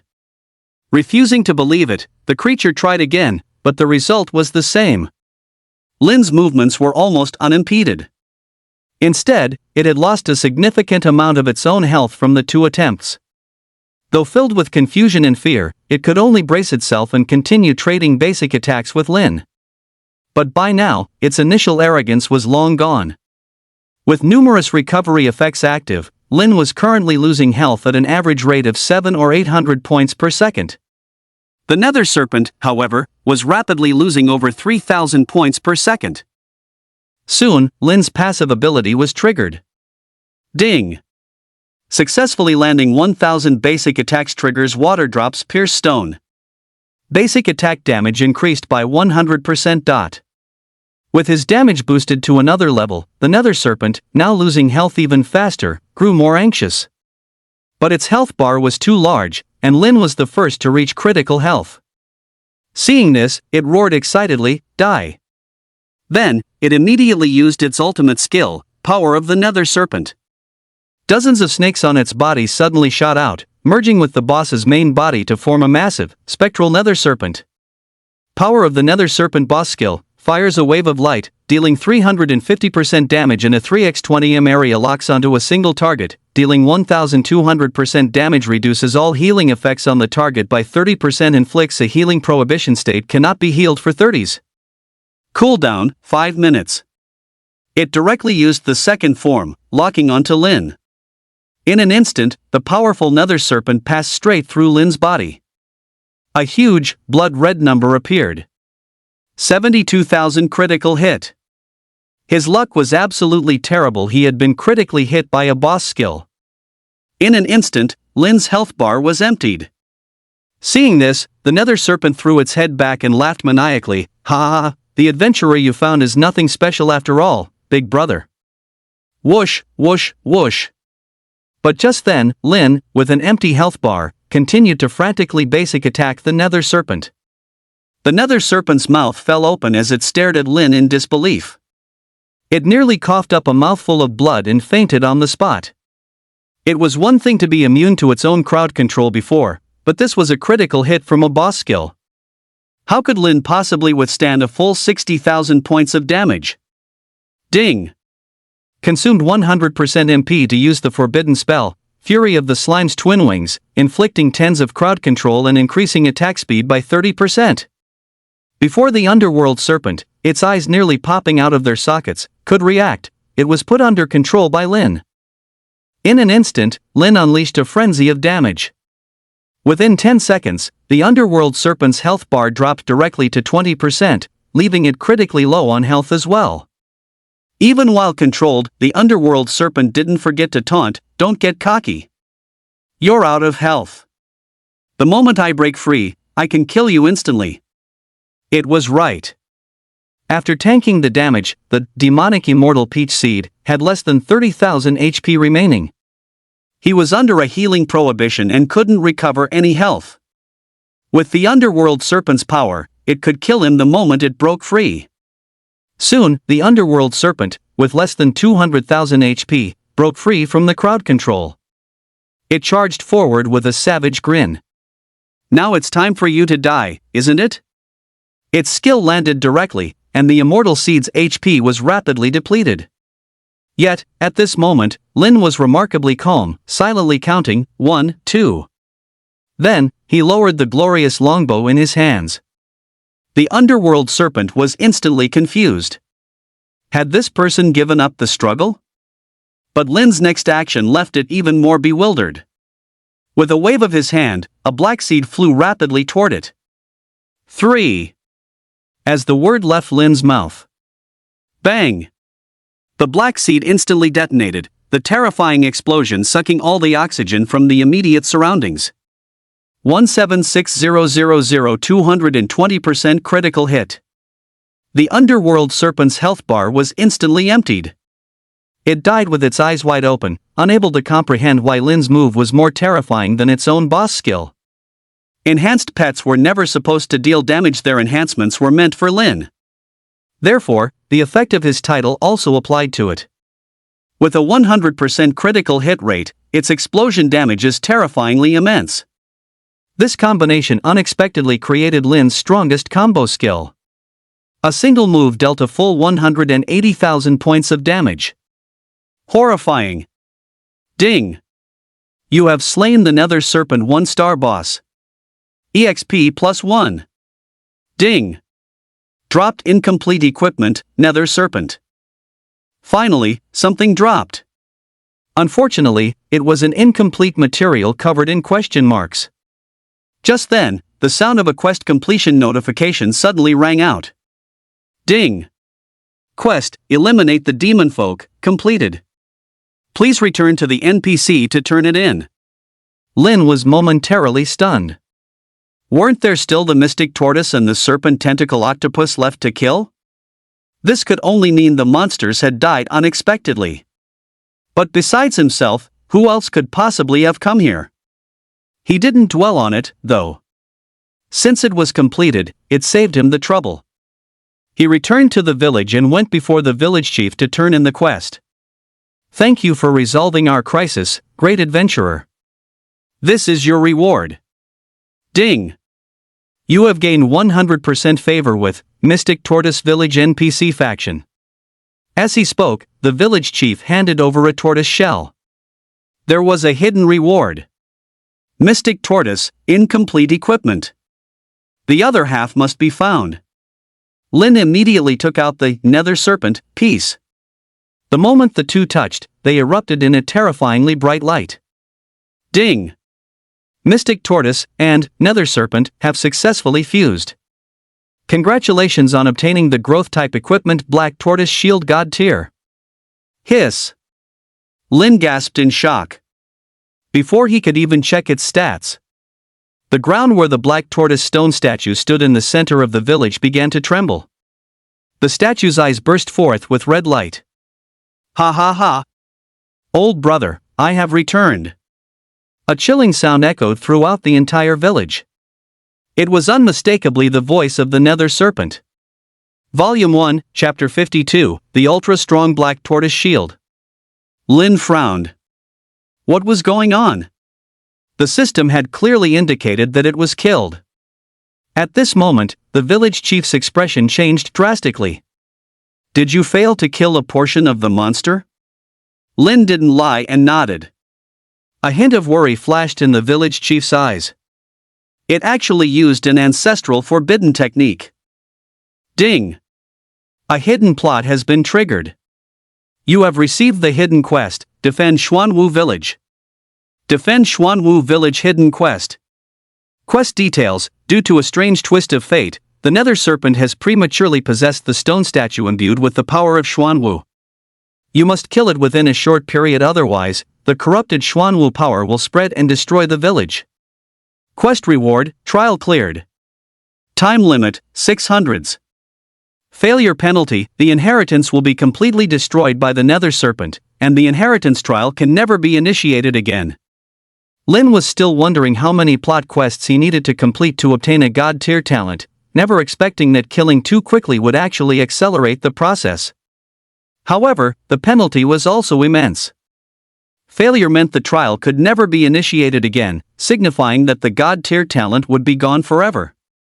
At this moment, all the villagers were hastily hiding in their houses. Only the village chief and Lin rushed towards the stone statue. Lin also checked the attributes of the shield. Xuanwu Shield inactive. Category: Growth Weapon Unbound. Potential: God tier. Quality: Platinum. Attributes: HP plus 10,000, P.def plus 500, M.def plus 500. Divine effect: immune to 20% of all damage received. Durability. Equip requirement: LV 150, 5 Revolution Shield Warrior. Description: the ancient divine artifact, the Xuanwu Shield, was split into two parts for some reason: Nether Serpent and Xuanwu. When combined, it will possess the power to dominate the heavens. Activation requirement: 100x the activator's current level's EXP bar. Binds to the player upon activation. Cannot be traded, gifted, or dropped upon death. Seeing the attributes, Lin couldn't help but gasp. Is this a God tier potential growth weapon? A growth weapon also meant that its quality could be upgraded as long as the conditions were met. Of course, there was a limit to this, and that limit was its potential. Furthermore, for growth weapons of the same platinum quality, the one with higher potential would have stronger attributes and effects. And now, he held a black tortoise shield that could grow to god tier. Unfortunately, he didn't have a shield warrior class. The shield warrior's class trait, damage reflection, scaled with weapon quality. With the black tortoise shield in his hand, he could undoubtedly achieve an excellent damage reflection effect. However, the divine effect of the black tortoise shield was already terrifying enough. Percentage-based damage reduction. No usage limits or cooldowns. This was truly a heaven-defying effect. The condition to activate this weapon was also hellishly difficult. Current levels experience bar 100. Even the total accumulated experience of a level 200 player wouldn't be enough. Because it required 100 times the experience needed to level up from level 200. The only way was to hold off on leveling up, not changing classes, and accumulating experience. But 100 times was a terrifying amount, and the experience gained from kills would be halved while holding off on leveling. Almost no one could accomplish it. Ding! LV 20,000 2,200,000. Experience required to level up is 20,000. Deducting 2 million experience. The experience he had accumulated from killing so many monsters during this time was just enough to reach 2 million. Ding! Activation successful. The originally dull gray-black tortoise shield in his hand erupted with a cyan light. Ding! Cannot be equipped unless level 150 and a 4th advancement shield warrior. Hearing the prompt, Lin opened his panel and placed the equipment into another golden slot. Ding! Equipped in the 2nd equipment slot, ignoring equipment requirements. Equipment successful. His stats also soared. Ding! HP plus 10,000. Ding! Physical resistance plus 500. Ding! Magic resistance plus 500. Ding! The divine effect of the Black Tortoise Shield Platinum has been activated. All damage taken is reduced by 20%. His own survivability soared. Do you really have to go down this dark path to the very end? The village chief roared in anger upon arriving and seeing the stone statue already emitting black energy. At this moment, the soul of the nether serpent was possessing the stone statue. A nickname also appeared above the stone statue's head. Nether Serpent Stone Statue with the power of the Black Tortoise Magic Type 1 Star Boss. The Nether Serpent's sinister voice echoed from within the stone statue, "Hee hee, my dear brother. After all these years, have you finally decided to speak to me? I am the most outstanding person in the Xianming family," he shrieked hysterically, as if finally voicing long-suppressed words. The village chief's eyes turned cold, and he snorted. "Father said long ago that the position of village chief belongs to the most capable. Your methods are too radical. If we truly go to war with the Sea Dragon clan, our chances of winning are definitely less than 10%. Do you want me to lead all the villagers of Black Tortoise Village to their deaths just to satisfy you?" His voice trembled. It was clear he was enraged. The village chief was not old, just a man full of vigor. He. The Nether Serpent, controlling the stone statue, strode forward with heavy steps. "Aren't you just afraid of the Sea Dragon clan? Otherwise, why would you fall for it every time I impersonate an adventurer? Isn't it because you want someone to help you fight the sea dragons? Why not listen to me and carve out a new world for our Xianming family?" The village chief, however, offered an explanation. "Although I am not at war with them, it doesn't mean I'm not on guard against them. While the Sea Dragon clan is not on good terms with us, they haven't initiated any major conflicts recently. We have no reason to strike. Besides, I don't want to rashly start a war and cause the civilians on both sides to become displaced, their families torn apart." But the Nether Serpent was no longer listening. He pressed on aggressively, shouting in fury, "Father must have been blind. To pass the position of Xianming village's leader to a coward like you. After I left, didn't the village's name have to lose the Ming character?" The village chief shook his head in disappointment. "You truly are beyond redemption. Father once told me. He knew you were radical and competitive. Giving you the Nether Serpent in your hands was to grant you control over military power, hoping you would shine on the battlefield. Xianming village was once a peaceful place, but in your attempt to prove your strength to me, You brutally forced villagers into your demonic serpent possession experiments, causing their lifespans to become extremely short. Do you have any idea how their parents felt when they saw them like that? The village chief suddenly raised the scepter in his hand. Even when I knelt before more than a dozen elders to plead for you, I couldn't save you. I deliberately let you escape, but I never thought you would hold a grudge and slaughter so many of my villagers. I will not spare you this time, little brother. Bang! In an instant, the village chief's scepter erupted with a terrifying light, striking the underworld serpent's basalt golem directly. I was right. If you had just listened to me from the start, I wouldn't have done any of this, the underworld serpent roared, controlling the golem to retaliate. Bang! In just a single exchange, the village chief completely suppressed the golem. The golem was pinned down by his scepter, unable to move. To the side, Lin was also a little surprised the village chief's strength was somewhat terrifying. Unexpectedly, a pleading voice came from within the golem, "Brother, I know I was wrong." Instantly, the village chief, who had been filled with killing intent just a moment ago, suddenly softened. But that momentary distraction gave the underworld serpent an opening. It abruptly unleashed its combat power, landing a fatal blow on the village chief. 32,982. 42,890. The village chief was instantly left with critical health. The underworld serpent, however, laughed maniacally, "Brother, you're still as foolish as ever. Go to hell." Volume 1, Chapter 53, Abdication, Basalt Town. Seeing this, Lin immediately took action. The slime wings on his back flapped fiercely, instantly restraining Lin's golem. Having been saved, the village chief finally came to his senses and hastily retreated.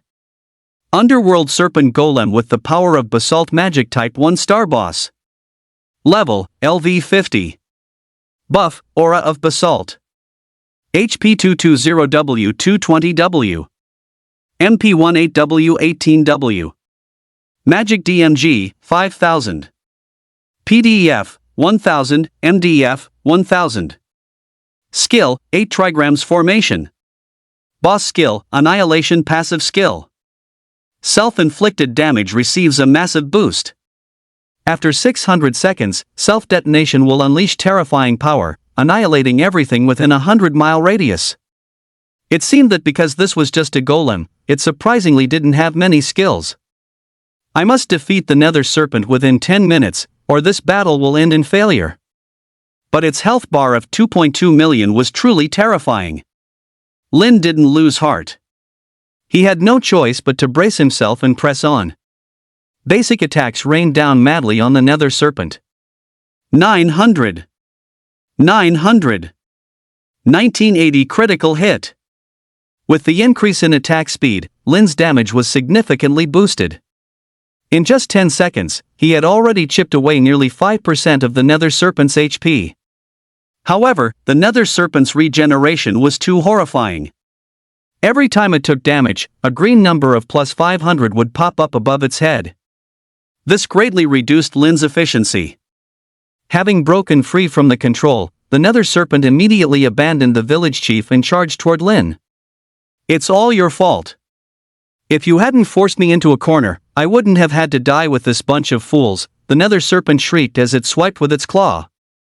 4,000,080%. Plus 1,300. Plus 1,170.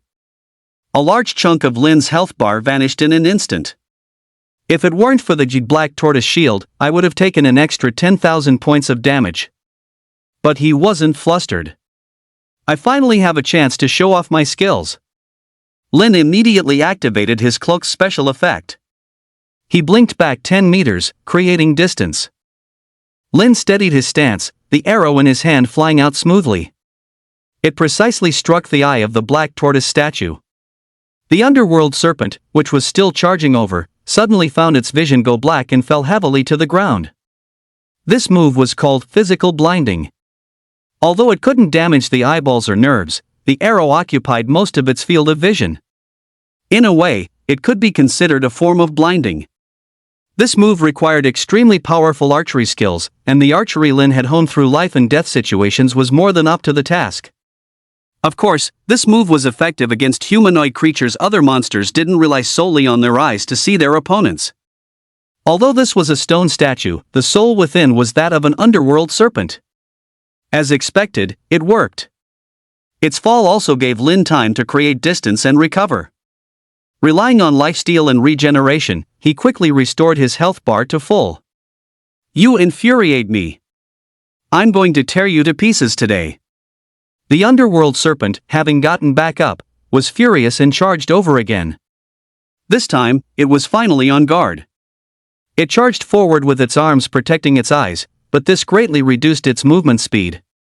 Lin didn't rush to dodge. Instead, after being attacked by the underworld serpent once more, he teleported away again after 2 seconds. The underworld serpent, whose basic attack had just come off cooldown, was so enraged that it almost coughed up blood upon seeing Lin instantly disappear and his health bar fill up again. I feel like I'm being walked like a dog. Blinded by fury, it charged forward, completely forgetting to shield its eyes. Lin's arrow struck true, hitting it squarely in both eyes and sending it tumbling to the ground again. Just as it struggled to its feet to give chase, Lin used the attack's timing to his advantage and dodged once more. By now, Lin had already chipped away 20% of the nether serpent's health bar. At this point, it finally calmed down and stopped targeting Lin. Instead, it charged toward the village chief, who was resting and recovering off to the side. Despite his low health, the village chief showed no fear. He charged bravely toward the nether serpent. If you throw yourself into the river now, you can still atone for your sins. But if you truly destroy the entire Black Tortoise village, how will you face Father then? But the nether serpent had completely lost its mind. Father? Bah! What kind of worthless thing is he? If you hadn't forced my hand, I wouldn't have used the forbidden art. This is all your fault. The nether serpent roared as it charged the village chief. Just die. All of you, just die. I want you all to be buried with me. But just as its attack was about to land on the village chief, Lin intervened and blocked it. 80,000. Critical hit. That blow nearly sent him to his grave. Thankfully, he had the Black Tortoise shield. He couldn't let the village chief die. His quest was to protect the village. If the chief was gone, what kind of village would be left? Seeing Lin take the blow for him, a unique sense of relief flashed in the village chief's eyes. It was as if he had found someone to entrust everything to. You dare block me? Die! Enraged, the nether serpent attacked Lin again. This time, Lin didn't retaliate. 43,200. 48,404. The attacks completely emptied the health bar of the demonic peach of immortality seed. Lin was now also at critical health, completely unable to withstand the final blow. But at that moment, a notification suddenly sounded in Lin's ear. Ding! You have received the abdication of the village chief from the NPC faction, Black Tortoise Village. Detecting that the player possesses Black Tortoise. Abdication successful. Ding! It has been detected that the player possesses the synthesized item, Xuanwu Shield, activated by Black Tortoise and Nether Serpent. Black Tortoise Village has been renamed Xuanwu Town. Ding! Congratulations, player, on becoming the mayor of Xuanwu Town. Ding! Unlocking the exclusive Xuanwu shop and the ability to collect Xuanwu points. Volume 1, Chapter 54, The Kill. Xuanwu Shield Upgrade. I'm finally free of the village chief position. We became enemies over this, and things even escalated to this point. The village chief, who had been silent for a long time, finally spoke. At this moment, upon seeing the village chief's nickname change to Black Tortoise, the Nether Serpent's expression changed drastically. You actually gave the Black Tortoise talisman to an outsider, the Nether Serpent said in disbelief. The Nether Serpent talisman symbolized military authority, while the other, the Black Tortoise talisman, symbolized political power. Only the one who possessed the Black Tortoise talisman was the leader. Why would he give it to an outsider rather than his own younger brother? I wanted to save you, but your sins are truly unforgivable. The village chief's figure suddenly moved. He had actually blocked the attack for Lin. 42,030. His health bar was instantly emptied. In his final moments, the village chief shouted to him, "Use the demonic peach burst skill of yours. It's time for me to take him to atone before our father. The village is in your hands now." Ding. You have been affected by the skill, Grand Sacrificial Shin Body Technique.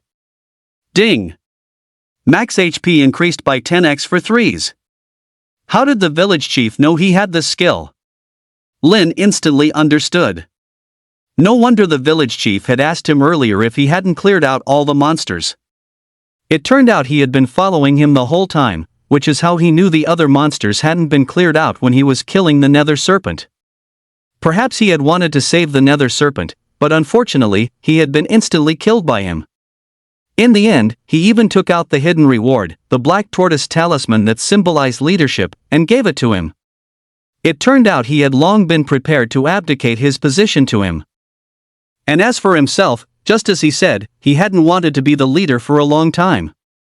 Ha ha ha. A good death, my dear older brother who has suppressed me since birth. You're finally dead. Having killed his own brother, the Nether Serpent showed no grief, instead revealing a chilling smile. His attack also came hurtling towards Lin. His eyes burned with a ferocity that seemed to want to tear Lin to shreds. But Lin remained unfazed, abruptly flinging the demonic immortal seed from his hand. Upon seeing the jet black immortal seed, the underworld serpent's heart couldn't help but skip a beat. But then it remembered that the immortal seed had only dealt close to 200,000 damage before. Against its current stone statue form, that would only chip away 10% of its health at most.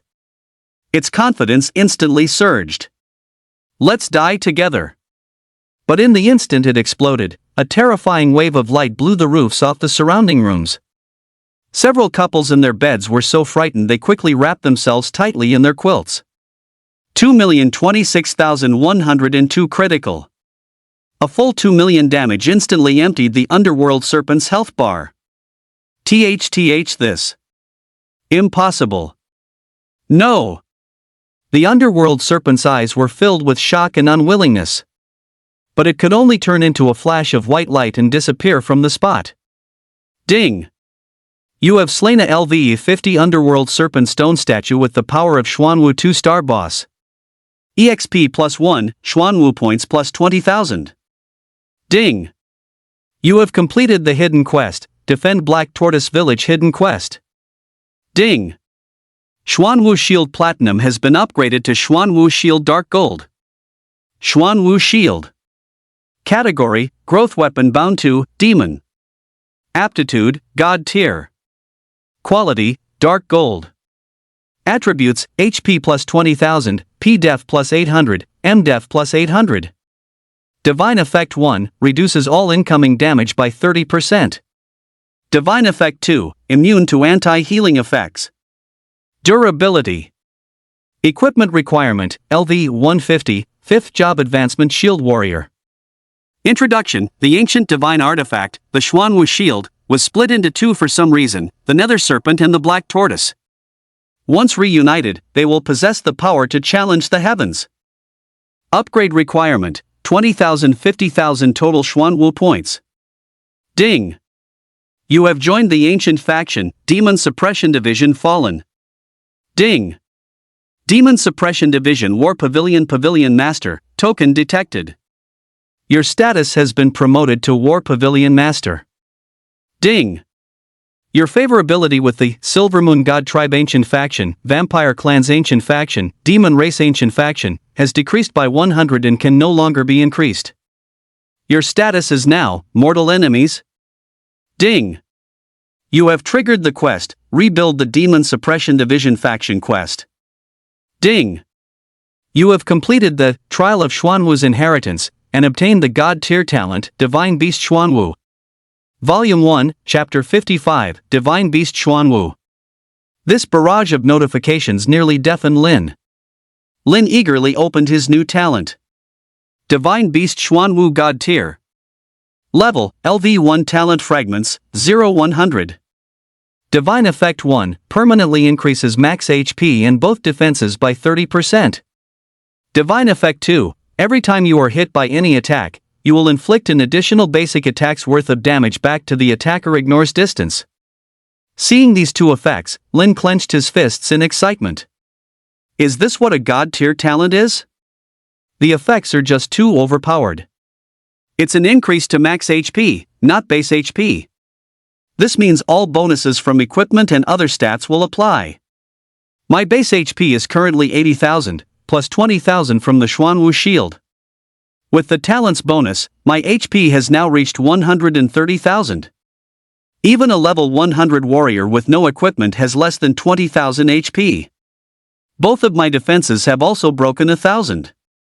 Players below the third job advancement who have put all their points into damage and lack an armor-piercing skill won't be able to break my defense. My tankiness has now reached its absolute peak. This effect also synergizes perfectly with Grasp of the Undying, increasing the efficiency of stacking health with each basic attack. It's equivalent to gaining 1.3 HP with each of your basic attacks. But the most important part is the second divine effect. The Thorns effect is exceptionally rare. Only players of the Shield Warrior class have a 30% chance to reflect 30% of their own physical magical damage after blocking an attack with a shield. But this one has a 100% trigger rate and applies to any damage. Even multi-hit damage over time debuffs, which are a nightmare for Shield Warriors, are nothing to worry about for me. Most importantly, it can trigger true damage. My basic attacks are imbued with true damage. With my current HP at 130,000, each instance of bonus true damage reaches 1,300. A level 20 warrior with no gear would be instantly killed by the Thorns damage just by touching me. And it ignores distance. The ranged attacks of some unique classes are useless against me, they might even get themselves killed. After reviewing his talent, Lin turned his attention to other things. He now had two identities, one was Demon Suppression Division, War Pavilion Master, and the other was Black Tortoise Town, Mayor. When Lin saw that there were a full 9 ancient factions with a death feud against him, he was stunned. These ancient factions were terrifyingly powerful, far beyond what he could provoke at his current level. Fortunately, they would only appear in the late game. Silver Moon Divine Clan. The moment he saw these words, Lin's eyes turned cold. He never expected this one to be among his enemies. Even without a faction quest, he would have sought them out. Besides the several ancient factions, there was also the sole desolate ancient faction in Revelation. They were also the biggest villains in the game. He had never considered siding with the Demon Clan. In his previous life, most players died at the hands of the Demon Clan. As a living person, he and the Demon Clan already had a blood feud. Rebuild the Demon Suppression Division faction quest. Quest 1, collect the scattered 4 Divine Beast Talents 1-4. Quest 2, construct a King Tier Alliance. Upon reaching max level, it will advance into the faction, Demon Suppressing Heavenly Kingdom. Quest reward, depends on the completion time. Time limit, none. Alliance creation orders are considered quite rare, but that's not an issue for me. But it actually requires a King Tier alliance. Alliances have different tiers. The higher the tier, the better the buffs and the more members it can accommodate. A legendary King Tier alliance is said to provide a 10x bonus. If a normal alliance grants its members +1 attack speed, a King Tier alliance would grant a full +10. How terrifying! But the more gold the alliance required. And a King Tier alliance required a full 30 billion. This put Lin in a difficult position. Such a large sum of money couldn't be earned in a short time. Currently, the market rate for gold coins to real-world currency was 10:1. This was mainly due to the limited uses for gold at the moment, but things would soon change with the shifts in the 5 major empires. The eventual trend would see the rate rise to 1:1. After establishing his goal, he turned his attention to other matters. He was still the mayor of Xuanwu Town. In the game Revelation, players could become local leaders. After the apocalypse, many city lords of what were originally NPC cities were actually players. It also unlocked the exclusive Xuanwu shop. When Lin opened it, he found that it had practically everything one could imagine. Xuanwu shop, exclusive to the mayor of Xuanwu town. Xuanwu points can be obtained by indirectly killing creatures from enemy factions in the northern lands of heaven. It also involved the management of Xuanwu town, forming spawn points, statue buffs, and so on. He could also use Xuanwu points to have NPCs issue reasonable quests. The shop also had all sorts of goods, even including a gold tier set. However, its price was also terrifyingly high, requiring a full 300,000 Xuanwu points. He had only received 20,000 points for killing the 2-star boss, the Nether Serpent. That meant he would need to kill 15 2-star bosses to get this set. Everything inside was ridiculously expensive. But Lin found one item among them that he could use right now. Xuanqi Pet Recovery Potion Blueprint Dark Gold, 100,000 Xuanwu points. An extremely scarce pet recovery potion. And this was actually a black gold tier blueprint. After buying it, he could craft the potion himself. This solved the supply issue. He might even be able to make some money from it. With his own immortal seed, he could restore his health. After he became the town master, the town's NPCs also brought him news. They described the situation in the northern continent. It could be said that there were enemies almost everywhere, but due to Xuanwu town's unique geographical location, the flames of war couldn't spread here for the time being. However, he couldn't just sit back and wait, for death war was inevitable sooner or later. But relying on himself alone, forget about taking the initiative. Even if the enemy came knocking, all he could do was wait to die. But for the sake of the Xuanwu shop, he had to protect this place. Lin decided to exit the trial first. There was nothing he could do here for now. With the Xuanwu shield, he could also freely enter and exit the northern continent. Ding! First time exit requires 72 hours. Lin looked helpless upon hearing this. After becoming the town master, he had also learned that there were 3 trials to obtain the inheritance, and the final trial was the 72-hour exit. It was a test of patience. It was just that he had triggered a hidden quest and obtained it ahead of time. But it didn't matter. He was about to log off anyway. The first major event was about to happen in the real world. After confirming his exit, a green light enveloped him. He couldn't move. Even the slightest twitch would mean starting over. Lin simply logged off directly. As soon as he logged off, he saw several news alerts pop up on his phone. 72 hours after server launch, the 4 T0 guilds have all cleared the starter zone. By the 96-hour mark, basically all T1 guilds have followed suit and entered the main continent. A new round of battle is about to begin. Madman Guild's progress is far ahead of T0 guilds, but they were attacked by the top-tier T1 guild, Thousand Hands Guild. A fierce conflict has erupted between the two sides. Revelation official announcement: the game will receive its first live update at midnight tomorrow. New content includes the alliance system, NPC factions, the continuation of the demon race storyline, leaderboards, skill levels, and more. The game's difficulty will also be significantly increased. A man in Jiangnan City was sent flying dozens of meters by a heavy truck, yet escaped completely unharmed. Seeing the latter 2 pieces of news, Lin's eyes lit up. That auction appeared around this time, didn't it? Volume 1, Chapter 56, Ghost Auction, Lu Heifeng. It was now the morning of the 4th day since the server launch. Lin couldn't take it anymore and simply collapsed into bed. He slept soundly until the next day. The mental exhaustion was too great. After going out for breakfast, Lin took a taxi directly to a suburban area. Near the suburbs was a cluster of unfinished buildings. Normally, no one would ever come here. Lin glanced at the time. When the clock hand pointed to 9 o'clock. Suddenly, the space around the unfinished buildings began to warp. In the blink of an eye, the unfinished buildings transformed into a grand auction house.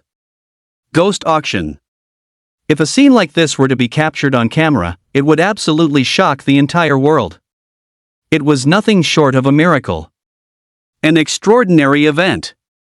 Something that should have been impossible was happening right before Lin's eyes. Because this was the first wave of signs that revelation was invading reality. Various strange phenomena had appeared one after another around the time of the update. This ghost auction had abruptly materialized in certain locations in both reality and the game's main continent. On the game's main continent, this ghost auction would appear periodically, spawning in random locations. The items sold at its auctions were exceedingly rare, featuring a complete range of hidden class scrolls, forbidden spellbooks, and rare props. Even late in the game, these other items remained valuable. Scouts from major guilds could even receive a bonus of over 1 million just for providing the location of the Netherworld auction. They could all collect a bonus of over 1 million. After this Easter egg was posted online by an Edison, he discovered multiple comments below it. Surprisingly, they were all from people claiming to have attended the same auction in real life, but due to a lack of evidence, everyone thought they were joking. It wasn't until after the Apocalypse integration that people realized those individuals hadn't been lying at all. Someone in Jiangnan City had also stumbled into the auction hall, but at the time, Lin dismissed it, as the location described was a well-known unfinished building complex. He never thought it would end up helping him now. Lin took a photo with his phone, and just as expected, it was completely empty. The auction hall, visible to the naked eye, could not be captured by the phone. Is this divine power? Lin also walked into the hall. The moment he entered, his phone lost its signal. There were already quite a few players inside. They were all looking around curiously, completely unaware that anything was amiss. People continued to walk into the auction hall. Someone speculated, muttering, "Is there already a revelation auction in the real world? My luck is incredible, stumbling upon it before any official announcement." Moreover, most of those wearing all sorts of bizarre and outlandish clothing exclaimed excitedly, "Did I find an Easter egg too? I have to buy something good and become an expert." Lin even spotted a few familiar faces, all top-tier experts from the game. After finding a seat, he pressed the call bell.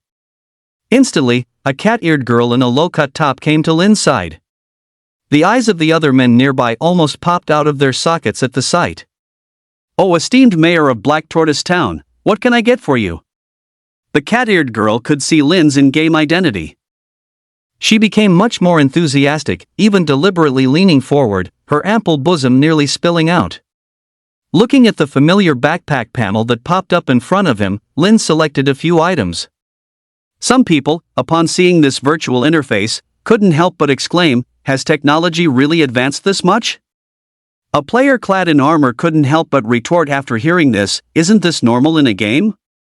You jungle hick." Just then, a few figures walked into the auction house. Their appearance scared the surrounding players into making way for them. It was as if they had seen the god of plagues. These few people were none other than the infamous Thousand Hands Guild. The man leading them was somewhat gaunt, but his aura was exceptionally cold and sinister. The moment he saw this person, a flicker of killing intent flashed in Lin's eyes. Noticing his undisguised malice, the man frowned slightly and glanced at Lin. But seeing he was just an unknown ant, he instantly assumed it was probably some trash player he had once slaughtered. After responding with a playful smile, he found a seat and sat down. Lin returned the smile and greeted him in a voice inaudible to others, "Lu Haifeng, long time no see." At that moment, on the central stage of the auction house, a hot succubus in stockings walked up. She announced the first auction item. "Welcome, everyone, to the Ghost Auction House. Today's opening item is a class change scroll for the gold rare class, Night Charm Assassin.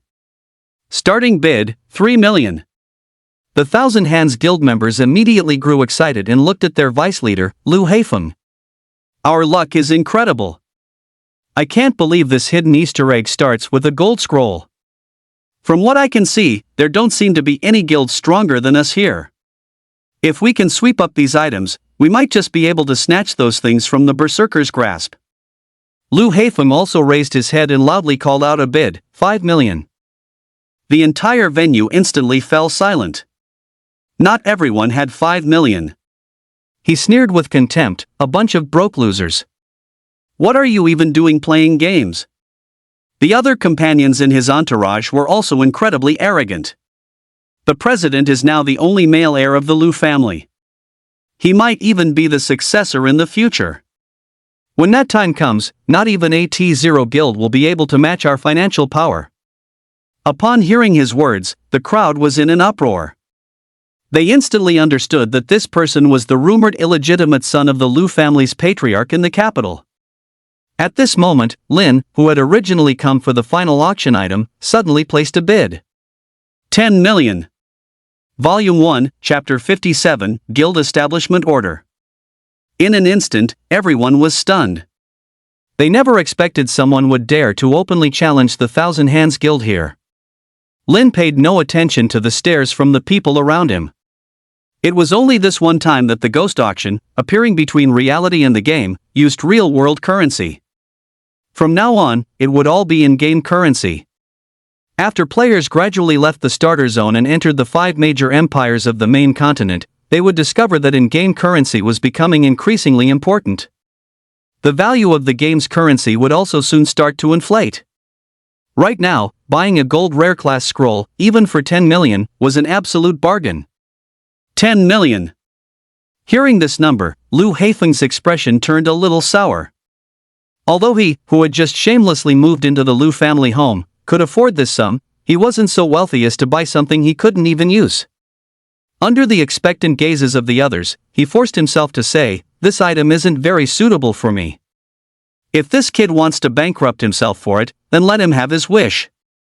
Someone immediately frowned. But isn't the president an assassin? Liu Haifeng hastily waved his hand, cutting him off. Does the president care about a mere gold class? After he spoke, the others couldn't say much more. That's true. Vice President, you are truly far-sighted. Having narrowly avoided embarrassment, he shot a vicious glare at Lin in the distance. At this moment, however, Lin paid him no mind at all. In his past life, the Thousand Hands Guild had seized this very opportunity to soar to prominence. They had even come close to becoming the 5th T0 guild. After the apocalypse, he had set his sights on a hidden quest Lin possessed and hunted him relentlessly. If it weren't for the little Dr. Fairy saving him, he would have likely died at their hands long ago. This auction item was successfully won by Lin. There weren't many items this time, only a dozen or so. The second item was a title scroll, a silver tier title. It was of little use to him. But he still bought it for 1 million. The third item was a large gift pack of attribute fruits. Inside, there were a full 50 black iron and bronze attribute fruits. He once again won it at an extremely high price. Only a few scattered voices were heard from the floor, as this auction required immediate payment. He successively won 10 auction items. Liu Haifeng, who had repeatedly seen Lin snatch items at twice his bid, couldn't keep a straight face. At this moment, the others who came with him were also looking at Liu Haifeng with contempt. If it weren't for the fact that they couldn't quit the game or send private messages, they wouldn't want to pin their hopes on Liu Haifeng at all.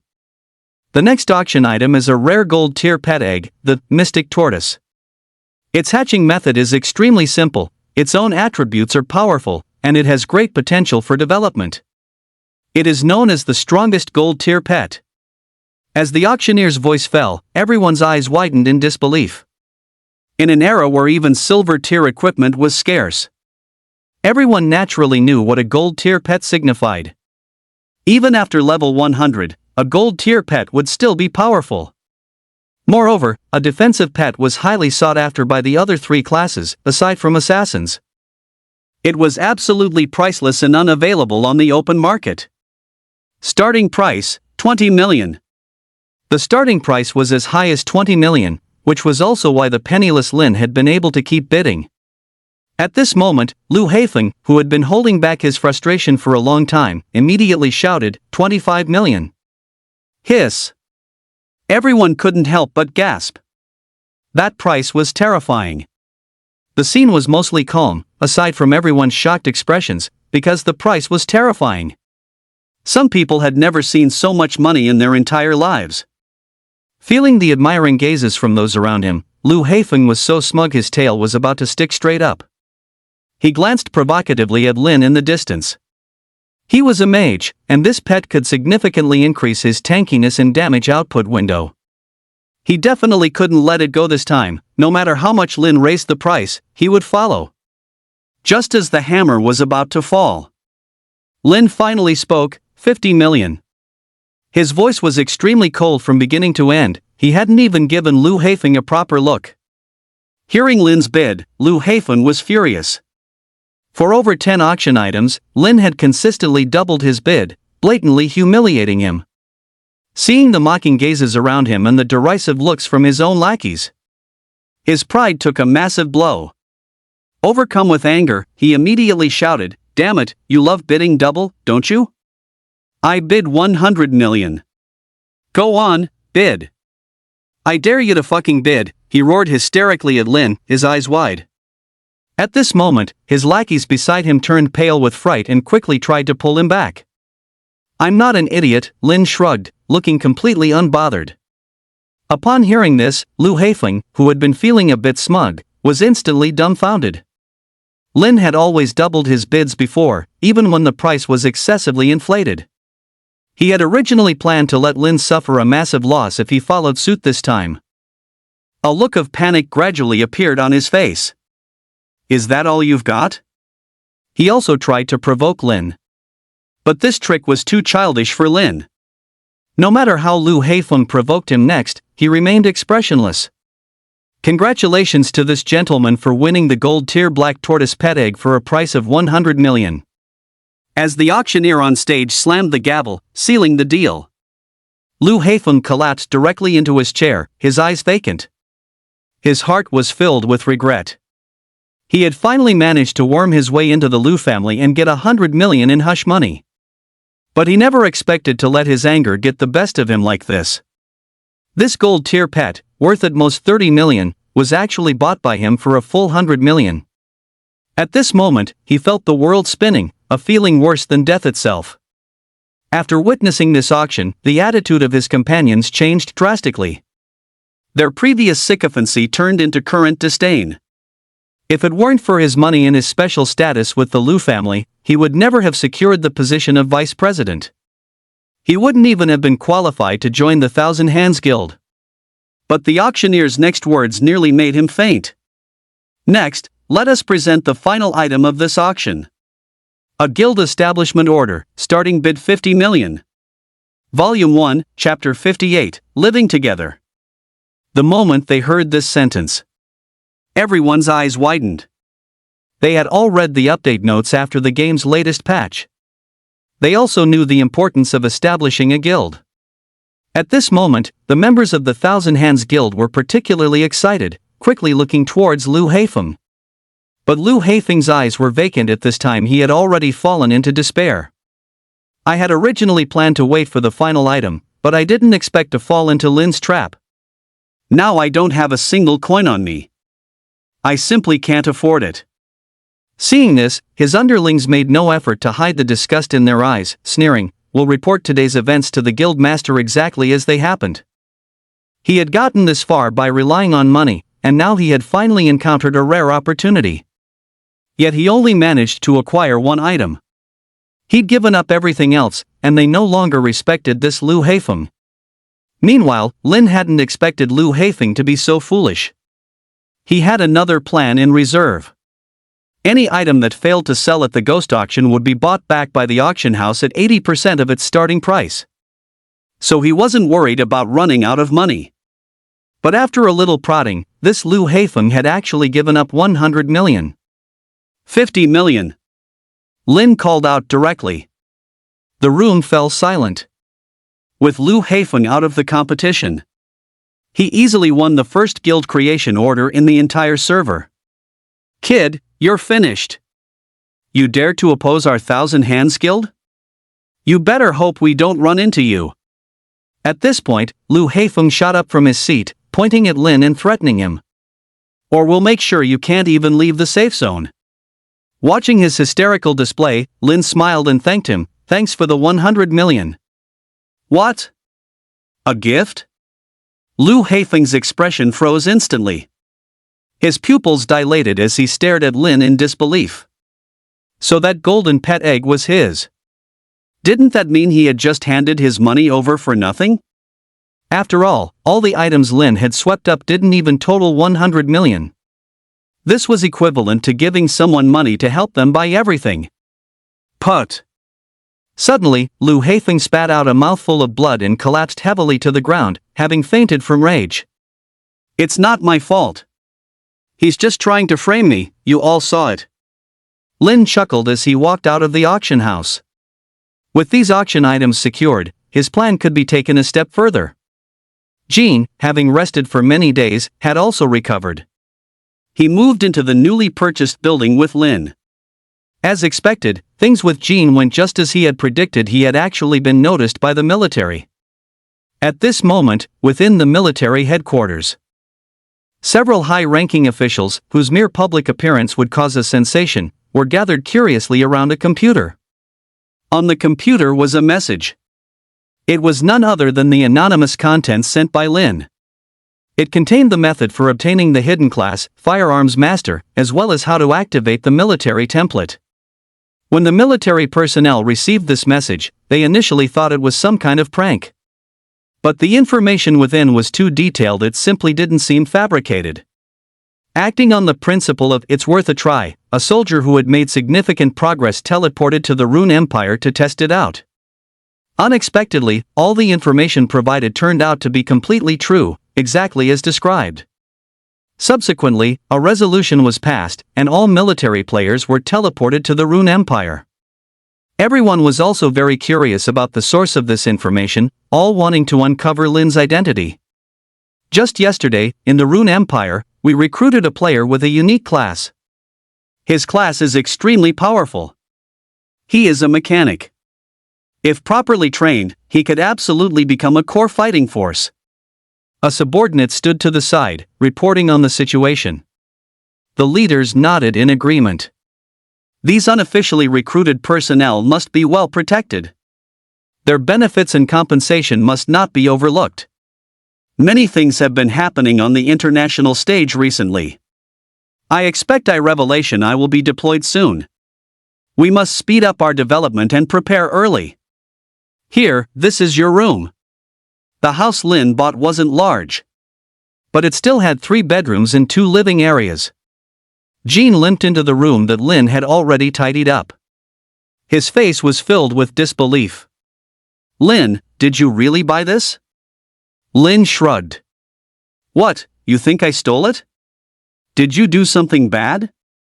Jean asked suspiciously, emphasizing, I'm with the military's gaming division now. If you do anything illegal, I'll be the first to arrest you. All right, go ahead and arrest me then. Lin simply extended her hands. Seeing this, Jin's face broke into a wide smile. Just kidding. I'm telling you, I'm going to be crashing here from now on. He lay on the large bed and stretched comfortably.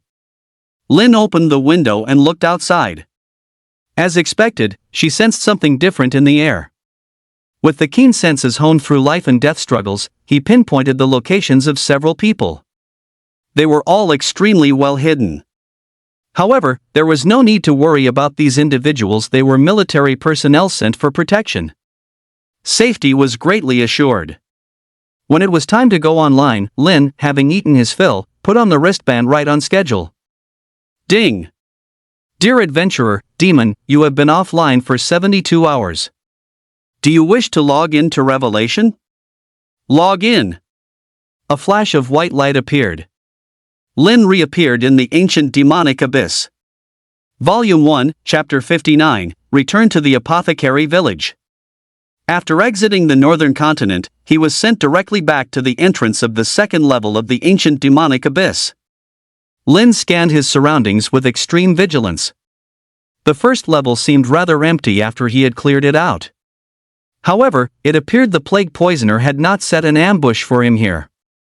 Since that was the case, Lin chose to exit the secret realm directly. After passing through the portal, Lin returned to the starter zone and headed straight for the apothecary village. The moment he stepped into the village, the villagers immediately swarmed around him. Lin was still unsure what was happening. Suddenly, he was lifted by the villagers and hoisted into the air. Everyone, come quick! This is the hero who saved the village chief's daughter.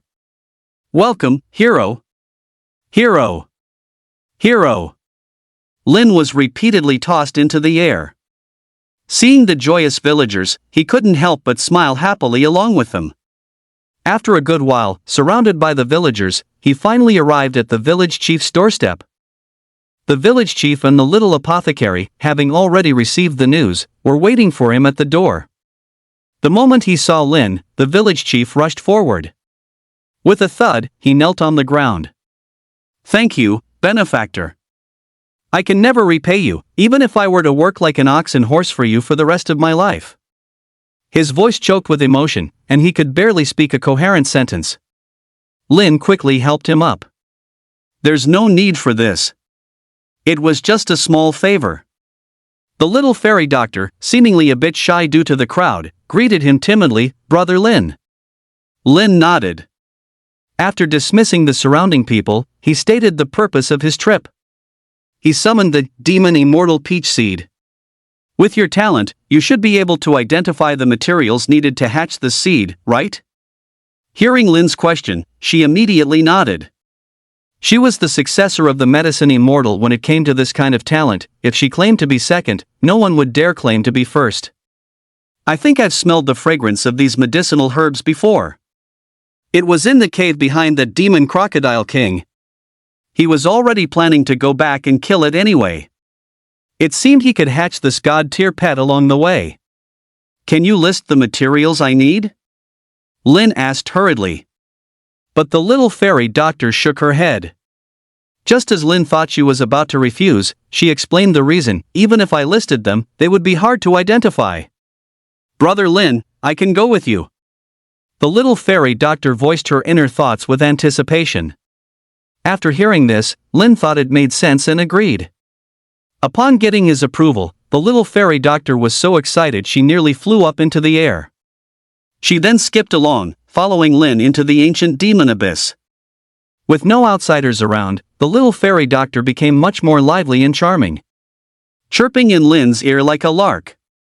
She shared everything she had seen and heard over the past few days without holding anything back. Although it was all the most ordinary of matters, Lin always responded with a smile and a nod.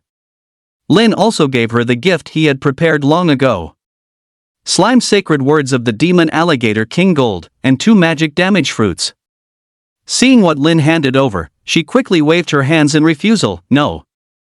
I haven't done anything, how can I take someone else's things?"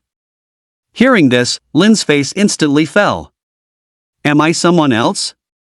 "Ha?" Startled by the question, the little doctor quickly tried to explain, "That's not what I mean. I mean, you saved me." Before she could finish, Lin cut her off again. "That's right, I saved you. So, am I your savior?" The little doctor's mind hadn't caught up, but she still nodded blankly. "Is a lifesaver an outsider?" Lin continued to press. The little fairy doctor hurriedly waved her hands. "No, no. Then that settles it. It's not like an outsider is giving you these things, so just take them." As he spoke, Lin firmly pressed the 2 items into her hands. "Ah. Oh, okay." The little fairy doctor felt like smoke was about to come out of her ears. Something felt off. It took a long while before she finally came to a conclusion. Brother Lin is right. After putting on the round-topped hat, she felt like a little witch from a fairy tale. She loved it. They happened to be passing by a swamp. The weather was hot, and the swamp water was warm. Lin placed the black tortoise egg in the water. The little fairy doctor watched from the side with curiosity. After a good while, cracks appeared on the eggshell.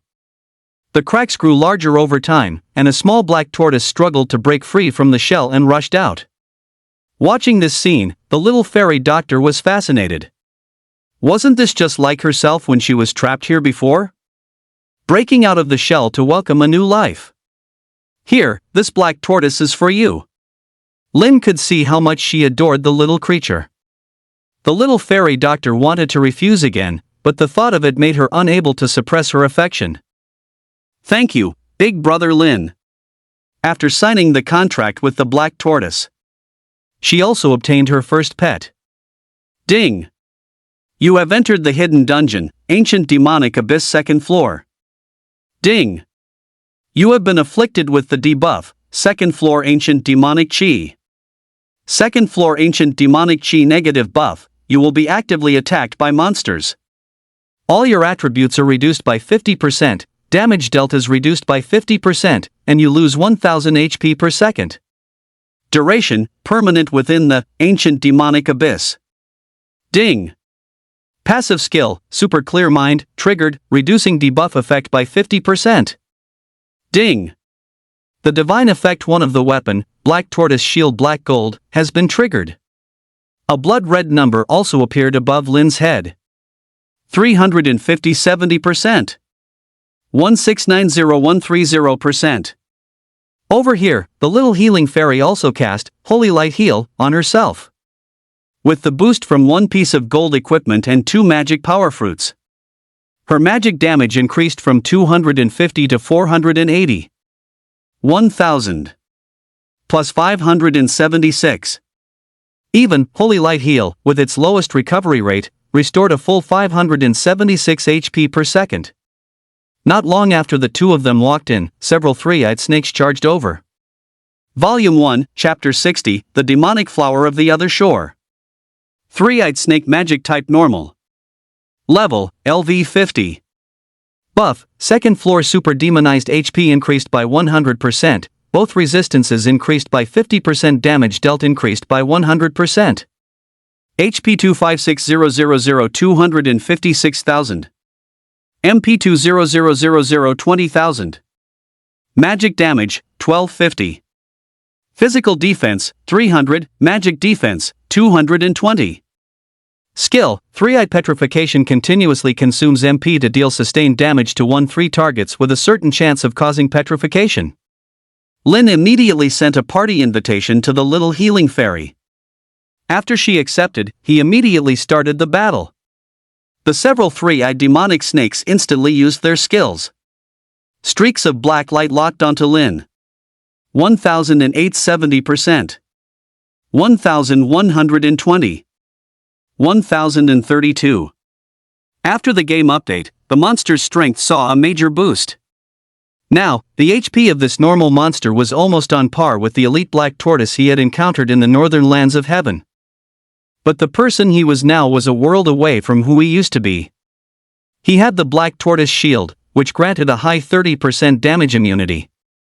Even with 3 light beams locking onto Lin simultaneously, the damage wasn't very high. It also triggered his passive. 1,300 thorns. 1,300 thorns. He easily depleted a large chunk of its health bar. Most importantly, he now had Little Fairy Doctor, a super healer. His own health bar was always full. Ding! Petrification effect triggered, controlled for 2.5s and attack speed and movement speed slowed. Even when the effect was triggered, he could easily handle it with his super clarity. Whoosh, whoosh, whoosh. 1,300. 1,300. 2,860 critical hit. Lin continuously fired arrows, each one dealing a high 1,300 true damage. He easily dealt with the wave of attacking 3-eyed serpents. Ding! You have killed a higher level LV 53-eyed serpent. EXP plus 10,000. Ding! Killed A, above your level. Ding! Skill book dropped, Rock Laser Blue. A few skill books also dropped. They were all blue-grade rock lasers. Rock laser active skill. Quality, blue. Level, LV1 proficiency, 0-1000.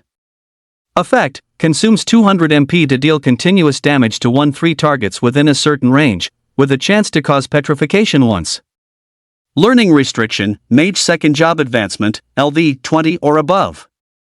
This skill was pretty good, offering both multi-target and control effects. After the game update, skills also had levels. They were divided into white, green, blue, purple, orange. However, quality was not the absolute factor determining a skill's strength. The most important things were suitability and a high enough level. This skill book was still very good. But it was exclusive to mages. Lin fought his way through. He collected quite a few skill books. Lin also felt that something was off. The last time, the plague toxicologist was able to find his position so accurately. Why was it that this time, he was blatantly fighting his way in, yet the boss hadn't made a single move? As he pushed forward, Lin even encountered an Elite 3-eyed serpent. Elite 3-eyed serpent magic type elite. Level, LV, 50. Buff, Floor 2 Super Demonization. HP 520000 520,000. MP 500000 50,000. Magic damage, 1800. Physical defense, 420, magic defense, 280. Skills, 3-eyed petrification, soul imprisonment consumes 10,000 MP, restricts target's movement, deals powerful damage, and inflicts 30% armor break. Now, Lin's dual defenses were as high as 1,000 points. This armor break caused him to take a lot more damage. However, Lin wasn't flustered in the slightest. Although this elite monster was powerful, Lin was timing its kills with the cooldown of his Fury of the Slimewings skill. In just 10 seconds, he could take down nearly half of its health. After that, with his various recovery abilities, he could easily tank the rest of its attacks and finish it off. One monster every 5 minutes. Ding! You have slain the Elite 3-eyed Snake Elite while being underleveled. Plus 15,000 EXP. Ding! Drop Silver Coin 65. Ding! Drop Skill EXP Tone 1. Lin was quite satisfied after picking everything up. This was all good stuff. He didn't expect an elite monster to drop a skill EXP tome. He was just in need of skill proficiency. Being in a party with Lin, Little Apothecary also received a good amount of experience. Although she couldn't level up, she could allocate the experience points to her Mystic Tortoise. It successfully grew from its juvenile stage to its adult form. After advancing for a while, Little Apothecary's perky nose suddenly twitched.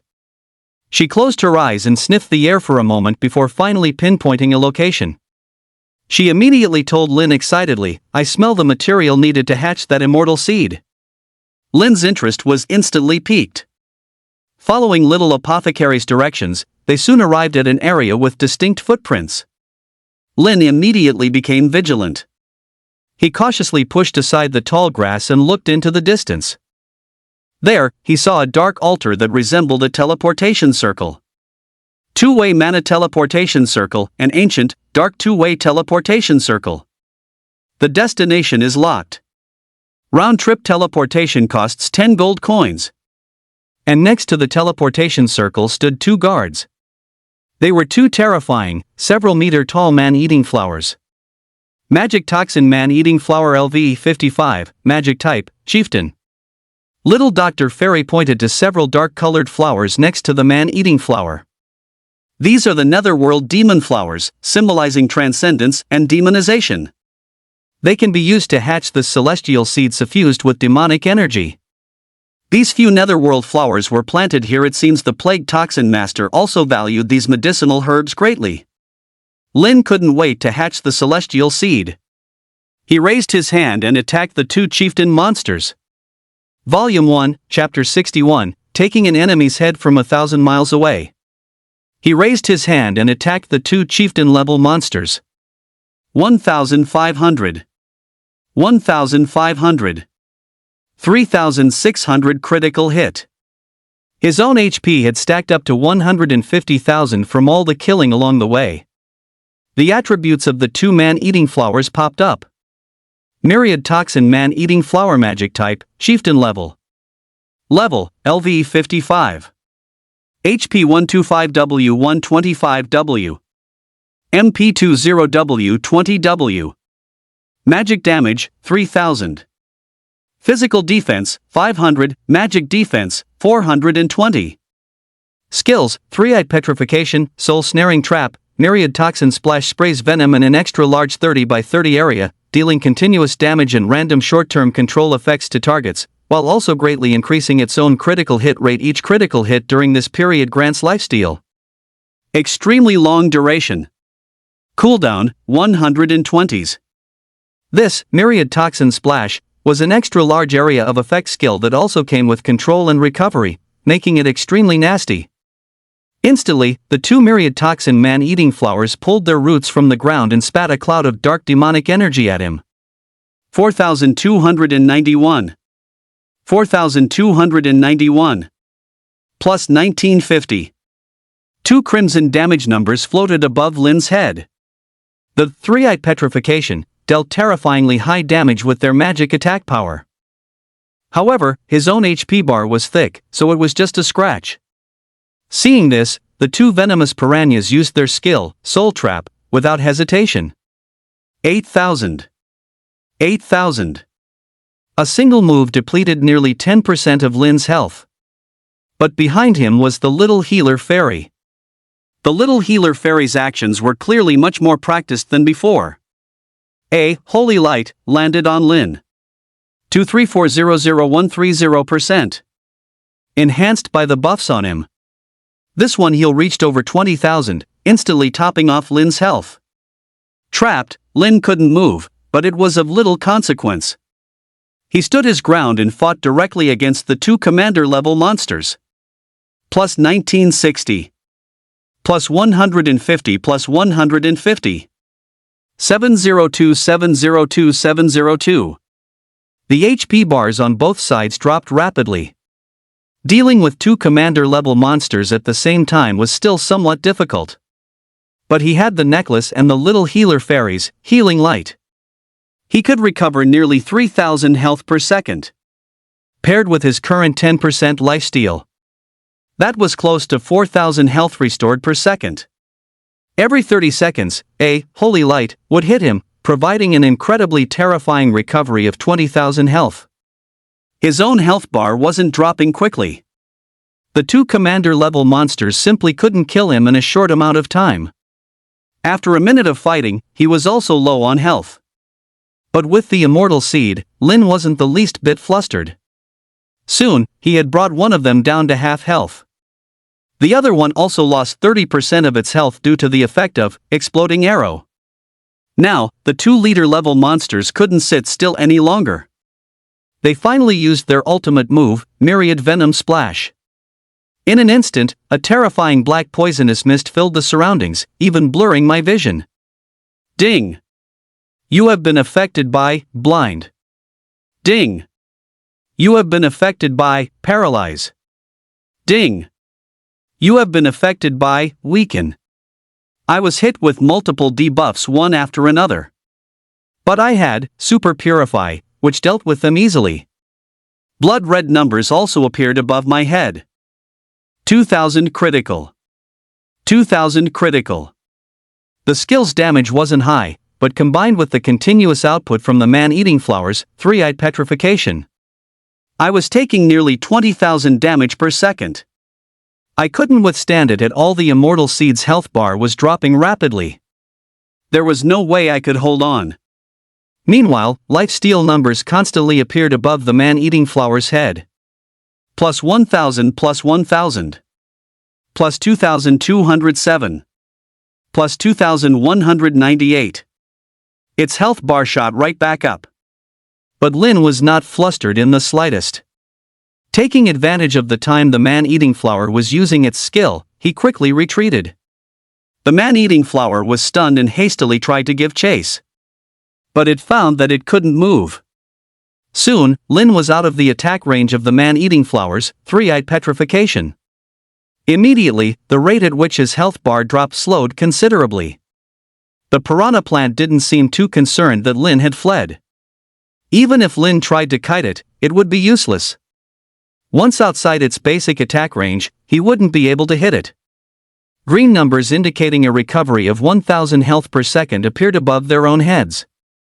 They would be back to full health in no time. They wouldn't be afraid to fight again then.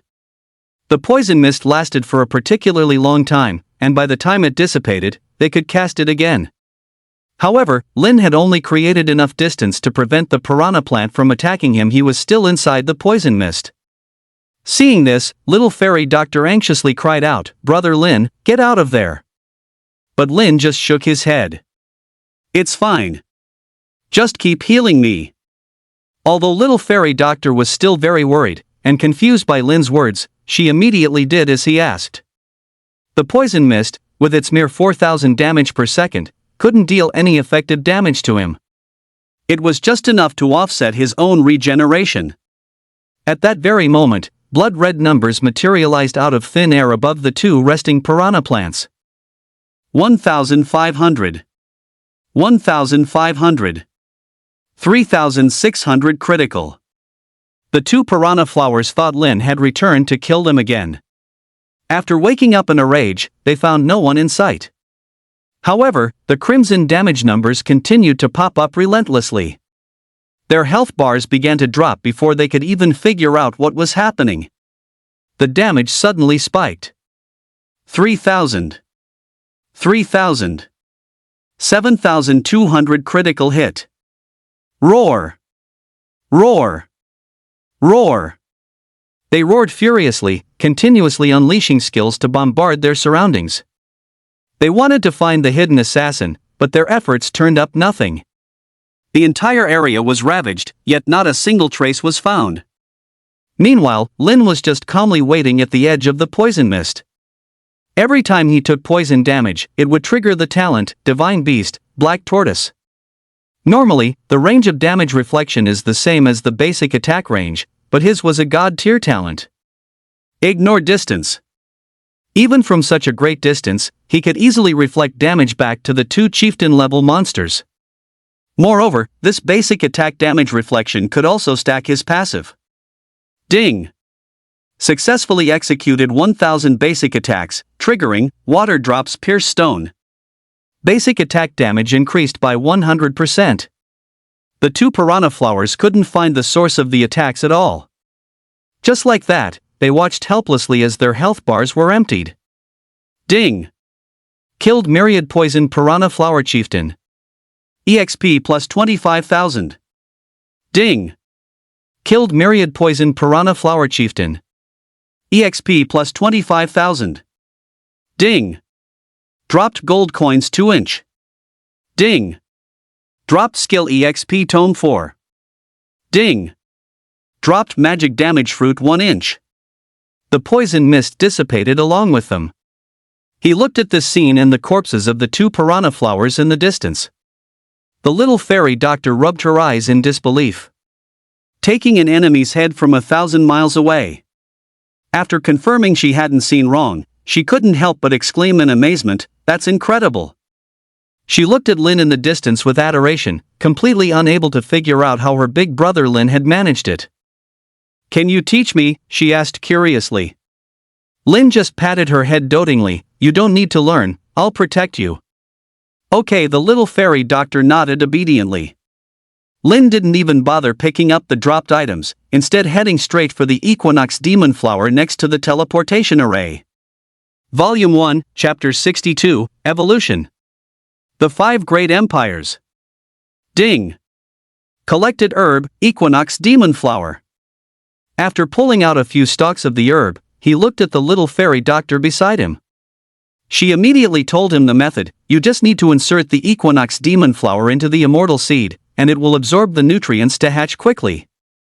Lin immediately did as she said, summoning the immortal seed and inserting the few stalks of the Equinox Demon Flower into it. Instantly, a black hole appeared before them. The black hole rapidly expanded, spewing out terrifying demonic energy. Countless demonic images appeared. Even Lin was seeing such a spectacular scene for the first time. Time passed, second by second. Ding! Successfully hatched pet, demonic flat peach immortal seed, has evolved into demonic immortal peach. After a flash of black light, the immortal seed, which was only the size of a fist, successfully hatched. A demonic peach emitting demonic energy appeared. It was nearly a meter tall, so massive that even 2 adults couldn't wrap their arms around it. Pet, demonic immortal peach perfect form. Host, demon. Level, LV 10-030,000. Category, enhancement pet. Quality, god tier.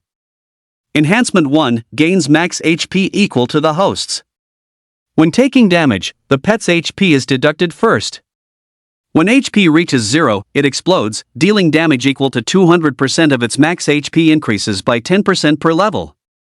Enhancement 2. When the pet dies, the host enters an invincible state, immune to all damage and control effects for 1 second. Unlocks at LV 20. Enhancement 3. Blood Drinker. Unlocks at LV 50. Introduction: a divine peach nurtured by ancient demonic energy. Even demon gods would give it a wide berth. Lin was thrilled after seeing Enhancement 2. This enhancement was too powerful immunity to all damage. Even if it was just for 1 second, in his hands, it could be put to great use. At that moment, the little Dr. Fairy was curiously observing the teleportation array. Lin also walked over. As soon as he got close, a notification was triggered. Ding! Teleport to the main continent? Yes, no. Light Empire, an empire that proclaims itself the most radiant and benevolent in the world. It possesses the unique light sanctification to enhance equipment, as well as an exclusive item, the Demon Sealing Order, which can disable skills. Regional effect: gain 10% extra EXP from killing monsters. Rune Empire, a technology-focused empire with rune technology that can apply various special effects, construct teleportation arrays, etc. It boasts a powerful technological army. The empire treats everyone equally and allows players to join its factions. Regional effect: gain 30% extra gold. Warwind Empire locked, a fierce and battle-hardened populace that thrives on war. It is the most diverse of the 5 empires in terms of its NPC population and number of races. There are no penalties for open-world PvP, and it is rich in hidden content and rare classes. Regional effect possesses the unique Hurricane Crystal item, which can be exchanged for rewards from any NPC. 100 Beasts Empire, home to the exclusive Beast Tamer class, a massive trade network, and a large population of blacksmiths. Regional effect: forged equipment quality and beast taming success rate increased by 10%. Cold Moon Empire, a mysterious nation ruled solely by an empress. An unknown territory. Regional effect: increased drop rate for skill books. Teleportation requirement: teleportation costs 10 gold coins and will place a dark mark on you, allowing you to teleport back to this location. Locked to Warwind Empire. Can be changed with a dark teleportation order by spending gold coins. Cooldown 48h. Information on all 5 empires was displayed. It was exactly the same as he remembered from his previous life. Lin had previously gone to the Warwind Empire. It was partly a gamble for a rare class, and partly because the Warwind Empire was less favored. It had the fewest players heading there, meaning less competition. Unexpectedly, his luck was off the charts, and he encountered a hidden class. It was even rated by the Military Intelligence Department, by Xiaoshang, as one of the top 10 hidden classes. It was also because of this that he was hunted down by the Thousand Hands Guild and almost killed. Ding! Attention! You cannot return after leaving via the starter zone's teleportation array. Lin ignored the system prompt. This was not the starter zone's teleportation array. He was a bit surprised, not expecting that besides the starter zone's teleportation array, there was also one hidden in the ancient demonic abyss dungeon. Most importantly, this dark teleportation array allowed for round trips. Originally, he had calculated that he would only be able to leave after clearing the entire demonic abyss. Now, with this dark teleportation array, the problem was easily solved. Only then did Lin pick up the dropped items. He now had 7 skill experience books on him. A full 7,000 proficiency points. Lin directly tossed the magic damage fruit to Little Healer Fairy, and this time she obediently accepted the gift. Her magic damage increased from 480 to 520. He didn't rush to leave but instead led Little Healer Fairy to sweep through the entire second floor. They reaped many skill books and experience books. 2 more magic damage fruits also dropped, both of which were given to Little Healer Fairy. Her magic damage reached 600. Her healing ability skyrocketed. Everything went very smoothly along the way. As he had guessed, the Plague Toxmancer was not on the second floor. This dark magic array was likely closely related to him. However, what puzzled Lin was how the Plague Toxmancer, a mage, could possess such a high level of runic technology to create a two-way teleportation array. Ding! Consumed Skill Experience Book 10. Fury of the Slime Wings Forbidden Spell, Proficiency plus 1000, level increased to LV.232 30,000. After careful consideration, Lin chose to use the 10 skill books that had dropped on the forbidden spell. For now, the 10,000 proficiency points in my other skills won't bring a significant improvement. Slime Wings Fury Active Skill Forbidden Spell. Level, LV.232 30,000. Effect, consumes 100% MP to create a gale that inflicts a hard control effect on a single target for up to 15s. Increases own attack speed by 50%. 300s cooldown. Learn, all classes, no level requirement. The duration of crowd control and attack speed have both been greatly increased. Lin fed all the excess experience to his pet. Pet, Demonic Immortal Peach Perfect Form. Host, Demon. Level, LV, 200,000. Type, Enhancement Pet. Quality, God Tier. Enhancement 1, gains max HP equal to the host's. When taking damage, the pet's HP is deducted first. When HP reaches 0, it creates an explosion dealing 300% of its max HP as damage increases by 10% with each level up. Enhancement 2, when the pet dies, the host enters an immune state, becoming immune to all damage and control effects for 1 second. Enhancement 3, Bloodthirst. Unlocks at LV 50. Description, an immortal peach nurtured by absorbing ancient demonic chi. Even a demon god would have to give it a wide berth. Successfully unlocking Enhancement 2 also raised the demonic peach's explosion damage by another level.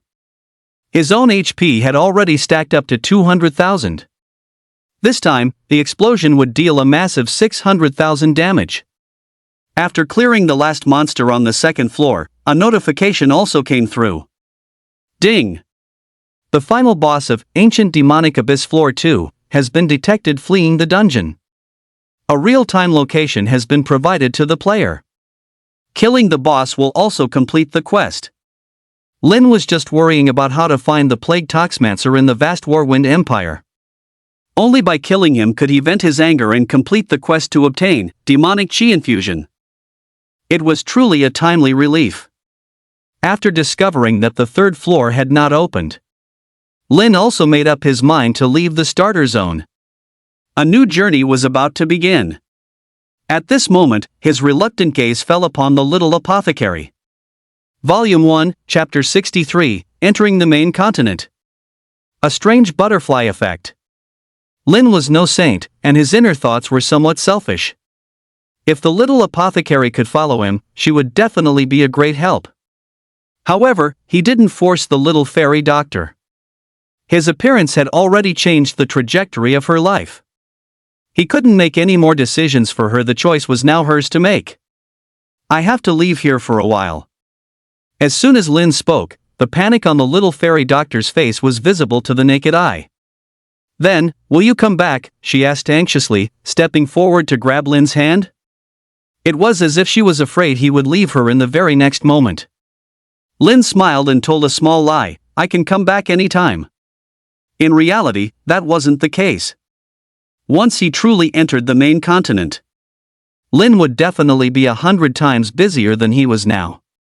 Moreover, once the dungeon was cleared and collapsed, this dark teleportation array would disappear along with it.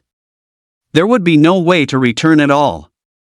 But this time, the usually naive and simple little fairy doctor saw through Lin's lie. No, you're lying to me, Big Brother Lin. Big Brother Lin, I want to go with you. Before Lin could even try to explain himself, she blurted it out. Fearing that Lin would refuse her outright, she gave her own reason, Father and the villagers are very supportive of me going out to see the world. Lin tried to speak again, but the little fairy doctor, however, seemed to know what he was about to say and cut him off first. I also really want to stay with my father, but as the heir of the healing saint, I must carry on her philosophy of practicing medicine to save the world. She lowered her head, a little shy, her fingers nervously fidgeting with the hem of her clothes. Even if this place collapses, I'm willing to follow you forever.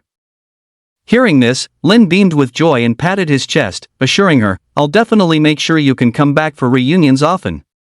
Learning that Lin had agreed, the delighted little fairy doctor was like a little pixie. She stood on her tiptoes, leaned close to Lin's face, and gave him a light peck. Ha! Feeling the warmth on his cheek, Lin's mind went completely blank for a moment. He was an innocent boy who had been single since birth, never even having held a girl's hand. Let alone a scene as stimulating as this. The shy little fairy doctor also covered her face and ran away. She returned to the medicine village and explained the situation to her father. The entire village supported her. By now, the main continent, after such a long time had passed, had also undergone tremendous changes. Useless. That Liu Haifeng is a complete idiot. The furious guild master of the Senju guild, Senju, kicked a nearby tree in anger after hearing his subordinate's report. Giving up the first guild establishment order in the entire server, just to spend 100 million on a pet egg. He was fuming with rage, his heart aching with regret. Just then, a round, dark shadow fell from the shaking tree. A hornet's nest dropped down. Should we remove him? The subordinate asked while running.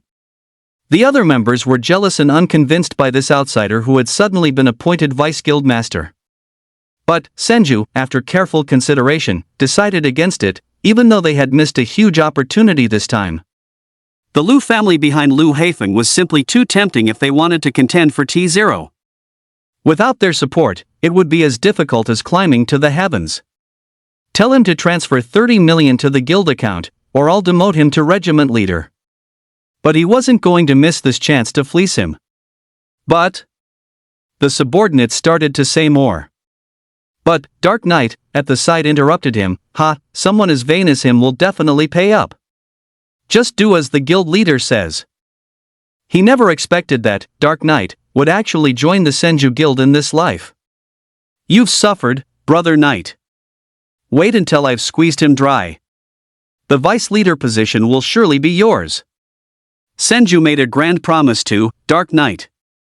Dark Knight waved his hand. No need to be so polite. I just want the Madman Guild dead, he said, seething with anger. He had held a grudge ever since Lin had instantly killed him before. But unable to find any trace of Lin, he had no choice but to vent his anger on the Madman Guild. However, the levels of all Madman Guild members had skyrocketed. He originally thought he could further widen the gap by being the first to reach level 10 and leave the starter zone. Who knew that right after, for some unknown reason, the entire Madman Guild reached level 10 and arrived in the Warwind Empire. Moreover, they had acquired a large batch of bronze equipment. The vice leader's skill, Azure Arrow, with its area of effect damage, was somewhat of a counter to him. His own repeated ambushes resulted in him being counter-killed instead. After painfully hiding for 3 days and 3 nights here, it was no wonder he felt tormented. The 4 T0 guilds had each landed in the other 4 empires to avoid competition. The Senju Guild, avoiding a direct confrontation, chose to come to the Warwind Empire. To deal with the Madman Guild, he had successfully joined the Senju Guild with his status as a celestial ranking player. Senju was also very good at winning people over. He patted him on the shoulder and affirmed, crushing the Madman Guild is as easy as squashing an ant. They're a bunch of fools, too. They arrived 3 days ahead of us and collected those 100,000 hurricane crystals. If they had used them all to exchange for rewards to strengthen their team, we probably wouldn't be able to deal with them at all right now. Could there be some hidden secret? Senju rubbed his chin, speculating. Dark Knight, however, was disdainful. No matter what secrets they have, we have 2 celestial ranking assassins. He won't be able to stir up any significant trouble. Besides, aren't the 100,000 hurricane crystals in Madman's backpack? As he spoke, Dark Knight perversely licked the silver great dagger in his hand. Hearing this, Senju instantly understood. He knew about Dark Knight's talent. I will assign more people to you. You must make him drop those 100,000 hurricane crystals. Hearing Senju's words, Dark Knight was overjoyed. This was his goal. He happily cupped his hands in thanks, Thank you, guild leader. After bidding farewell, Lin took the little doctor and stepped onto the dark teleportation array. Ding! Locked onto Warwind Empire. Teleporting. Ding! You have been marked with a dark sigil. You can return to the dark teleportation circle from any teleportation circle. Ding! Welcome, player, demon, to the main continent faction, the Warwind Empire. The 5 great empires will not be interconnected until the first player reaches the 3rd job advancement. Ding! You have reached the level cap of LVE 20. The 2nd job advancement will raise the level cap to LVE 50. Ding!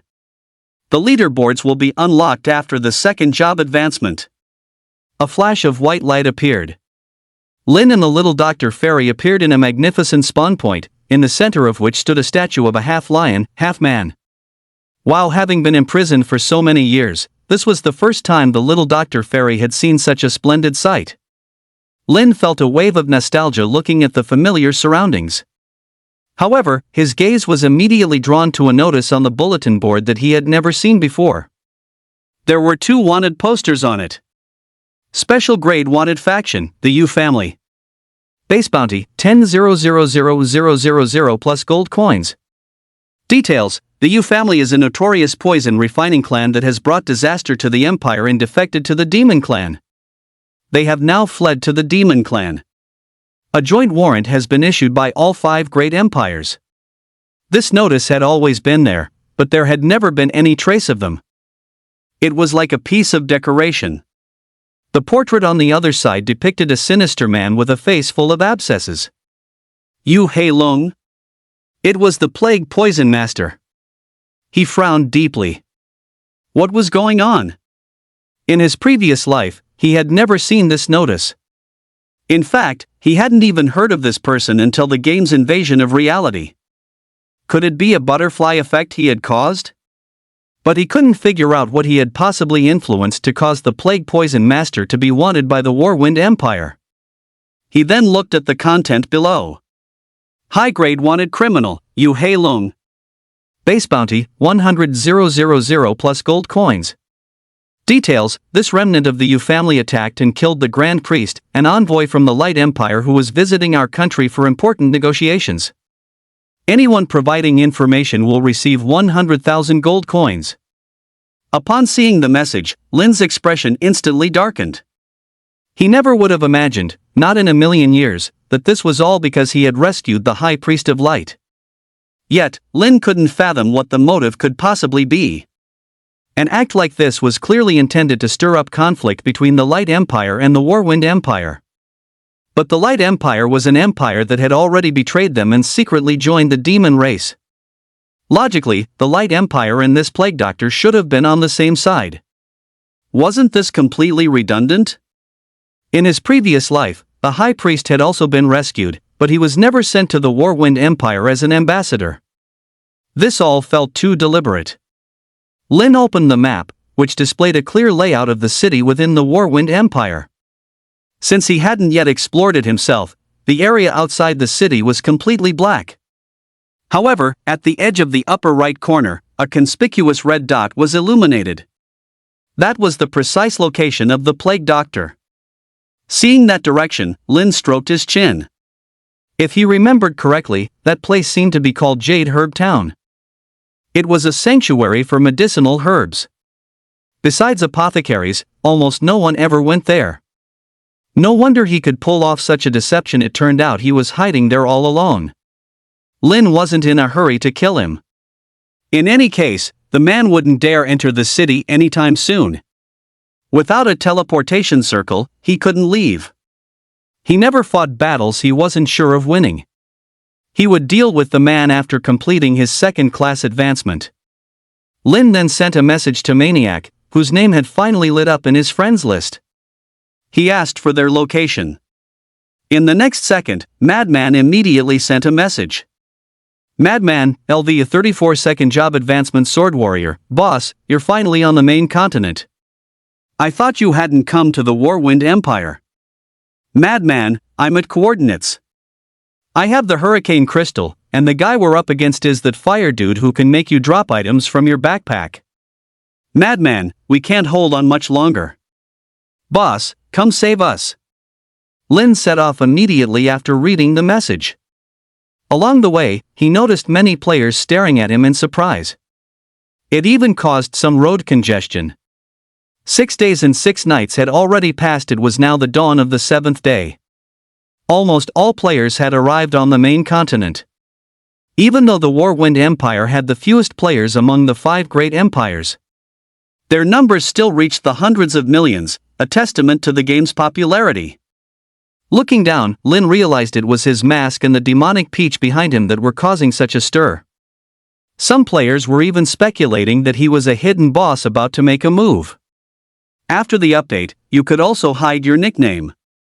After returning his pet to its space and hiding his nickname, Lin was finally able to leave the city discreetly. Madman, aren't you usually so arrogant? Are you still acting tough now? Volume 1, Chapter 64, Building the Secret Realm Dungeon Entrance, Planning the Auction. 4,000 words. At this moment, the Madman Guild was constantly fleeing through the woods near the city. Along the way, its members were continuously killed by dark night from behind, turning into streaks of white light. The other members of the Thousand Hands Guild closed in, forming an encirclement. Facing an opponent of 100, the Madman Guild was utterly annihilated. Only a dozen or so people were still struggling. The number of members in the Madman Guild continued to plummet. These guys from the Thousand Hands Guild are like lingering ghosts, ganging up on us and launching sneak attacks. Mad Wolf cursed angrily. He turned and fired a sky blue arrow, instantly emptying the health bars of 2 enemy priests. But this brief delay gave Knight an opportunity. Die! He was 100% confident he could take down an assassin in close combat. Laughing maniacally, he thrust his dagger forward. Madman, who had already run some distance, saw this and didn't hesitate for a moment. He turned and used the warrior skill, Savage Charge, to rush back. However, Knight, being a heavenly ranking player, dodged the attack by leaping and stepping on Madman's shoulder. No! Guild leader, you can't let him kill you, or we'll have broken our promise. Seeing this, Mad Wolf resolutely threw himself forward, preparing to block the blow for Madman. But the death he was bracing for never came. Who is it? Instead, he heard Knight's angry and surprised cry. A figure had abruptly burst into the battle. He was utterly calm, wearing a majestic mask and carrying a giant shield on his back. Behind him floated a demonic peach, radiating terrifying power. Knight narrowly dodged an arrow, looking at Lin with lingering fear. Although confused by the scene, Mad Wolf immediately pushed Madman away. Go, quickly! Take those 100,000 crystals and get back to the city. I'll stay here and hold him off. Hearing his words, Madman hesitated. Ultimately, he decided to flee. At that moment, the backline of the Thousand Hands Guild, in particular, noticed Lin. Without hesitation, they immediately launched a barrage of magic orbs and arrows at Lin. Blood-red numbers popped up in response. 0 critical. 0. 0. The rows of zeros were so conspicuous. And suddenly, gold true damage numbers appeared above the heads of all the players who had just attacked. 2,000. 2,000. All the back row players of the Thousand Hands Guild's second team were instantly vaporized. How is this possible? Seeing this, Dark Knight's jaw nearly dropped in shock.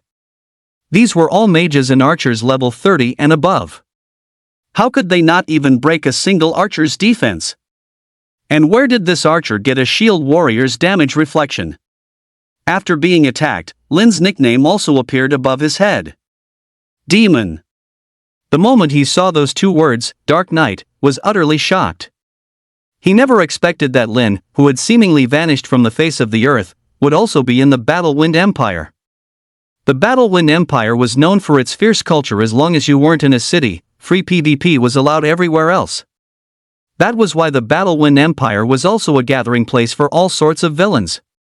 However, seeing that Lin was merely level 20 and hadn't even completed his second job advancement, He immediately broke into a sinister grin. "I've finally caught you." The time Lin had one-shot him had caused him a great deal of suffering. His reputation had plummeted to rock bottom. This time, he could finally get his revenge. "I refuse to believe you can block this one too." He immediately used armor break and charged forward. On the other side, Madman, who was about to flee, became incredibly excited when he realized this masked person was Lin. He had been wondering how this person seemed to be using cheats. So it was Lin. No wonder it was so monstrous. He hurriedly shouted, "Quick, come up and protect the master." However, the distance was too great, he couldn't make it in time. Armor break is a mainstream skill for assassins, capable of reducing a target's physical and magic resistance by a percentage. His attack landed on Lin. One critical hit. He actually managed to break through Lin's defense. But it only dealt a little over 100 damage. Nightshade's current physical damage was close to 1,000. Even with skills and a critical hit, he barely managed to deal 1 point of damage. The health bar appeared as actual damage was taken. Plus 2,000. A healing effect lit up above his head. Such terrifying healing made Nightshade's eyes widen. "Bro, are you really an archer?" He swung his dagger, intending to attack again. But the damage reflection number popped up above his head. Ding! You have taken 2,000 true damage. Your HP has reached 0. Ding! You have died. Along with the system prompts, he unwillingly turned into a white light and vanished on the spot. A dagger dropped to the ground. "This is too freaky, run. Mommy. I don't want to play anymore, someone's cheating. The leader is dead, run." Seeing this, the other members immediately tried to flee, but how could Lin let them go? 10.0 attack speed was no joke. 1 arrow, 1 kill. Ding! You have killed the player, Black Wind. Ding! You have killed the player, basketball player in overalls. He directly slaughtered the hundreds of players from the Thousand Hands Guild. Equipment dropped all over the ground. Lin picked up the dagger. Soul-shattering tri-edged thorn. Category, weapon. Quality, gold. Attributes, physical damage plus 120, critical hit rate plus 5%. Special effect, attacks have an additional 100 points of armor penetration. Special effect 2, when a critical hit is triggered, your next skill's damage is increased by 20%. Equipment requirement, second job advancement assassin, LV 30 or above. Durability, 74%. This was definitely a top-tier assassin weapon. There were probably only a few gold-tier weapons in the entire empire. Dark Knight must have gone to great lengths to obtain this item. But it was dropped by Lin. "Boss, I love you." Madman cried out, snot and tears streaming down his face, as he rushed forward to hug Lin.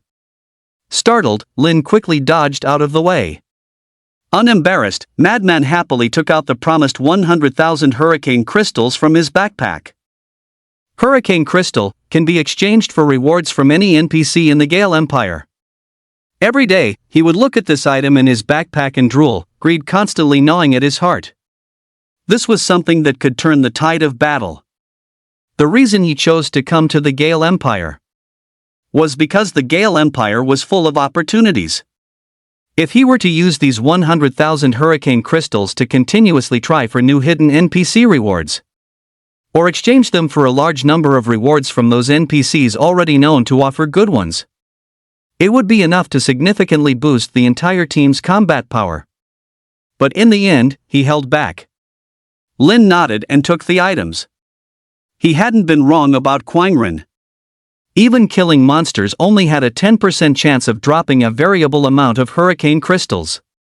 Obtaining these 100,000 was no small feat. As long as one's luck was good enough to find those hidden NPCs in the vast Warwind Empire, these crystals could be exchanged for unexpected rewards. Lin vaguely remembered a player who, after countless hardships, actually managed to stand before the king of the Warwind Empire. He used a massive amount of hurricane crystals to exchange for an official position. With this huge sum, his hidden class was now within reach. With the promise fulfilled, Quan Ring gathered his battered troops and prepared to leave. But before he left, he told Lin to think of him if he found any good stuff. Lin's 2 previous instances of help had allowed them, a bottom-tier T2 team, to hold out against a top-tier T1 team for so long. Although they were already starting to falter. This battle record was already incredibly glorious. Now that Lin had returned to the main continent, although it seemed he had fallen far behind in progress, he was already thoroughly impressed and firmly believed that Lin could make a comeback. Then he could ride his coattails again. "Wait a minute." Lin called out to him. "What's up?" "I gave you the full 100,000, not a single one missing." Quan Ren was a bit confused. But Lin simply took out a piece of set equipment and tossed it over. It was the demonic croc warrior and assassin sets. Holy crap! A 7-piece silver set at level 35, and it even adds an extra 70 points of physical damage. The best of the best. You have to understand, he himself was only wearing 3 or 4 pieces of level 30 silver equipment. And they were just individual pieces, not a set. After all, the drop rates had gotten even lower after the game's difficulty increased. Unless you got on the leaderboards for a reward, high-level equipment was incredibly hard to obtain. "Wait, big shot, you haven't even had your second-class advancement, have you?" he asked, looking at Lin in disbelief. He truly couldn't figure out how it was possible. Consider that equipment a gift for being so true to your word. "Now, take a look at this." As he spoke, Lin flipped his hand over, revealing a skill book. When Madman took the skill book Death Devour Orange, his hands started shaking after just one glance. You have to realize, white tier skills were mainstream right now. Even obtaining a green skill book was something to brag about. As for blue tier, only a top tier expert might barely have one. And for purple tier, even a mere rumor would be enough to cause a sensation throughout the entire empire. But now, a skill book that was even higher than purple tier, an orange tier one perfectly suited for a sword warrior, was right in front of him. Big shot! Madman was overcome with excitement, his legs went weak and he almost dropped to his knees. I. He was so excited he could barely speak properly. "I'll offer 100 million. No. 200 million. Sell it to me." Lin shook his head. "The price of this skill book is far more than that." Seeing this, Madman instantly grew anxious, but what Lin said was the truth. Realizing his company couldn't possibly pull together too much money on short notice, he could only grit his teeth. 300 million. It might not come close to its true value, but that's my limit. He was already prepared for rejection. But what came instead was Lin's agreement. "All right." Just as he was feeling a mix of regret and unwillingness, Lin spoke again, "But I have one condition." Hearing this, Madman was instantly overjoyed, so happy he almost jumped up. "What condition?" "I go through fire and water for you," he said, pounding his chest in assurance. Even if he were asked to offer up his chrysanthemum right now, he would agree without hesitation. "I can only give you the skill book tomorrow at noon, but you have to transfer the money first," Lin stated his reason. Hearing this, Madman didn't hesitate and immediately logged off to transfer the funds. Seeing this, Lin glanced at his location. This place was just outside the city, with a very good flow of people. He opened the Xuanwu shop. Xuanwu shop, exclusive to the mayor of Xuanwu town. Gain Xuanwu points by indirectly killing creatures from enemy factions in the northern lands of heaven. Xuanwu points can be exchanged for rewards in this shop. He directly opened the building category. Northern Lands of Heaven dungeon entrance, large-scale secret realm dungeon, unlimited number of people. Teleportation point A is Xuanwu town. After purchase, you can select location B anywhere. The switch is controllable and has a cooldown. Price, 10,000 Xuanwu points. Spawn point, provides resurrection and restores 5% of maximum HP per second. Can only be placed in the northern lands of heaven. Price, 5,000 Xuanwu points. Auction house, can be used for auctions and taking a commission. Can only be placed within Xuanwu town. Price, 2,000 Xuanwu points. These three items nearly drained his entire 20,000 Xuanwu points. Lin chose to buy them all. Northern Lands of Heaven dungeon entrance, large-scale secret realm dungeon, unlimited number of people. Teleportation point A is Xuanwu town. After purchase, you can select location be anywhere. The switch is controllable and has a cooldown. Price, 10,000 Xuanwu points. Spawn point, provides resurrection and restores 5% of maximum HP per second. Can only be placed in the northern lands of heaven. Price, 5,000 Xuanwu points. Auction house, can be used for auctions and taking a commission. Can only be placed within Xuanwu town. Price, 2,000 Xuanwu points. These three items nearly drained his entire 20,000 Xuanwu points. Lin chose to buy them all. Northern Lands of Heaven dungeon entrance, large-scale secret realm dungeon, unlimited number of people. Teleportation point A is Xuanwu town. Price, 300,000 Xuanwu points. Spawn point, provides resurrection and restores 5% of maximum HP per second. Can only be placed in the northern lands of heaven. Price, 150,000 Xuanwu points. The items didn't disappear after purchase, but their prices skyrocketed. It seemed they could be purchased multiple times. A dark dungeon entrance appeared before his eyes. Wait. WH what?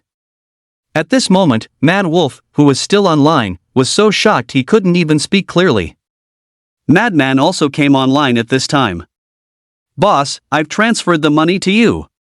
However, he was a bit puzzled when a dungeon entrance suddenly appeared before him. He was even more dumbfounded after hearing Mad Wolf's description. Then, he mysteriously approached Lin's ear and whispered, "Where'd you buy this hack? Send me the link." Lin shrugged, indicating he couldn't help. "How'd you manage this dungeon entrance? Can I go in?" Madman asked curiously. Naturally, Lin wouldn't refuse. "Of course you can. You'll have to act out a scene with me later." With that, he went in first. Although Madman was completely bewildered by these words, he still led his team into the dungeon. He was somewhat surprised to see that the teleportation destination was a small town. This was actually a secret realm dungeon. Compared to ordinary dungeons, secret realms offered greater freedom, lacked strict completion requirements, and provided more generous rewards. You could exit the dungeon at any time, and there might be various hidden side quests. It was essentially a new map. I just wonder if it's a small or medium-sized one. Madman muttered to himself as he sized up Black Tortoise Town. Seeing Lin walk out of the spawn point, he subconsciously followed. As they passed through the center of Black Tortoise Town, he discovered a huge statue. And this statue was, shockingly, in Lin's likeness. This time, he was completely stunned. Holy crap! Not only can you create a secret realm dungeon entrance, but you can also become the leader of an NPC faction? Madman was utterly impressed. Along the way, all the villager NPCs bowed respectfully and greeted Lin, town mayor. The few people following behind him were numb with shock. None of them could have imagined that Lin, having just arrived in the Warwind Empire, would pull off something so huge. Lin quickly walked to the auction house. Black Tortoise Auction House. Changes soon appeared on the notice board at the entrance. The auction will be held tomorrow at noon. A partial list of the items to be auctioned is as follows: Death Devour, Orange Skill Book, Gold Tier Rare Assassin Class Scroll, Title Scroll, Gold Tier Weapon. When Madman saw that the headline item promoted at the auction was the very same, Death Devour, he instantly understood what Lin was planning to do. After doing all this, Lin didn't leave. Instead, he spent his remaining 3,000 Xuanwu points to have the NPCs of Xuanwu Town create some quests. Without exception, these quests were all to kill monsters from the Sea Dragon Empire. Moreover, a considerable amount of Xuanwu points was invested, and the quest rewards were quite substantial. He also took out the 20 sets of demon crocodile armor he had, dozens of blue-tier mage skill books, 50 attribute fruits obtained from the ghost auction, and various other curiosities, placing them in the hands of various quest-giving NPCs. These served as extra quest rewards. Xuanwu Town had a blacksmith's shop. For a small fee of gold coins, the durability of the equipment dropped by the Thousand Hands Guild's second team was repaired. These were also distributed. After finishing all this, Lin used a town portal scroll to return to the Warwind Empire. It's time to find the hidden scroll of that hurricane saint. Lin opened the map and tried hard to recall the contents from his memory. At this moment, the dungeon that had suddenly appeared near the city also attracted the attention of many passing players. Lin first went to the consignment house. Currently, the market price for gold coins was about 10:1. $1 could get you about 10 gold coins. However, with the rise of various sub-professions and the gradual unlocking of content in the major empires, the gold coin exchange rates in each empire began to increase successively. This price would eventually approach 1:1. And the currency with the fastest appreciation was that of the Warwind Empire. He needed a large amount of gold coins right now. Guild creation order: consume 1,000,000, 15,000,000, 200,000,000, 2.5 billion, 30 billion gold coins to create a primary, intermediate, advanced, special, royal grade guild. The higher the guild quality, the stronger the guild buffs. Volume 1, Chapter 65, 30 billion gold coins, the Wind Emperor. Lin glanced at the time. The currency would appreciate soon. He quickly used the 300 million cash on hand to rapidly buy up gold coins at the consignment house. 300 million in cash may seem like a lot, but it pales in comparison to the total population of the entire empire. He acted quickly, successfully converting the 300 million in cash into 3 billion gold coins. There was even a considerable amount left over. Now, all he had to do was wait for the in-game currency to appreciate. Lin went offline and opened his notebook. On the first page was content he had specifically marked in red. Legendary tier rare class, heart-devouring crossbowman. Damage can be converted into rage to stack physical damage, with additional magic damage. Epic tier hidden class, hurricane sacred archer. Can trigger an extra basic attack. Sub-god tier rare class, heavenly meteor. Replenishes MP upon killing enemies and grants a high damage bonus. He then arrived at the most bustling of the 16 city gates of the Warwind Empire. The area was crowded with people coming and going. Yet, there was a particular spot that no one approached. It was a filthy beggar, whose odor made everyone hold their noses and keep their distance. But no one could have imagined that this most inconspicuous beggar held the secret to the strongest class in the Warwind Empire. Lin bought 2 steamed buns and walked over. Seeing the proffered buns, a flash of surprise crossed the beggar's eyes. But he immediately snatched the buns and began to devour them ravenously. The surrounding people looked at Lin as if he were a fool for his actions. Lin, however, patiently waited for the old beggar to finish eating. Thank you, thank you. Kind adventurer, he said, looking at Lin with immense gratitude. He then continued, if you are willing to give me 100,000 hurricane crystals, I can grant you an unimaginable opportunity. Hey, old man, this person was kind enough to give you some food. How dare you try to scam him? Someone in the crowd couldn't stand it anymore. Over the past few days, quite a few people had tried to ingratiate themselves with the old man. After all, every NPC here could offer rewards. What if the beggar was a hidden powerhouse? But upon hearing the demand for 100,000 crystals, they all spat on the ground and walked away. One had to know that even killing a level 20 monster only had a 10% chance of dropping 1 to 3 hurricane crystals. This is equivalent to killing hundreds of thousands of monsters. If it weren't for the Madman Guild arriving early, they probably wouldn't have been able to gather enough.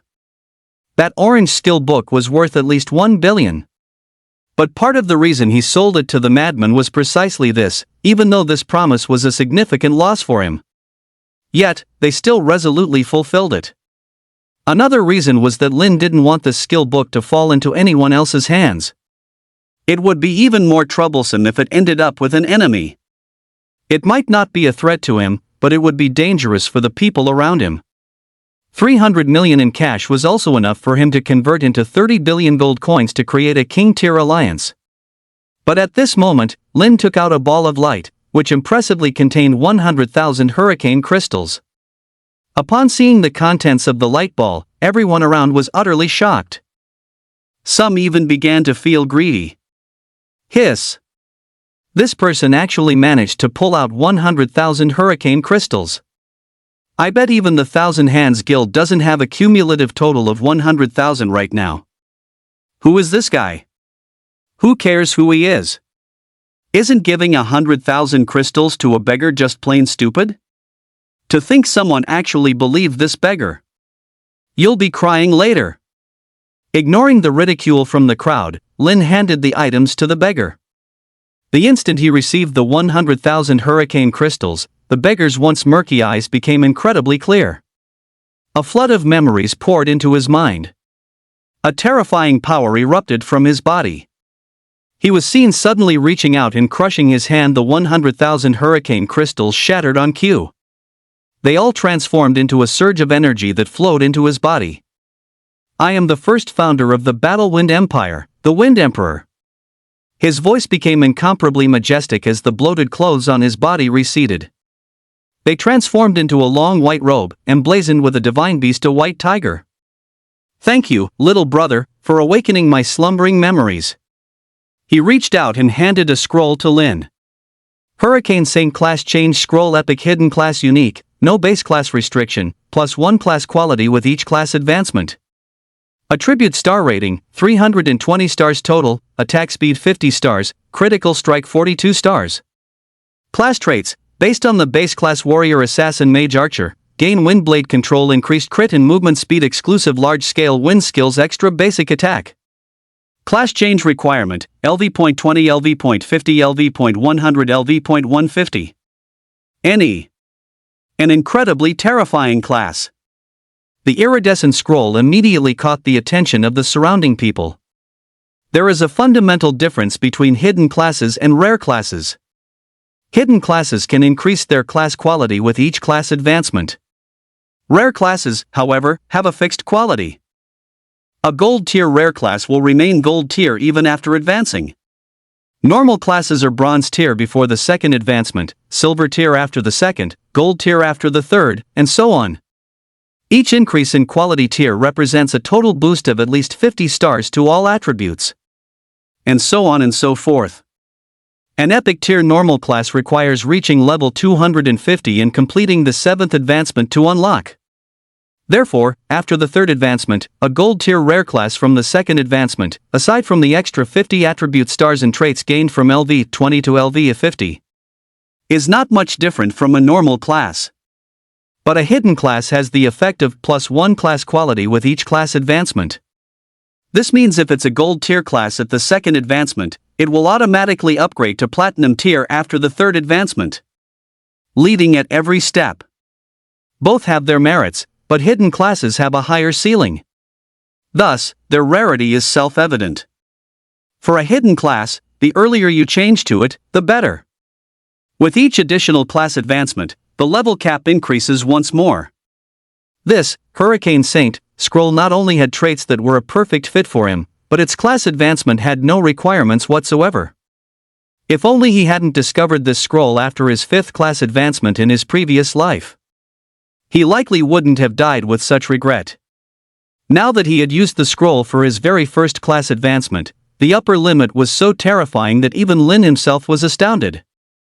In the future, he could definitely reach God tier, or even surpass God tier. Everyone around was now taking screenshots. The appearance of a hidden class would instantly cause an uproar throughout the entire revelation. Hiss! To think a mighty hidden class came from a beggar. This guy is incredible. Daring to gamble 100,000 crystals on this. As long as the base grade is gold or platinum, it could probably sell for tens of billions without a problem. Bro, give me that hidden scroll. I'll give you 100,000 crystals for it. After all, you got it with those crystals anyway. Pa! Damn it, finders keepers. If we hadn't all been cheering you on, you wouldn't have gotten this opportunity in a moment of excitement. You should show some gratitude. I propose we sell it and split the money among everyone. You won't lose out either. Envy contorted their faces. Some people in the crowd, disregarding the city's guards, even tried to snatch it by force. After getting the scroll, Lin was about to use a town portal scroll to escape this crowd. But unexpectedly, the Wind Emperor suddenly grabbed him. Lin frowned slightly. Previously, after giving him the Hurricane Crystal, the Wind Emperor had left and vanished without a trace. Volume 1, Chapter 66, The Wind Emperor's Special Identity. Watching the surrounding players, whose greed and madness resembled zombies seeing fresh meat, a look of disgust appeared on the Wind Emperor's face. With a wave of his large hand, the phantom of a massive, majestic white tiger roared forth. The tens of thousands of players around felt their eardrums were about to burst. Before they could even react, a sea of red numbers popped up above each player's head. 640,128 critical. 822,910 critical. It dealt damage in the 6 digits. For no reason at all, the Wind Emperor instantly killed tens of thousands of players in the vicinity. Utterly tyrannical. Then, as if nothing had happened, the Wind Emperor turned to look at Lin. But soon, his previously arrogant expression was filled with shock. Lin followed his gaze to the Demon Suppression Commander's token at his own waist. "Brother, you're still alive?" He gripped Lin's shoulders tightly. But in the next second, he denied it outright. Impossible. He doesn't know the art of nirvana. How could he have lived this long? He then touched his own disheveled appearance and gave a bitter smile. Even if he did, he wouldn't be willing to secretly learn it and live so wretchedly like me. I am the esteemed master of the Wind Pavilion. To think I've been reduced to a beggar. After realizing the person before him was not the old friend he longed for day and night, he remained dejected for a long time. He couldn't help but feel a little disappointed upon noticing that Lin only had a level. He never thought the Demon Suppression Division had fallen so far that its pavilion master was only level 20. In the Demon Suppression Division, that wouldn't even qualify one to chop firewood. One could only. But soon, as if he had thought of something, a flash of excitement appeared in his eyes. Good, good. Heavens, are you helping me too? He suddenly patted Lin's shoulder happily and said, "I'll wait for you here again in 3 days. Remember, your level must not exceed 20 in these few days, Your Excellency, Pavilion Master." As his voice fell, the Wind Emperor before him vanished as if he had never been there. He disappeared from the spot. Lin was also stunned. It turned out that this person was one of the 4 Pavilion Masters of the Demon Suppression Division, the Wind Pavilion Master. To think he had lived for so long and even escaped the sect-annihilating crisis. The Masters of the War Pavilion and the Wind Pavilion were from the same era, and it seemed their relationship was not simple. In his previous life, he had never heard any news about him again. He hoped that this time, he would really return in 3 days. Although the request was a bit odd, it didn't have much of an impact on him. Perhaps this was even a fortunate encounter. When he returned next time, perhaps he could unravel more of his doubts about the Demon Suppression Division. Looking at the players gathering around, Lin directly used a town portal scroll. Lin then arrived at a pharmacy, where the little apothecary was currently inside, dressed in a clean white apprentice uniform, learning to make potions. After arriving in the Warwind Empire, Lin had asked her about her second-class change quest. Unexpectedly, it was to become a Grandmaster Apothecary. Apothecary was a secondary profession, with levels distributed as apprentice, novice, intermediate, advanced, and grandmaster. Although it seemed incredibly difficult, the little apothecary possessed the legacy of the medicine saint. Her talent for making potions was comparable to a god-tier talent. So, Lin arranged for her to study potion making here. At this moment, the little apothecary had already reached advanced apprentice and would soon be promoted to a novice apothecary. Keep in mind, she had only been here for less than an hour. A normal person would need at least 7 days just to become a novice apprentice. This showed that her exceptional talent for potion making was no joke. Brother Lin. Seeing him, the little apothecary happily ran over. Master said the potions I make are all of the highest quality. This way, I can save everyone. Lin smiled and nodded.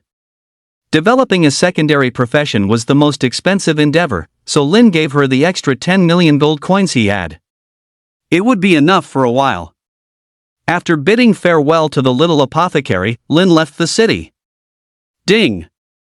You have used the scroll, Hurricane Saint Profession Scroll. You have triggered the second-class change quest, Slay the Hurricane Empress.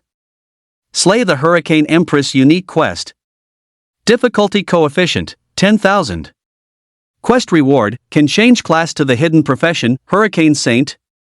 Time limit, 2H. Failure penalty, become the Hurricane Empress's slave. Following the address, Lin left the city and arrived at a valley. Inside, a furious wind raged. Ding! You have entered the special area, Hurricane Valley LV 60+, and have been afflicted with the debuff, Hurricane's lingering cut, entering a state where healing is forbidden. The moment he stepped into Hurricane Valley, an assassin in the distance immediately opened the message window and sent a message. As expected of a hidden class, requiring a player to clear a monster area with a minimum level of 60 before even completing the second-class advancement. Ding! The divine effect 2 of the Black Tortoise Shield Dark Gold, immune to healing prohibition, has been triggered. Although the area's healing prohibition effect is the most disgusting debuff. After all, what team can go without a healer? But for Lin, who possessed divine equipment, it was not a problem at all. He was directly immune to it. Lin then strode inside. There weren't many monsters within. But soon, several tornadoes rushed over. Tornado magic type normal. Buff, elemental form, all attributes greatly enhanced. Level, LV 60. HP, 500k 500k. MP 5W 5W. Magic damage, 2000. Skill, Windblade deals one powerful strike and inflicts a bleeding effect. 3800. 3800. 720 bleeding. A few tornado attacks struck him, instantly wiping out nearly 5% of his health bar. 2600130%. However, the recovery effect on him was no joke, and he easily healed back to full. The bleeding effect also triggered damage reflection, directly dealing tens of thousands of damage to several monsters. Lin drew his bow and went to work, arrows flying out continuously. 2000. 2000. One monster every 10 seconds or so, he easily dealt with the group. Ding! Kill the LV 60 tornado. EXP plus 20,000. Ding! Kill the LV 60 tornado. EXP plus 20,000. Ding! Dropped Warrior's second job skill book, Tornado destroys parking lot blue tier, X1. Ding!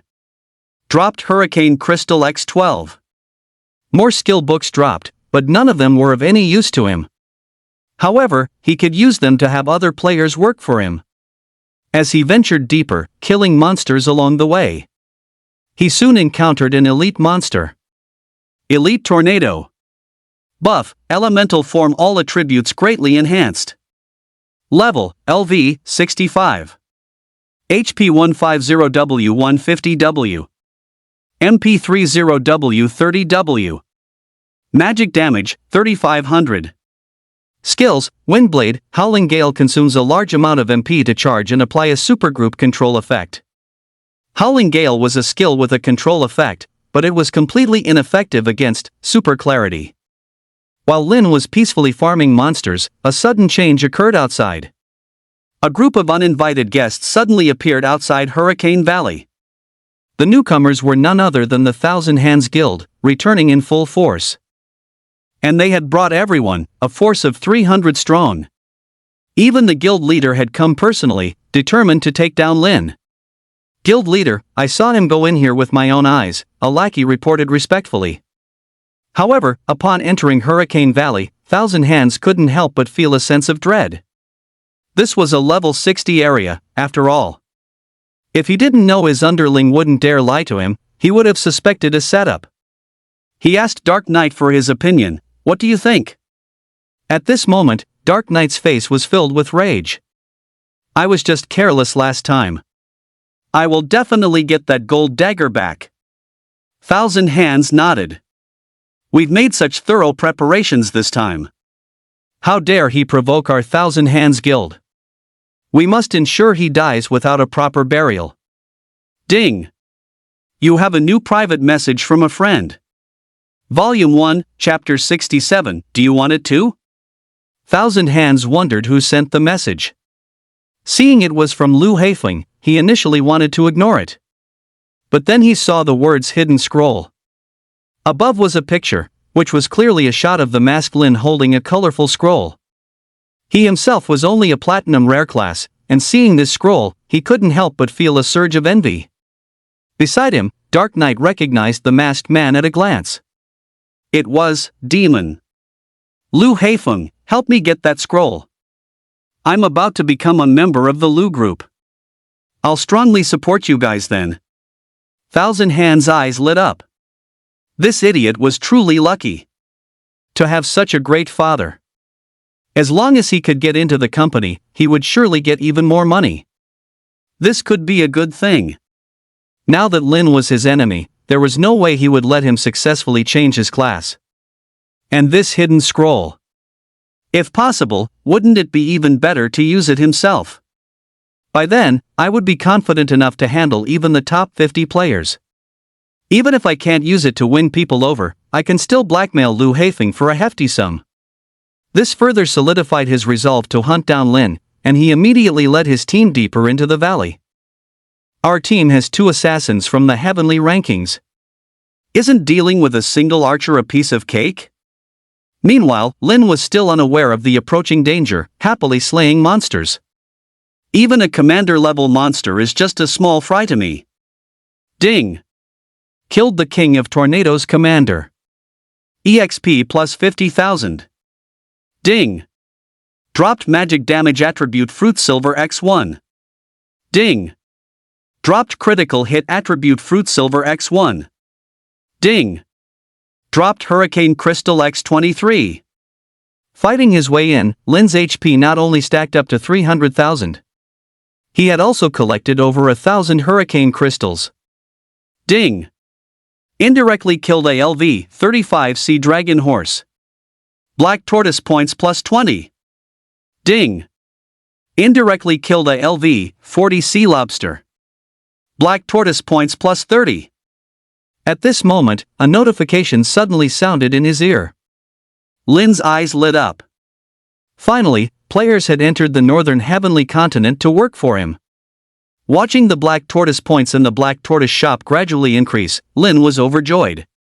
In just a short while, he had accumulated 10,000 Black Tortoise points.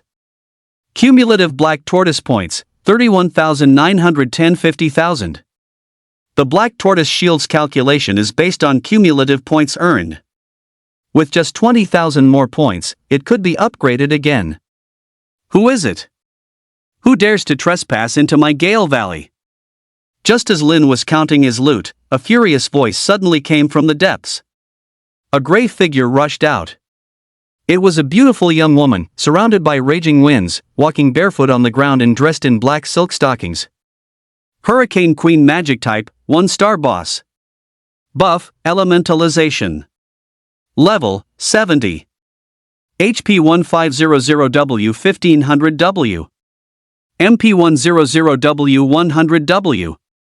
Magic damage, 6000. Skills, Windblade, Howling Gale, Hurricane Sanctity summons 5 colossal hurricanes, dealing terrifying damage. Boss skill, Empress's Gale. For a magic type, it has a staggering 15 million HP. Walking all the way in, he saw the corpses of various monsters scattered everywhere, even elites and commanders. Qianqiu was stunned. Could there be another NPC here attacking the monsters? 9,000. 9,000. Just 2 wind blades took out 5% of Lin's health. A mere, weak human dares to defile Hurricane Valley.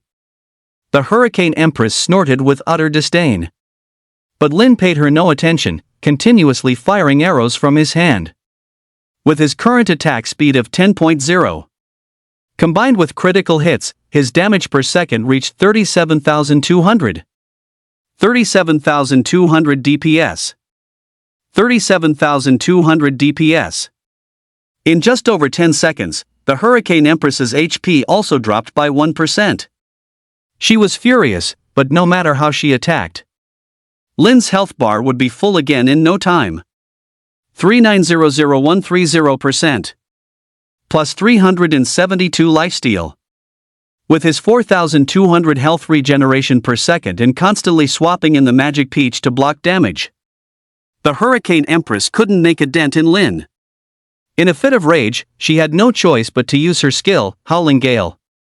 But just as she started to charge it up, ding! Paralyze effect triggered. Her skill was directly interrupted. The Hurricane Empress, now completely enraged, directly used Sacred Hurricane Power. Instantly, 5 terrifying, colossal hurricanes closed in on Lin from all sides. Getting hit by that would definitely take off more than half of his health. At this moment, however, the corner of Lin's mouth curled up, and his gaze pretended to casually glance back at the bushes. Right now, the Thousand Hands Guild was lying in ambush in the bushes. When they saw Lin was actually soloing a 1-star boss, they were all dumbfounded. Keep in mind, they had to rally their entire party just to take down a level 50 boss. Lin was holding his own against a level 70 opponent. Is he really that strong? At this moment, Thousand Hands suddenly noticed the looks of terror on his guild members' faces behind him. He immediately turned around and scolded, "What are you afraid of? You think our entire T1 guild can't beat an archer who hasn't even had his 2nd class advancement? So what if he can handle a level 70 boss?" He sounded a bit less confident as he said this, but he forced himself to continue, "We can barely manage that too." However, he suddenly realized that no matter what he said, his members were looking at him in fear. No, not at him, but behind him. "Guild Master, look behind you," one of the members suddenly shouted with a trembling voice.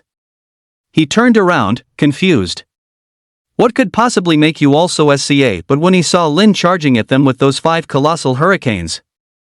Holy shit, run! Terrified, he used a skill from his rare class, Thousand-Handed Assassin, and vanished on the spot. Lin looked at the members of the Thousand Hands Guild scattering into the bushes and laughed loudly. "Come on, let's play. What are you running for?" He had noticed someone was following him long ago. He had only pretended not to know, all to lure them into a trap and catch them all at once. Some members who couldn't dodge in time were directly crushed by the hurricanes. 21,920. 19,208. They were insta-killed, one group after another. Half of the Thousand Hands Guild's players turned into white light and disappeared, leaving all sorts of equipment scattered on the ground. "You!" Thousand Hands was so furious he almost fainted. "You what?" Lin immediately changed direction and charged toward him. "You want some too?" As expected of the 60th ranked assassin on the celestial leaderboard, Thousand Hands' strength was several times greater than Dark Knight's. Every single rank on the celestial leaderboard represented an almost insurmountable gap. Don't be fooled by the mere 40 rank difference. Even 10 Dark Knight's might not be able to defeat 1,000 Hands. The main reason was his talent, Power of 1,000 Hands. Although it was only 8-star, it was a combat-type talent and was perfectly suited for an assassin. Compared to Knight, the 10-star talent is more suited for combat than utility. Thousand Hands easily sidestepped the massive hurricane controlled by the Hurricane Queen. Although he was extremely close to Lin, he wasn't in a hurry to attack. Instead, he shouted to his guild's priests and rockers, "Make your move." Living up to their reputation as a T1 guild, they immediately adjusted their formation under the command of Thousand Hands. Ding! You have been affected by the skill, Noise Rock. Both your resistances are reduced by 10%. Ding! You have been affected by the skill, Weaken. Both your resistances are reduced by 100 points. Ding! You have been affected by the skill. It was all about reducing both resistances. Clearly, Thousand Hands had adjusted his strategy based on his own strength. While Lin was in battle, the Warwind Empire, the most populous NPC nation on the entire main continent, a place that even lacked a punishment mechanism for outdoor PvP and revered combat above all else, was outside. It issued an announcement that shocked the entire main continent. Warwind Empire, effective immediately, a national war is declared. Volume 1, Chapter 68, National War. Warwind Empire, effective immediately, a national war is declared against other empires. The entire nation will enter a state of war readiness. All teleportation channels to wilderness towns are now open. The cost of using imperial buildings is increased by 100 times. Imperial taxes are increased by 1000%. A large-scale auction house will be established for the first time tomorrow at noon, mercenary corps will be opened, and the practices of potion making and weapon forging will be strongly encouraged. This news also brought about immense changes within the empire. In no time, Lin's dual resistances were weakened by various effects, dropping all the way to 0. At this moment, the Hurricane Queen's ultimate skill also happened to dissipate. The frontline warriors charged forward, and the shield warriors all used the skill, block, to surround him. Escaping seemed highly unlikely. This was the combat proficiency of a T1 guild. Even when caught off guard, they could adjust immediately. The back row priests cast continuous healing spells on all members. The other assassins drew the Hurricane Queen's aggro away to avoid affecting the battle. "You're trying to deal with me using this?" Lin almost laughed out loud. He now had 300,000 HP and a DPS of over 30,000. Even a tier 5 warrior probably wouldn't dare to face him head-on. So what if your armor is high? So what if you have damage reflection? Hand over that hidden scroll and Knight's Dagger, and kowtow 3 times whenever you see our Thousand Hands guild from now on. If you do that, I can let bygones be bygones. Thousand Hands, having set up his plan, was incredibly arrogant. It was as if he could already see the scene of Lin being killed by him. However, what responded to him were Lin's merciless arrows. Whoosh! Thousand Hands, worthy of his place on the sky rankings, reacted in an instant. Several phantom arms appeared on his back, each wielding a dagger and slashing continuously. He sliced through the arrows Lin shot at him. But in an instant, he could no longer hold on. The attack speed was too fast. 10 arrows a second. Even if he were a god, he might not be able to block them all. "Charge," he immediately commanded. The surrounding warriors immediately rushed forward. Seeing this, Lin changed his aim. He shot towards the charging warriors. 3,000. 3,000. 6,600 critical hit. At this stage, even the strongest shield warrior's health bar didn't exceed 10,000. After a single volley of arrows, the majority of the warriors at the forefront were taken care of. Ding! You have killed the player, dinosaur roar. Ding! You have killed the player, I'm arrogant, what can you do? The constant ding ding dong dong notifications gave Lin a headache. Right in the middle of the siege, he opened his settings and turned off the notification sounds. But at that moment, a different kind of notification broke through. Ding! Black Tortoise Shield Dark Gold has accumulated 50,000 Black Tortoise points. Its quality has been upgraded to Black Tortoise Shield Diamond. Ding! Black Tortoise Shield Diamond, Divine Effect 3, immune to lifesteal now in effect.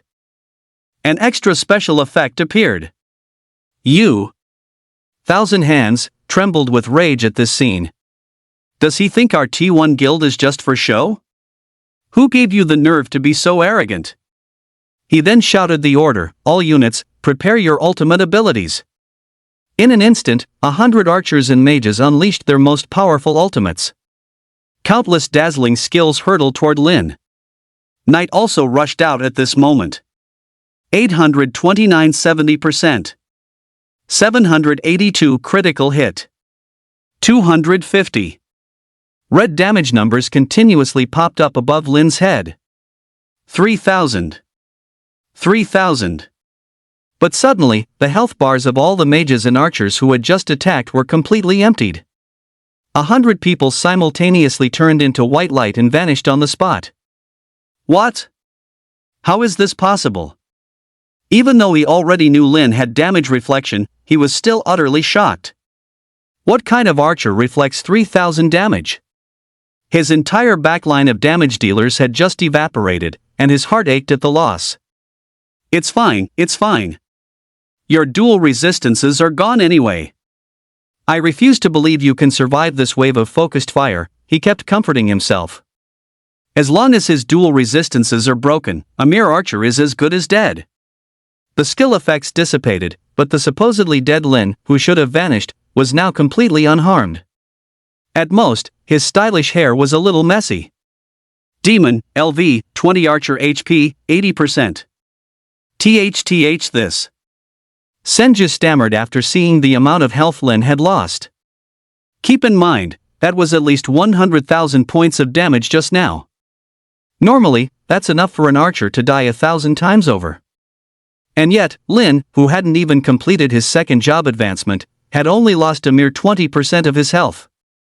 Even Dark Knight was stunned. He hadn't fought Lin much, so he had no idea what was going on. Didn't you tell me he just had high armor and strong damage reflection? Thousand Hands roared, angrily grabbing Dark Knight by the collar. Dark Knight stammered, unable to speak. I don't know either. Who would have thought an archer's health bar would be more terrifying than a boss's? To think they still managed to take off 20% of my HP. They're a T1 guild, after all. Lin dusted himself off. A shiver ran down the spines of Thousand Hands and Nightfall. At this moment, the two assassins from the celestial rankings actually stopped in their tracks out of fear. But Lin wouldn't let them go, charging straight at them. Without exception, both of them used the skill, Dodge. Lin's attack missed again. As an assassin's ultimate trump card, this skill had the effect of evading attacks. But dodging once was completely useless. Lin's 10 arrows per second was no joke. And using their skill once had completely drained their mana. They didn't dare to make a move either. The two assassins simply couldn't withstand the damage reflection. They were even already thinking about how to escape. How dare you cause trouble in my territory? You're courting death. At this moment, the Hurricane Empress had also dealt with the other assassins and was rushing over. Her aggro was firmly locked onto Lin, and she charged over, ignoring the other two. The Hurricane Empress immediately activated her boss skill, Empress's Gale. Empress's Gale boss skill consumes a large amount of MP and a percentage of self HP to deal terrifying damage equal to 5% of the corresponding HP to targets within a range, and applies 10x lifesteal. Hurricane Empress Magic Type 1 Star Boss, HP, 2,015,000,000. The boss, who was already at half health, directly consumed 6 million of her own HP. Most importantly, this move could also apply lifesteal under ideal conditions. It could leech back 3 million HP. It was absolutely worth it. A terrifying hurricane, hundreds of meters wide, swept towards them. Lin was just about to use his cloak's displacement effect to dodge. But Thousand Hands and Nightfall suddenly flashed out and blocked his path. Their previous fearful demeanor was gone, replaced by mocking expressions. The boss skill was now closing in on them. Still trying to run? Having found an opportunity, Thousand Hands didn't forget to taunt. Today, I'll show you the gap between us. Overcoming the strong as the weak is my specialty. The level 45,000 Hands was extremely fast. In the blink of an eye, he was close to Lin. A number also appeared above Lin's head. 2,999. Plus 3,000. Ding. You have been controlled for 4 seconds, triggering super clarity. Even though he was a platinum tier class, he was instantly killed by the reflect damage. Before dying, he remained arrogant. Dark Knight, remember to secure the kill and pick up the gear. After being controlled, Lin was also hit by the boss's skill. To 1,000,070%. To get the Hurricane Empress down to half health, Lin had already depleted the Magic Peach's HP to just a few drops. His own character was instantly brought to critical health, and at that very moment, Dark Knight rushed in. He taunted wildly, "Die!" But when his attack landed on Lin, the expected kill screen did not appear. Miss. A white number popped up, and Dark Knight was completely dumbfounded. Before he could even react. Ding! You have received 3,000 points of reflect damage. You have died. He turned into a white light and respawned at the fountain. Thousand Hands, who had just resurrected, was surprised to see Dark Knight appear beside him. You finished looting and came back to base so quickly? Well, I didn't kill him. Dark Knight was at a loss for words and could only stammer an explanation. Meanwhile, the Hurricane Empress was also bewildered. She looked at her low health bar with surprise. Wait, where's my lifesteal? Volume 1, Chapter 69, Hurricane Saint Archer. If it weren't for the 10x lifesteal, she wouldn't have dared to let her health get so low. But before she could react, a giant magic peach suddenly charged over. Bang! 2 million critical. Her health bar was instantly emptied. Ding! You have slain the LV-70 Hurricane Empress 1-star boss. Plus 500,000 EXP. Ding! Dropped equipment, White Stockings Gold. Ding! Dropped skill book, Flash of Wind Gold fragmented. Ding! Dropped attribute Fruit Silver X3. Ding! Congratulations on completing the quest, Slay the Hurricane Empress. You have obtained the hidden second advancement class, Hurricane Saint. Lin picked up the dropped items from the ground and was about to head back to the city for his second advancement at the advancement altar.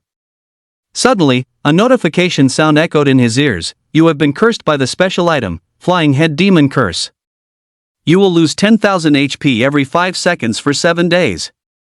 Ding! Passive skill, Super Purifying Heart, has been triggered. 5,000. Plus 3,600. Plus 3,600. The forced HP deduction from the special item couldn't be reduced by the Black Tortoise Shield, but since it was a curse, it counted as a debuff. It directly triggered Super Purifying Heart. Although it had no effect on him whatsoever, Lin was a bit baffled, wondering who could have targeted him. Moreover, it was a demon curse from the Demon Clan. Judging by the name, the user was related to the Flying Head Demon Tribe, a branch of the ancient Demon Clan. Backtracking to 1 minute ago, Thousand Hands, from the spawn point, guild almost fainted when he heard what Knight said. His entire guild had sacrificed so much for this one opportunity, and Knight had just let it slip away. He even suspected if Knight was an undercover agent sent by the enemy. We've lost over 300 pieces of equipment, and half our members dropped a level. Listening to his subordinates' report, Thousand Hands roared in fury, useless. You're all a bunch of useless trash. Demon, you forced my hand. Gritting his teeth, he took out a human skull brimming with demonic energy. The other members around were shocked to see this item. It was something the guild leader had obtained at a great cost from a mysterious monster. Flying Head Demon Curse special item, curses a target contacted within the last 24 hours, causing them to lose 10,000 HP every 5 seconds for 7 days. Upon death, their neck will elongate until their head flies off. Requires killing players to accumulate demonic energy. After using it, the black energy on the skull visibly dissipated. So what if you have a lot of health? You didn't really think I couldn't do anything to you, did you? He could already imagine the demon being unable to leave the respawn fountain for the next 7 days. Ding! You have received 3,000 points of reflected damage. You have died. Suddenly, a prompt appeared, leaving him completely bewildered. A white light flashed as he revived, but before he could even react, the prompt sounded again, ding! You have received 3,000 points of reflected damage. You have died. I'm in the fountain now, tens of kilometers away.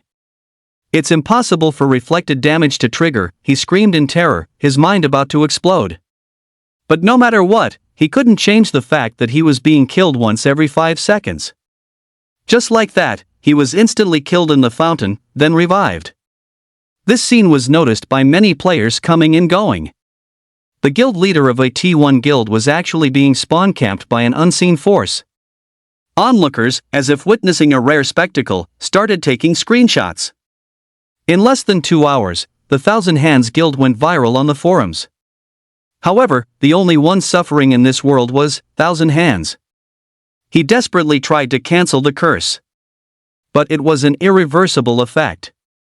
This meant he would have to spend a full 7 days in the fountain, by which time he wouldn't even be able to get a hot meal. Meanwhile, Lin had also returned to the main city and went straight to the class advancement altar. Ding! Second class advancement requires 10,000 gold coins. Available, silver tier normal classes, are as follows, with a total attribute star rating of 80. Originally, class advancement only cost 100 gold coins, but after the start of the Nation War, all building fees had increased by 100 times. The silver tier offered a total of 25 more stars than the bronze tier basic classes. Warrior second advancement, shield warrior trait, can reflect damage, sword warrior physical damage replaces dual resistances as the main attribute. Mage second advancement, priest can produce healing effects, archmage skill damage increased by 10%. Assassin second advancement, stealth assassin skill, stealth, does not occupy a skill slot, effect is enhanced, poison assassin magic damage replaces critical strike as the main attribute, and can learn mage skills, but Archer second advancement, crossbowman attack speed lowered, damage increased, hunter can carry one additional pet, hidden class, Hurricane Sacred Archer epic. Lin directly chose the hidden class. Ding! Congratulations, player, you have advanced to the hidden class, Hurricane Sacred Archer epic. Skill slots +1. Before this, he transferred all his experience to Magic Peach.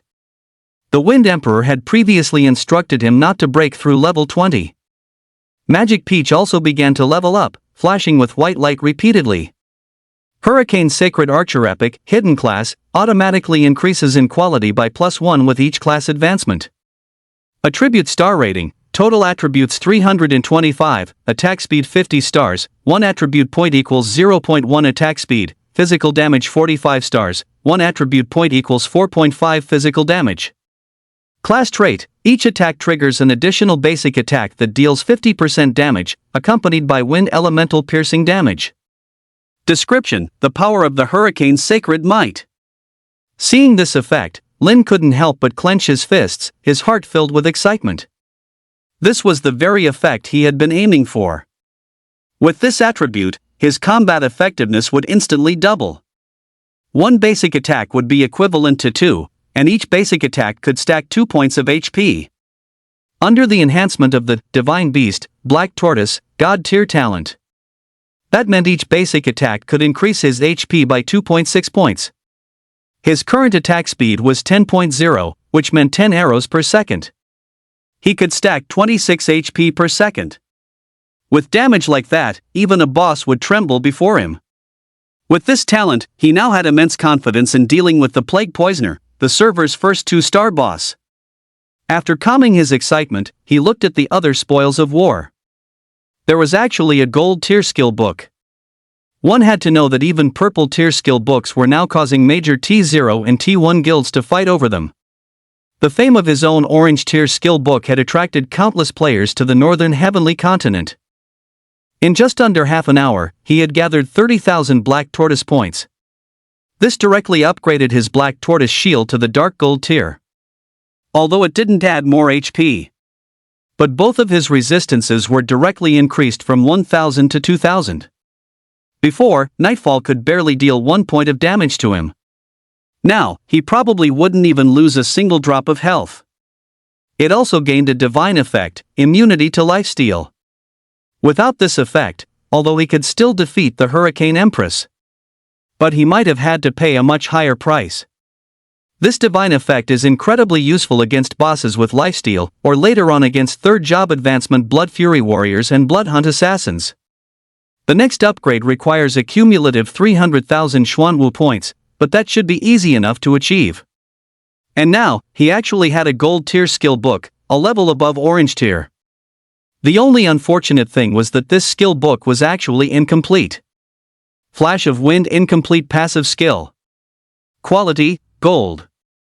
Effect, gain a new attribute, evasion. Learning requirement, no level or class restrictions, but cannot be learned as it is incomplete. Lin's eyes lit up when he saw the skill book. This effect was simply heaven-defying. But being incomplete was a major problem.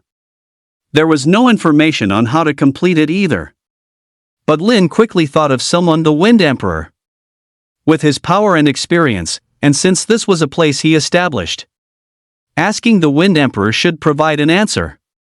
After putting the skill book into his backpack, Lin looked at the remaining loot. A pair of clean, pristine white silk stockings. Volume 1, Chapter 70, Flash of Wind, The Booming Xuanwu Town. White silk stockings. Category, leg guards. Quality, gold. Attributes, magic damage plus 50, MP plus 1000. Special effect, healing effects increased by 10%. Equip requirement, second job advancement priest, LV, 20. Description, the thought of a male priest wearing these is just unimaginable. Very nice, although not as good as that magic hat. But this special effect is a better fit for the little healer. And an 18-year-old lowly wearing white silk stockings. The scene emerged above Lin's head like a demon from his own heart, frightening him into hastily chanting a mind-clearing mantra. Arriving at the pharmacy, he handed over a few magic damage fruits and the white silk stockings that had dropped. Ooh, what's this? The little doctor's apprentice immediately noticed the white silk stockings. But being naturally innocent, she didn't overthink it. Instead, she happily hugged Lin. "Big brother Lin, you're so nice, giving me something so beautiful." The little doctor's apprentice, disregarding Lin's presence, directly took off her shoes, revealing her delicate and petite feet. She slowly put on the white silk stockings. Witnessing this scene, Lin suddenly felt a strange sensation in his nose. He subconsciously reached up to wipe it. His hand was covered in blood. The already adorable little doctor's apprentice, after putting on the leg-flattering white silk stockings, had her entire aura become even softer. The white silk stockings in her dress directly outlined that absolute territory, making the passing players around them nearly drool. If it weren't for the terrifying presence of Lin beside her, they would have pounced on her like hungry wolves long ago. Big brother Lin? Seeing the dazed Lin, the little doctor's apprentice tilted her head and called out in confusion. Lin, who had almost been completely captivated, finally snapped back to his senses. What are you looking at? Seeing the leering men around, he felt a wave of displeasure and quickly used a piece of clothing to cover the little doctor's apprentice. He then whispered seriously in her ear, "Let me tell you, not a single man is a good person. Don't ever talk to them. Be careful, or they'll trick you into becoming their wife with just a few words." The little doctor's apprentice was a bit baffled. Isn't Big Brother Lin a man? But she still nodded obediently. Big Brother Lin, I need to go to Jade Herb Town to gather herbs next. Can you come with me? The little doctor's apprentice felt uneasy if she wasn't sticking to Lin for even a moment. She stared at Lin with her big, beautiful eyes, hoping he would agree. Lin's eyes lit up when he heard this. Jade Herb Town? Isn't that the hiding place of the Plague Toxmancer? The Warwind Empire had now entered a state of war readiness, opening teleportation arrays to all wilderness towns. Although the price had increased 100-fold, they were still incredibly useful. Teleporting to the wilderness towns near various monster zones could greatly save travel time and also allow for nearby logistical replenishment. With teleportation arrays now in the wilderness towns, the Plague Toxmancer no longer needed to return to the Battlewind Empire to activate the Dark Mark and escape back to the ancient demonic abyss. Once he returned to the ancient demonic abyss, his combat power would be greatly enhanced by the regional buff. Therefore, I had to take him down before he could get back there. Alright, I'll go with you then. Little Apothecary was overjoyed after Lin agreed. Looking at the several hundred pieces of equipment dropped by members of the Thousand Hands Guild in his inventory, Lin didn't hesitate to return to the blacksmith in Xuanwu Town for repairs. After teleporting directly back to the northern continent of heaven, a clamor of noise immediately filled the air. Xuanwu Town was now exceptionally bustling. It was jam-packed with people everywhere. What the hell? Which son of a bitch just touched my ass? No way. Are all these people here for the demonic croc set? That's a level 30 silver tier set. A few people just completed a set and sold it for over $1 million. Not me. I'm here for that blue quality skill book. Yesterday, our team of 5 was kite and insta-killed by a powerful mage using rock laser. How does an NPC's reward pool have equipment that my 1,000 Hands guild dropped before? NPC, hey. I'm warning you, don't talk nonsense. I'll sue you for slander. Do you hear me? I'll sue you for slander. Black Tortoise Town was bustling with activity, and it was thanks to this crowd that he was able to collect so many Black Tortoise points so quickly. All sorts of streamers could be seen along the way. There haven't even been more than 10 purple skill books announced server-wide, but this Secret Realm dungeon auction actually has an orange skill book. There's even a top-ranked warrior who has already raised over 100 million to bid for it. I don't know what's gotten into the Warwind Empire. The tax increase has caused all the NPC-run apothecaries and blacksmiths in the Empire to cry foul. To stabilize their income, the prices of goods have soared by more than tenfold. The gold rewards from quests have also been reduced significantly. The value of gold in the Warwind Empire has rapidly appreciated, now reaching a ratio of 3 to 1. But Black Tortoise Town, being a secret realm dungeon, is completely unaffected. In fact, the prices of various goods are even cheaper than they were in the Warwind Empire before its war preparations. Soon, Lin arrived at the blacksmith's shop, where a long queue had already formed. Many people came here to forge or repair their equipment to save money. After all, saving 10 gold coins was equivalent to earning 30 yuan. Lin walked straight past the queue to the front of the blacksmith's shop. Hey! Everyone's in line, what do you think you're doing, cutting in? A burly, bearded man immediately shouted in annoyance. The surrounding people also started to point fingers, can't even follow the rules while playing a game. Who does he think he is, cutting in line just like that? He looks a bit like the town mayor's statue, but you don't really think you're the town mayor, do you? Ha ha ha. Just then, a passing streamer keenly noticed the scene and immediately turned their camera towards it.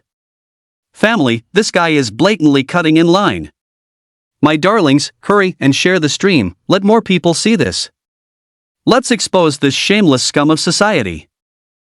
Lin handed hundreds of pieces of equipment to the blacksmith shop's NPC, Master Wang.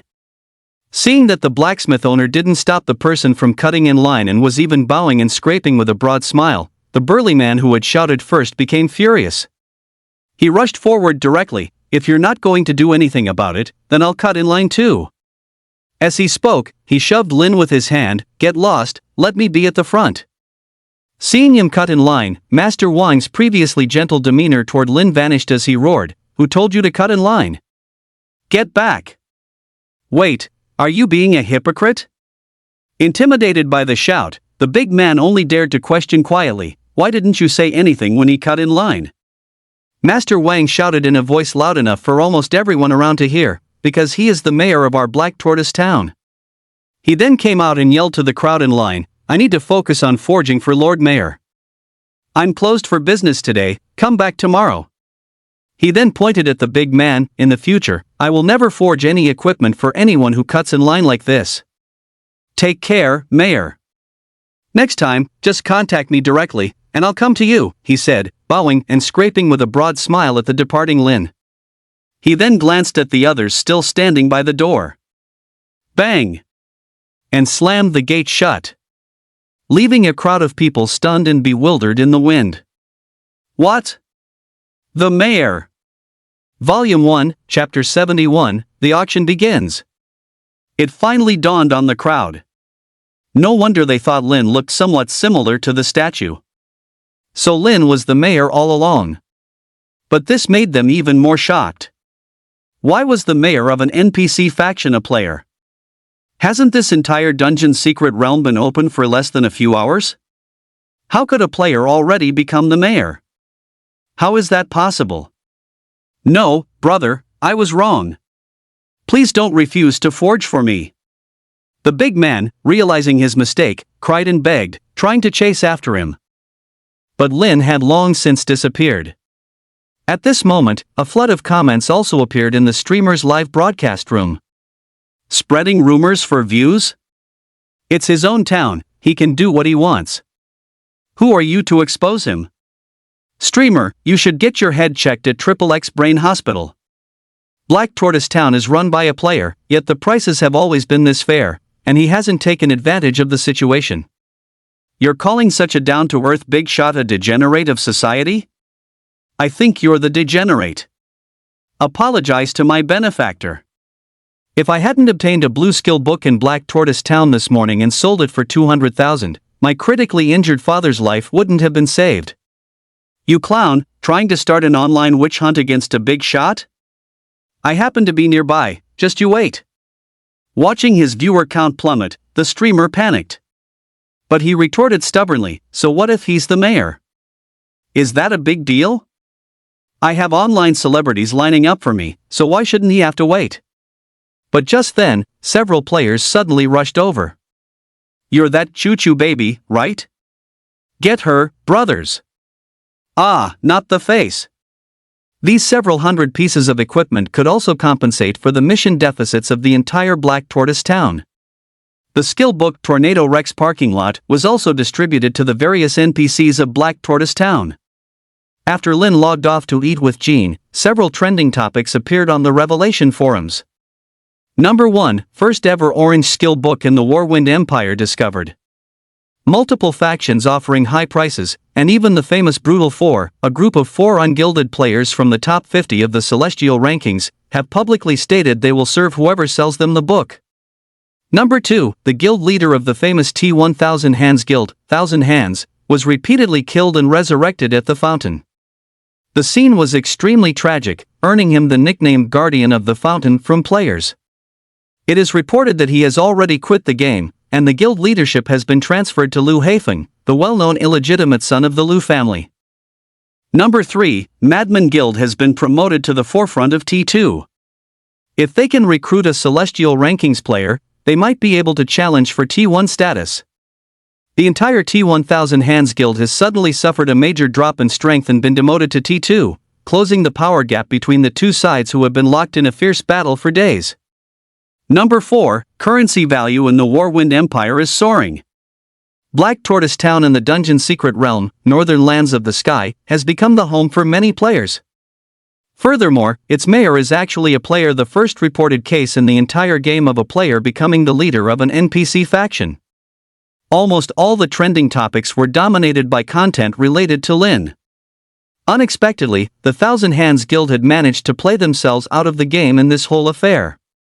Lin, look at the trending topics. A player actually became a town mayor. Do you know who it is? Jean exclaimed in surprise. Lin shrugged, indicating that the person was right in front of him. But he seemed to have misunderstood. It's normal that you don't know. A character like that isn't someone ordinary people like us can get to know. With that, he took a bite of his braised chicken and rice, smacking his lips as he said, "Damn, the price of gold coins in your Wind Battle Empire is already so high." Hey, he suddenly whispered mysteriously, I heard some news from the military department today. They say someone frantically bought up several billion gold coins before the price increase. I thought this guy had struck it rich, he said, suddenly wearing an expression of a master strategist. But the beautiful guild leader said that person is an arrogant, reckless fool. There's no way to cash out that many gold coins. It's a complete waste of this intel. Those hundreds of millions are going to be stuck in his hands. As he spoke, he nudged Lin. Ha ha, isn't that person an idiot? Lin's face darkened. As expected of the military. They had discovered his large-scale acquisition of gold coins. Cashing out was indeed a problem. It was easy to buy gold coins with money. But it wasn't so easy to exchange gold coins for money. The gold coin market was huge. Unless your price was lower than the market price and others had a high demand. Otherwise, it's difficult to cash out a large amount of gold coins in a short time, and the problem could even worsen over time. The more gold coins players have, the harder it is for you to sell.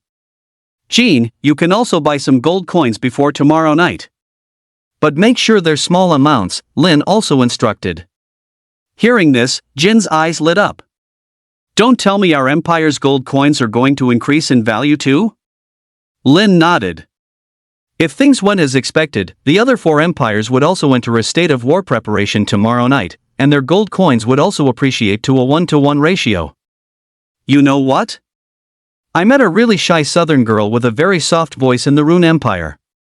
For some reason, Jean suddenly brought this up mid-conversation. At this moment, he seemed a bit bashful.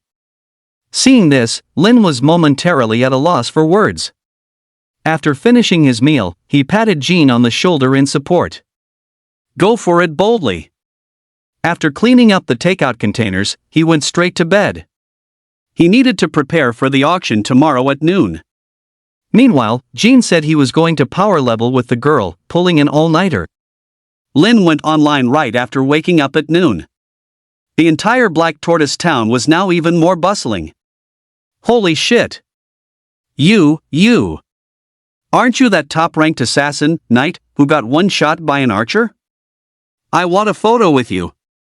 The famous president of the Dihao group. I didn't expect him to be here too. Why is the T2 guild popping up everywhere, like dumplings being dropped into a pot? Almost everyone here came for this Xuanwu auction. All this buzz also made the northern land of heaven more widely known. A huge amount of Xuanwu points was pouring in. Soon, the auction began. Apart from a few onlookers, those seated were all top-tier figures. I've prepared 300 million. I'm determined to get something good to take back today. Only 300 million? It's said that Liu Haifeng has mobilized 1 billion, all to recruit the heavenly rankings group of 4 for the Thousand Hands Guild. Ha. Seeing this, the hidden madman just gave a slight smile. The first auction item, gold grade assassin weapon, soul-shattering triangular thorn. Starting price, 2 million gold coins, with each bid increment no less than 100,000 gold coins. Isn't that my weapon? How did it end up here? Dark Knight was utterly shocked the moment he saw the first auction item. But compared to him, others were even more shocked. What's going on? The consignment store has always accepted cash. Shouldn't this be a cash auction? A ghost auction my subordinate once encountered was also a cash auction. Why has it changed to gold coins? Where are we supposed to get gold coins now? All we have is cash. Volume 1, Chapter 72, Madman, 10 billion. At this moment, Lin, sitting in the private box above, revealed a smile. Just as I predicted. The consignment store has always supported cash transactions. The only known ghost auction, which blended reality and the game, also used cash payments. So, all the players assumed that this auction would also support cash. No one had bothered to hoard gold coins back when they were irrelevant. Now, the sudden need for gold coins to bid has left them completely bewildered. They simply don't have any on them. Just then, Lin finally spoke up. I can exchange cash for gold coins here. Hearing this, the crowd finally breathed a sigh of relief. The ratio is 1-to-1. Lin continued. Upon hearing this, the crowd gasped in shock. Wait, what do you mean by that? That's so ruthless, someone immediately stood up and accused. Liu Haifeng had just become the president of the Thousand Hands Guild, so arrogant that he would kick even a stray dog on the street. Naturally, he wouldn't let go of this chance to show off.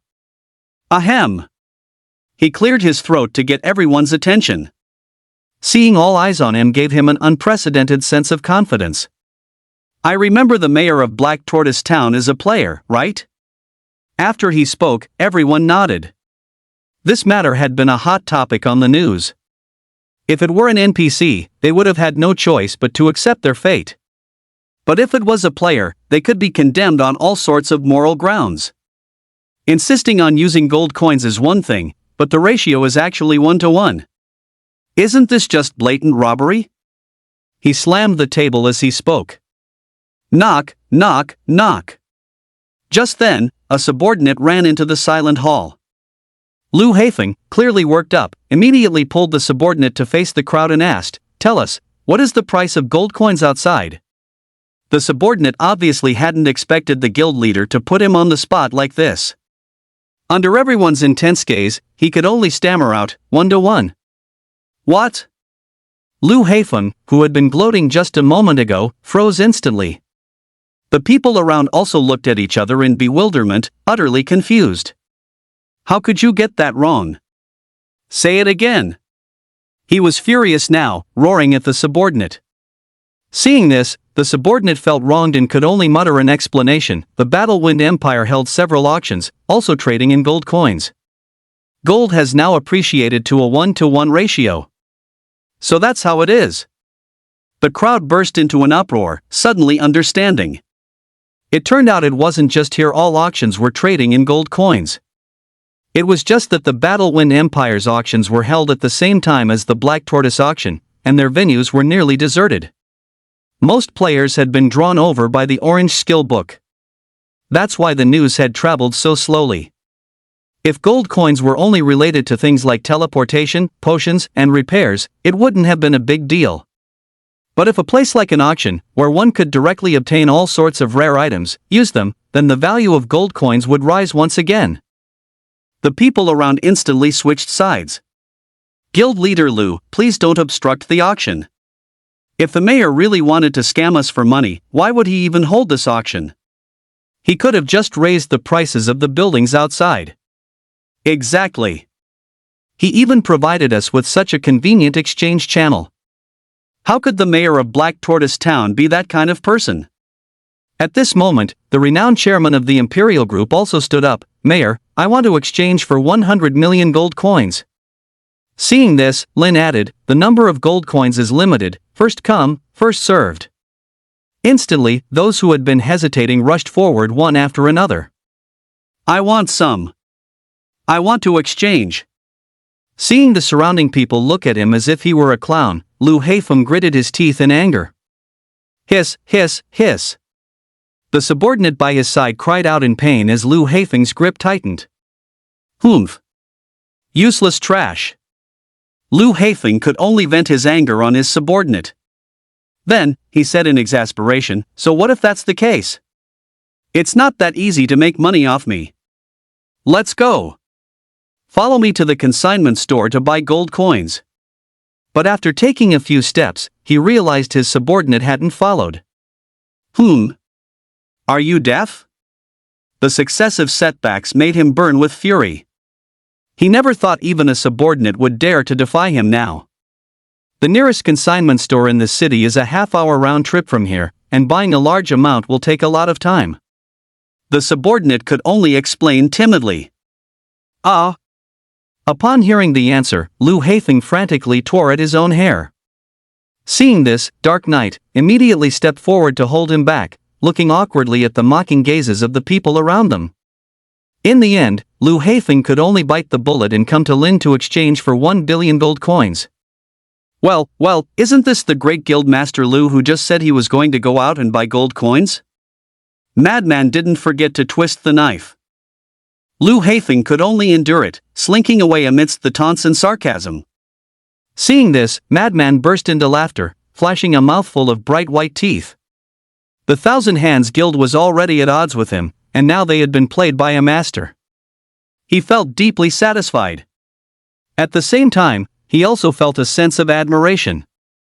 It was only now that he finally understood that Lin wasn't just using the skill book to generate hype for this secret dungeon.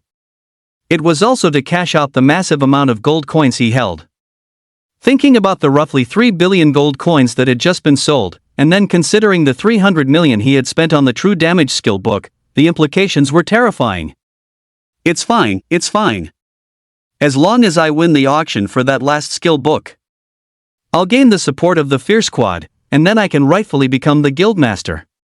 Liu Heifeng frantically reassured himself. Right now, he was just biding his time and enduring hardship. As the auction continued, Liu Heifeng felt more and more that something was wrong. Why were so many of the items the exact same ones from that ghost auction? Could it be that the person who made him spend 100 million was consigning them here? How despicable. I can't deal with the town mayor, but you think I can't deal with you? His face twisted with rage as he scanned his surroundings, wanting to see if that person was bidding from the floor again, just like last time. But he couldn't find any sign of him. All the items sold very smoothly. Soon, it was time for the grand finale item, the skill book. At this moment, 4 players also walked into the auction house. Upon seeing them, Lu Haifeng quickly greeted them. The 4 players' IDs caused a wave of astonishment among the crowd. Viciously kicks the cripple's good leg. Viciously pokes the blind man's good eye. Viciously shouts in the deaf man's good ear. Viciously stabs the gay guy's good flower. These were the players ranked 51st, 52nd, 53rd, and 54th on the Sky ranking. Moreover, the 4 of them had extremely tacit coordination. In a 4 versus 4 situation, they could even defeat players ranked in the top 50 of the Sky ranking. Their strength was incredibly profound. And Lu Haifeng was trying to recruit these 4, who had also made their price this very skill book. Because the 4 of them represented the 4 basic classes, any of the books would be useful. They sat aloof to the side, paying little attention to Lu Haifeng.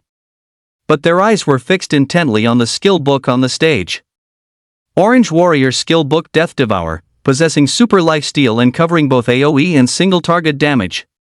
Starting bid, 300 million gold coins, with each increment no less than 10 million. As the auctioneer's voice fell, everyone present was incredibly eager to make a bid. 80% of the people were here for this. Lu Haifeng, who had been biding his time and holding back from bidding, felt his eyes light up. He had conserved his strength for this very moment. Just as everyone was about to place their bids, suddenly, a bold voice boomed throughout the entire auction hall. 10 billion! Everyone was completely dumbfounded, and they were even more astonished to find that the bidder was actually Madman. Although Madman was wealthy, there was no way he could afford this price. Lu Haifeng grew anxious. Where's the organizer? I request a capital verification. It's impossible for him to have this much money.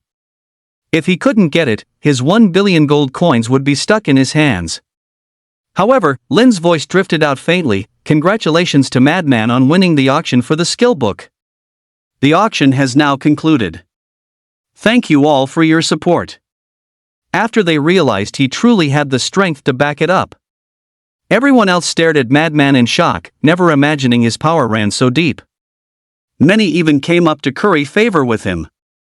This made Madman feel quite pleased with himself. Lin was speechless. He had let the guy bid whatever he wanted, since the item was his anyway. He never expected him to act so pretentiously and just throw out a bid of 10 billion. What a show-off! To think that even though he was middle-aged, he still acted like a child. Everyone else more or less got what they wanted from this auction, so they didn't lose out. Only Lu Haifeng completely collapsed. Because all this money was borrowed from others under his identity as young Master Lu, all for the purpose of elevating Thousand Hands Guild back to T1. He even hoped to become semi-T0 class, which would then allow him to receive investment from friends. Only then could he fill this 1 billion yuan hole. But now all that money had turned into gold coins. Volume 1, Chapter 73, The Crippled 4. Sorry, since you can't get the orange skill book. Then I can't work for you either. The Crippled 4 showed no mercy and directly refused him. But they didn't leave, seemingly waiting for something. Lu Haifeng completely collapsed, wondering what terrible luck he'd had recently. His luck was at rock bottom. 1 billion yuan was directly lost in his hands, and he missed the chance to return to T1. None of that was the most important part. What if those rich young masters from whom he borrowed money went to his father? His dream of being a wealthy heir would be shattered. Lin successfully exchanged 3 billion in cash. He went offline immediately and walked into Jin's room. As soon as he entered, he heard Kiki's monstrous voice. Come here, little sister, this gear is for you. Lin almost threw up 3 years' worth of late-night snacks looking at Jin's affected, high-pitched voice. He slapped him on the head. Log off. Jin then quietly said goodbye to the girl in the game before logging off. What are you doing? Ouch. He looked at Lin with a resentful face, as if he had ruined his private world.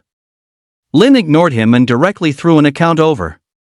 Take all this money and buy gold coins. Hearing his words, Jin waved his hand. Oh, it's just a small matter. But when he entered the account, a long string of numbers almost made his eyes pop out.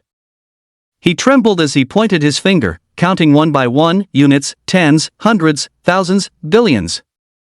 10 billion. 30 billion. He stood up in fright, almost knocking over the computer in front of him. He quickly looked at Lin. Did you rob a bank? Lin, with a helpless expression, explained for a while before Jean finally believed him. Jean logged into Revelation, clutching the huge sum of money with a pounding heart. Now, 30 billion gold coins were finally gathered. As soon as the four empires became interconnected, a king-level alliance could be formed. Even the strongest in his previous life was only a high-level alliance.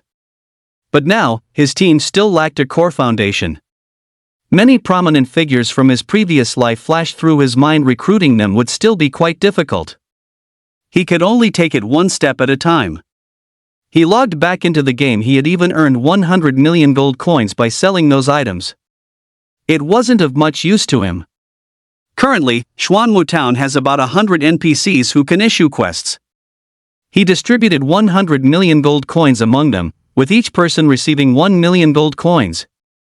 Even if the subsequent demonic crocodile set and skill books are all redeemed, the large amount of gold coins can still entice players to come here and accept quests.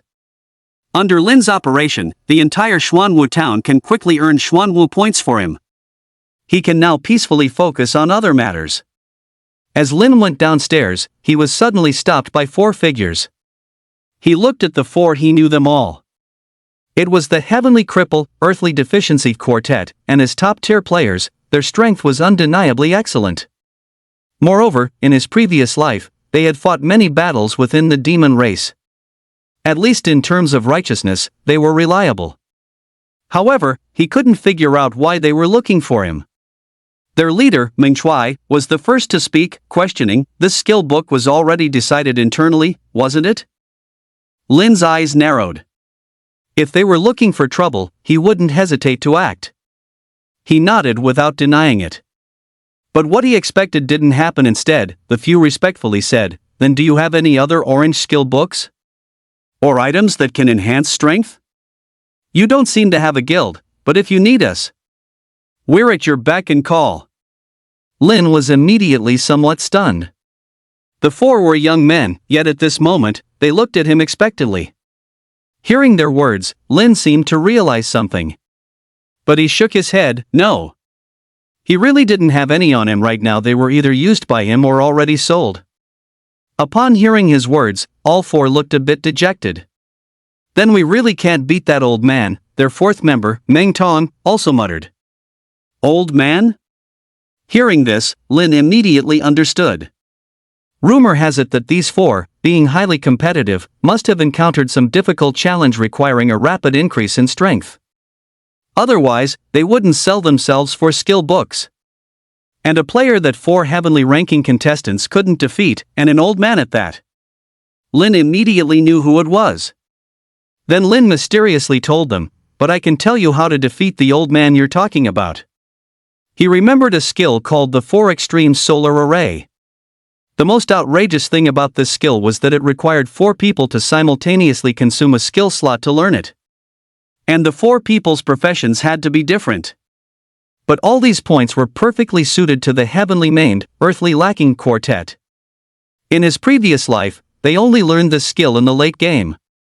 At that time, even top 10 heavenly ranking contestants had to steer clear when the four of them teamed up. That's how they managed to become so famous. Really, really? The third brother roared, somewhat disbelieving. Lin, however, acted mysterious. "If it's true, would you be willing to become a member of my alliance?" The few of them nodded without hesitation. Seeing this, Lin then told them. They went to the Imperial certification, half believing, half doubting. And Lin also sent a message to the madman. "Demon, send 4 heavenly ranking players to your place first. I'll ask for them back when I form the alliance. Let a few of them establish a sense of belonging first, it will be easier to manage later." After dealing with this matter, Lin also set his sights on the plague poisoner. It was time to deal with him. Before leaving, he bought the blueprint for the profound pet restoration potion, and brought along Little Medicine Immortal. Volume 1, Chapter 74, 2-Star Boss Jade Blackscale, Encounter with Three Sisters. Lin handed the Profound Pet Potion Blueprint Dark Gold to Little Medicine Immortal. She was a bit surprised to see that it was actually a blueprint.